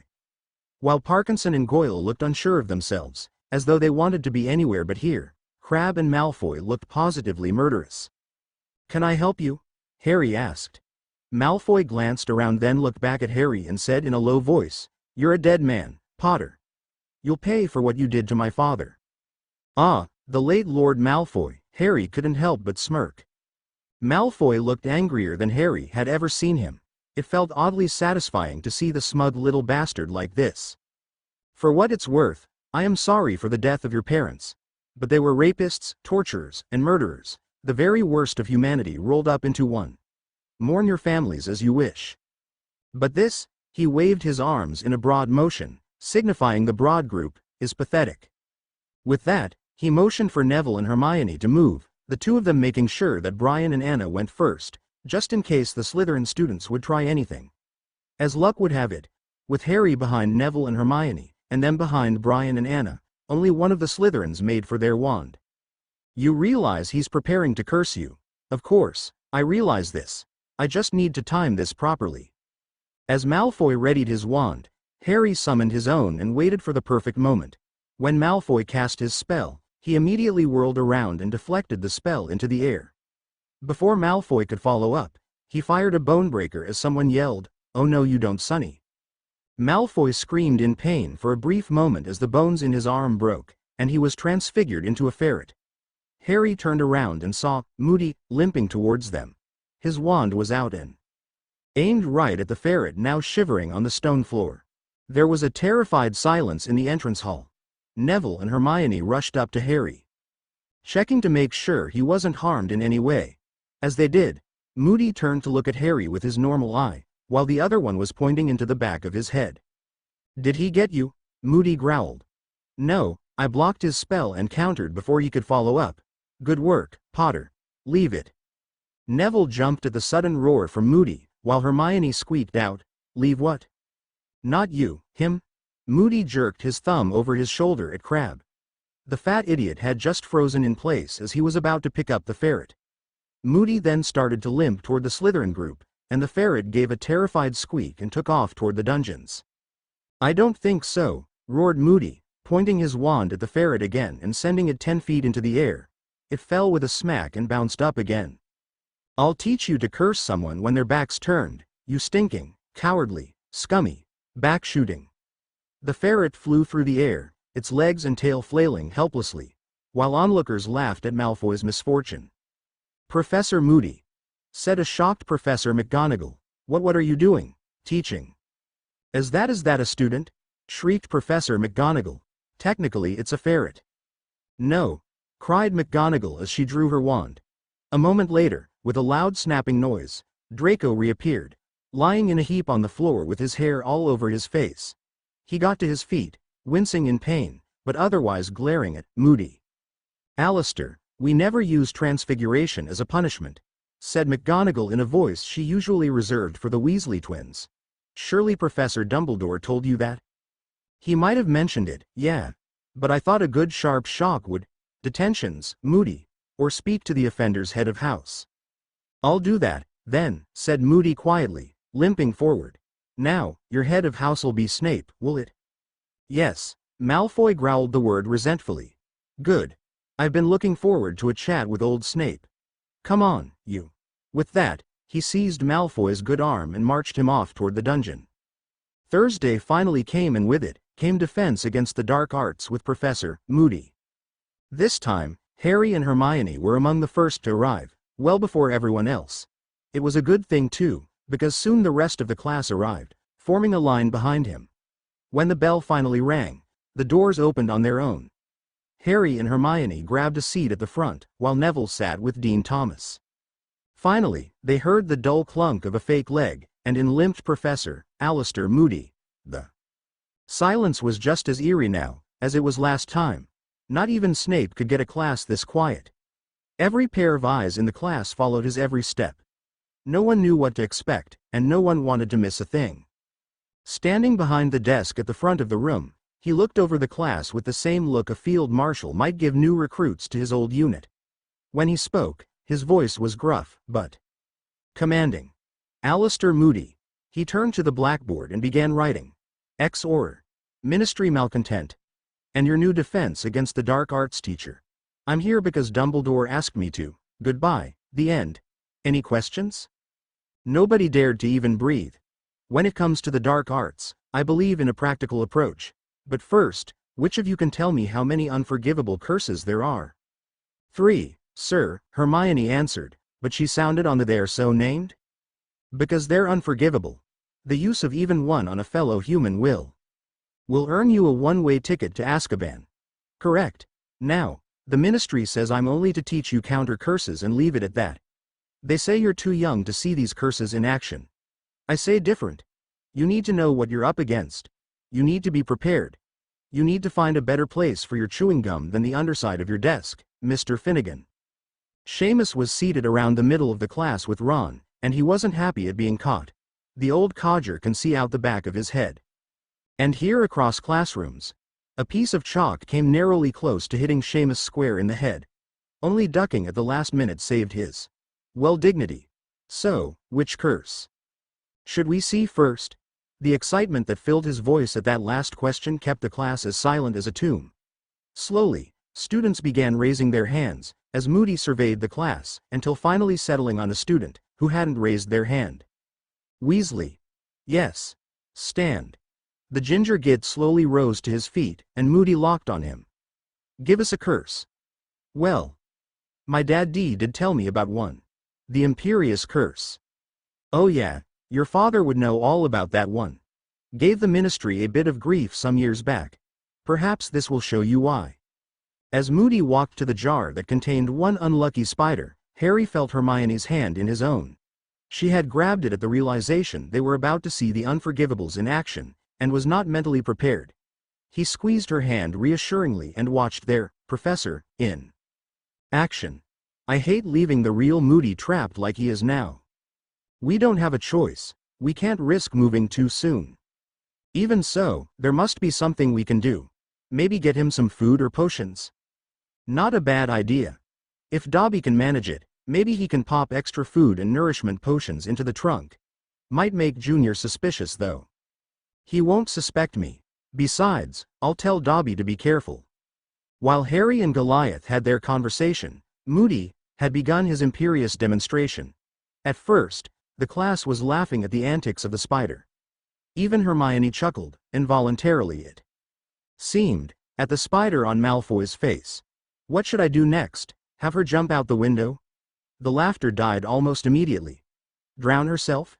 The spider came dangerously close to ending its own life. When it was again in his own hand, the class was looking at him in total silence. Scores of witches and wizards have claimed they only did the Dark Lord's bidding under the Imperious Curse. Some job for the ministry, trying to sort out the liars. The Imperious Curse can be fought, but that takes great willpower and real strength of character. Not everybody's got that, so it's best to avoid being hit if you can. Remember, constant vigilance. The class jumped as he barked out the last two words. Now, anyone else? Come now, come now. Longbottom, is it? The entire class turned to look at Neville, shocked to see him raising his hand, if timidly. There's the Cruciatus Curse. Correct, the torture curse. Particularly nasty. Moody returned to the front of the class, and Harry knew what was coming. The spider was going to be tortured, and Neville was going to be very uncomfortable. Crucio. The spider began to twitch horribly, and Harry instantly felt something shift on his right. Looking to his side, he found Hermione had buried her face in his shoulder and was gripping him like a lifeline. No more willing to let her suffer than Neville, Harry turned to the front of the class. Professor. At the interruption, Moody stopped the curse and looked about. He saw the stiff figure of Neville and Hermione on the verge of a panic attack. Clearing his throat, he remarked, as I said, nasty spell, while he stepped right in front of Harry. Mr. Potter, can you give us the final curse? Holding Hermione against him, he reluctantly answered. The killing curse. Instant death for those who get hit. There's no counterspell, and your only hope is to either avoid getting hit or block it with something big enough. That's correct, Mr. Potter. 10 points to Gryffindor. Moody looked down at the spider and aimed his wand. Avada Kedavra. The green light shot from the wand, and the spider now lay dead on the desk. As Mr. Potter said, instant death. No counterspell is known, and only one man has survived being hit by it. And he's done it twice now. Moody was looking down at Harry as he said this. Harry, for his part, didn't notice. His attention was focused on the girl clinging to him for survival. Saturday morning arrived, and before everyone else got to breakfast, Harry was somewhere important. Donning his invisibility cloak, he made his way to the second floor. You were right. The cloak does feel different now. That damned meddler could only find you thanks to a silver thread he had sewn into the cloak. That was how he could find you while wearing Death's cloak. So now he truly can't find me while wearing this? You could be standing right in front of him, and he wouldn't be able to find you with any spell. Good to know, because we're here. Checking to see if anyone was present, Harry breathed a sigh of relief. And stepped into the girl's bathroom. More specifically, he stepped into Moaning Myrtle's bathroom. When the sink that held the entrance to the Chamber of Secrets was in sight, he removed the cloak and was greeted by a familiar, flirty ghost. Hello, Harry. Did you come to visit me? Smiling, Harry gave a polite answer. Hello, Myrtle. I'm sorry, but I came to check something in the Chamber of Secrets.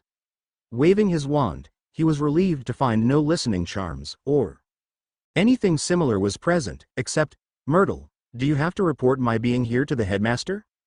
No, only the house ghosts would have to do that, and only if a student was caught breaking rules. Your secrets are safe with me, Harry. She smiled at him flirtatiously as she said that. Grinning at that, Harry opened the chamber, and as the sinks moved, he turned back to Myrtle. Myrtle, I'm going to go look at the basilisk that killed you. If it brings you some closure, do you want to see it yourself? The ghost girl looked thoughtful at that, before deciding. Yes, Harry. I'd like to see what killed me. Descending into the chamber, Myrtle followed close behind, floating slowly to observe everything they passed. Finally, they arrived at the chamber proper and beheld the sight of a dead basilisk, which hadn't decayed even slightly. Myrtle floated to it, slowly looking it over, while a very angry Harry stood by.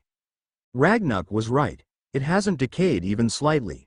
Unbeknownst to Dumbledore, Ragnuck had passed on to Harry a little-known fact about the basilisk. The king of snakes did not decay naturally. The monster that was known as the ancient enemy of spiders, feared by them above all others, would not decompose due to the magic that defines their being. As such, basilisk hide was extraordinarily rare and coveted, both because of its near-endless longevity, and its potent resistance to magic. When the topic of the basilisk skeleton was discussed, that was when Ragnuck revealed the right of conquest. Simply put, any wizard or witch, regardless of where it's done, or how, if they kill a magical creature, they can claim the carcass, and do with it as they please. This little bit of information had been specifically withheld from Harry after killing it the first time around. If it goes unclaimed for 3 years, the carcass is considered abandoned, and thus, may be claimed by anyone. This means Dumbledore had the carcass rendered the summer after Sirius died. That tosser. We could have used the hide to make basilisk hide armor for the Order. It could have given us an advantage during the war. Instead, he kept it down here just long enough for him to claim it for his own ends, indeed. But now, we can use the carcass for our own ends. Ends that will result in his destruction. Calling for Dobby, Harry commanded. Go to Ragnuck, and tell him his hunch was right, and that I'll need the special portkey. When Dobby returned, he was carrying a silver chain, one that upon touching the carcass, would expand until it wrapped the carcass, and transported directly to a special room in Gringotts, where the carcass would be rendered. The meat would be sold off, while the rest of it, having uses in potions, rituals, and other scenarios, would be stored in a vault. When Myrtle was done looking over the basilisk, Harry promptly tossed the chain onto it and was pleased to see the chain wrap around the beast, and disappear with it. Now that that's done, we'd best get out of here. True. We have a promise to Hermione's little sister to keep, after all. Said promise was fulfilled after breakfast. Ever since learning that unicorns were real, Anna had been quite eager to see them firsthand. When she learned Hogwarts had unicorns, she squealed at a volume only dogs should be able to hear. So now, here Harry was leading the 2 firsties to see the unicorns. Anna was practically bouncing like she had eaten her weight in chocolate frogs. Brian, on the other hand, was more subdued. Before Harry could ask why, they arrived at the paddock, and found 2 Slytherin students already there, Daphne and Astoria Greengrass. Upon seeing their visitors, Daphne stepped up to Harry while Anna and Brian ran to the paddock and by extension, Astoria. Potter. Greengrass. Daphne Greengrass, the infamous Ice Queen of Slytherin. With pale skin, dark hair, and violet eyes, she was renowned as a beauty all her life, and notorious for being considered unapproachable. I see you've taken up babysitting. What can I say? They make my life a little adventure. Looking past Daphne, Harry noticed something about Astoria. She was thin, and despite being friendly to the excited Anna, it was apparent she wasn't in the best of health. Is your sister okay? At that, Daphne's eyes narrowed, and her voice became cold as the void. Why do you ask?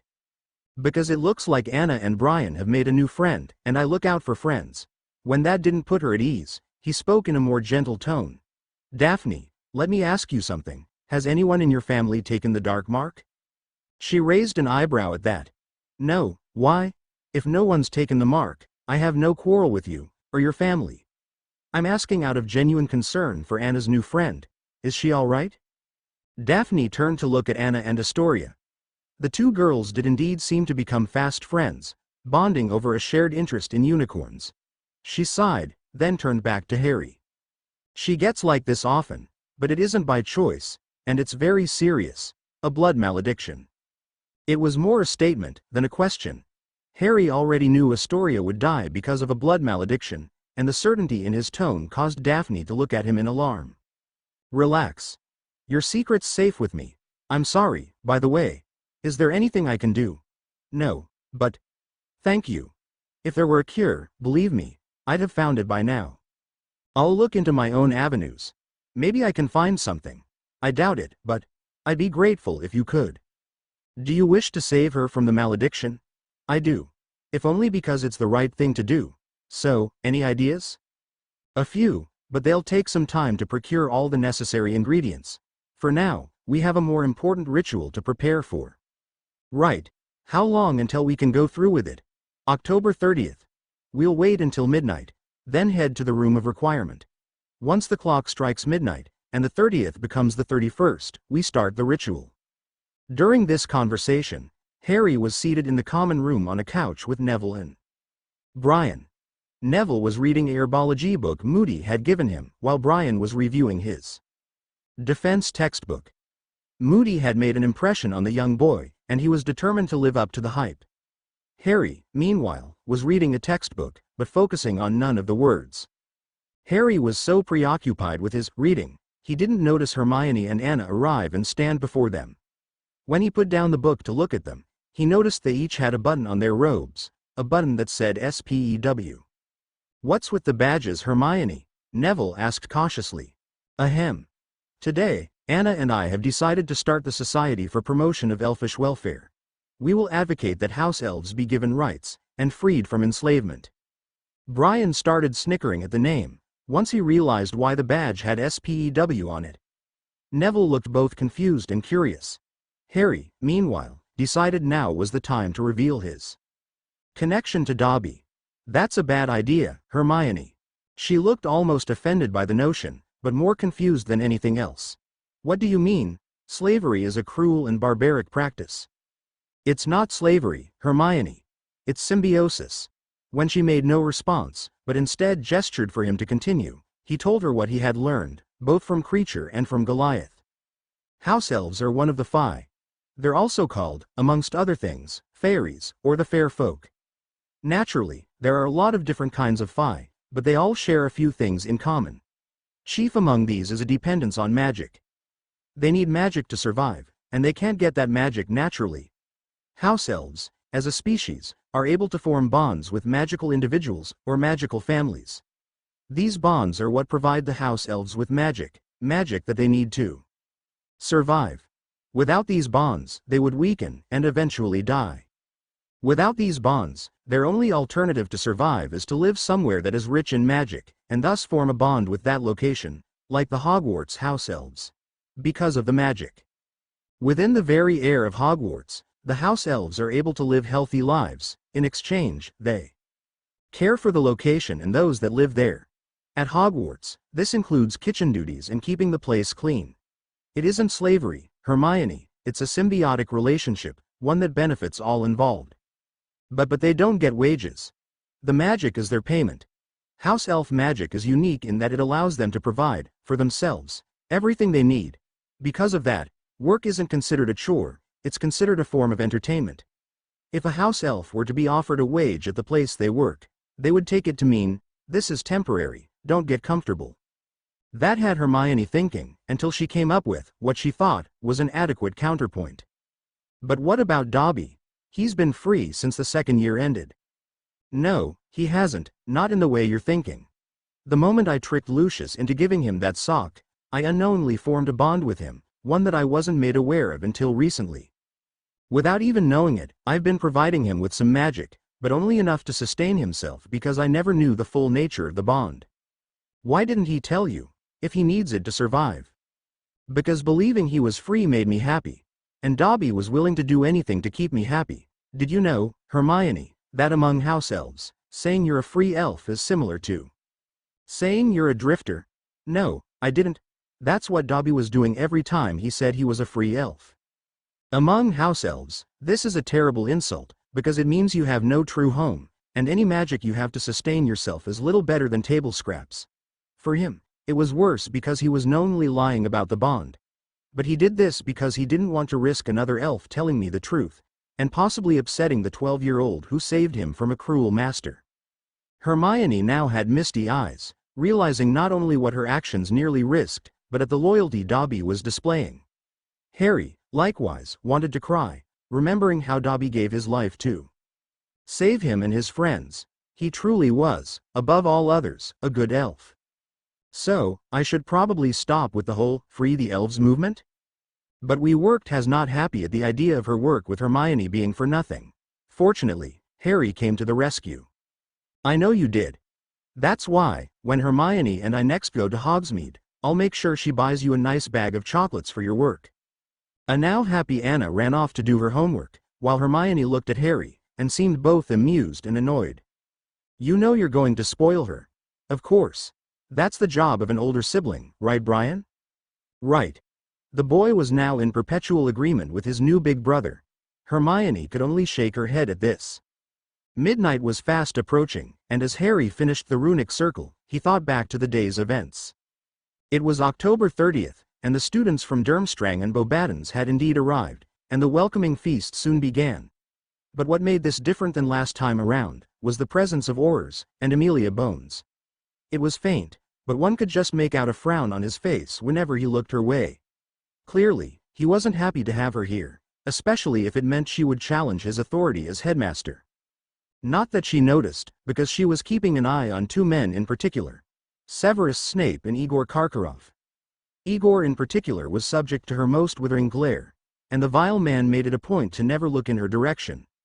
The one time he did, Harry was sure he would faint from fear. Whether her disdain was because he was a Death Eater in general, or because he had done something to her family specifically, was unknown.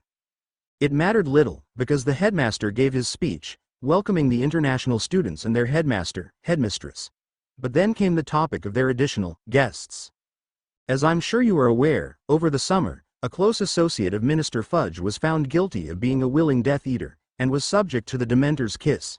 Draco glared at Harry. When that was mentioned, Igor looked terrified out of his mind. Because of this long-standing relationship, it is the opinion of the DMLE, and the Ministry at large, that additional security shall be needed.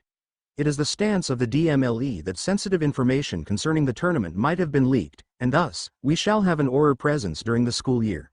To that end, I invite Madam Amelia Bones, head of the Department of Magical Law Enforcement, to speak. Standing aside, the headmaster allowed the stern woman to address the student body. Greetings, to the students of Hogwarts and our friends from abroad. As Headmaster Dumbledore has stated, the Aurors shall be present during the school year, stationed on the grounds, and in the castle, in order to provide increased security during the coming months. However, prefects, that does not mean we will do your jobs. We expect to see the prefects on patrol, as they are expected to, but likewise, if we see any instances of bullying or harassment, we will notify the staff, or handle the situation ourselves. I trust I've made myself crystal clear. Later that night, with everyone else asleep, Harry made his way to the room of requirement, his ritual supplies in hand. It had been a tense journey, even with the invisibility cloak, because Madam Bones wasn't bluffing about the Auror's presence. More than once, he'd had to wait in place, lest he risk alerting the men and women on patrol. When he finally arrived, after placing a Notice Me Not charm on the door, he got to work. Drawing the runic circle had been slow, but he had time to spare. Mixing the ritual components in a bowl was simple, but needed absolute precision. Finally, he needed the most important part of the ritual, Hedwig. Fortunately, she'd been waiting for him near the room of her own accord. She knew she'd be needed, but she wasn't sure why. Soon, all would be made clear. As he stood in the runic circle, he readied the perch she would need to stand on. All right, Hedwig. This ritual is a familiar ritual, meant to strengthen you based on the strength of our bond. I'm not sure what exactly will happen, so if you don't want to participate. He didn't even finish, as she simply flew down to the perch, and looked at him with eyes that said, "What are you waiting for?" Igniting the mixed components, he placed the bowl between them, and let the smoke float up to them. Chanting lowly the ritual words, the runic circle glowed, and Hedwig went stiff. The ritual reached a crescendo, and the room was filled with a blinding light. When Harry regained his sight, Hedwig was missing. At first, he was terrified, until he heard a familiar song, the song of a phoenix.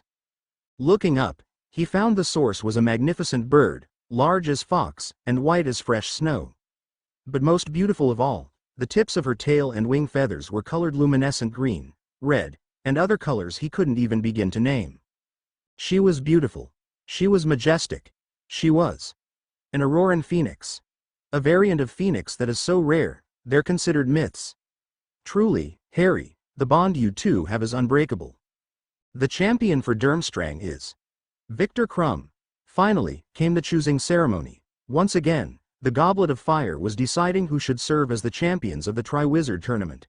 The Durmstrang students cheered their champion and fellow student, as he made his way to the adjoining room. The goblet began shooting flames again, and soon came the second piece of parchment. Dumbledore caught it and declared, "The champion for Beauxbatons is Fleur Delacour." The Beauxbatons students cheered for her, as she rose from her seat and made her way across the hall.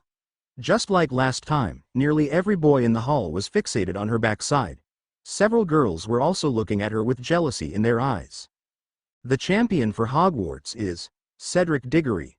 The Hufflepuff table exploded into cheers, loud enough that the people of Hogsmeade could hear. Even Madam Bones and Auror Tonks, both former Hufflepuffs, were grinning at the chosen champion being from their old house. Excellent. The 3 champions have been chosen, and the tournament is ready to begin. The first task shall be. Dumbledore was cut off mid-sentence by the Goblet of Fire. For the 4th time, the flames turned red, shot into the air, and a 4th piece of parchment floated down. As Dumbledore caught it, the hall was as silent as a tomb, as Dumbledore read out the name written on the parchment. Harry Potter. Every pair of eyes turned to look at him. Harry said nothing but wore a practiced expression of shock and disbelief. As Dumbledore called him again, Hermione nudged him, urging him to go. As he stood up, Goliath had only one thing to say. Alia I acta est. Chapter end notes, and so it begins. Now, as for the poll. I, despite my brilliant mind, am unable to make a decision regarding the first task, namely, how should Harry face the Horntail? Does he A. Fight it as a human, spells only? B. Fight in a hybrid form, half human, half dragon, combining the brute strength of a dragon, with some magical prowess? Or C. Go full dragon, and hold nothing back as his animagus? Leave a comment down below, and tell me what you want to see when the task begins. Edit. Okay, I'm loving the feedback, and the enthusiasm I'm getting so far, but I need to lay down the rules. As much as I love Vapor's idea, I'm not doing it. The reason is I've already decided how the fight would end, and the consequences of the fight. As hilarious as it is to imagine the Horntail behaving like a scolded puppy, I can't go that route. Not for what I've got planned out. So, I'll be disregarding any calls for me to use Vapor's route, though I might, given how popular it is, do an add-on featuring that route. Otherwise, please, stick to A, B, or C. The fourth champion chapter notes. See the end of the chapter for notes. The Goblet of Fire had just spat out a fourth name, and the entire Great Hall was silent as a tomb. Nobody knew what to expect.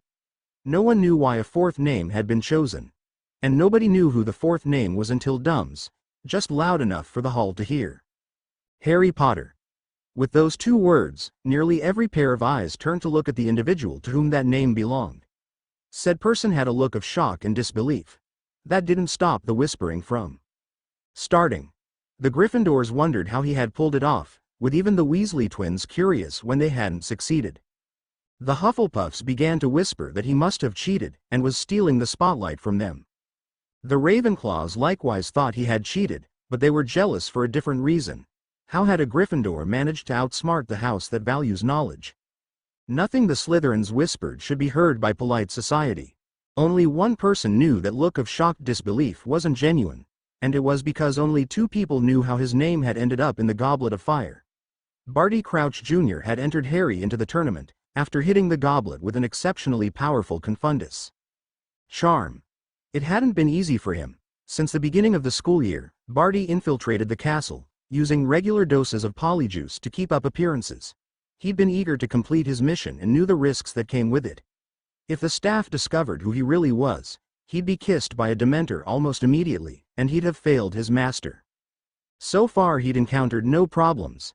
He had the real Moody locked up in his own trunk, and kept in his office. He maintained a steady supply of the polyjuice, though sooner or later he'd have to resort to making his own, lest anyone get suspicious about why Alistair Moody needed such a massive stockpile of polyjuice potion. Fortunately, Snape was a known potions master, and had a ready supply of ingredients, so long as he wasn't caught.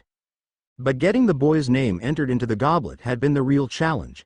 That bitch Bones hadn't been bluffing with her speech.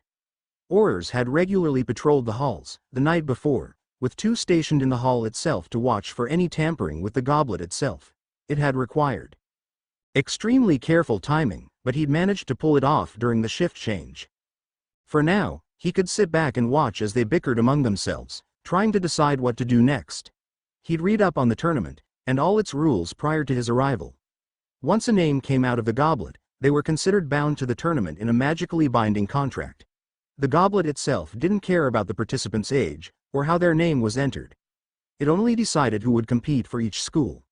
Not even Dumbledore could override it as chief Warlock and Supreme Mugwump. The only potential downside to this was the need for an additional judge. Assuming anyone else read the rules, they'd know each school provided their headmaster, headmistress as a judge. These individuals were the only judges required by the tournament. Anyone else was just an extra provided by the host country's ministry. As the contestant of a theoretical fourth school, Harry could appoint an additional person from outside Hogwarts to act as a judge. The most likely candidate was the recently pardoned Sirius Black, though the werewolf Remus Lupin was another possibility. He'd learned a great deal about both from that coward Pettigrew, and he knew the rat was terrified of either one of them finding him again. If either of them did show up, he'd likely need to question Moody about them, if he wanted to keep up the charade. What's this? He thought to himself. Harry was walking up to Dumbledore, and he looked angry and annoyed at his being chosen. That was to be expected. Dumbledore was maintaining his grandfatherly demeanor, so Barty couldn't tell exactly what he was thinking, but Professor McGonagall was marching up to them, along with Madam Bones. Well, this ought to be interesting. Wait, why is Hagrid going up? Rubeus Hagrid had been having an otherwise pleasant Halloween. Yesterday, he'd helped to welcome the students of Beauxbatons and Durmstrang to Hogwarts, and he'd been mighty proud of that. Among the students of Beauxbatons was their headmistress, Madame Olympe Maxime. She was a fine, well-dressed woman, and he'd never met another half-giant before. To that end, he'd been determined to impress her. Tonight was the Halloween feast, and she'd be there, along with her students.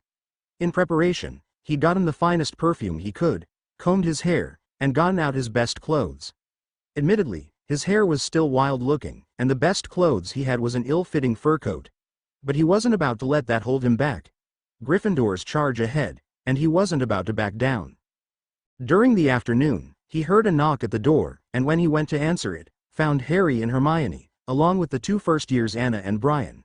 He was happy to see them. He knew he shouldn't admit it, But Harry and Hermione were his favorite students, and their new friends were great fun to be around. Anna in particular was determined to learn all she could about unicorns before she could even take care of magical creatures. As they entered, Harry and the young ones began coughing, while Hermione gagged. "You three all right?" "Hagrid. Is that perfume?" Harry managed to cough a response. "Got it down in Hogsmeade. Ye don't like it?" They could hear the disappointment in Hagrid's voice. "It's very strong. Do you have a date tonight?" Harry had a knowing smirk on his face. "A Madame Maxime, perhaps?" Hagrid blushed under his beard and attempted to stammer out a response, but Hermione came to his rescue. "Harry, don't tease Hagrid." "What? I'm genuinely curious. Trying to impress our lovely guest." When Hagrid nodded in the affirmative, Harry continued. "Well, I'm not sure this will work on her, but don't worry, Hagrid. Now that Hermione and I are here, we're gonna help you sweep the madam off her feet." Gently pulling Hagrid to his chair, Harry conjured a giant mirror and got to work. It took a ridiculous amount of cutting and charms, even with Hermione's help, but Hagrid's hair was trimmed to a reasonable length and pulled into a ponytail. Likewise, his beard was trimmed, while at Hermione's suggestion, they braided parts of it. Now when Hagrid looked in the mirror, he looked like dwarf royalty. All in all, it gave him a rather stately appearance. While all this was being done, Hagrid was being given a crash course in French social graces, courtesy of Hermione, with visual aid provided by Brian and Anna. With his grooming done, a charm was cast to reduce the perfume to a tolerable amount, while Harry had one final gift for Hagrid. "We don't have time to get new clothes, so we'll have to make do with transfiguration." It took several tries, but they finally arrived at a design that gave Hagrid a far more regal appearance than was normal for him. Now he genuinely looked like a lord, and could probably even pass for one thanks to Hermione's lessons. Pouring his magic into the spell, Harry empowered the spell to last for a week, before they'd change back. By the time they were finished, the Halloween feast was set to begin, and the group quickly made their way back to the castle. The moment Hagrid walked into the castle, nearly every pair of eyes turned his way at least once. The entire student body had known Hagrid, almost exclusively, in his capacity as gamekeeper of Hogwarts. Now he looked like an entirely different person. And it seemed to pay off, as Madame Maxime kept glancing his way when she was sure no one would notice. But Harry and Hermione definitely noticed, and they were rather proud of their efforts, with Hermione even remarking, "If I didn't know any better, I'd swear that Hagrid was a visiting lord. We did good work, Harry." "That's your handiwork?" Neville asked, the disbelief in his voice palpable. "Yep. Spent most of the day doing it too. Given the looks he's getting from Madame Maxime, I'd say we went above and beyond in our efforts." Harry was beaming with pride at the result of their efforts. "That was a good rid. I hope things go better for him this time around. He definitely deserves happiness, for all the good he's done." When the choosing ceremony was completed, and Harry had been chosen as the fourth champion, Hagrid had been watching, hoping for the champion to be a Gryffindor, but not expecting this. After all, he and Hermione had spent most of the afternoon helping him prepare for tonight, so he stood and went over to Dumbledore, to let the headmaster know that Harry couldn't have done it. Harry was walking up to Dumbledore, a look of anger and annoyance plastered on his face. This wasn't fake, however. It annoyed him that he could already hear the whispers of "cheater," and being near the bearded bastard put him on edge. "Headmaster, I did not put my name in the goblet of fire." "Harry, I'm afraid that may not make a difference." "What the devil do you mean, may not make a difference?"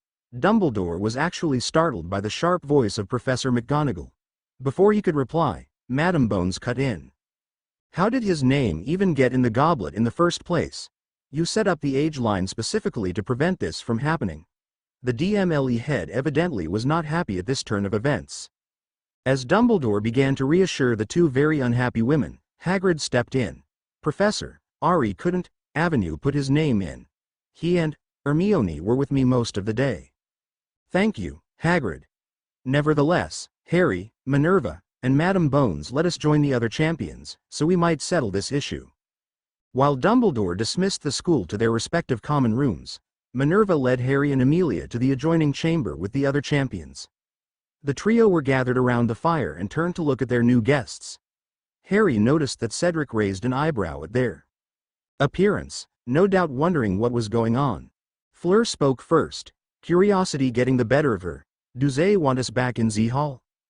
Before Harry could answer, Professor McGonagall answered her. "Unfortunately, we have a problem." Before anyone could ask what this problem was, Bagman decided to make his entrance. Extraordinary. A fourth champion, and Harry Potter at that. No child on Christmas was this excited. This is amazing. Truly, a remarkable event. Time to put on a show. Amazing, do tell, Bagman, what exactly is so amazing about this? I've been entered, against my will, into a tournament that was discontinued because of the out-of-control death toll. Harry's anger caused a surge in magic, bathing the room in his rage-fueled power. Professor McGonagall stepped back, startled by this surge in power. The other champions, likewise, seemed to cringe under the raw power that bathed the room, while Bagman quickly went pale as a ghost. As Harry was emphasizing a point, through sheer force of will, the door to the chamber opened. A cacophony of voices was heard, only for it to die down suddenly. Though Harry couldn't see them, the heads of house and the Aurors followed Dumbledore, Maxime, and Karkaroff into the chamber. The Aurors had been arguing over how Harry's name had been chosen when they felt the raw magic of Harry surging through the room. The suddenness of it, and the sheer power behind it, had startled them to the point of silence. "Mr. Potter, I ask that you calm yourself. Your point has been made, quite emphatically, I might add." Dumbledore's voice rang out as he led the others at a brisk pace. "Sir, how did Harry's name come out of the Goblet of Fire? He's only 14. Cedric asked, quite calmly, all things considered. "I did not enter my name in the goblet. It's true. The Aurors were watching the goblet all of last night, and today. At no point did Mr. Potter even go near the Goblet of Fire, and Professor Hagrid confirmed that he and another student, a Miss Granger, spent most of the day with him. With one of the Aurors confirming his innocence, that proved a point of consternation. While the adults bickered over who was at fault for allowing this to happen, Harry looked about the room and noticed Amelia in the corner. She was flipping, quite madly, through a book he could only assume listed the rules and procedures for the tournament. "Albus, we can't allow him to compete." Professor McGonagall was standing next to Harry as she said this, her stern gaze directed at the twinkling-eyed headmaster. "Yes. Find a way to get him out of the tournament. Hogwarts cannot have two champions." The vile Karkaroff was not pleased with Harry's participation. "Yes. Hogwarts cannot avenue two champions." Madame Maxime voiced her support for Karkaroff. "Well, if it's not too much to ask, maybe you could find out who put my name in the goblet in the first place." Despite knowing it was Barty Jr., polyjuiced as Alistair Moody, that entered his name, Harry knew the act needed to be maintained. To that end, Harry began to pace, looking quite angry, and agitated by the proceedings. Maybe one of the older Slytherin students lost a dad over the summer. Maybe they're hoping the tournament will kill me where their parents failed. Fleur looked perplexed at that reasoning, while Cedric and Victor looked thoughtful. It was possible she simply didn't recognize the connection between House Slytherin and the Death Eaters. Given the events of the World Cup, it stood to reason Victor might agree with that line of questioning. "I rather suspect that someone who wished to give Hogwarts 2 bites at the apple entered the boy's name in the goblet." "I quite agree, Madame Maxime. I shall be lodging complaints with the Ministry of Magic and—" "Is that so, Karkaroff? Then, by all means, I'd love to have you at the Ministry for a chat." Madame Bones slammed the rulebook shut in her hands, her voice as cold as the void. The entire room turned to her, including Karkaroff, who shrank at her tone. Glancing about the room, Harry noticed Snape was stepping back, putting some distance between him and her. Evidently, even with Dumbledore backing him, he knew better than to draw her attention when she was on the warpath. Dumbledore attempted to defuse the situation with his usual grandfatherly act. "Amelia, did you find any way for Harry to be released from the tournament?" She shook her head, frustrated with her lack of success. "No, the damned goblet forms a magically binding contract. Even destroying the goblet wouldn't help us. Harry is still required to compete, regardless of whether he actually entered himself." "Which I didn't." Madame Maxime scoffed at that and prepared to respond when a gruff voice interrupted her. "If anyone's got reason to complain, it's only Potter. He is the one who has been entered against his wishes in the tournament." Moody limped into the room, his magical eyes scanning for threats. "What are you lot complaining for? Oh, thank Merlin, Moody. Did you happen to examine the goblet?" Madam Bones was seemingly relieved at Moody making his entrance. Evidently, she trusted the man implicitly. "That I did, Madam Bones, and I'm inclined to agree with Potter. Someone's hoping he's going to die in the tournament, so he's been entered against his wishes. Beyond that, it would have taken a skilled wizard to put Potter's name in the Goblet of Fire." "And why is that?" "Because, madam, they hoodwinked an exceptionally powerful magical artifact. It would have taken an exceptionally powerful, and specific, confundus charm to hoodwink the goblet into believing that there were 4 schools in the Triwizard Tournament. Then, they would have put Potter's name under that school's name to ensure that he is the only participant, so his name was sure to come out. Once it came out, he'd have to participate or lose his magic in a tournament. Notorious for the number of deaths. Whoever put his name in wants Potter dead, and they managed to hide their magical signature. You seem to have given this a fair bit of thought, Mad Eye." "It was my job to think the way dark wizards do, Karkaroff. Perhaps you need a reminder." "This doesn't help, Alistair." Dumbledore interrupted the two before the disagreement could turn back to Amelia. "So, there's nothing we can do for Harry? He has to compete?" "Unfortunately, yes. However, there might be, at the very least, a compromise that can be reached. Cedric was chosen as the Hogwarts champion, while Harry was chosen for a non-existent school. To that end, he can participate as the champion for his family, the House of Potter. Thus, he would be disconnected from Hogwarts." She then turned to Karkaroff and Maxime. "Does this satisfy the both of you?" When they nodded their approval, she then turned to Harry. "Now, Harry, because you will be representing the House of Potter, instead of Hogwarts, who do wish to appoint to serve as a judge." When voices were raised in protest, she wheeled around, shooting a death glare at the protesters. "Every institution, be it a school or a house, must have a judge to represent it on the panel. Now, Harry," she turned back, "who do you wish to be a judge?" "Sirius Black, madam." "Very well. I'll notify him of this, and we'll handle whatever paperwork is required." With that settled, Bagman gave instructions regarding the wand-weighing ceremony, and the champions were dismissed. Professor McGonagall insisted that she and Professor Sprout escort Harry and Cedric back to their common rooms to deliver the news. On the way, Cedric asked Harry, "Do you really think someone's trying to kill you with this tournament?" "I don't know. All I know is I've had one near-death experience after another since coming to Hogwarts. If nothing else, it's keeping with the theme." Cedric looked thoughtful as he and Sprout went to the Hufflepuff common room. When he and McGonagall arrived at Gryffindor, instead of bidding Harry good night, she followed him in. The applause that sounded at the arrival of Harry died almost immediately upon sighting the stern head of house. She initially said nothing, merely looking over the house like a hawk. Her face was completely unreadable. "I see you decided to celebrate." A few guilty coughs could be heard, but otherwise, the room was silent. "Well, before the festivities begin, I'm here to inform the house of what transpired." When McGonagall had the entire house watching her, she continued. "A 4th name was chosen by the Goblet of Fire, and yes, a 4th champion has been named. However, Mr. Potter did not put his name in the Goblet of Fire. Alistair Moody has confirmed that someone capable of hiding their magical signature, a feat well beyond a 4th-year student, charmed the goblet into believing there were 4 schools, instead of 3.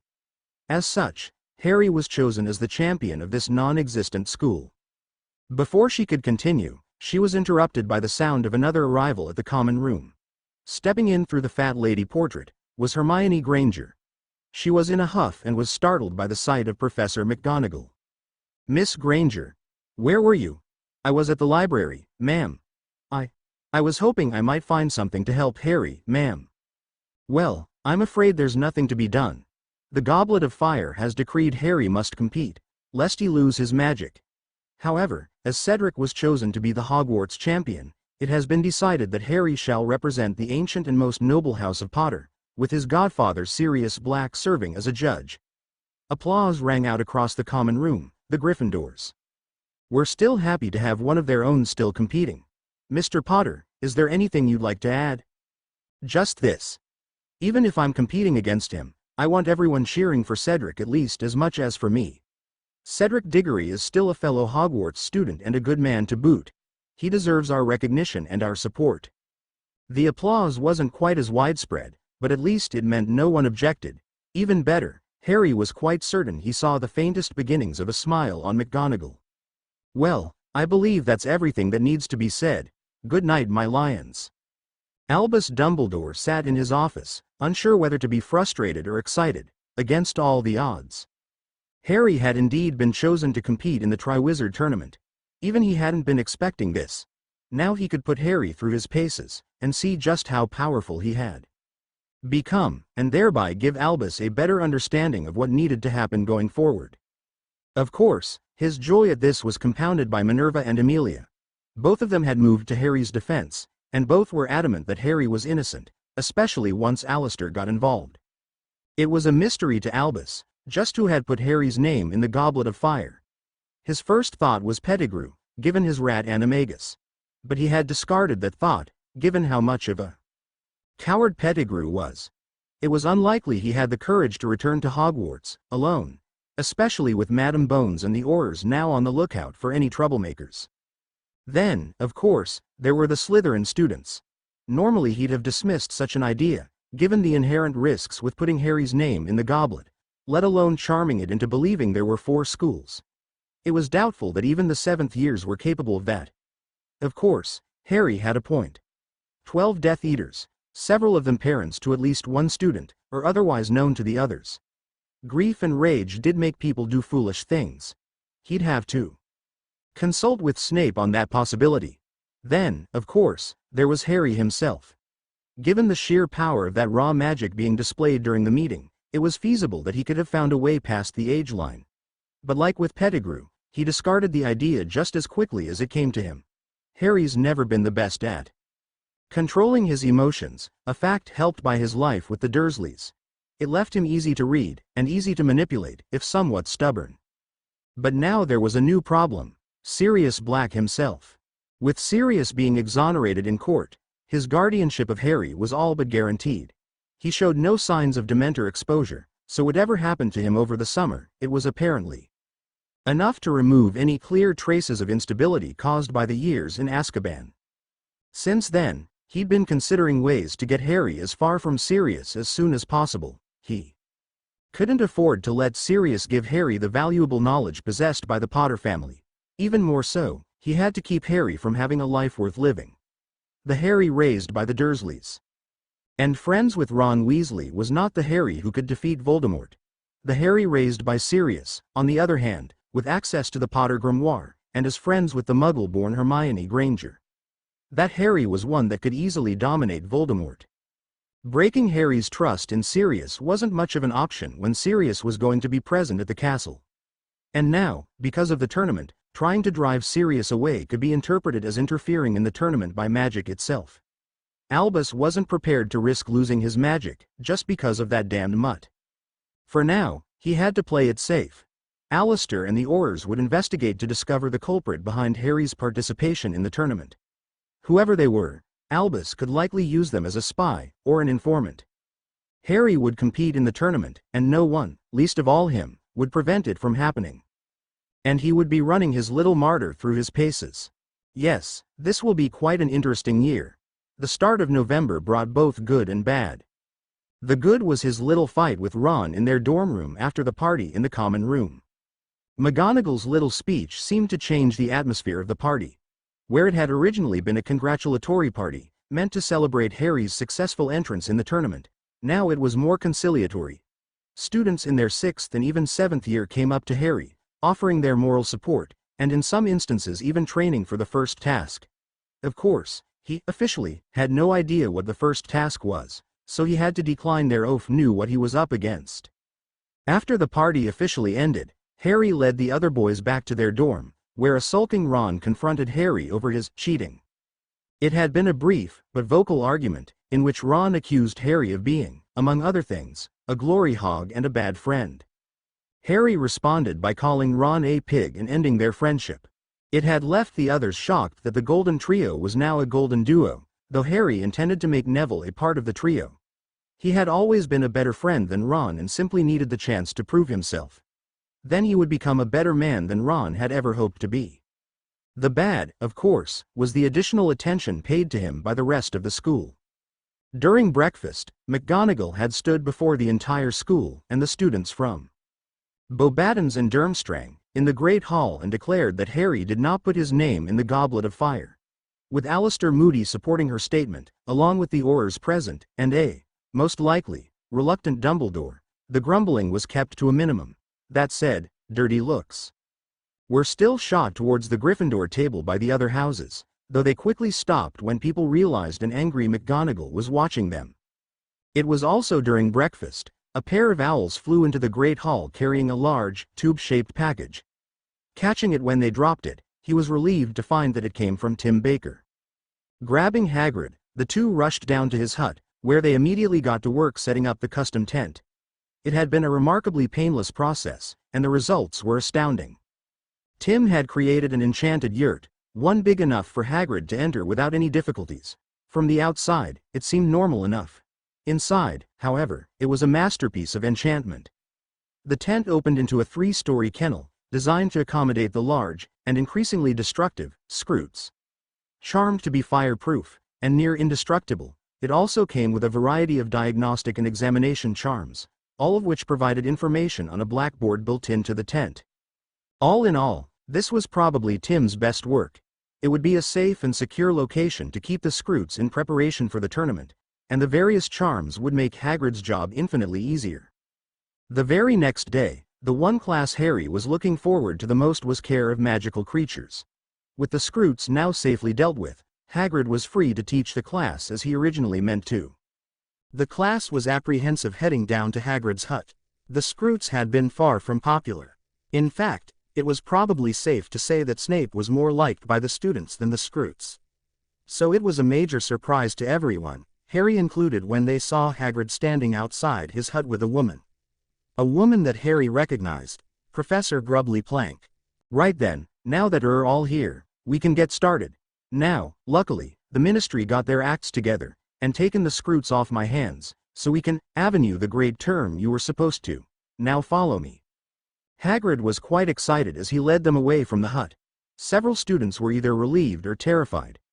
The relief likely came from simply being glad to be free of the Scroots, while the terror was the nagging fear Hagrid would have them care for something else. Nothing could have surprised the naysayers more than the sight of the unicorn enclosure. Interestingly enough, a group of adult unicorns had been taken from the enclosure, while the remaining adults, and all the foals, remained in the closure. Next to the enclosure was a wooden table. On top of the said table was a small number of fruit baskets, filled with apples, pears, and other fruits Harry couldn't immediately discern. Now then, what can any of you tell me about unicorns? Yes, Miss Granger? The unicorn is a Class 4X creature, native to Northern Europe. Adult unicorns used to be ridden by magical, and even some Muggle, nobles during the Middle Ages as warhorses. Nowadays, they're valued for their hair, used for wand cores, and their horns, which are used for potions. Right. Ye are, Hermione. 10 points to Gryffindor. Now, one of the most important things to know is adult unicorns are very mistrustful of men, so we'll be dividing in two. Girls'll go with Professor Grubbly Plank. Lads, follow me. While the girls went off with the substitute, Hagrid led the boys to the enclosure. Standing next to the gate, he turned to the class. Now, adult unicorns are slow to trust when it comes to men, but foals are more trusting, and so, we're gonna have you try to feed a foal. One at a time. You'll go into the enclosure with some fruit, and try to get a foal to come to you. Now, who'll go first? First up was Dean Thomas.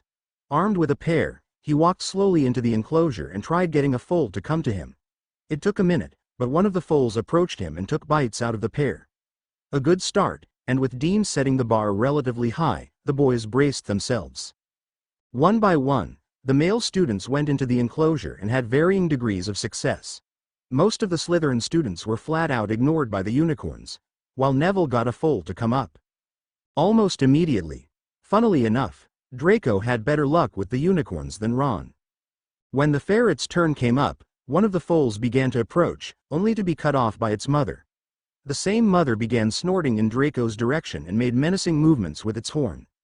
When Ron went in, the adults immediately became agitated, snorting defensively, and moving to block the foals from his sight.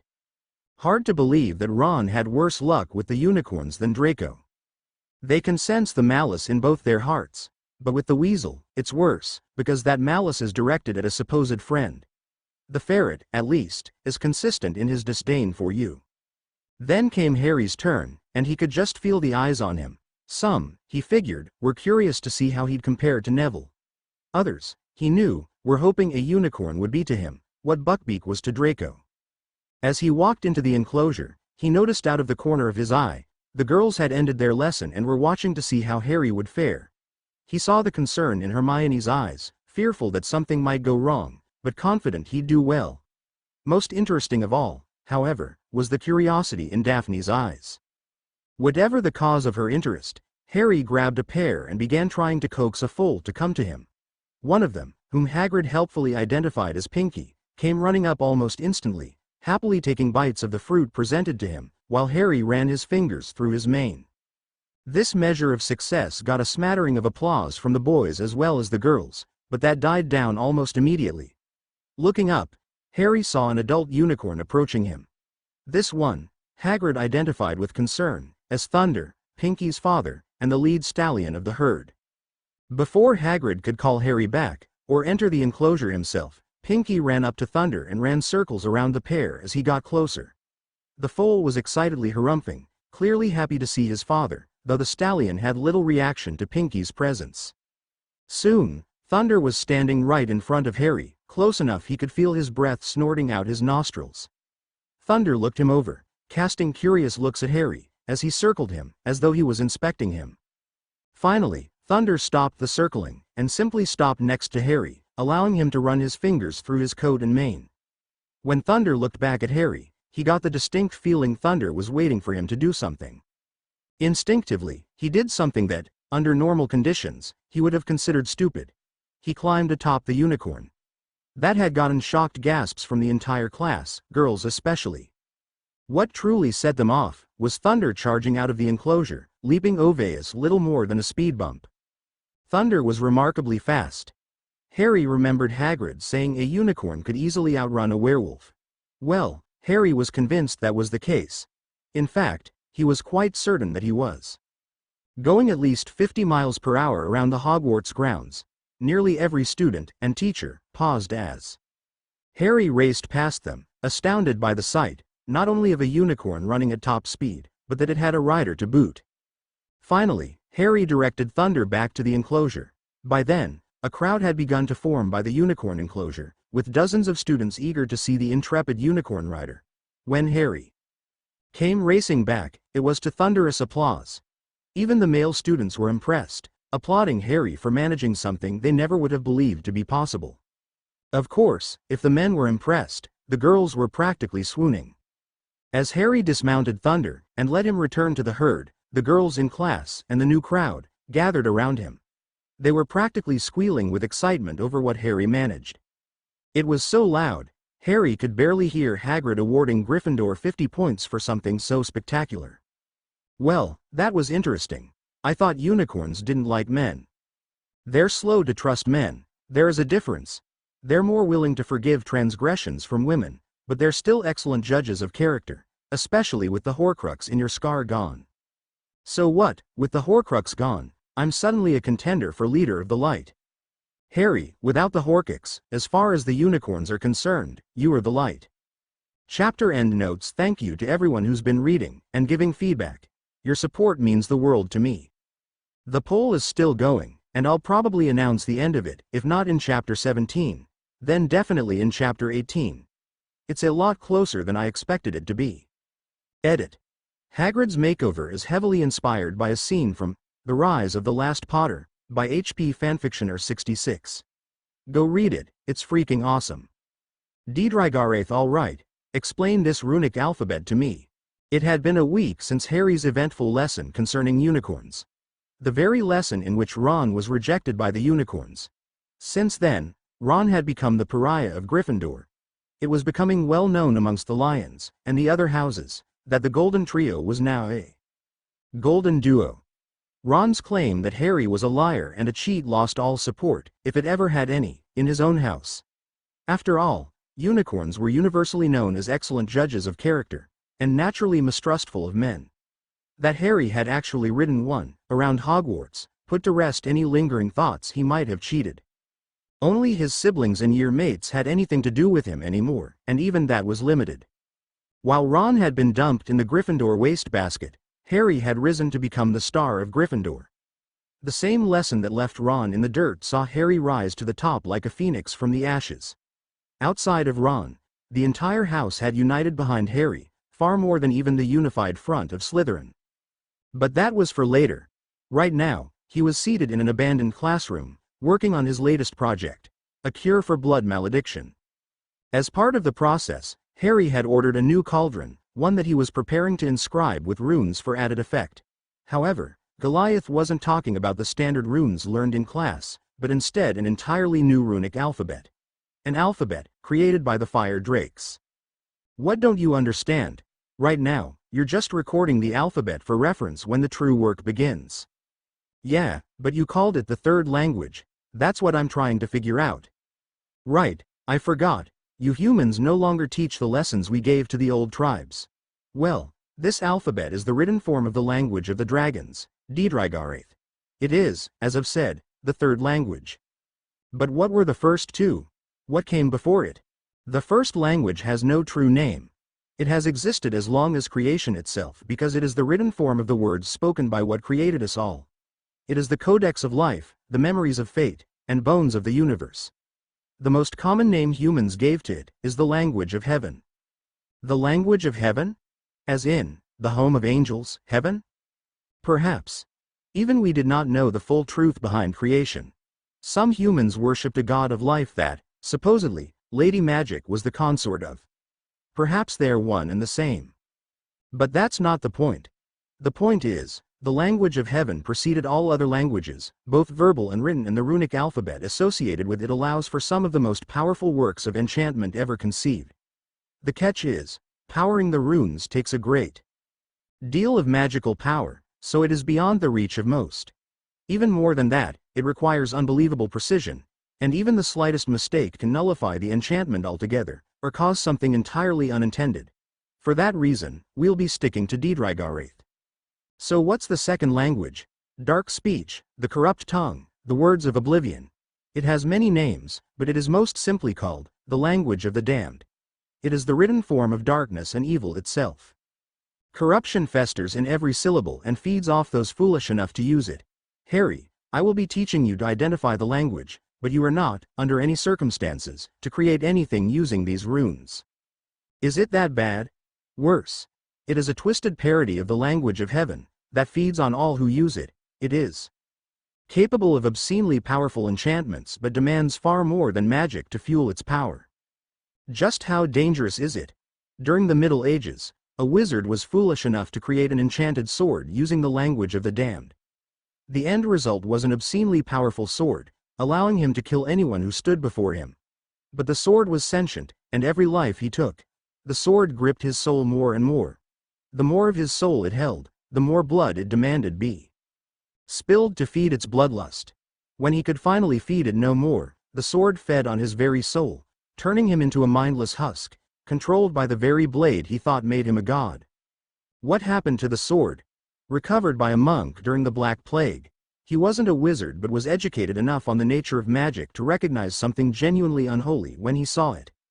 At some point during the plague, the church destroyed it, likely at a great human cost. So how does Didrigarath become the third language? What you call dragons today are little more than the degenerate, bastardized descendants of a once mighty species. True dragons are far more than the oversized iguanas you'll have to contend with. What you think is a dragon is little more than a few tons of flaming muscle, with a brain the size of a walnut. And true dragons are intelligent, powerful, regal. True dragons are to the horntail what humans are to chimps. But whereas chimps became greater as they became humans, dragons became lesser until we became the horntail. There are many breeds of dragon, now gone, that were all I described and more. But none of them came close to my kind, so true dragons created Didrigarath. Correct. The ancient dragons, in an age even wizards consider to be consigned to mythology, devised the language and its alphabet as an expression of their power and glory. They would later teach humans the runes and how to use them. But eventually, with the disappearance of the last fire drake, it fell into obscurity. I doubt even your runes professor could tell you anything about it. Hermione is going to flip. Once she realizes I know runes even our professor doesn't. You can teach her one day. For now, focus on creating the runic lexicon. Eventually, you'll enchant a cauldron with a specific sequence that'll empower it for healing potions and drafts. Finally, the day of the wand weighing arrived. Sitting at breakfast in the Great Hall, Harry wasn't waiting for Hedwig. He planned to reveal that secret at a later date. No, today was the day the Potter Stinks badges arrived. Draco had been petty and pathetic enough to pay some students to enchant the badges to display support Cedric Diggory, only to change to Potter Stinks whenever he could see them. Finally, true to form, the Slytherin students arrived, and Draco and his cronies were indeed wearing the badges. In fact, most of the Slytherins were wearing the badges, and they were all ready. Switching to Potter Stinks. Is it too much to hope that we avoid this drama this time around? Do you intend to start a fight with him over it? No, the same people wearing those ing badges thought I was the heir of Slytherin. Their opinions of me are worthless. When potions finally came around, it was time to deal with Snape and his damn antidotes lesson. Like always, the instructions were written on the board, and they were told to partner up and get to work. Being partnered up with Hermione meant the potion would be perfect, except for one problem. Harry, we have to do the mixtures individually. For this class, the antidote they were brewing required the creation of 2 separate mixtures. Because it was a double potions class, Snape intended for them to brew the mixtures individually. Of course, this meant that Harry had never finished the mixture, despite Snape attempting to hold him back. Whether it was to intentionally get Harry in trouble, or the greasy dungeon bat simply didn't believe anything more important than his class, was still up for debate. Technically, we don't have to, we're just expected to. Very big difference, Harry. Look, the wand weighing ceremony is today, probably during class. I don't want to leave you with extra work, just because of this damn tournament. She blushed at that and looked thoughtful for a moment. Well, all right. I'll get started on the second mixture. But I'll be ready if you need any help. With Hermione on board, they got to work on the separate mixtures. At the rate they were going, the antidote would be finished halfway through the double potions. But of course, someone took notice of what they were doing and hovered behind the pair. Potter, why have you and Granger separated your duties? Hermione kept her head down, trying to focus on the mixture, while Harry turned to face the dungeon bat, with a face that gave nothing away. Seemed to be more efficient than doing it one at a time. Snape leaned forward, eyes boring into Harry like a hawk. You were supposed to go through the mixtures individually. At Snape's insistence on the word individually, Harry turned to look at the board, where the instructions had been written. Before Snape could respond, Harry turned back, a look of practiced innocence on his face. It doesn't say that in the instructions. Aside from the sound of bubbling potions, nothing could be heard in the class. This was the first time someone had spoken back to Snape about a recipe for a potion, and nobody knew what to expect. Snape looked down at Harry, searching his mind for an appropriate response when an explosion came from the far side of the class. Seizing the opportunity, Snape rushed to handle the situation, while Harry and Hermione got back to work. Before long, they had completed the separate mixtures and proceeded to combine them to create the antidote. While Snape was looming over the cauldron, trying to find some reason, beyond the separation of duties, to give Potter a poor grade, when there was a knock at the door. Enter. Snape barked out. The door opened, and in came Colin Creevey. Harry Potter has been called for the wand weighing ceremony, sir. For the Triwizard Tournament. Very well. Potter, take your things with you. I doubt you'll be back for the end of class. And our grade for the antidote, Professor? Snape shot a silent glare at Harry for that, before finally saying, the antidote is satisfactory, now get moving. Grabbing his things, Harry rushed out of the class, once the door was closed, and they began. Walking to the ceremony, Harry noticed something about Colin. The boy was carrying a package wrapped in parchment.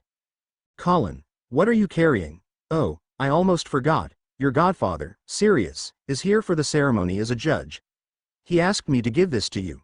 Said you'd need it since you're representing your family. Taking the package, Harry read the note that came with it.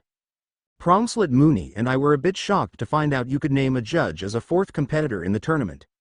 Mooney figured it was the only way to keep the madam and the walking shitstain happy, to represent your family instead of Hogwarts.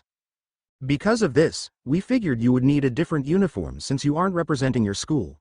Ragnuk was happy to provide it, and he's planning to attend the tasks. Besides, it's one more way to tweak the bearded blighter, and who am I to refuse such an opportunity? Padfoot. Opening the package, Harry was surprised to find a pair of robes as its contents. Heading into the first lavatory they passed, Harry opened the package fully and marveled at the set of war robes he had been sent. War robes were a set of robes tailor-made specifically for usage in battle and war. Each set would have a ludicrous amount of protective enchantments worked into them, making them extremely useful in the middle of a heated battle. Enchantments varied wildly, universally containing wards against most jinxes and hexes, along with a few curses, as well as strengthening charms to reinforce the fabric, turning it into a form of armor against physical threats.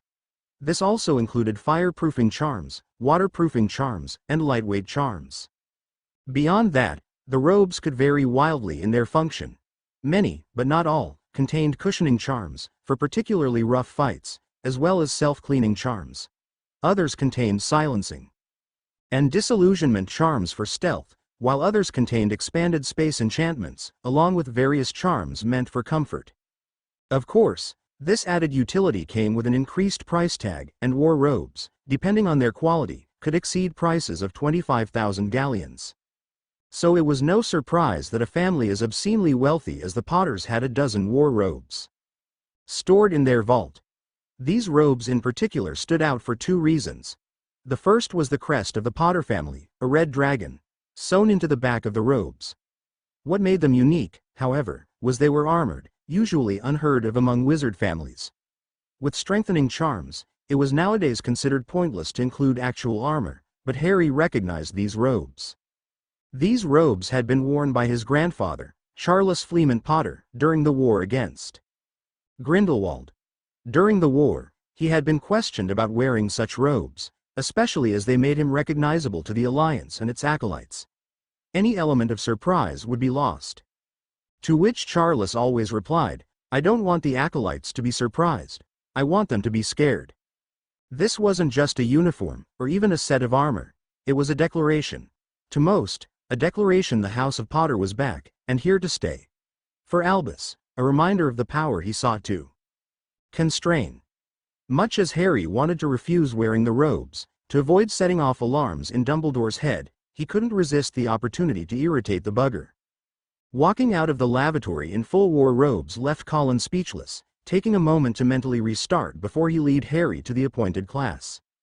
Bidding farewell to Colin on their arrival, Harry stepped into the classroom. Just as before, he was the last champion to arrive. Victor was standing by the small window, staring out at the lake and ignoring everyone else, while Cedric and Fleur were in another corner having a conversation. Sitting in the chairs arranged behind the desks, was Ludo Bagman, talking to one Rita Skeeter. "If she pulls you into the closet again, feel free to let me out." Not a fan of her, I take it. DLE-aged predatory types dragging an underage student into an enclosed space. When Bagman caught sight of Harry, his mouth hung open for a moment, before he lunged out of his chair, scrambling around the tables to greet him. "Harry, our prodigal champion arrives." "Well, come on in, Harry, don't be shy, no need to be worried, it's only the wand weighing ceremony. We are just waiting for the rest of the judges and the expert to arrive." "Checking the wands to ensure they're fully functional?" "Exactly. Your wand is going to be the most important tool in the tasks ahead, well, other than your wit of course. Afterwards, we have a little photo shoot, and that's it. Maybe a small interview." The idiot turned back to Skeeter, giving her a smile. "That's Rita Skeeter. She'll be doing a small piece on the tournament and its champions for the Daily Prophet." "Oh, Ludo, it isn't going to be that small." That tone sent a chill up Harry's spine, especially knowing exactly how lacking in scruples this bint was. "I mean, the return of the Triwizard Tournament? 4 champions for the first time in history? It's the story of the year." Although she was talking to Bagman, her eyes never left Harry. "Story of the year. Right. Well, who are we waiting on?" Before Rita could ask for an interview, Bagman answered. Just the judges and Britain's resident wand expert, Garrick Ollivander. Do you mind if I have a quick chat with Harry before the ceremony, Ludo? Rita was quick with her question before Harry could think of a way to stall for time. After all, he is the fourth champion. The youngest. The rebel. It will add a bit of spice. Before either of them could ask, she had reached out to grab Harry's upper arm, only for Harry to offer a startling response. Don't touch me. Rita grabbed at the empty air as he jerked his arm back, keeping himself free of her grip. But what shocked Rita most was the glow in his eyes as he made the statement. Taken by surprise, she stepped back while thinking of a response, searching for some way to justify violating Harry's personal space. Before she could, however, the door opened again, and in walked the judges, led by Dumbledore and Garrick Ollivander. This time, Sirius was among the judges, and Harry grinned widely at his appearance. Even better, when Dumbledore got a good look at Harry in his war robes, he paused, and color seemed to drain from his face. But it didn't last, as he was soon beginning the ceremony. I see the champions are all here. May I introduce to you all, Garrick Ollivander? He will be assessing your wands to make sure they're ready for the coming tasks. The old wizard hobbled to the lectern in the middle of the room, looking at all the champions with his large, pale gray eyes. Miss Delacour? He extended a shriveled hand. Fleur stepped forward, placing her wand in his palm. He looked at the wand for a minute, running his finger along its length, 9.5 inches. Rosewood. Rather inflexible and temperamental. I presume because of its rather unique core. Viola hair, Fleur confirmed. My grandmother's. She gave a strand for the core of my wand, and my sister's, Fleur declared proudly. Ollivander nodded, pleased that his suspicions were correct. He summoned a bouquet of flowers, handing both the flowers and the wand back to Fleur. Mr. Diggory. Cedric walked up, and handed his wand to Ollivander, awaiting judgment. Ah. One of mine. Ollivander was much more animated. 12 inches. Ash. Unicorn core. Springy and well-tuned. It's in fine condition. I polish it every night, Cedric replied proudly. This time Ollivander conjured up a jet of water, handing the wand back to Cedric with an approving nod. Mr. Crumb. Victor Crumb walked over to the wandmaker, silently pushing his wand into the awaiting palm. Ah. I recognize this style. A Grigorovich wand. Never did agree with him on anything but, Ollivander mumbled, studying the wand. Rigid. Too rigid. A curious combination. Hornbeam and dragon heartstring, he mumbled. Avis. The wand let out a bang as a group of twittering birds shot out of it, and Ollivander handed it back, satisfied. That leaves Mr. Potter. Now came a moment Harry had no plan for. Garrick would be going over the wand, and Albus would immediately see it wasn't the same as before. He could suppress the power of the wand when he held it, but all bets were off once he handed it to Garrick. Stepping up to the man, he placed the wand in his awaiting hand. The old man looked like a kid at Christmas. I remember this one. My masterpiece. Elder wood. 13 inches. Twin cores of phoenix feather, and dragon heartstring. Even standing in front of the old man, he was whispering the words so quietly, even Harry could barely hear him. The rest of the room leaned in, trying to hear even snippets of the man's description. Unconcerned with the eyes on him, he looked over the wand, slowly and carefully.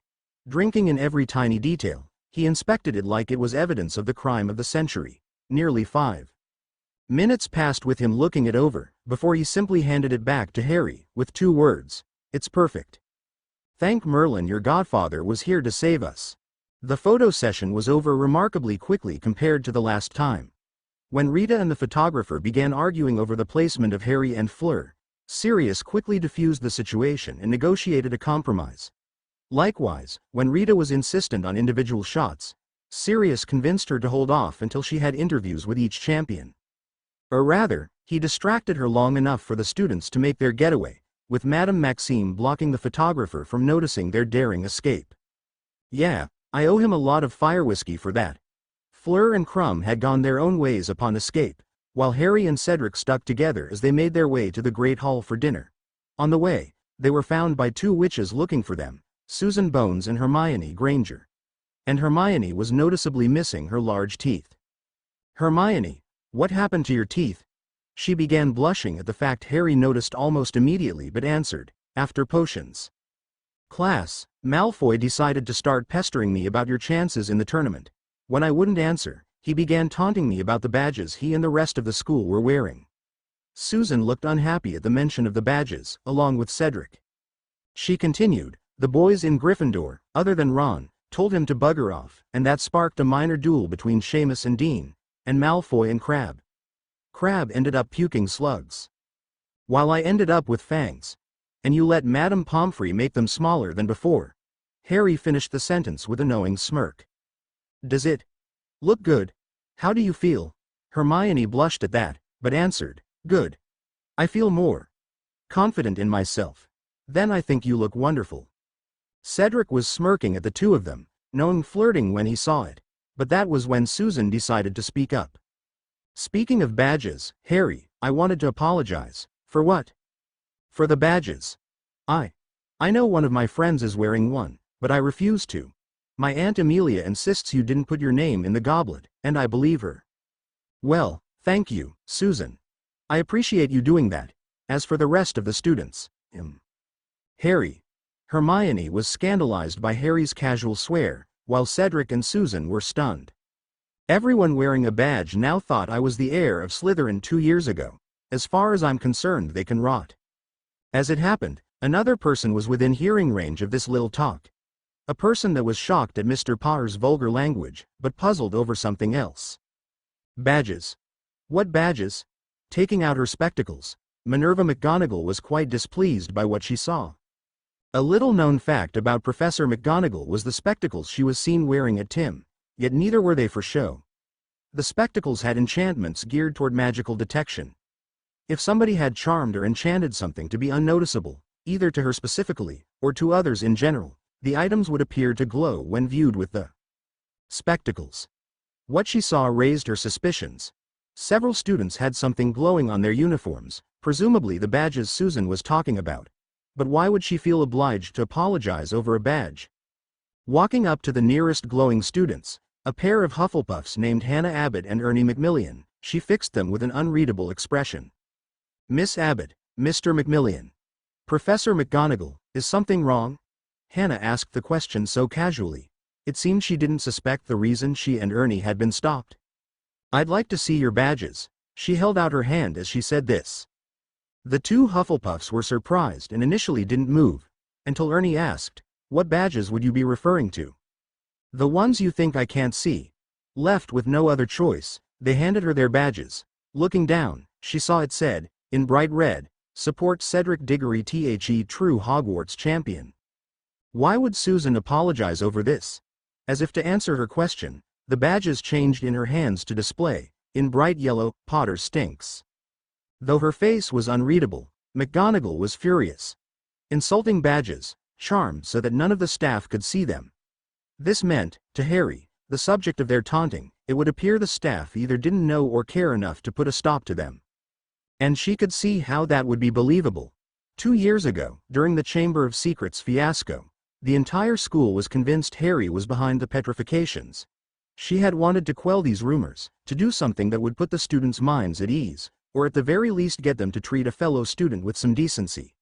But Albus had argued against it, and to her great shame she went along with it. Not this time.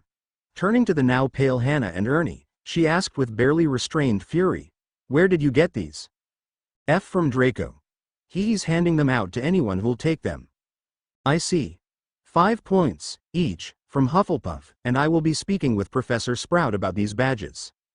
With that, she sent the two on their way, while McGonagall went in search of someone she would normally avoid. Filch may be a spiteful idiot, but he has eyes everywhere, and knows the castle inside and out. Let's see what he knows. That evening, Albus Dumbledore sat in his office, thinking over what had occurred today. The weighing of the wand ceremony had proceeded, as planned. Unfortunately, with Sirius present, Albus would have to tread carefully in the future. The mutt had been rather cold to him since the summer. Nothing overtly hostile, to suggest he had an inkling into Albus' plans. Concerning Harry. That was a ludicrous suggestion. No, far more likely, Sirius simply hadn't forgiven him for not getting him a trial sooner. That was an issue Albus would need to address in the future, but for now, it could wait. But Sirius had done something that raised a number of red flags in Dumbledore's mind. He had provided Harry with a pair of war robes, straight from the Potter Vault, and not just any war robes, but the robes of Charles Potter. Albus remembered the robes, and the man who last wore them, quite clearly. Charles had been a veritable titan of magic during the war against Grindelwald. Those robes had struck fear into the hearts of the acolytes, and the Alliance. More than a few witches and wizards had dropped their wands at the sight of those robes. The ones who fought would be given a brutal reminder of why the dragon was the symbol of the ancient and most noble house of Potter for 1,000 years. Much as he was loath to admit it, Charles was likely the one wizard, even with the Elder Wand, that Albus feared to duel. They were both brilliant wizards, and capable duelists, but Charles was not the type to hold back. In battle, he'd fall on the enemy like a thunderbolt, shattering his enemies, and destroying anything that stood between him and victory. The fact that it was dragon pox, of all things, that killed Charles and his wife, Doria Black, was a remarkable irony, and a fantastic stroke of luck. Seeing Harry in those robes brought back more than a few memories, none of them pleasant. Then, of course, Garrick had inspected the wands. The first 3 had proceeded quite simply, but then came Harry's turn. The wand he gave to Garrick was decidedly not a holly wand. In fact, it looked like it was made of elder wood. Of course, he couldn't tell because the damned fool was whispering when he looked the wand over. Not to mention, all he would say when questioned about the wand was simply, "It's perfect." It was infuriating. He had to know, what had led to Harry changing his wand? What was this new wand made of? And why was Garrick behaving so strangely around the wand? The fact Sirius talked the photographer into letting the champions go early, while the judges, including him, stayed behind was frustrating. He had hoped to corner Harry right after the ceremony, with the wand still fresh in mind. Confronting him about it later would only lead to more questions he wasn't inclined to ask. Still, he had some ideas for what to do going forward. The dragons would be brought in the day before. It wouldn't leave him with much time, but it would be enough. It only left him with the question of which dragon to pick for Harry. After all, how else was he to test his martyr?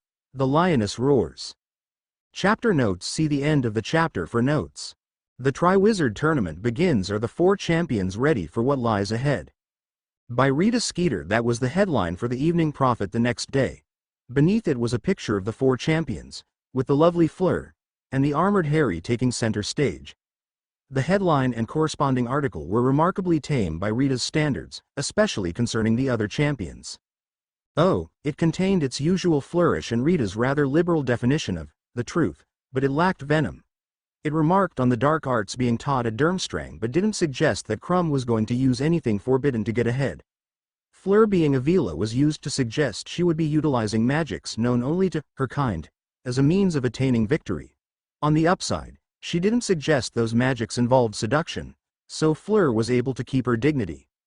Cedric was described as the sweet and charming champion of Hufflepuff, in direct contrast to the rebellious 14-year-old Harry.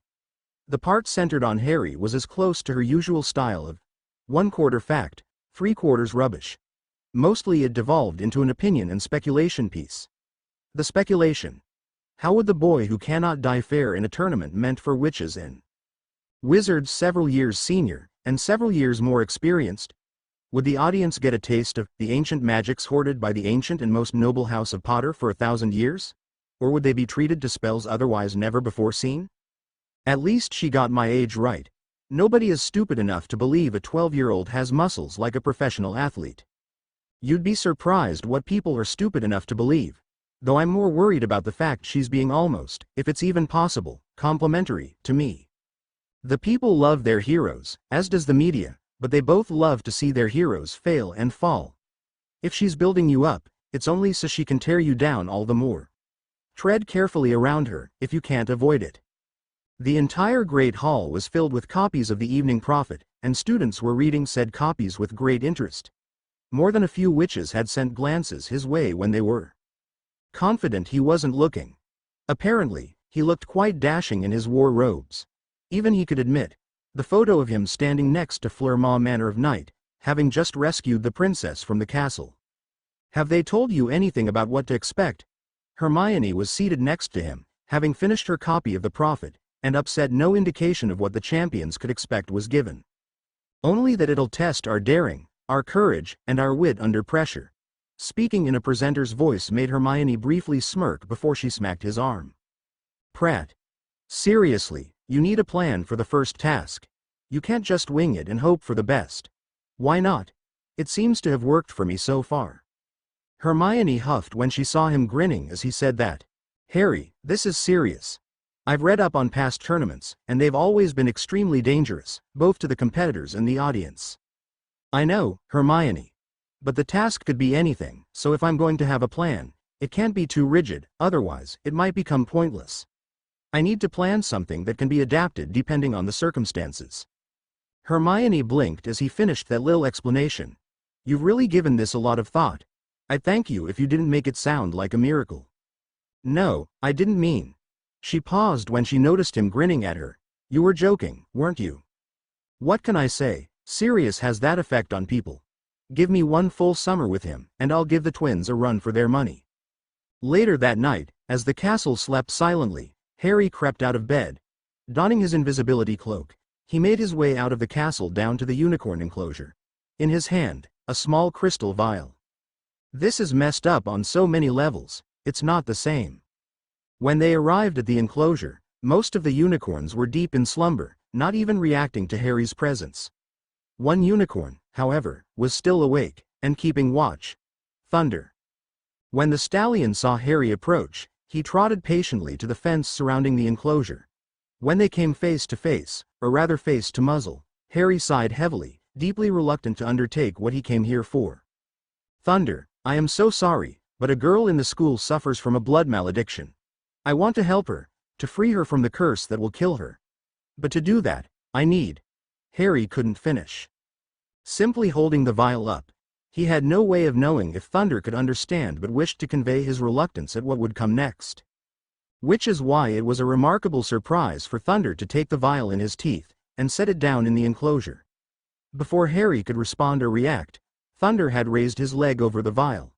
But instead of bringing his hoof down on the vial, he lowered his head and bit into the flesh on his leg. Harry instinctively winced at the sight of a unicorn willingly hurting itself, but he went wide-eyed at what he saw. Instead of the thick, silvery substance he had come to recognize as unicorn blood, it was instead a golden liquid. The liquid gold dribbled down Thunder's leg, until it dripped into the vial, filling it up quickly. With that done, Thunder moved his leg back to its regular position, and picked up the vial, this time to return it to Harry. He had no words, only uttering an awe-filled "Thank you," as he turned back to the castle under his cloak. That was not what I expected. I told you it's not the same. Do you still remember what Firenze told you? Of course. The blood of a unicorn will preserve your life, but because a unicorn is so pure, you will be cursed the moment the blood touches your lips. Yes, slaying or otherwise harming a unicorn to save yourself is what curses you, but you didn't hurt the unicorn, it hurt itself. How does that make a difference? Harming a unicorn to save yourself is something only a hollow, selfish person would even consider. But the unicorn freely gave its blood to you. It willingly offered a piece of itself to help save a life.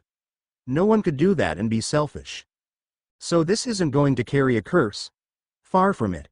The blood of a unicorn, willingly offered, is among the most powerful healing ingredients of all. It carries both a healing effect and a purifying aspect. Add it to the potion, stir 6 times clockwise, then 6 counterclockwise. Let it simmer until it turns a luminescent blue, and you will have enough potion to heal the entire Greengrass family. While contemplating their next moves concerning the Greengrass daughters, Harry was startled by the sudden appearance of a third-year Ravenclaw girl. Startled enough that he dropped the invisibility cloak. Hello, Harry. Luna, hello. What are you doing out so late? My housemates sent me out of Ravenclaw Tower and said I should go sleep in the loony bin. I'm still trying to find it. That got Goliath growling, and Harry had to suppress his urge for violence. Looking at Luna, he was relieved to see her in her school robes, but furious at the lack of shoes, socks, and anything that might keep her warm. The snow may not have fallen yet, but it was still late at night, in November, in Scotland. The chance for hypothermia was omnipresent, not to mention it was just cruel too. Luna, why are you giving me a belly rub? Professor Hagrid said dragons like belly rubs. Is he wrong? The mention of a dragon got Harry's eyes wide, and his blood ice cold. How could she know? She couldn't, he told himself. Luna may be different, but she couldn't know about Goliath. He needed to play this carefully and answered her in a calm voice that gave away none of his internal panic. No, I think he's right. But why would that have anything to do with you giving me a belly rub? Because you're a dragon. Or, you have a dragon. It's tough to tell sometimes. You know about Goliath? Is that his name? I like it. Very strong and noble. Just like you. Harry's mind was swirling with questions, desperate to know how she knew when even Dumbledore had no idea he had found Goliath. What do you know about him? He helped you come back, to save your friends and family. He's a good dragon, not like the other ones. She knows about the timeline change. You know about the timeline changing? And I can't wait to see how the new timeline ends. She never, not once, during the entire conversation, lost that dreamy smile of hers. Well, I hope it turns out well. But for now, let's find you a prefect, they can. Please don't. The prefects will deduct points, and that will only make my housemates unhappy. We can't just leave her here, but we can't bring her to the Gryffindor common room. Then Harry got an idea. He'd been using Moaning Myrtle's lavatory for his potion brewing. It was still abandoned, and Myrtle was curious to see what Harry was up to in his spare time. That meant, there was one other room perfect for Luna. Wrapping them both in the invisibility cloak, Harry led her to the 7th floor corridor, near the portrait of Barnabas the Barmy teaching trolls ballet. After reintroducing Luna to the room of requirement, who remembered the room itself, just not where it was, Harry was pleased to see her recreate her bedroom, complete with a big cozy bed. Wishing her good night, he turned to leave, only for Luna to call out to him, Harry. Yes, Luna. They'll find their way into the world. Maybe not how they did before, but they'll be given their chance. He didn't say anything in response but gave her a small smile before he left. He had a potion to finish, after all. Sunday afternoon, just after lunch, a staff meeting was being held in the headmaster's office. A staff meeting being held in the headmaster's office wasn't unusual, but this meeting was. What made it unusual was it was neither pre-scheduled nor called by Dumbledore. Instead, it had been called at McGonagall's insistence. The topic of the meeting hadn't been discussed, despite Dumbledore's attempts at sneaking in explanation out of her. She'd been tight-lipped, and Albus knew better than to try using legilimency or compulsions on her. Her training as an Occlumens was top-notch and kept her mind safe from him. He wasn't Prepargrain, courtesy of Occlumency. Now then, Minerva, what seems to have inspired this staff meeting? My inspiration, Albus, is a disgusting degradation of a Hogwarts student by fellow students in the midst of a dangerous tournament that requires unimpeded focus. At that, she pulled out the 2 badges and began passing them around to the other staff. I discovered that students are wearing these disgusting badges. They've been enchanted not to be seen by the staff, but I was still able to find these 2 being worn by Hufflepuff students. Professor Sprout, who had been looking over one of the badges, was briefly shocked to discover her puffs would wear these badges, but that shock gave way to anger that they would disgrace Helga's legacy like this. None of my lions are wearing them, that I've found, but I've seen several students from the other houses wearing them, especially Slytherin. Who made them? And how are the students getting them? Professor Flitwick, like Sprout, wasn't happy to hear his students were wearing something demeaning. Draco Malfoy is passing them out to any students who'll take them. As for who made them, Filch. Argus Filch stepped forward. In his hands he carried a wooden case. When Professor Flitwick saw it, his eyes went wide. We found this in an abandoned classroom that, according to Filch, a number of students have been frequenting, including Mr. Malfoy. It's a rune carving kit, though I'm not sure who it belongs to. I'm afraid. It belongs to one of my Ravenclaws, a 6th year. I've seen him using it in the common room doing homework. It was then Albus decided to speak up. And what do you wish to do about it, Minerva? Minerva rounded on Albus, an expression of stern outrage on her face. What I plan to do, is to put a stop to it, now. Bad enough that students still think Harry is a cheat, despite Alistair and the Orders confirming he didn't put his name in the Goblet of Fire, but to parade around, flaunting these disgusting badges is a step too far. Surely that's a bit much. They're only badges. Harmless, in the grand scheme of things. Some of the professors were looking at Albus with looks of bewilderment, especially Sprout and Flitwick. While Snape was always reluctant to punish Slytherin students, they were less inclined to blatant favoritism, especially for something like this. Meanwhile, Minerva had a look of fury on her face, one that hadn't been seen by the staff in some time. That's what you said during the Chamber of Secrets incident, and look how that turned out. The entire school turned on Harry, convinced he was a monster in waiting, ready to attack at any moment. It took Miss Granger being petrified for them to realize how stupid the idea was. Since 1981, I've gone along with your reasoning against my better judgment. I backed down when you left Harry in the care of his vile relatives. I went along with your mad decision to use Hogwarts like a bank vault, and I accepted your convoluted logic concerning rumors Harry was the heir of Slytherin. No more, Albus. I will put a stop to this vileness before it goes any further. Albus recoiled at the verbal assault, startled that Minerva was so furious with him. Before he could muster up a response, Professor Flitwick stepped in. Whether it was to help Albus, he wasn't sure. What would you suggest, Minerva? You have my support, but I want to know what your punishments will be. We make dinner in the Great Hall mandatory for all Hogwarts students. I've not seen any foreign students with badges, so they are free to do as their teachers wish.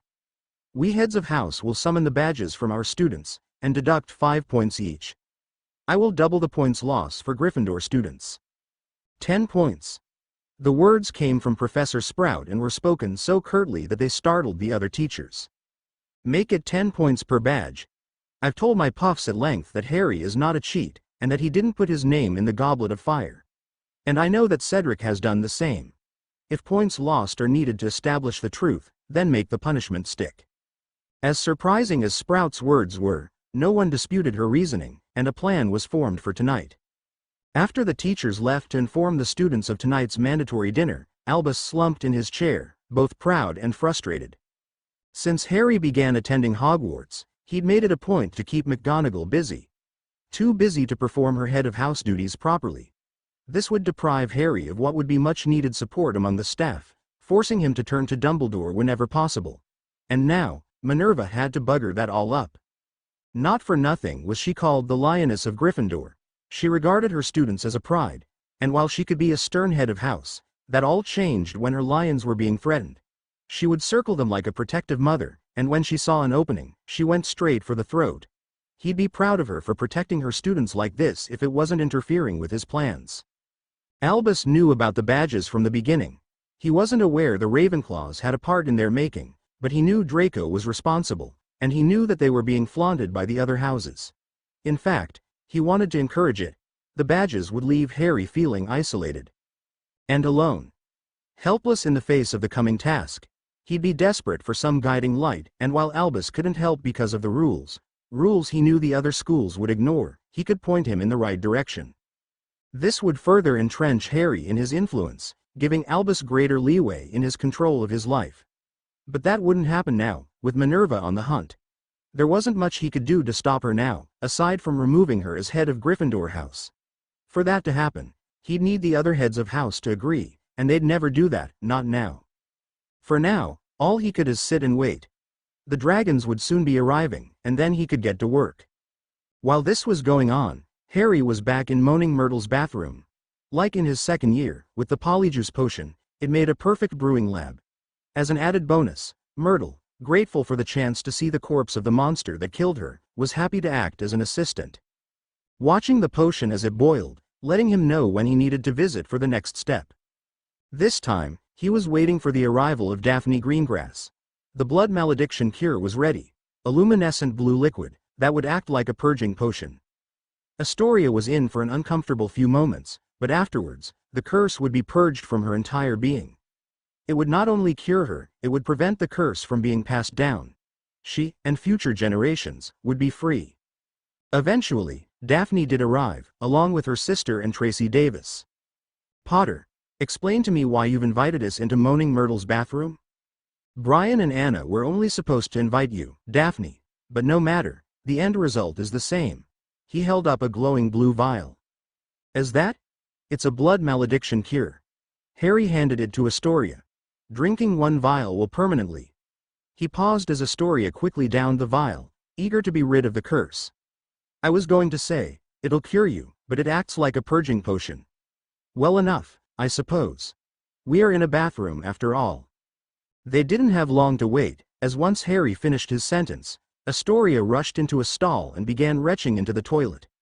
Daphne followed, rubbing her back as the potion did its job, while Tracy hung back with Harry, watching with concerned eyes. Harry, her puke is black. Is it supposed to be black? Myrtle was hovering over the girls, watching with curiosity the unfolding events. It is. She's puking up the taint in her system, and it's been killed off by the potion. If the curse were still active, it would take on a dark red color, appearing to be blood. She'll be fine once it's out of her system. As he said, after 5 Ted puke, Astoria stood up. All the color that had been drained from her by the curse had returned. Even from a simple glance, they could tell she was feeling better than she had ever believed possible.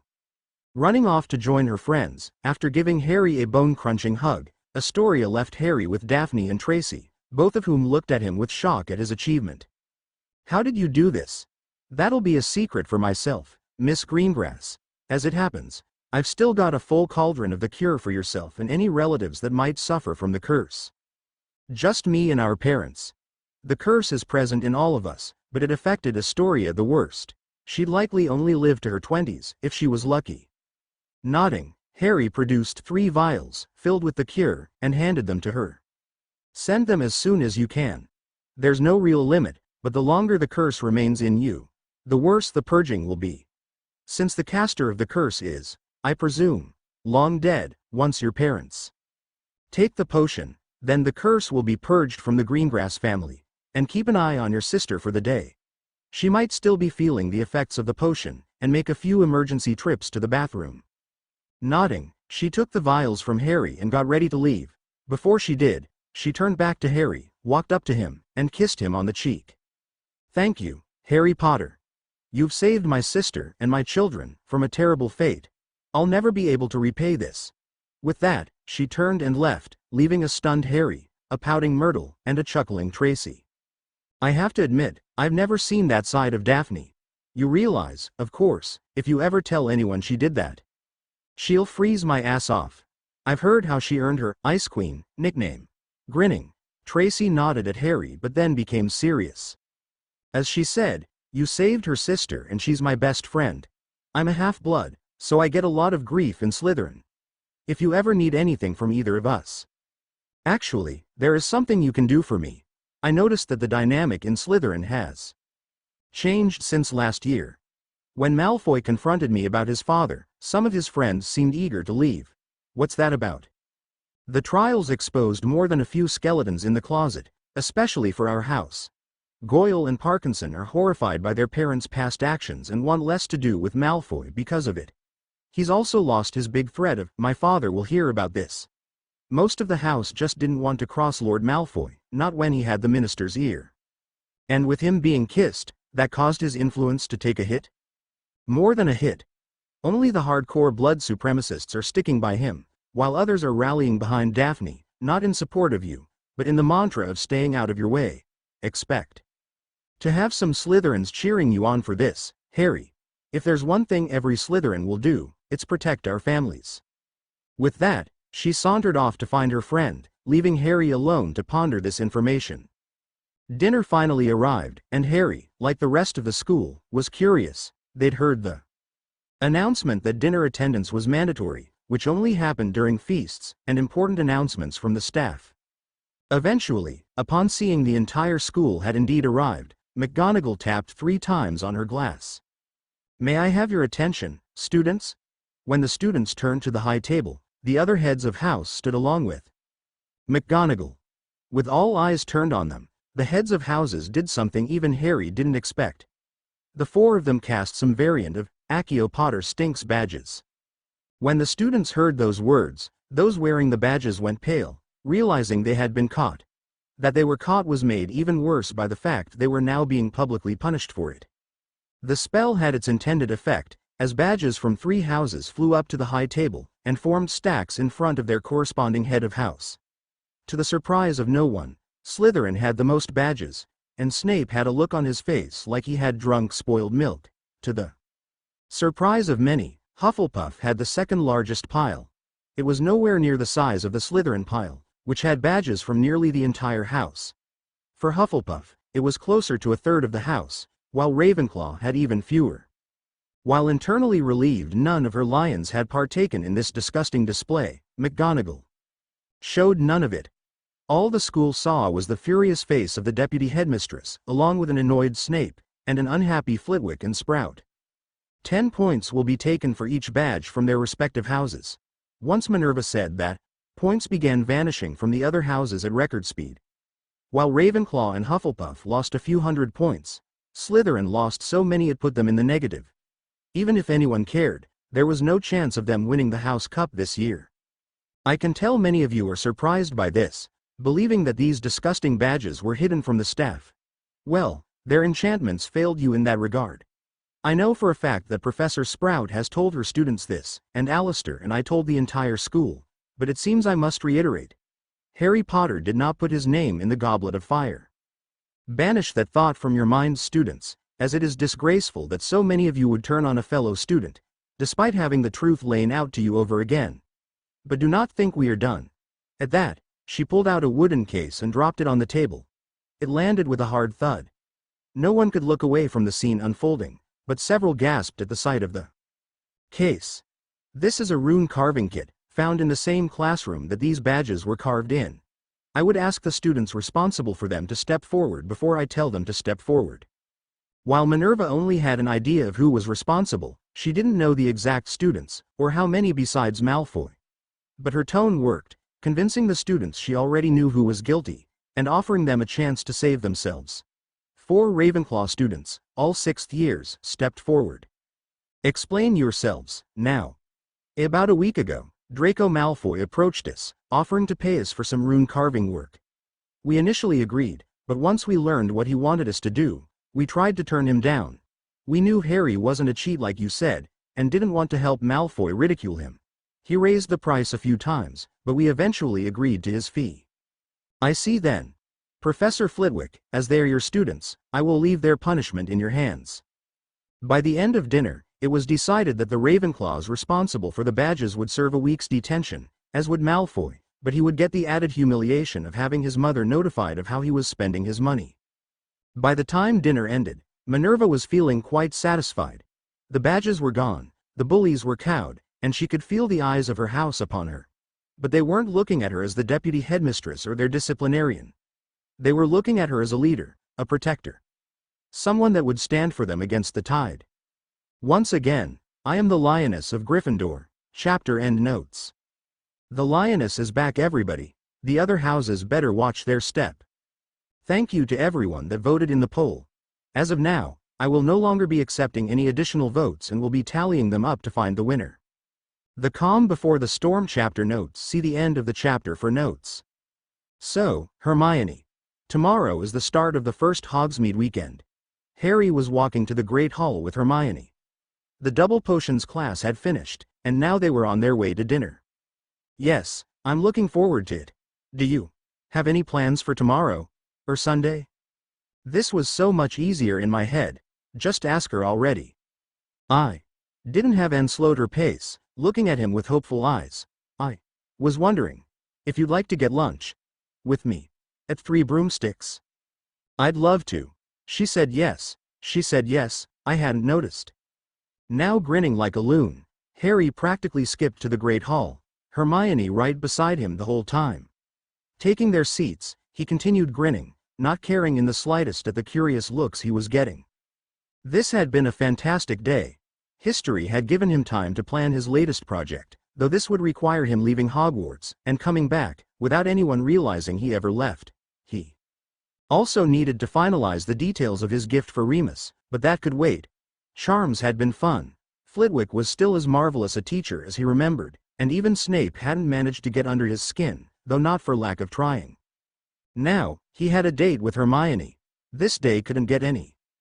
Is that a Phoenix song? Looking up, along with the entire Great Hall, Harry was shocked to see Hedwig flying overhead. In fact, the entire Great Hall was stunned silent at the sight of a magnificent white phoenix flying overhead. Harry, of course, knew it was Hedwig, but was shocked to see her now. The plan had been to wait until the new year when they would reveal her new status as an Auroran Phoenix. Any creature over an XXX classification had to be registered at the Department of Magical Creature Regulation. He had hoped to wait until the New Year's Eve ball at the Ministry, where he, Hermione, and Ginny would be awarded their Orders of Merlin. While down there, he intended to stop by the DMCR and register Hedwig. Now it appeared he'd be making an early trip to the Ministry. As Hedwig soared overhead, she didn't fly straight to Harry. Instead, she circled over the Great Hall, diving down and circling just above people's heads. Close enough to feel her warmth, yet just out of reach. She's showing off. She must have gotten bored staying out of sight. No matter. Tomorrow the Hogsmeade weekend begins. We can head out Sunday if need be. Well, time for another performance. As she flew overhead, a cry could be heard from the Ravenclaw table. C'est la créature la plus majestueuse que j'ai jamais vue. After circling the Great Hall for the third time, Hedwig turned back to Harry and landed on his outstretched hand. The entire hall turned its eyes on Harry, as he brought the phoenix closer to him. Hedwig, she trilled in response, having already been briefed on the plan. Harry would pretend to be clueless as to her transformation, both how it happened and when. Harry, how did Hedwig become a phoenix? Before Harry could answer Hermione's question, Harry could feel a blast of Vila Allure coming closer. Turning his head, he saw the Fleur Delacour had left her fellows at the Ravenclaw table and was now rushing over towards him, speaking in French at high speed, so it was impossible for him to catch any of it. When she was a few feet away, she paused and curtsied before speaking. Calmly. She also managed to rein in her allure, and where his housemates were once glassy-eyed vegetables, now they were just gaping like goldfish. She is majestic, might I? When Harry nodded, she quickly stepped forward, reaching out to gently stroke Hedwig. She puffed up importantly at Fleur's respect, feeling quite pleased with the extra attention. Harry had to suppress a snort at that, watching as Fleur cooed to the majestic bird. Blimey, Ari. That's an Auroran Phoenix. Hagrid had somehow approached him from behind without anyone noticing. How did Hedwig become a phoenix? I have no idea. Oh, wait, she's carrying something. Untying the letter attached to her leg, he let Hedwig flap over to Fleur while he read the letter. Prongslet first, quite the change in Hedwig. I have no idea how it happened, but I must admit, I'm impressed. Moony is practically, well, over the moon, that she's now an Auroran Phoenix. Even he didn't think they existed. Please get a good look at Dumbledore's face when he first sees her. I definitely want to see that memory. Don't forget, we'll need to head to the Ministry at some point to register her as an 4X creature, but that can wait. The Ministry isn't going to interfere with your schooling this close to the first task. Anywho, Amelia and I will be in Hogsmeade over the weekend, and since this is your first Hogsmeade weekend, we were hoping you and Susan would stop by the Three Broomsticks at some point. If you have any other plans, let us know. We'll figure something out. I better wrap this up. Hedwig's giving me a look that worries me. Be sure to give her plenty of bacon as a reward for a job well done. Padfoot. P.S. That line about bacon seems to have improved her mood. Now she's got me trained. Harry began chuckling at the letter. It was good to know that Sirius and Amelia were reconnecting. After spending 12 years in Azkaban for a crime he didn't commit, he deserved at least some happiness in his life. Of course, this could interfere with his date plans. Grabbing a spare piece of parchment, he quickly wrote his reply. Padfoot, I'd be happy to, but I did just get Hermione to say yes to a date with me. Maybe we could have a quick visit? Prongslet tying the letter to Hedwig's leg, he gave her a few pieces of meat as a treat before sending her on her way. With all the attention directed at Hedwig, and then Harry, no one noticed the headmaster standing at the entrance to the Great Hall, staring at Harry and Hedwig with his jaw hanging open. The carriages made their way to Hogsmeade, their passengers eager to arrive. In one carriage sat Harry, Hermione, Neville, and Susan.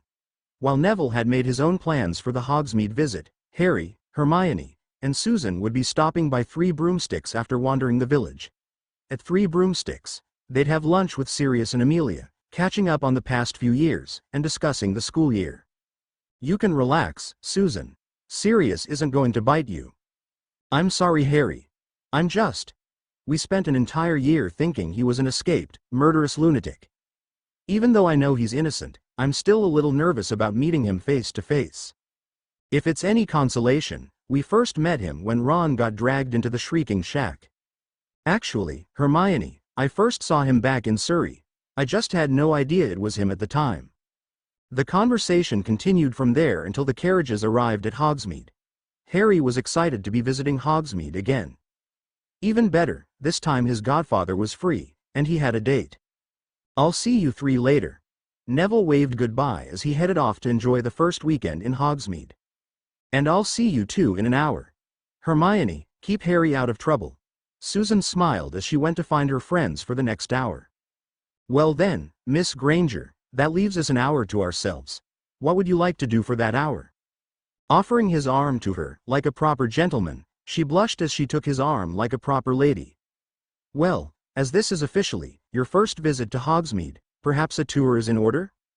For the next hour, the two of them wandered through the village, Hermione pointing out the individual sights like it genuinely was his first visit. Included in this visit was a trip to Honeydukes to restock their chocolate supplies, and of course a quick stop in Tomes and Scrolls. Walking through Hogsmeade like this, it felt good, it felt right, it felt like this was always how it was meant to be for them.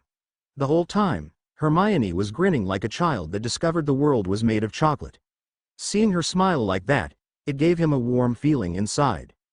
A feeling that was complicated by the stirring of Goliath's rage. They took this from her. They took this from you. They deserve all they get and more. Settle down. This is my first true date with her. She deserves for it to be as good as I can provide. Fair enough. I shall content myself with imagining the multiple curses we can lay on those meddling bastards. I use Athon's curse on Ron. When their hour was up, they made their way to Three Broomsticks. Susan was waiting outside for them, and upon their arrival, the trio went inside. Madame Rosmerta led the three of them to a private room, where they bore witness to a kissy Sirius Black and a giggling Amelia Bones.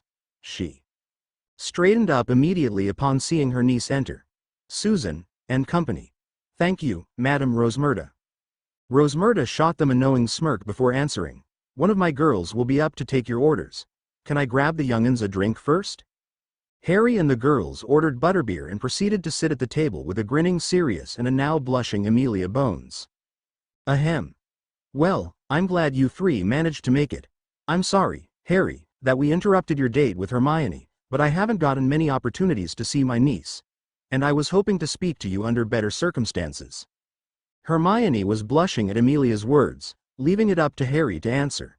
I understand, Madame Bones. Please, Harry. Call me Amelia. If things had gone differently for Sirius, you may very well have grown up calling me Auntie. Okay, Amelia. Before anyone could continue, there was a knock at the door. In came one of the pub workers, bringing mugs of butterbeer for the guests. Setting the drinks down, she proceeded to take their orders for lunch, before leaving them to their conversation. So, Mr. Black, how long have you known my Aunt Amelia? I absolutely refuse to go by Mr. Black. Sirius crossed his arms and looked away, a pouty look on his face. Harry chuckled at Sirius' antics, while Amelia shook her head in mock exasperation. You'll never change. Who, me? Never. Sirius grinned at Amelia before turning back to the giggling Susan. To answer your question, Susan, your aunt and I attended Hogwarts together. She was a year older than me. And my friends, but that didn't stop us from dating. We kept seeing each other after Hogwarts, and I even proposed at one point, but I said no, but not because I didn't want to. Everyone was getting married as soon as possible, thinking the next day might be their last. I didn't want our marriage to just be another wartime wedding. I knew we would win, and I wanted us to marry then. Amelia then looked down into her drink. I should have said yes. It would have given me a stronger incentive to look into your case, Sirius. But I already had enough to want answers. Instead, I left you to rot. We've already been over this, Amy. I don't blame you for it. Hell, even Remus thought I was guilty. If anyone's to blame, it's Bagnold, Crouch Sr., and Dumbledore. They sent me away without trial, and Whiskers never bothered getting me a trial sooner. Speaking of cases, Harry, I thought you might like an update on our investigation. I'm listening. We've confirmed the parchment containing your signature came from an assignment handed in, a transfiguration essay, if I remember correctly. We've already interviewed Professor McGonagall and ruled her out as a suspect. Given the fact there's minimal security around her office, we've considered the likelihood it was stolen and used to enter your name into the goblet. Susan and Hermione gasped at that, now learning how Harry's name had been entered. Harry listened intently, already knowing who entered his name, but not the specifics of how his name was entered. We're considering this investigation as an attempted homicide, and while Fudge is desperate to keep this quiet, he can't stop me from investigating. Do you think he'll try? Maybe, but I've got more than enough political clout to make his life a living hell if he doesn't back off. Harry nodded, impressed by the formidable woman sitting across from him. It was a wonder how Sirius had landed her as a potential fiancé. Then again, his own father married the woman who called him an arrogant toad. In any event, do you have any possible suspects you'd like for us to consider? That got Harry thinking. He already knew that it was Crouch Jr. polyjuiced as Alistair Moody. Still, he could get her more prepared for the third task and its aftermath with his choice. Peter Pettigrew. It's gotta be him, or someone working for his master. What makes you so certain he's working for anybody? Even if he wasn't now a wanted man, people already thought he was dead before Sirius' trial. Who would he risk exposing himself to? His old master, Voldemort. Susan shrieked at the mention of his name, while Amelia looked unfazed. Hey, you didn't flinch. I'd be a piss-poor Auror if I was afraid of his name, but please, I ask you not to do that in the future. Not everyone can stand that monster's name. She glanced at Susan, placing a comforting hand on her shoulder. But what makes you so certain he's working for the Dark Lord? A prophecy, one I heard last year from Professor Trelawney. Amelia raised an eyebrow, but before she could respond, Hermione scoffed. Oh please, Harry, not more silly divination. Don't be so dismissive, Miss Granger. Prophecies are not a matter to take lightly. The stern tone of Madame Bones surprised Hermione. Before either of them could continue, Harry decided to intervene. She's right, Hermione. Divination and arithmancy share at least one thing in common, in that they can be disproven thanks to the unpredictability of free will. Prophecies cannot be proven wrong. They are the hands of fate, reaching into the mortal realm to push events in a certain direction. Laying it on a bit thick, aren't you, pup? He's not wrong though, Sirius. The Department of Mysteries has an entire section dedicated to the preservation and study of prophecies. Anyone who tries to remove a prophecy that doesn't involve them is driven mad. Hermione went wide-eyed at Madame Bones's words. Prior to their 5th year, she'd never held any faith in divination, let alone prophecies. To hear from Madame Bones herself, that an entire wing of the Dom was dedicated to their study, was a shock. But Madame Bones wasn't done. But what concerns me is this prophecy. You believe Pettigrew is working for his master, the Dark Lord. Why should the prophecy apply to him, specifically? Because he's not dead. With a now shocked Amelia and Susan Bones listening intently, he and Hermione described their 1st and 2nd years at Hogwarts. The Philosopher's Stone, Quirrell being used as a host for Voldemort, the petrifications, and coming face to face with the shadow of Voldemort in his Hogwarts years. Both Amelia and Susan were shocked to hear Voldemort's true name, even more so when Harry wrote the name as Riddle had done, and rearranged the burning letters to spell, I am Lord Voldemort. The realization that Harry had faced off against a basilisk, while this abomination watched with a sneer, led to hugs from both Hermione and Susan, equally warm, and equally capable of crushing his bones. Madame Bones, on the other hand, looked ready to kill someone. A basilisk. A bloody basilisk. And I'm just hearing about this now. What is that bearded bugger doing in that school? The head of the DMLE rose from her table, as though preparing to either confront Dumbledore personally or summon every Auror she had to join her in storming the castle. Only Sirius grabbing her arm kept her from storming off. Thank you for bringing this to my attention, Harry. Susan, from now on, you are going to answer my every question regarding your schooling, and I'll be getting you checked regularly for compulsions, obliviations, and any other mind magics. If she thinks Dumbledore does all that, why would she announce it to Susan, when he can just pluck it from her mind using legilimency? It's a warning. She wants him to know she's watching him, and once he slips up, nothing will save him from her. It was at that moment the food arrived, and the five of them settled down to eat. The conversation took on a friendlier atmosphere, with playful banter between Amelia and Sirius, and the kids laughing at stories of the Marauders and their exploits. If she wasn't binked that Sirius was the perfect man for her aunt, and she was smiling broadly by the end of lunch. Before we send you on your way, pup, there is something I wanted to let you know. Harry raised his eye, waiting for Sirius to continue. When Amy and I first arrived, we ran into Hagrid. He wanted us to ask you to stop by his hut around midnight tonight. Says you need to see this for yourself and to bring your cloak. Susan piped up. Is it about the first task? Couldn't both of you get in trouble for giving Harry clues? Hermione was worried, both for Harry's godfather, the only decent family he had, and Professor Hagrid, who had not only been a wonderful friend since they'd arrived but had steadily been becoming a better teacher since the incident with Buckbeak. Why, Hermione, I'm shocked. I would never think about giving Harry an unfair advantage. Naughty naughty. But passing on a message for Harry, my godson, to meet a friend at his hut, just outside the Forbidden Forest. Well, there's nothing in the rules against that. I know, I checked. Sirius was grinning by the end of his little spiel. But then he suddenly became more serious. Oh, I almost forgot. Harry, my cousin Andromeda Tonks and her husband, Ted, will be at Hogwarts to watch the first event.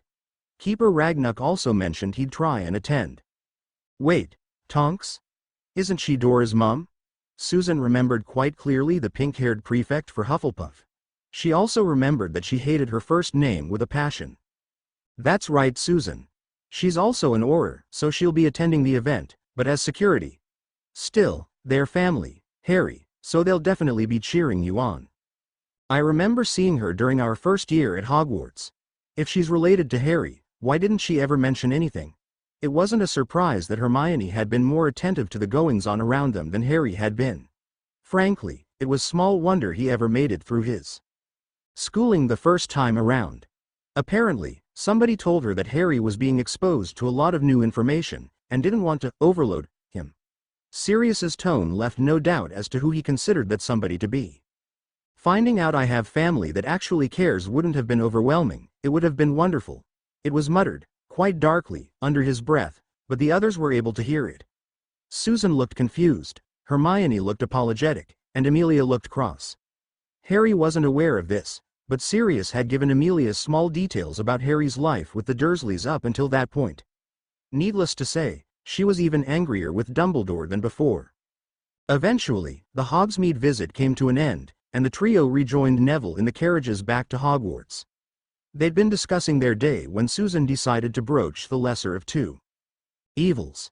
Harry, what do you think Hagrid wants to show you?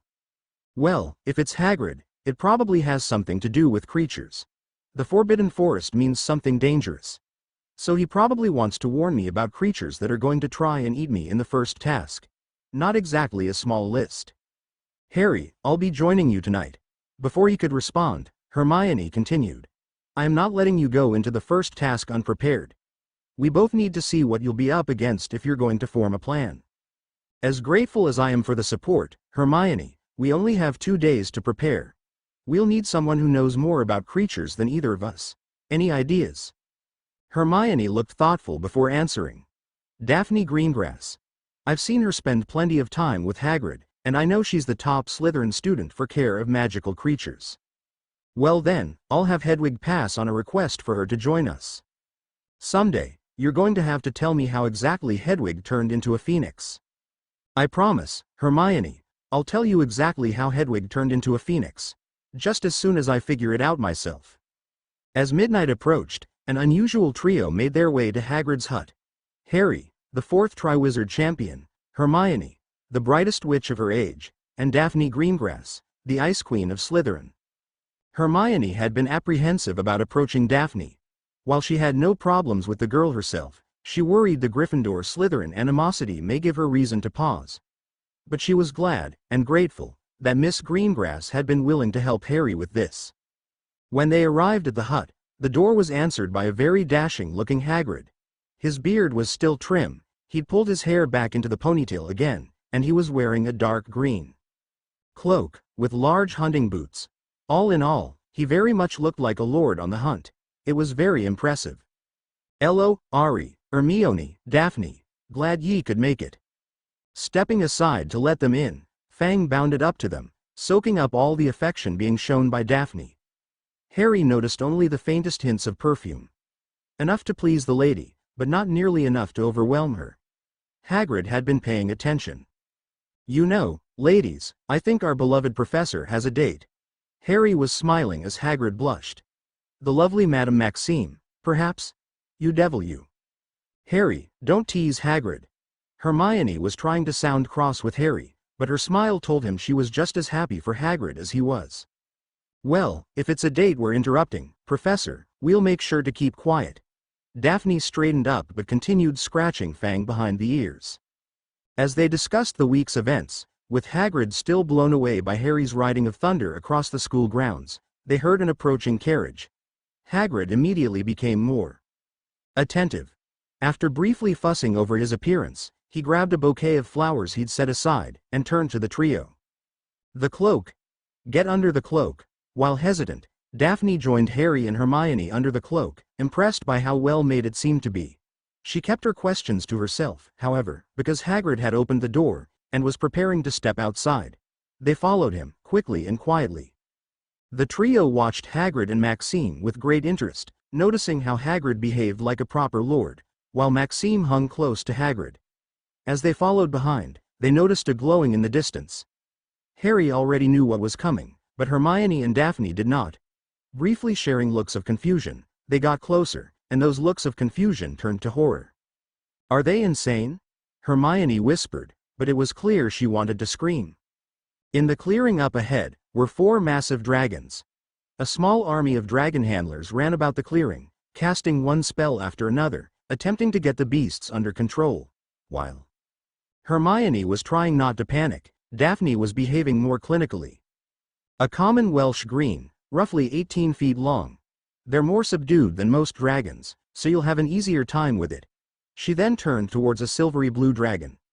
"The Swedish short snout, roughly 22 feet long. They live in mountainous regions, so they're good on the ground and used to higher altitude flight, but they're not very agile."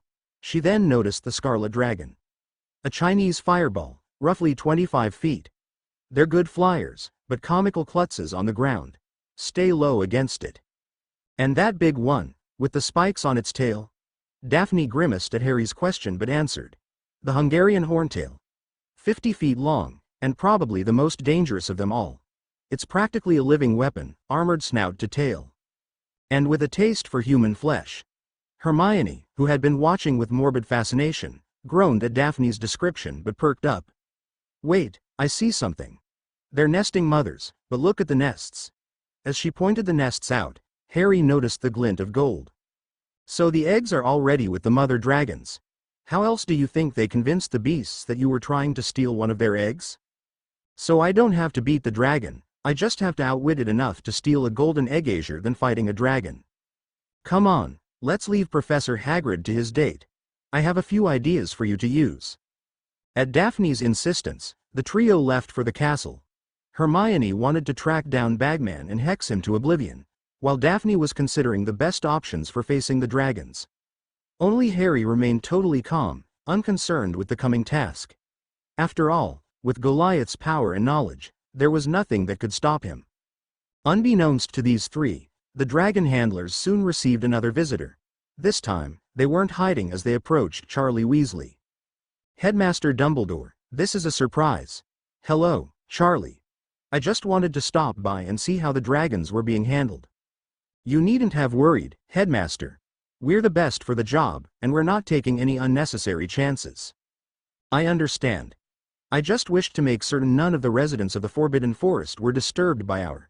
Albus was interrupted by a blast of fire from the horntail, a blast that sent the other handlers running. Temperamental guests. With Albus watching the dragon handlers, and occasionally helping, the 4 beasts were subdued, and the dragon enclosure was soon deserted. Except for Albus Dumbledore. As he watched the last of the handlers leave, he quickly approached the Hungarian horntail. "I better work fast. I'll need to ensure this is the dragon Harry faces, but first, I need to make some adjustments." The day of the first task finally arrived. Harry had warned Cedric early on about the dragons. Hermione had given him a lengthy list of possible strategies for each of the dragons while trying not to panic any more than she already was. Harry hated seeing her like this, despite his assurances he'd be alright. He couldn't tell her that he'd done this before, or that he had help from the mightiest dragon breed of all. On the way to the champion's tent, he'd been intercepted by Andromeda and Ted Tonks, both of whom were overjoyed to finally meet him, despite the circumstances. He'd easily gotten a promise they'd sit with Hermione and try to keep her calm as they watched. She'd already been excessively nervous the last few days, and he doubted seeing him in action would improve her mood. In the tent, they were joined by the judges, which now included Sirius. When they drew their dragons, the selection was identical, with Harry once again receiving the Hungarian horntail. The others had gone ahead of him, so now it was just Harry sitting in the tent, waiting for his turn. All of a sudden, he felt strange magic coming from the arena. What the hell is that? Something's wrong. Something is very, very wrong with the horntail. What are you talking about? The horntail is already a powerful and dangerous dragon, but the magic we sense was been forced into the beast. Somehow, it's become even more deadly than before. Is that even possible? I'm not sure how it was done, but I know this. Forgo the plan, and kill it. Are you serious? Deadly serious. Whatever's been done to that dragon has empowered it. The only way to ensure this doesn't end in a massacre is to end it decisively. Cast to kill. Stunned by Goliath's insistence, Harry took a deep breath once he heard his name called. Standing at the arena entrance, he mentally braced himself. This would be his opening move against Voldemort and Dumbledore. It was time to show them what he was made of. Chapter end notes and cut. I know, I'm evil for doing a cliffhanger. But don't worry. When the task is shown, it'll be worth the wait. Aethon's Curse, a reference to Erisichthan, a figure from Greek and Roman mythology. In Ovid's telling of the tale, Erisichthan cut down all the trees in a sacred grove of Demeter. As punishment for the hollow, empty man, she placed a unique curse on him. Basically, the more food he ate, the hungrier he became, until he ate himself alive. How long do you think Ron could last? The first task. Chapter notes. See the end of the chapter for notes. Hermione had been dreading this day since the moment Harry's name came out of the Goblet of Fire. The first task. A test of courage, skill, and wit, according to a brainless twit who thinks tossing students into an arena with an angry mother dragon is entertainment. As the students and staff made their way down to the arena, Harry had been asked by Professor McGonagall to wait before heading inside the champion's tent. She had stood by him, unwilling to leave her boy best friend alone during this trying time. Eventually, a man and a woman approached them, and Harry's day became much brighter. They introduced themselves as Edward, Ted, Tonks, and his wife, Andromeda Tonks née Black, a cousin of Sirius. Of course, this introduction also came with the knowledge she was the older sister of Narcissa Malfoy, and the younger sister of Bellatrix Lestrange, an insane Death Eater still locked up in Azkaban. That Madame Tonks had not only married a Muggle-born, but her daughter was the ever-popular Metamorphagus, Nymphadora Tonks, was frankly astounding. They'd happily introduced themselves, with Andromeda pulling Harry into a motherly hug, and Ted shook his hand, treating him like a grown man worthy of respect. Seeing Harry reunited with a family that wanted to see him almost brought a tear to Hermione's eye. She couldn't cry, though. She had to be strong, for Harry. After a few minutes of talk, with Andromeda gushing about how handsome he looked in his war robes, Harry had to enter the tent, so Hermione led Ted and Andromeda to the stands, looking for good seats. On the way, as thunder rumbled overhead, she could faintly hear Miss Tonks muttering about searching for over 10 years. She was trying to keep quiet, but it was a subject of great passion for her. The thunder didn't cover her voice as much as she would have liked, and Hermione could feel the anger in her voice. They quickly found seats in the Gryffindor stands, near the twins who were taking bets on the champions. The twins dialed it down when they noticed, not only that Hermione was now in adult company, but that the matter of Harry's odds was a source of great discomfort for her. Still, Ted was confident of Harry's odds, while Andromeda reassured her in a way only a mother knew how. Soon, however, they were joined in the stands by a goblin smoking a clay pipe. At the strange looks he received, He promptly introduced himself as Keeper Ragnock, account manager for the Potter family. He was here, he continued, to see his chief client compete in the Triwizard tournament. Taking a seat next to Ted, the lawyer and the accountant started to chat. Some of it went over Hermione's head, with the tournament drawing all her brain power, but she got the sense it involved legal disputes Gringotts might be asked to advise on. But then Andromeda, who was sitting between Hermione and Ted, whispered something in Ted's ear. Ted, in turn, spoke lowly to Ragnock, repeating whatever Andromeda had whispered. Whatever Ragnock's reply was, it only angered Andromeda even more. It was enough that she turned to the judges, and shot a frightening glare. Hermione was quite certain she was tempted to start firing curses before Ted wrapped his arm around her. She wanted to ask, what had her so angry, but that would have to wait. The first task was beginning. First up, was Cedric Diggory, facing the Swedish short snout. He certainly held up, using his skills at transfiguration to turn a rock into a dog. The dragon took the bait, chasing the dog, while Cedric went for the egg. Unfortunately, the dragon turned back to Cedric, and his face was burned. Still, he managed to grab the egg and pass the task. The judges briefly deliberated until they awarded Cedric a score of 45 out of 60. Hermione was displeased to note that Karkaroff awarded the lowest score, a 4 out of 10. Second, was Fleur Delacour, who faced the Welsh Green. Privately, Hermione groaned. The Welsh Green was the most subdued of dragons, which left the Chinese Fireball, or the Hungarian Horntail. She wasn't happy about Harry. Still, Fleur competed, using a Vila song to sing the dragon to sleep, but while retrieving the golden egg, the dragon snored and let out a jet of flame that set her skirt alight. She extinguished the flames, but the judges must have docked points for that. She only got 41 out of 60. Next was Victor Crumb, facing the Chinese Fireball, and now Hermione was genuinely worried. She hadn't told Harry, not wanting to worry him, but she did some research about the 4 dragons, and the information on the Horntail was enough to haunt her dreams. A genuine monster, and Harry would be facing it. Meanwhile, Crumb faced his dragon. He used the conjunctivitis curse to blind the dragon, but while it was flailing about in pain, it crushed half of its own eggs. When he retrieved his egg and got his score, only Karkaroff was happy, giving him a perfect 10. Still, it wasn't enough to carry him ahead, and he received 45 points, tied with Cedric. Now, finally, the moment they'd all been waiting for. It was Harry's turn, and he'd be facing the most vicious dragon, the Hungarian Horntail. She closed her eyes and silently prayed that Harry would make it through this in one piece. She heard the gasps as the Horntail was brought in, and she opened her eyes. Her prayers, it seemed, were not being answered. In the Slytherin stands, Daphne Greengrass sat with her friend Tracy, and her little sister Astoria. Unbeknownst to the other houses, a struggle for power was brewing in the House of the Serpent. The death of Lord Malfoy, via Dementor's kiss, meant that Draco had lost a great deal of influence, with only hardcore blood purists standing behind him. A second faction was coalescing behind Daphne, in opposition to the vindictive Malfoy. While Draco had been quite determined to get payback on Potter for the death of his father, few in the house were so determined. As Draco's increasing malevolence became apparent, many in the house began to drift away from Draco and his blood supremacist ideals. Those who wanted the least to do with him, and his personal vendetta, began drifting together for mutual support. The views of this group: stay out of Potter's way as necessary, court his favor if possible. The news of Harry's newfound power had startled, and even terrified, many in Slytherin, especially when it became apparent Draco was hellbent on revenge, no matter the cost. When Harry promised to help Daphne cure her sister, he unknowingly found an ally in Slytherin. As such, she emerged as the natural leader of this faction.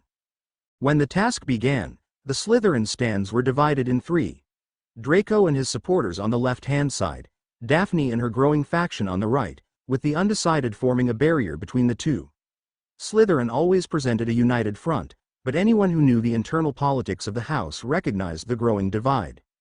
The first task would entrench that divide further. If Harry did poorly, it would weaken support for Daphne's faction, and give greater influence over the house to Draco and his vendetta. But if Harry did well, especially against a dragon, then the undecided would drift closer to her, and she could hopefully cement this influence, and keep Draco from getting any other students involved in his madness. It didn't hurt that Harry had created a miracle cure for her and her family. She'd taken the cure and sent the other vials to her parents. They'd been overjoyed to hear about Astoria's new lease on life and were discussing the possibility of inviting Harry and his godfather to Greengrass Manor over the holidays. Whether this was simply to thank Harry with a fancy dinner or offer Daphne's hand in marriage, she didn't know. Personally, she wasn't opposed to the marriage offer. If Harry could save her sister's life with a miracle cure, he was brilliant beyond belief. If he was doing it simply because it was the right thing to do, he was nobler than any wizard she'd ever dreamed of. Marriage with him was sure to be a good thing. "Do you think he can do it?" Tracy's question broke Daphne out of her thoughts. "Harry? Well, normally I'd say no, but if he's half as brilliant as I think he is." She let the words hang in the air, letting Tracy piece the answer together herself. Then the beast was brought forth, and even Daphne began to worry. Susan Bones sat in the Hufflepuff stands, her Aunt Amelia sitting next to her. They'd both cheered Cedric's performance, and they both agreed, he made a very good effort. Even if he didn't take first place, he demonstrated the kind of courage and skill needed to win this tournament. While Fleur and Victor competed, Amelia's attention was diverted away from the arena, to the judges' stand. Specifically, she was focused on one bearded meddler. Since learning of the last 3 years, all years in which Susan was a student, she'd been suspicious of the headmaster. He'd used the school like a bank vault, hired a teacher possessed by Lord Voldemort, and allowed a basilisk to rampage through the school. That no one had been killed was frankly astounding to her. Add in the fact that Sirius and Harry both had come dangerously close to being kissed by Dementors last year, and she had more than enough reason to be suspicious of Dumbledore. Right now, what she desperately wanted was to haul him into the DMLE, force-feed him, Veritaserum him, and drag his ass before the Wizengamot to answer every question she'd ever had regarding Hogwarts and its operation, but she couldn't. Not yet, at least. So long as this tournament was going on, Fudge would make any moves against Dumbledore difficult. For now, she would continue to gather evidence. When she saw an opportunity, she'd take it, and Dumbledore would have nowhere to run. Her thoughts were interrupted by gasps of shock and fear. Turning back to the arena, all the color drained from her face. Albus was feeling quite proud of himself. The moment he learned that Harry would be competing in the first task, he had done nothing to dissuade Bagman from ordering the biggest, most ferocious dragons he could. It was somewhat disappointing that the Welsh Green had been included, but he'd been quite pleased to hear the Horntail was among the chosen dragons. When the dragon handlers arrived, he'd made a point of supervising their delivery to their enclosure in the Forbidden Forest. Charlie and the others were so distracted, they hadn't bothered escorting him out of the enclosure once the dragons were pacified. Their oversight had given him a unique opportunity, one he had taken full advantage of. While the Philosopher's Stone is the most famous creation of alchemy, it is far from its only.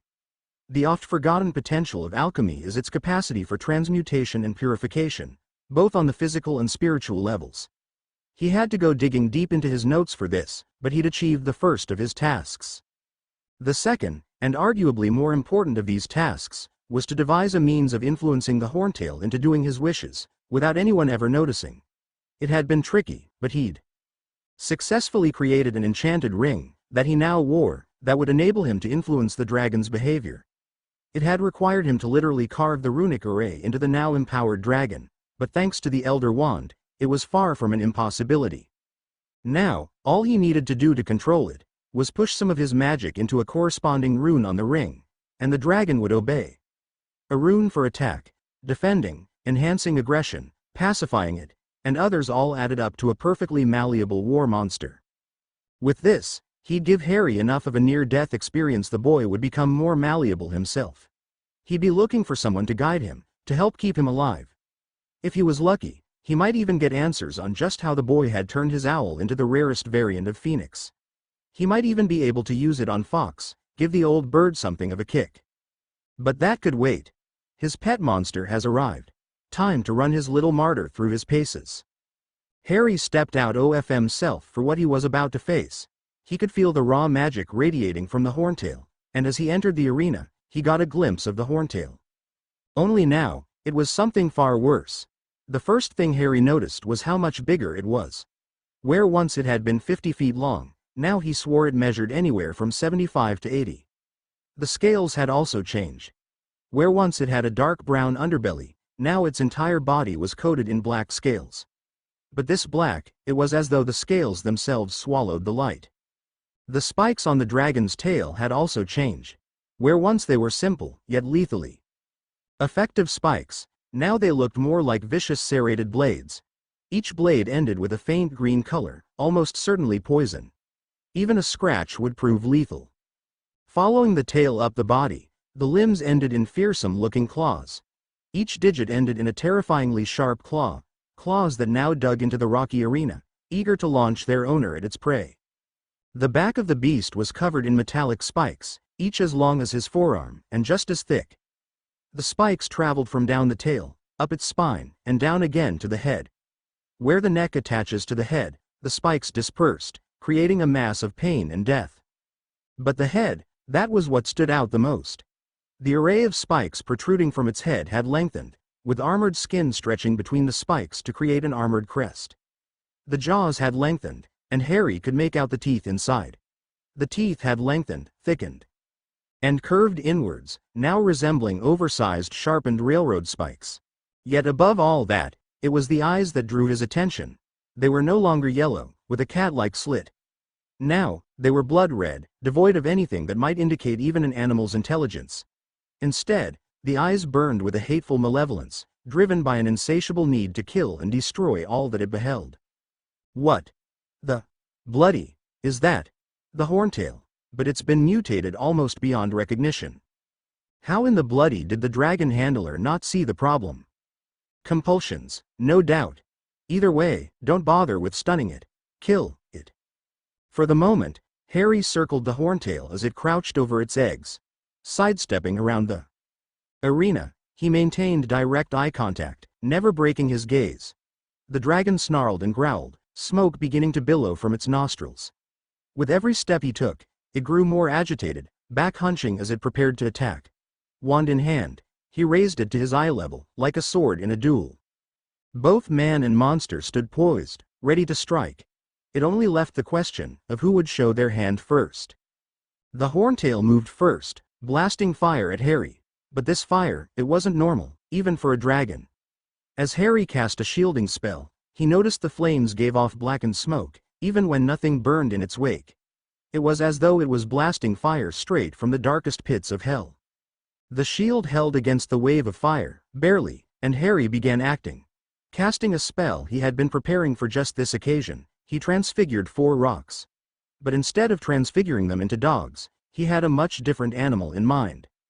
The rocks grew into bipedal creatures, approximately 4 feet tall and 12 feet long.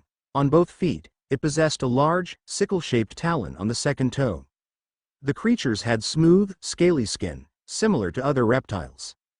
Velociraptor. I thought it was Deinonychus. Velociraptor sounds much cooler. With a flick of his wand, the raptors circled the horntail. The angry monster stopped blasting fire at Harry, turning her attention to the much smaller creatures now circling it. They moved with remarkable speed and agility. Each blast of fire would miss as the raptors would duck into the trenches that crisscrossed the arena or jump onto a rocky ledge to hide behind a larger rock. As they ducked, jumped, and ran circles around the beast, Harry began casting powerful spells. Elemental spells of lightning, frost, and even fire unleashed lightning bolts, ice spikes, and massive fireballs on the dragon. Yet the fire and lightning did nothing to the beast, while the spikes of ice shattered on the armored hide of the monster. With each failed attack, the horntail grew angrier and turned away from the raptors to blast fire at Harry. Fire that he would block with his enhanced shield spell, allowing him to stand his ground, while the raptors moved in closer. The raptors drew closer as the horntail was distracted. 3 of the raptors would draw its attention towards them, running and ducking as it attacked, while the 4th would try to get closer and grab the golden egg. The strategy was working. Between Harry's casting and the 3 raptors running circles, they were keeping the horntail angry and disoriented, preventing it from noticing the 4th getting closer and closer. Just a little bit closer, and the match would be over in record. The horntail spun around to face the raptor closest to the nest. With lightning-fast reflexes, it snapped its jaws forward, catching the raptor and crushing it between its jaws. The other raptors attempted to get in closer, to draw its attention away from the unlucky fourth, or make a move for the egg.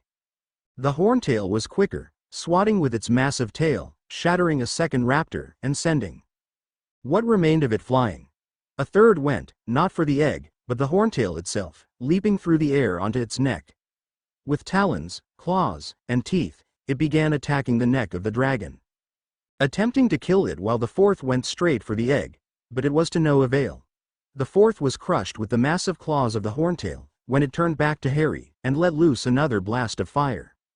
Harry again cast his shield spell but could feel the overwhelming heat, even through the shield.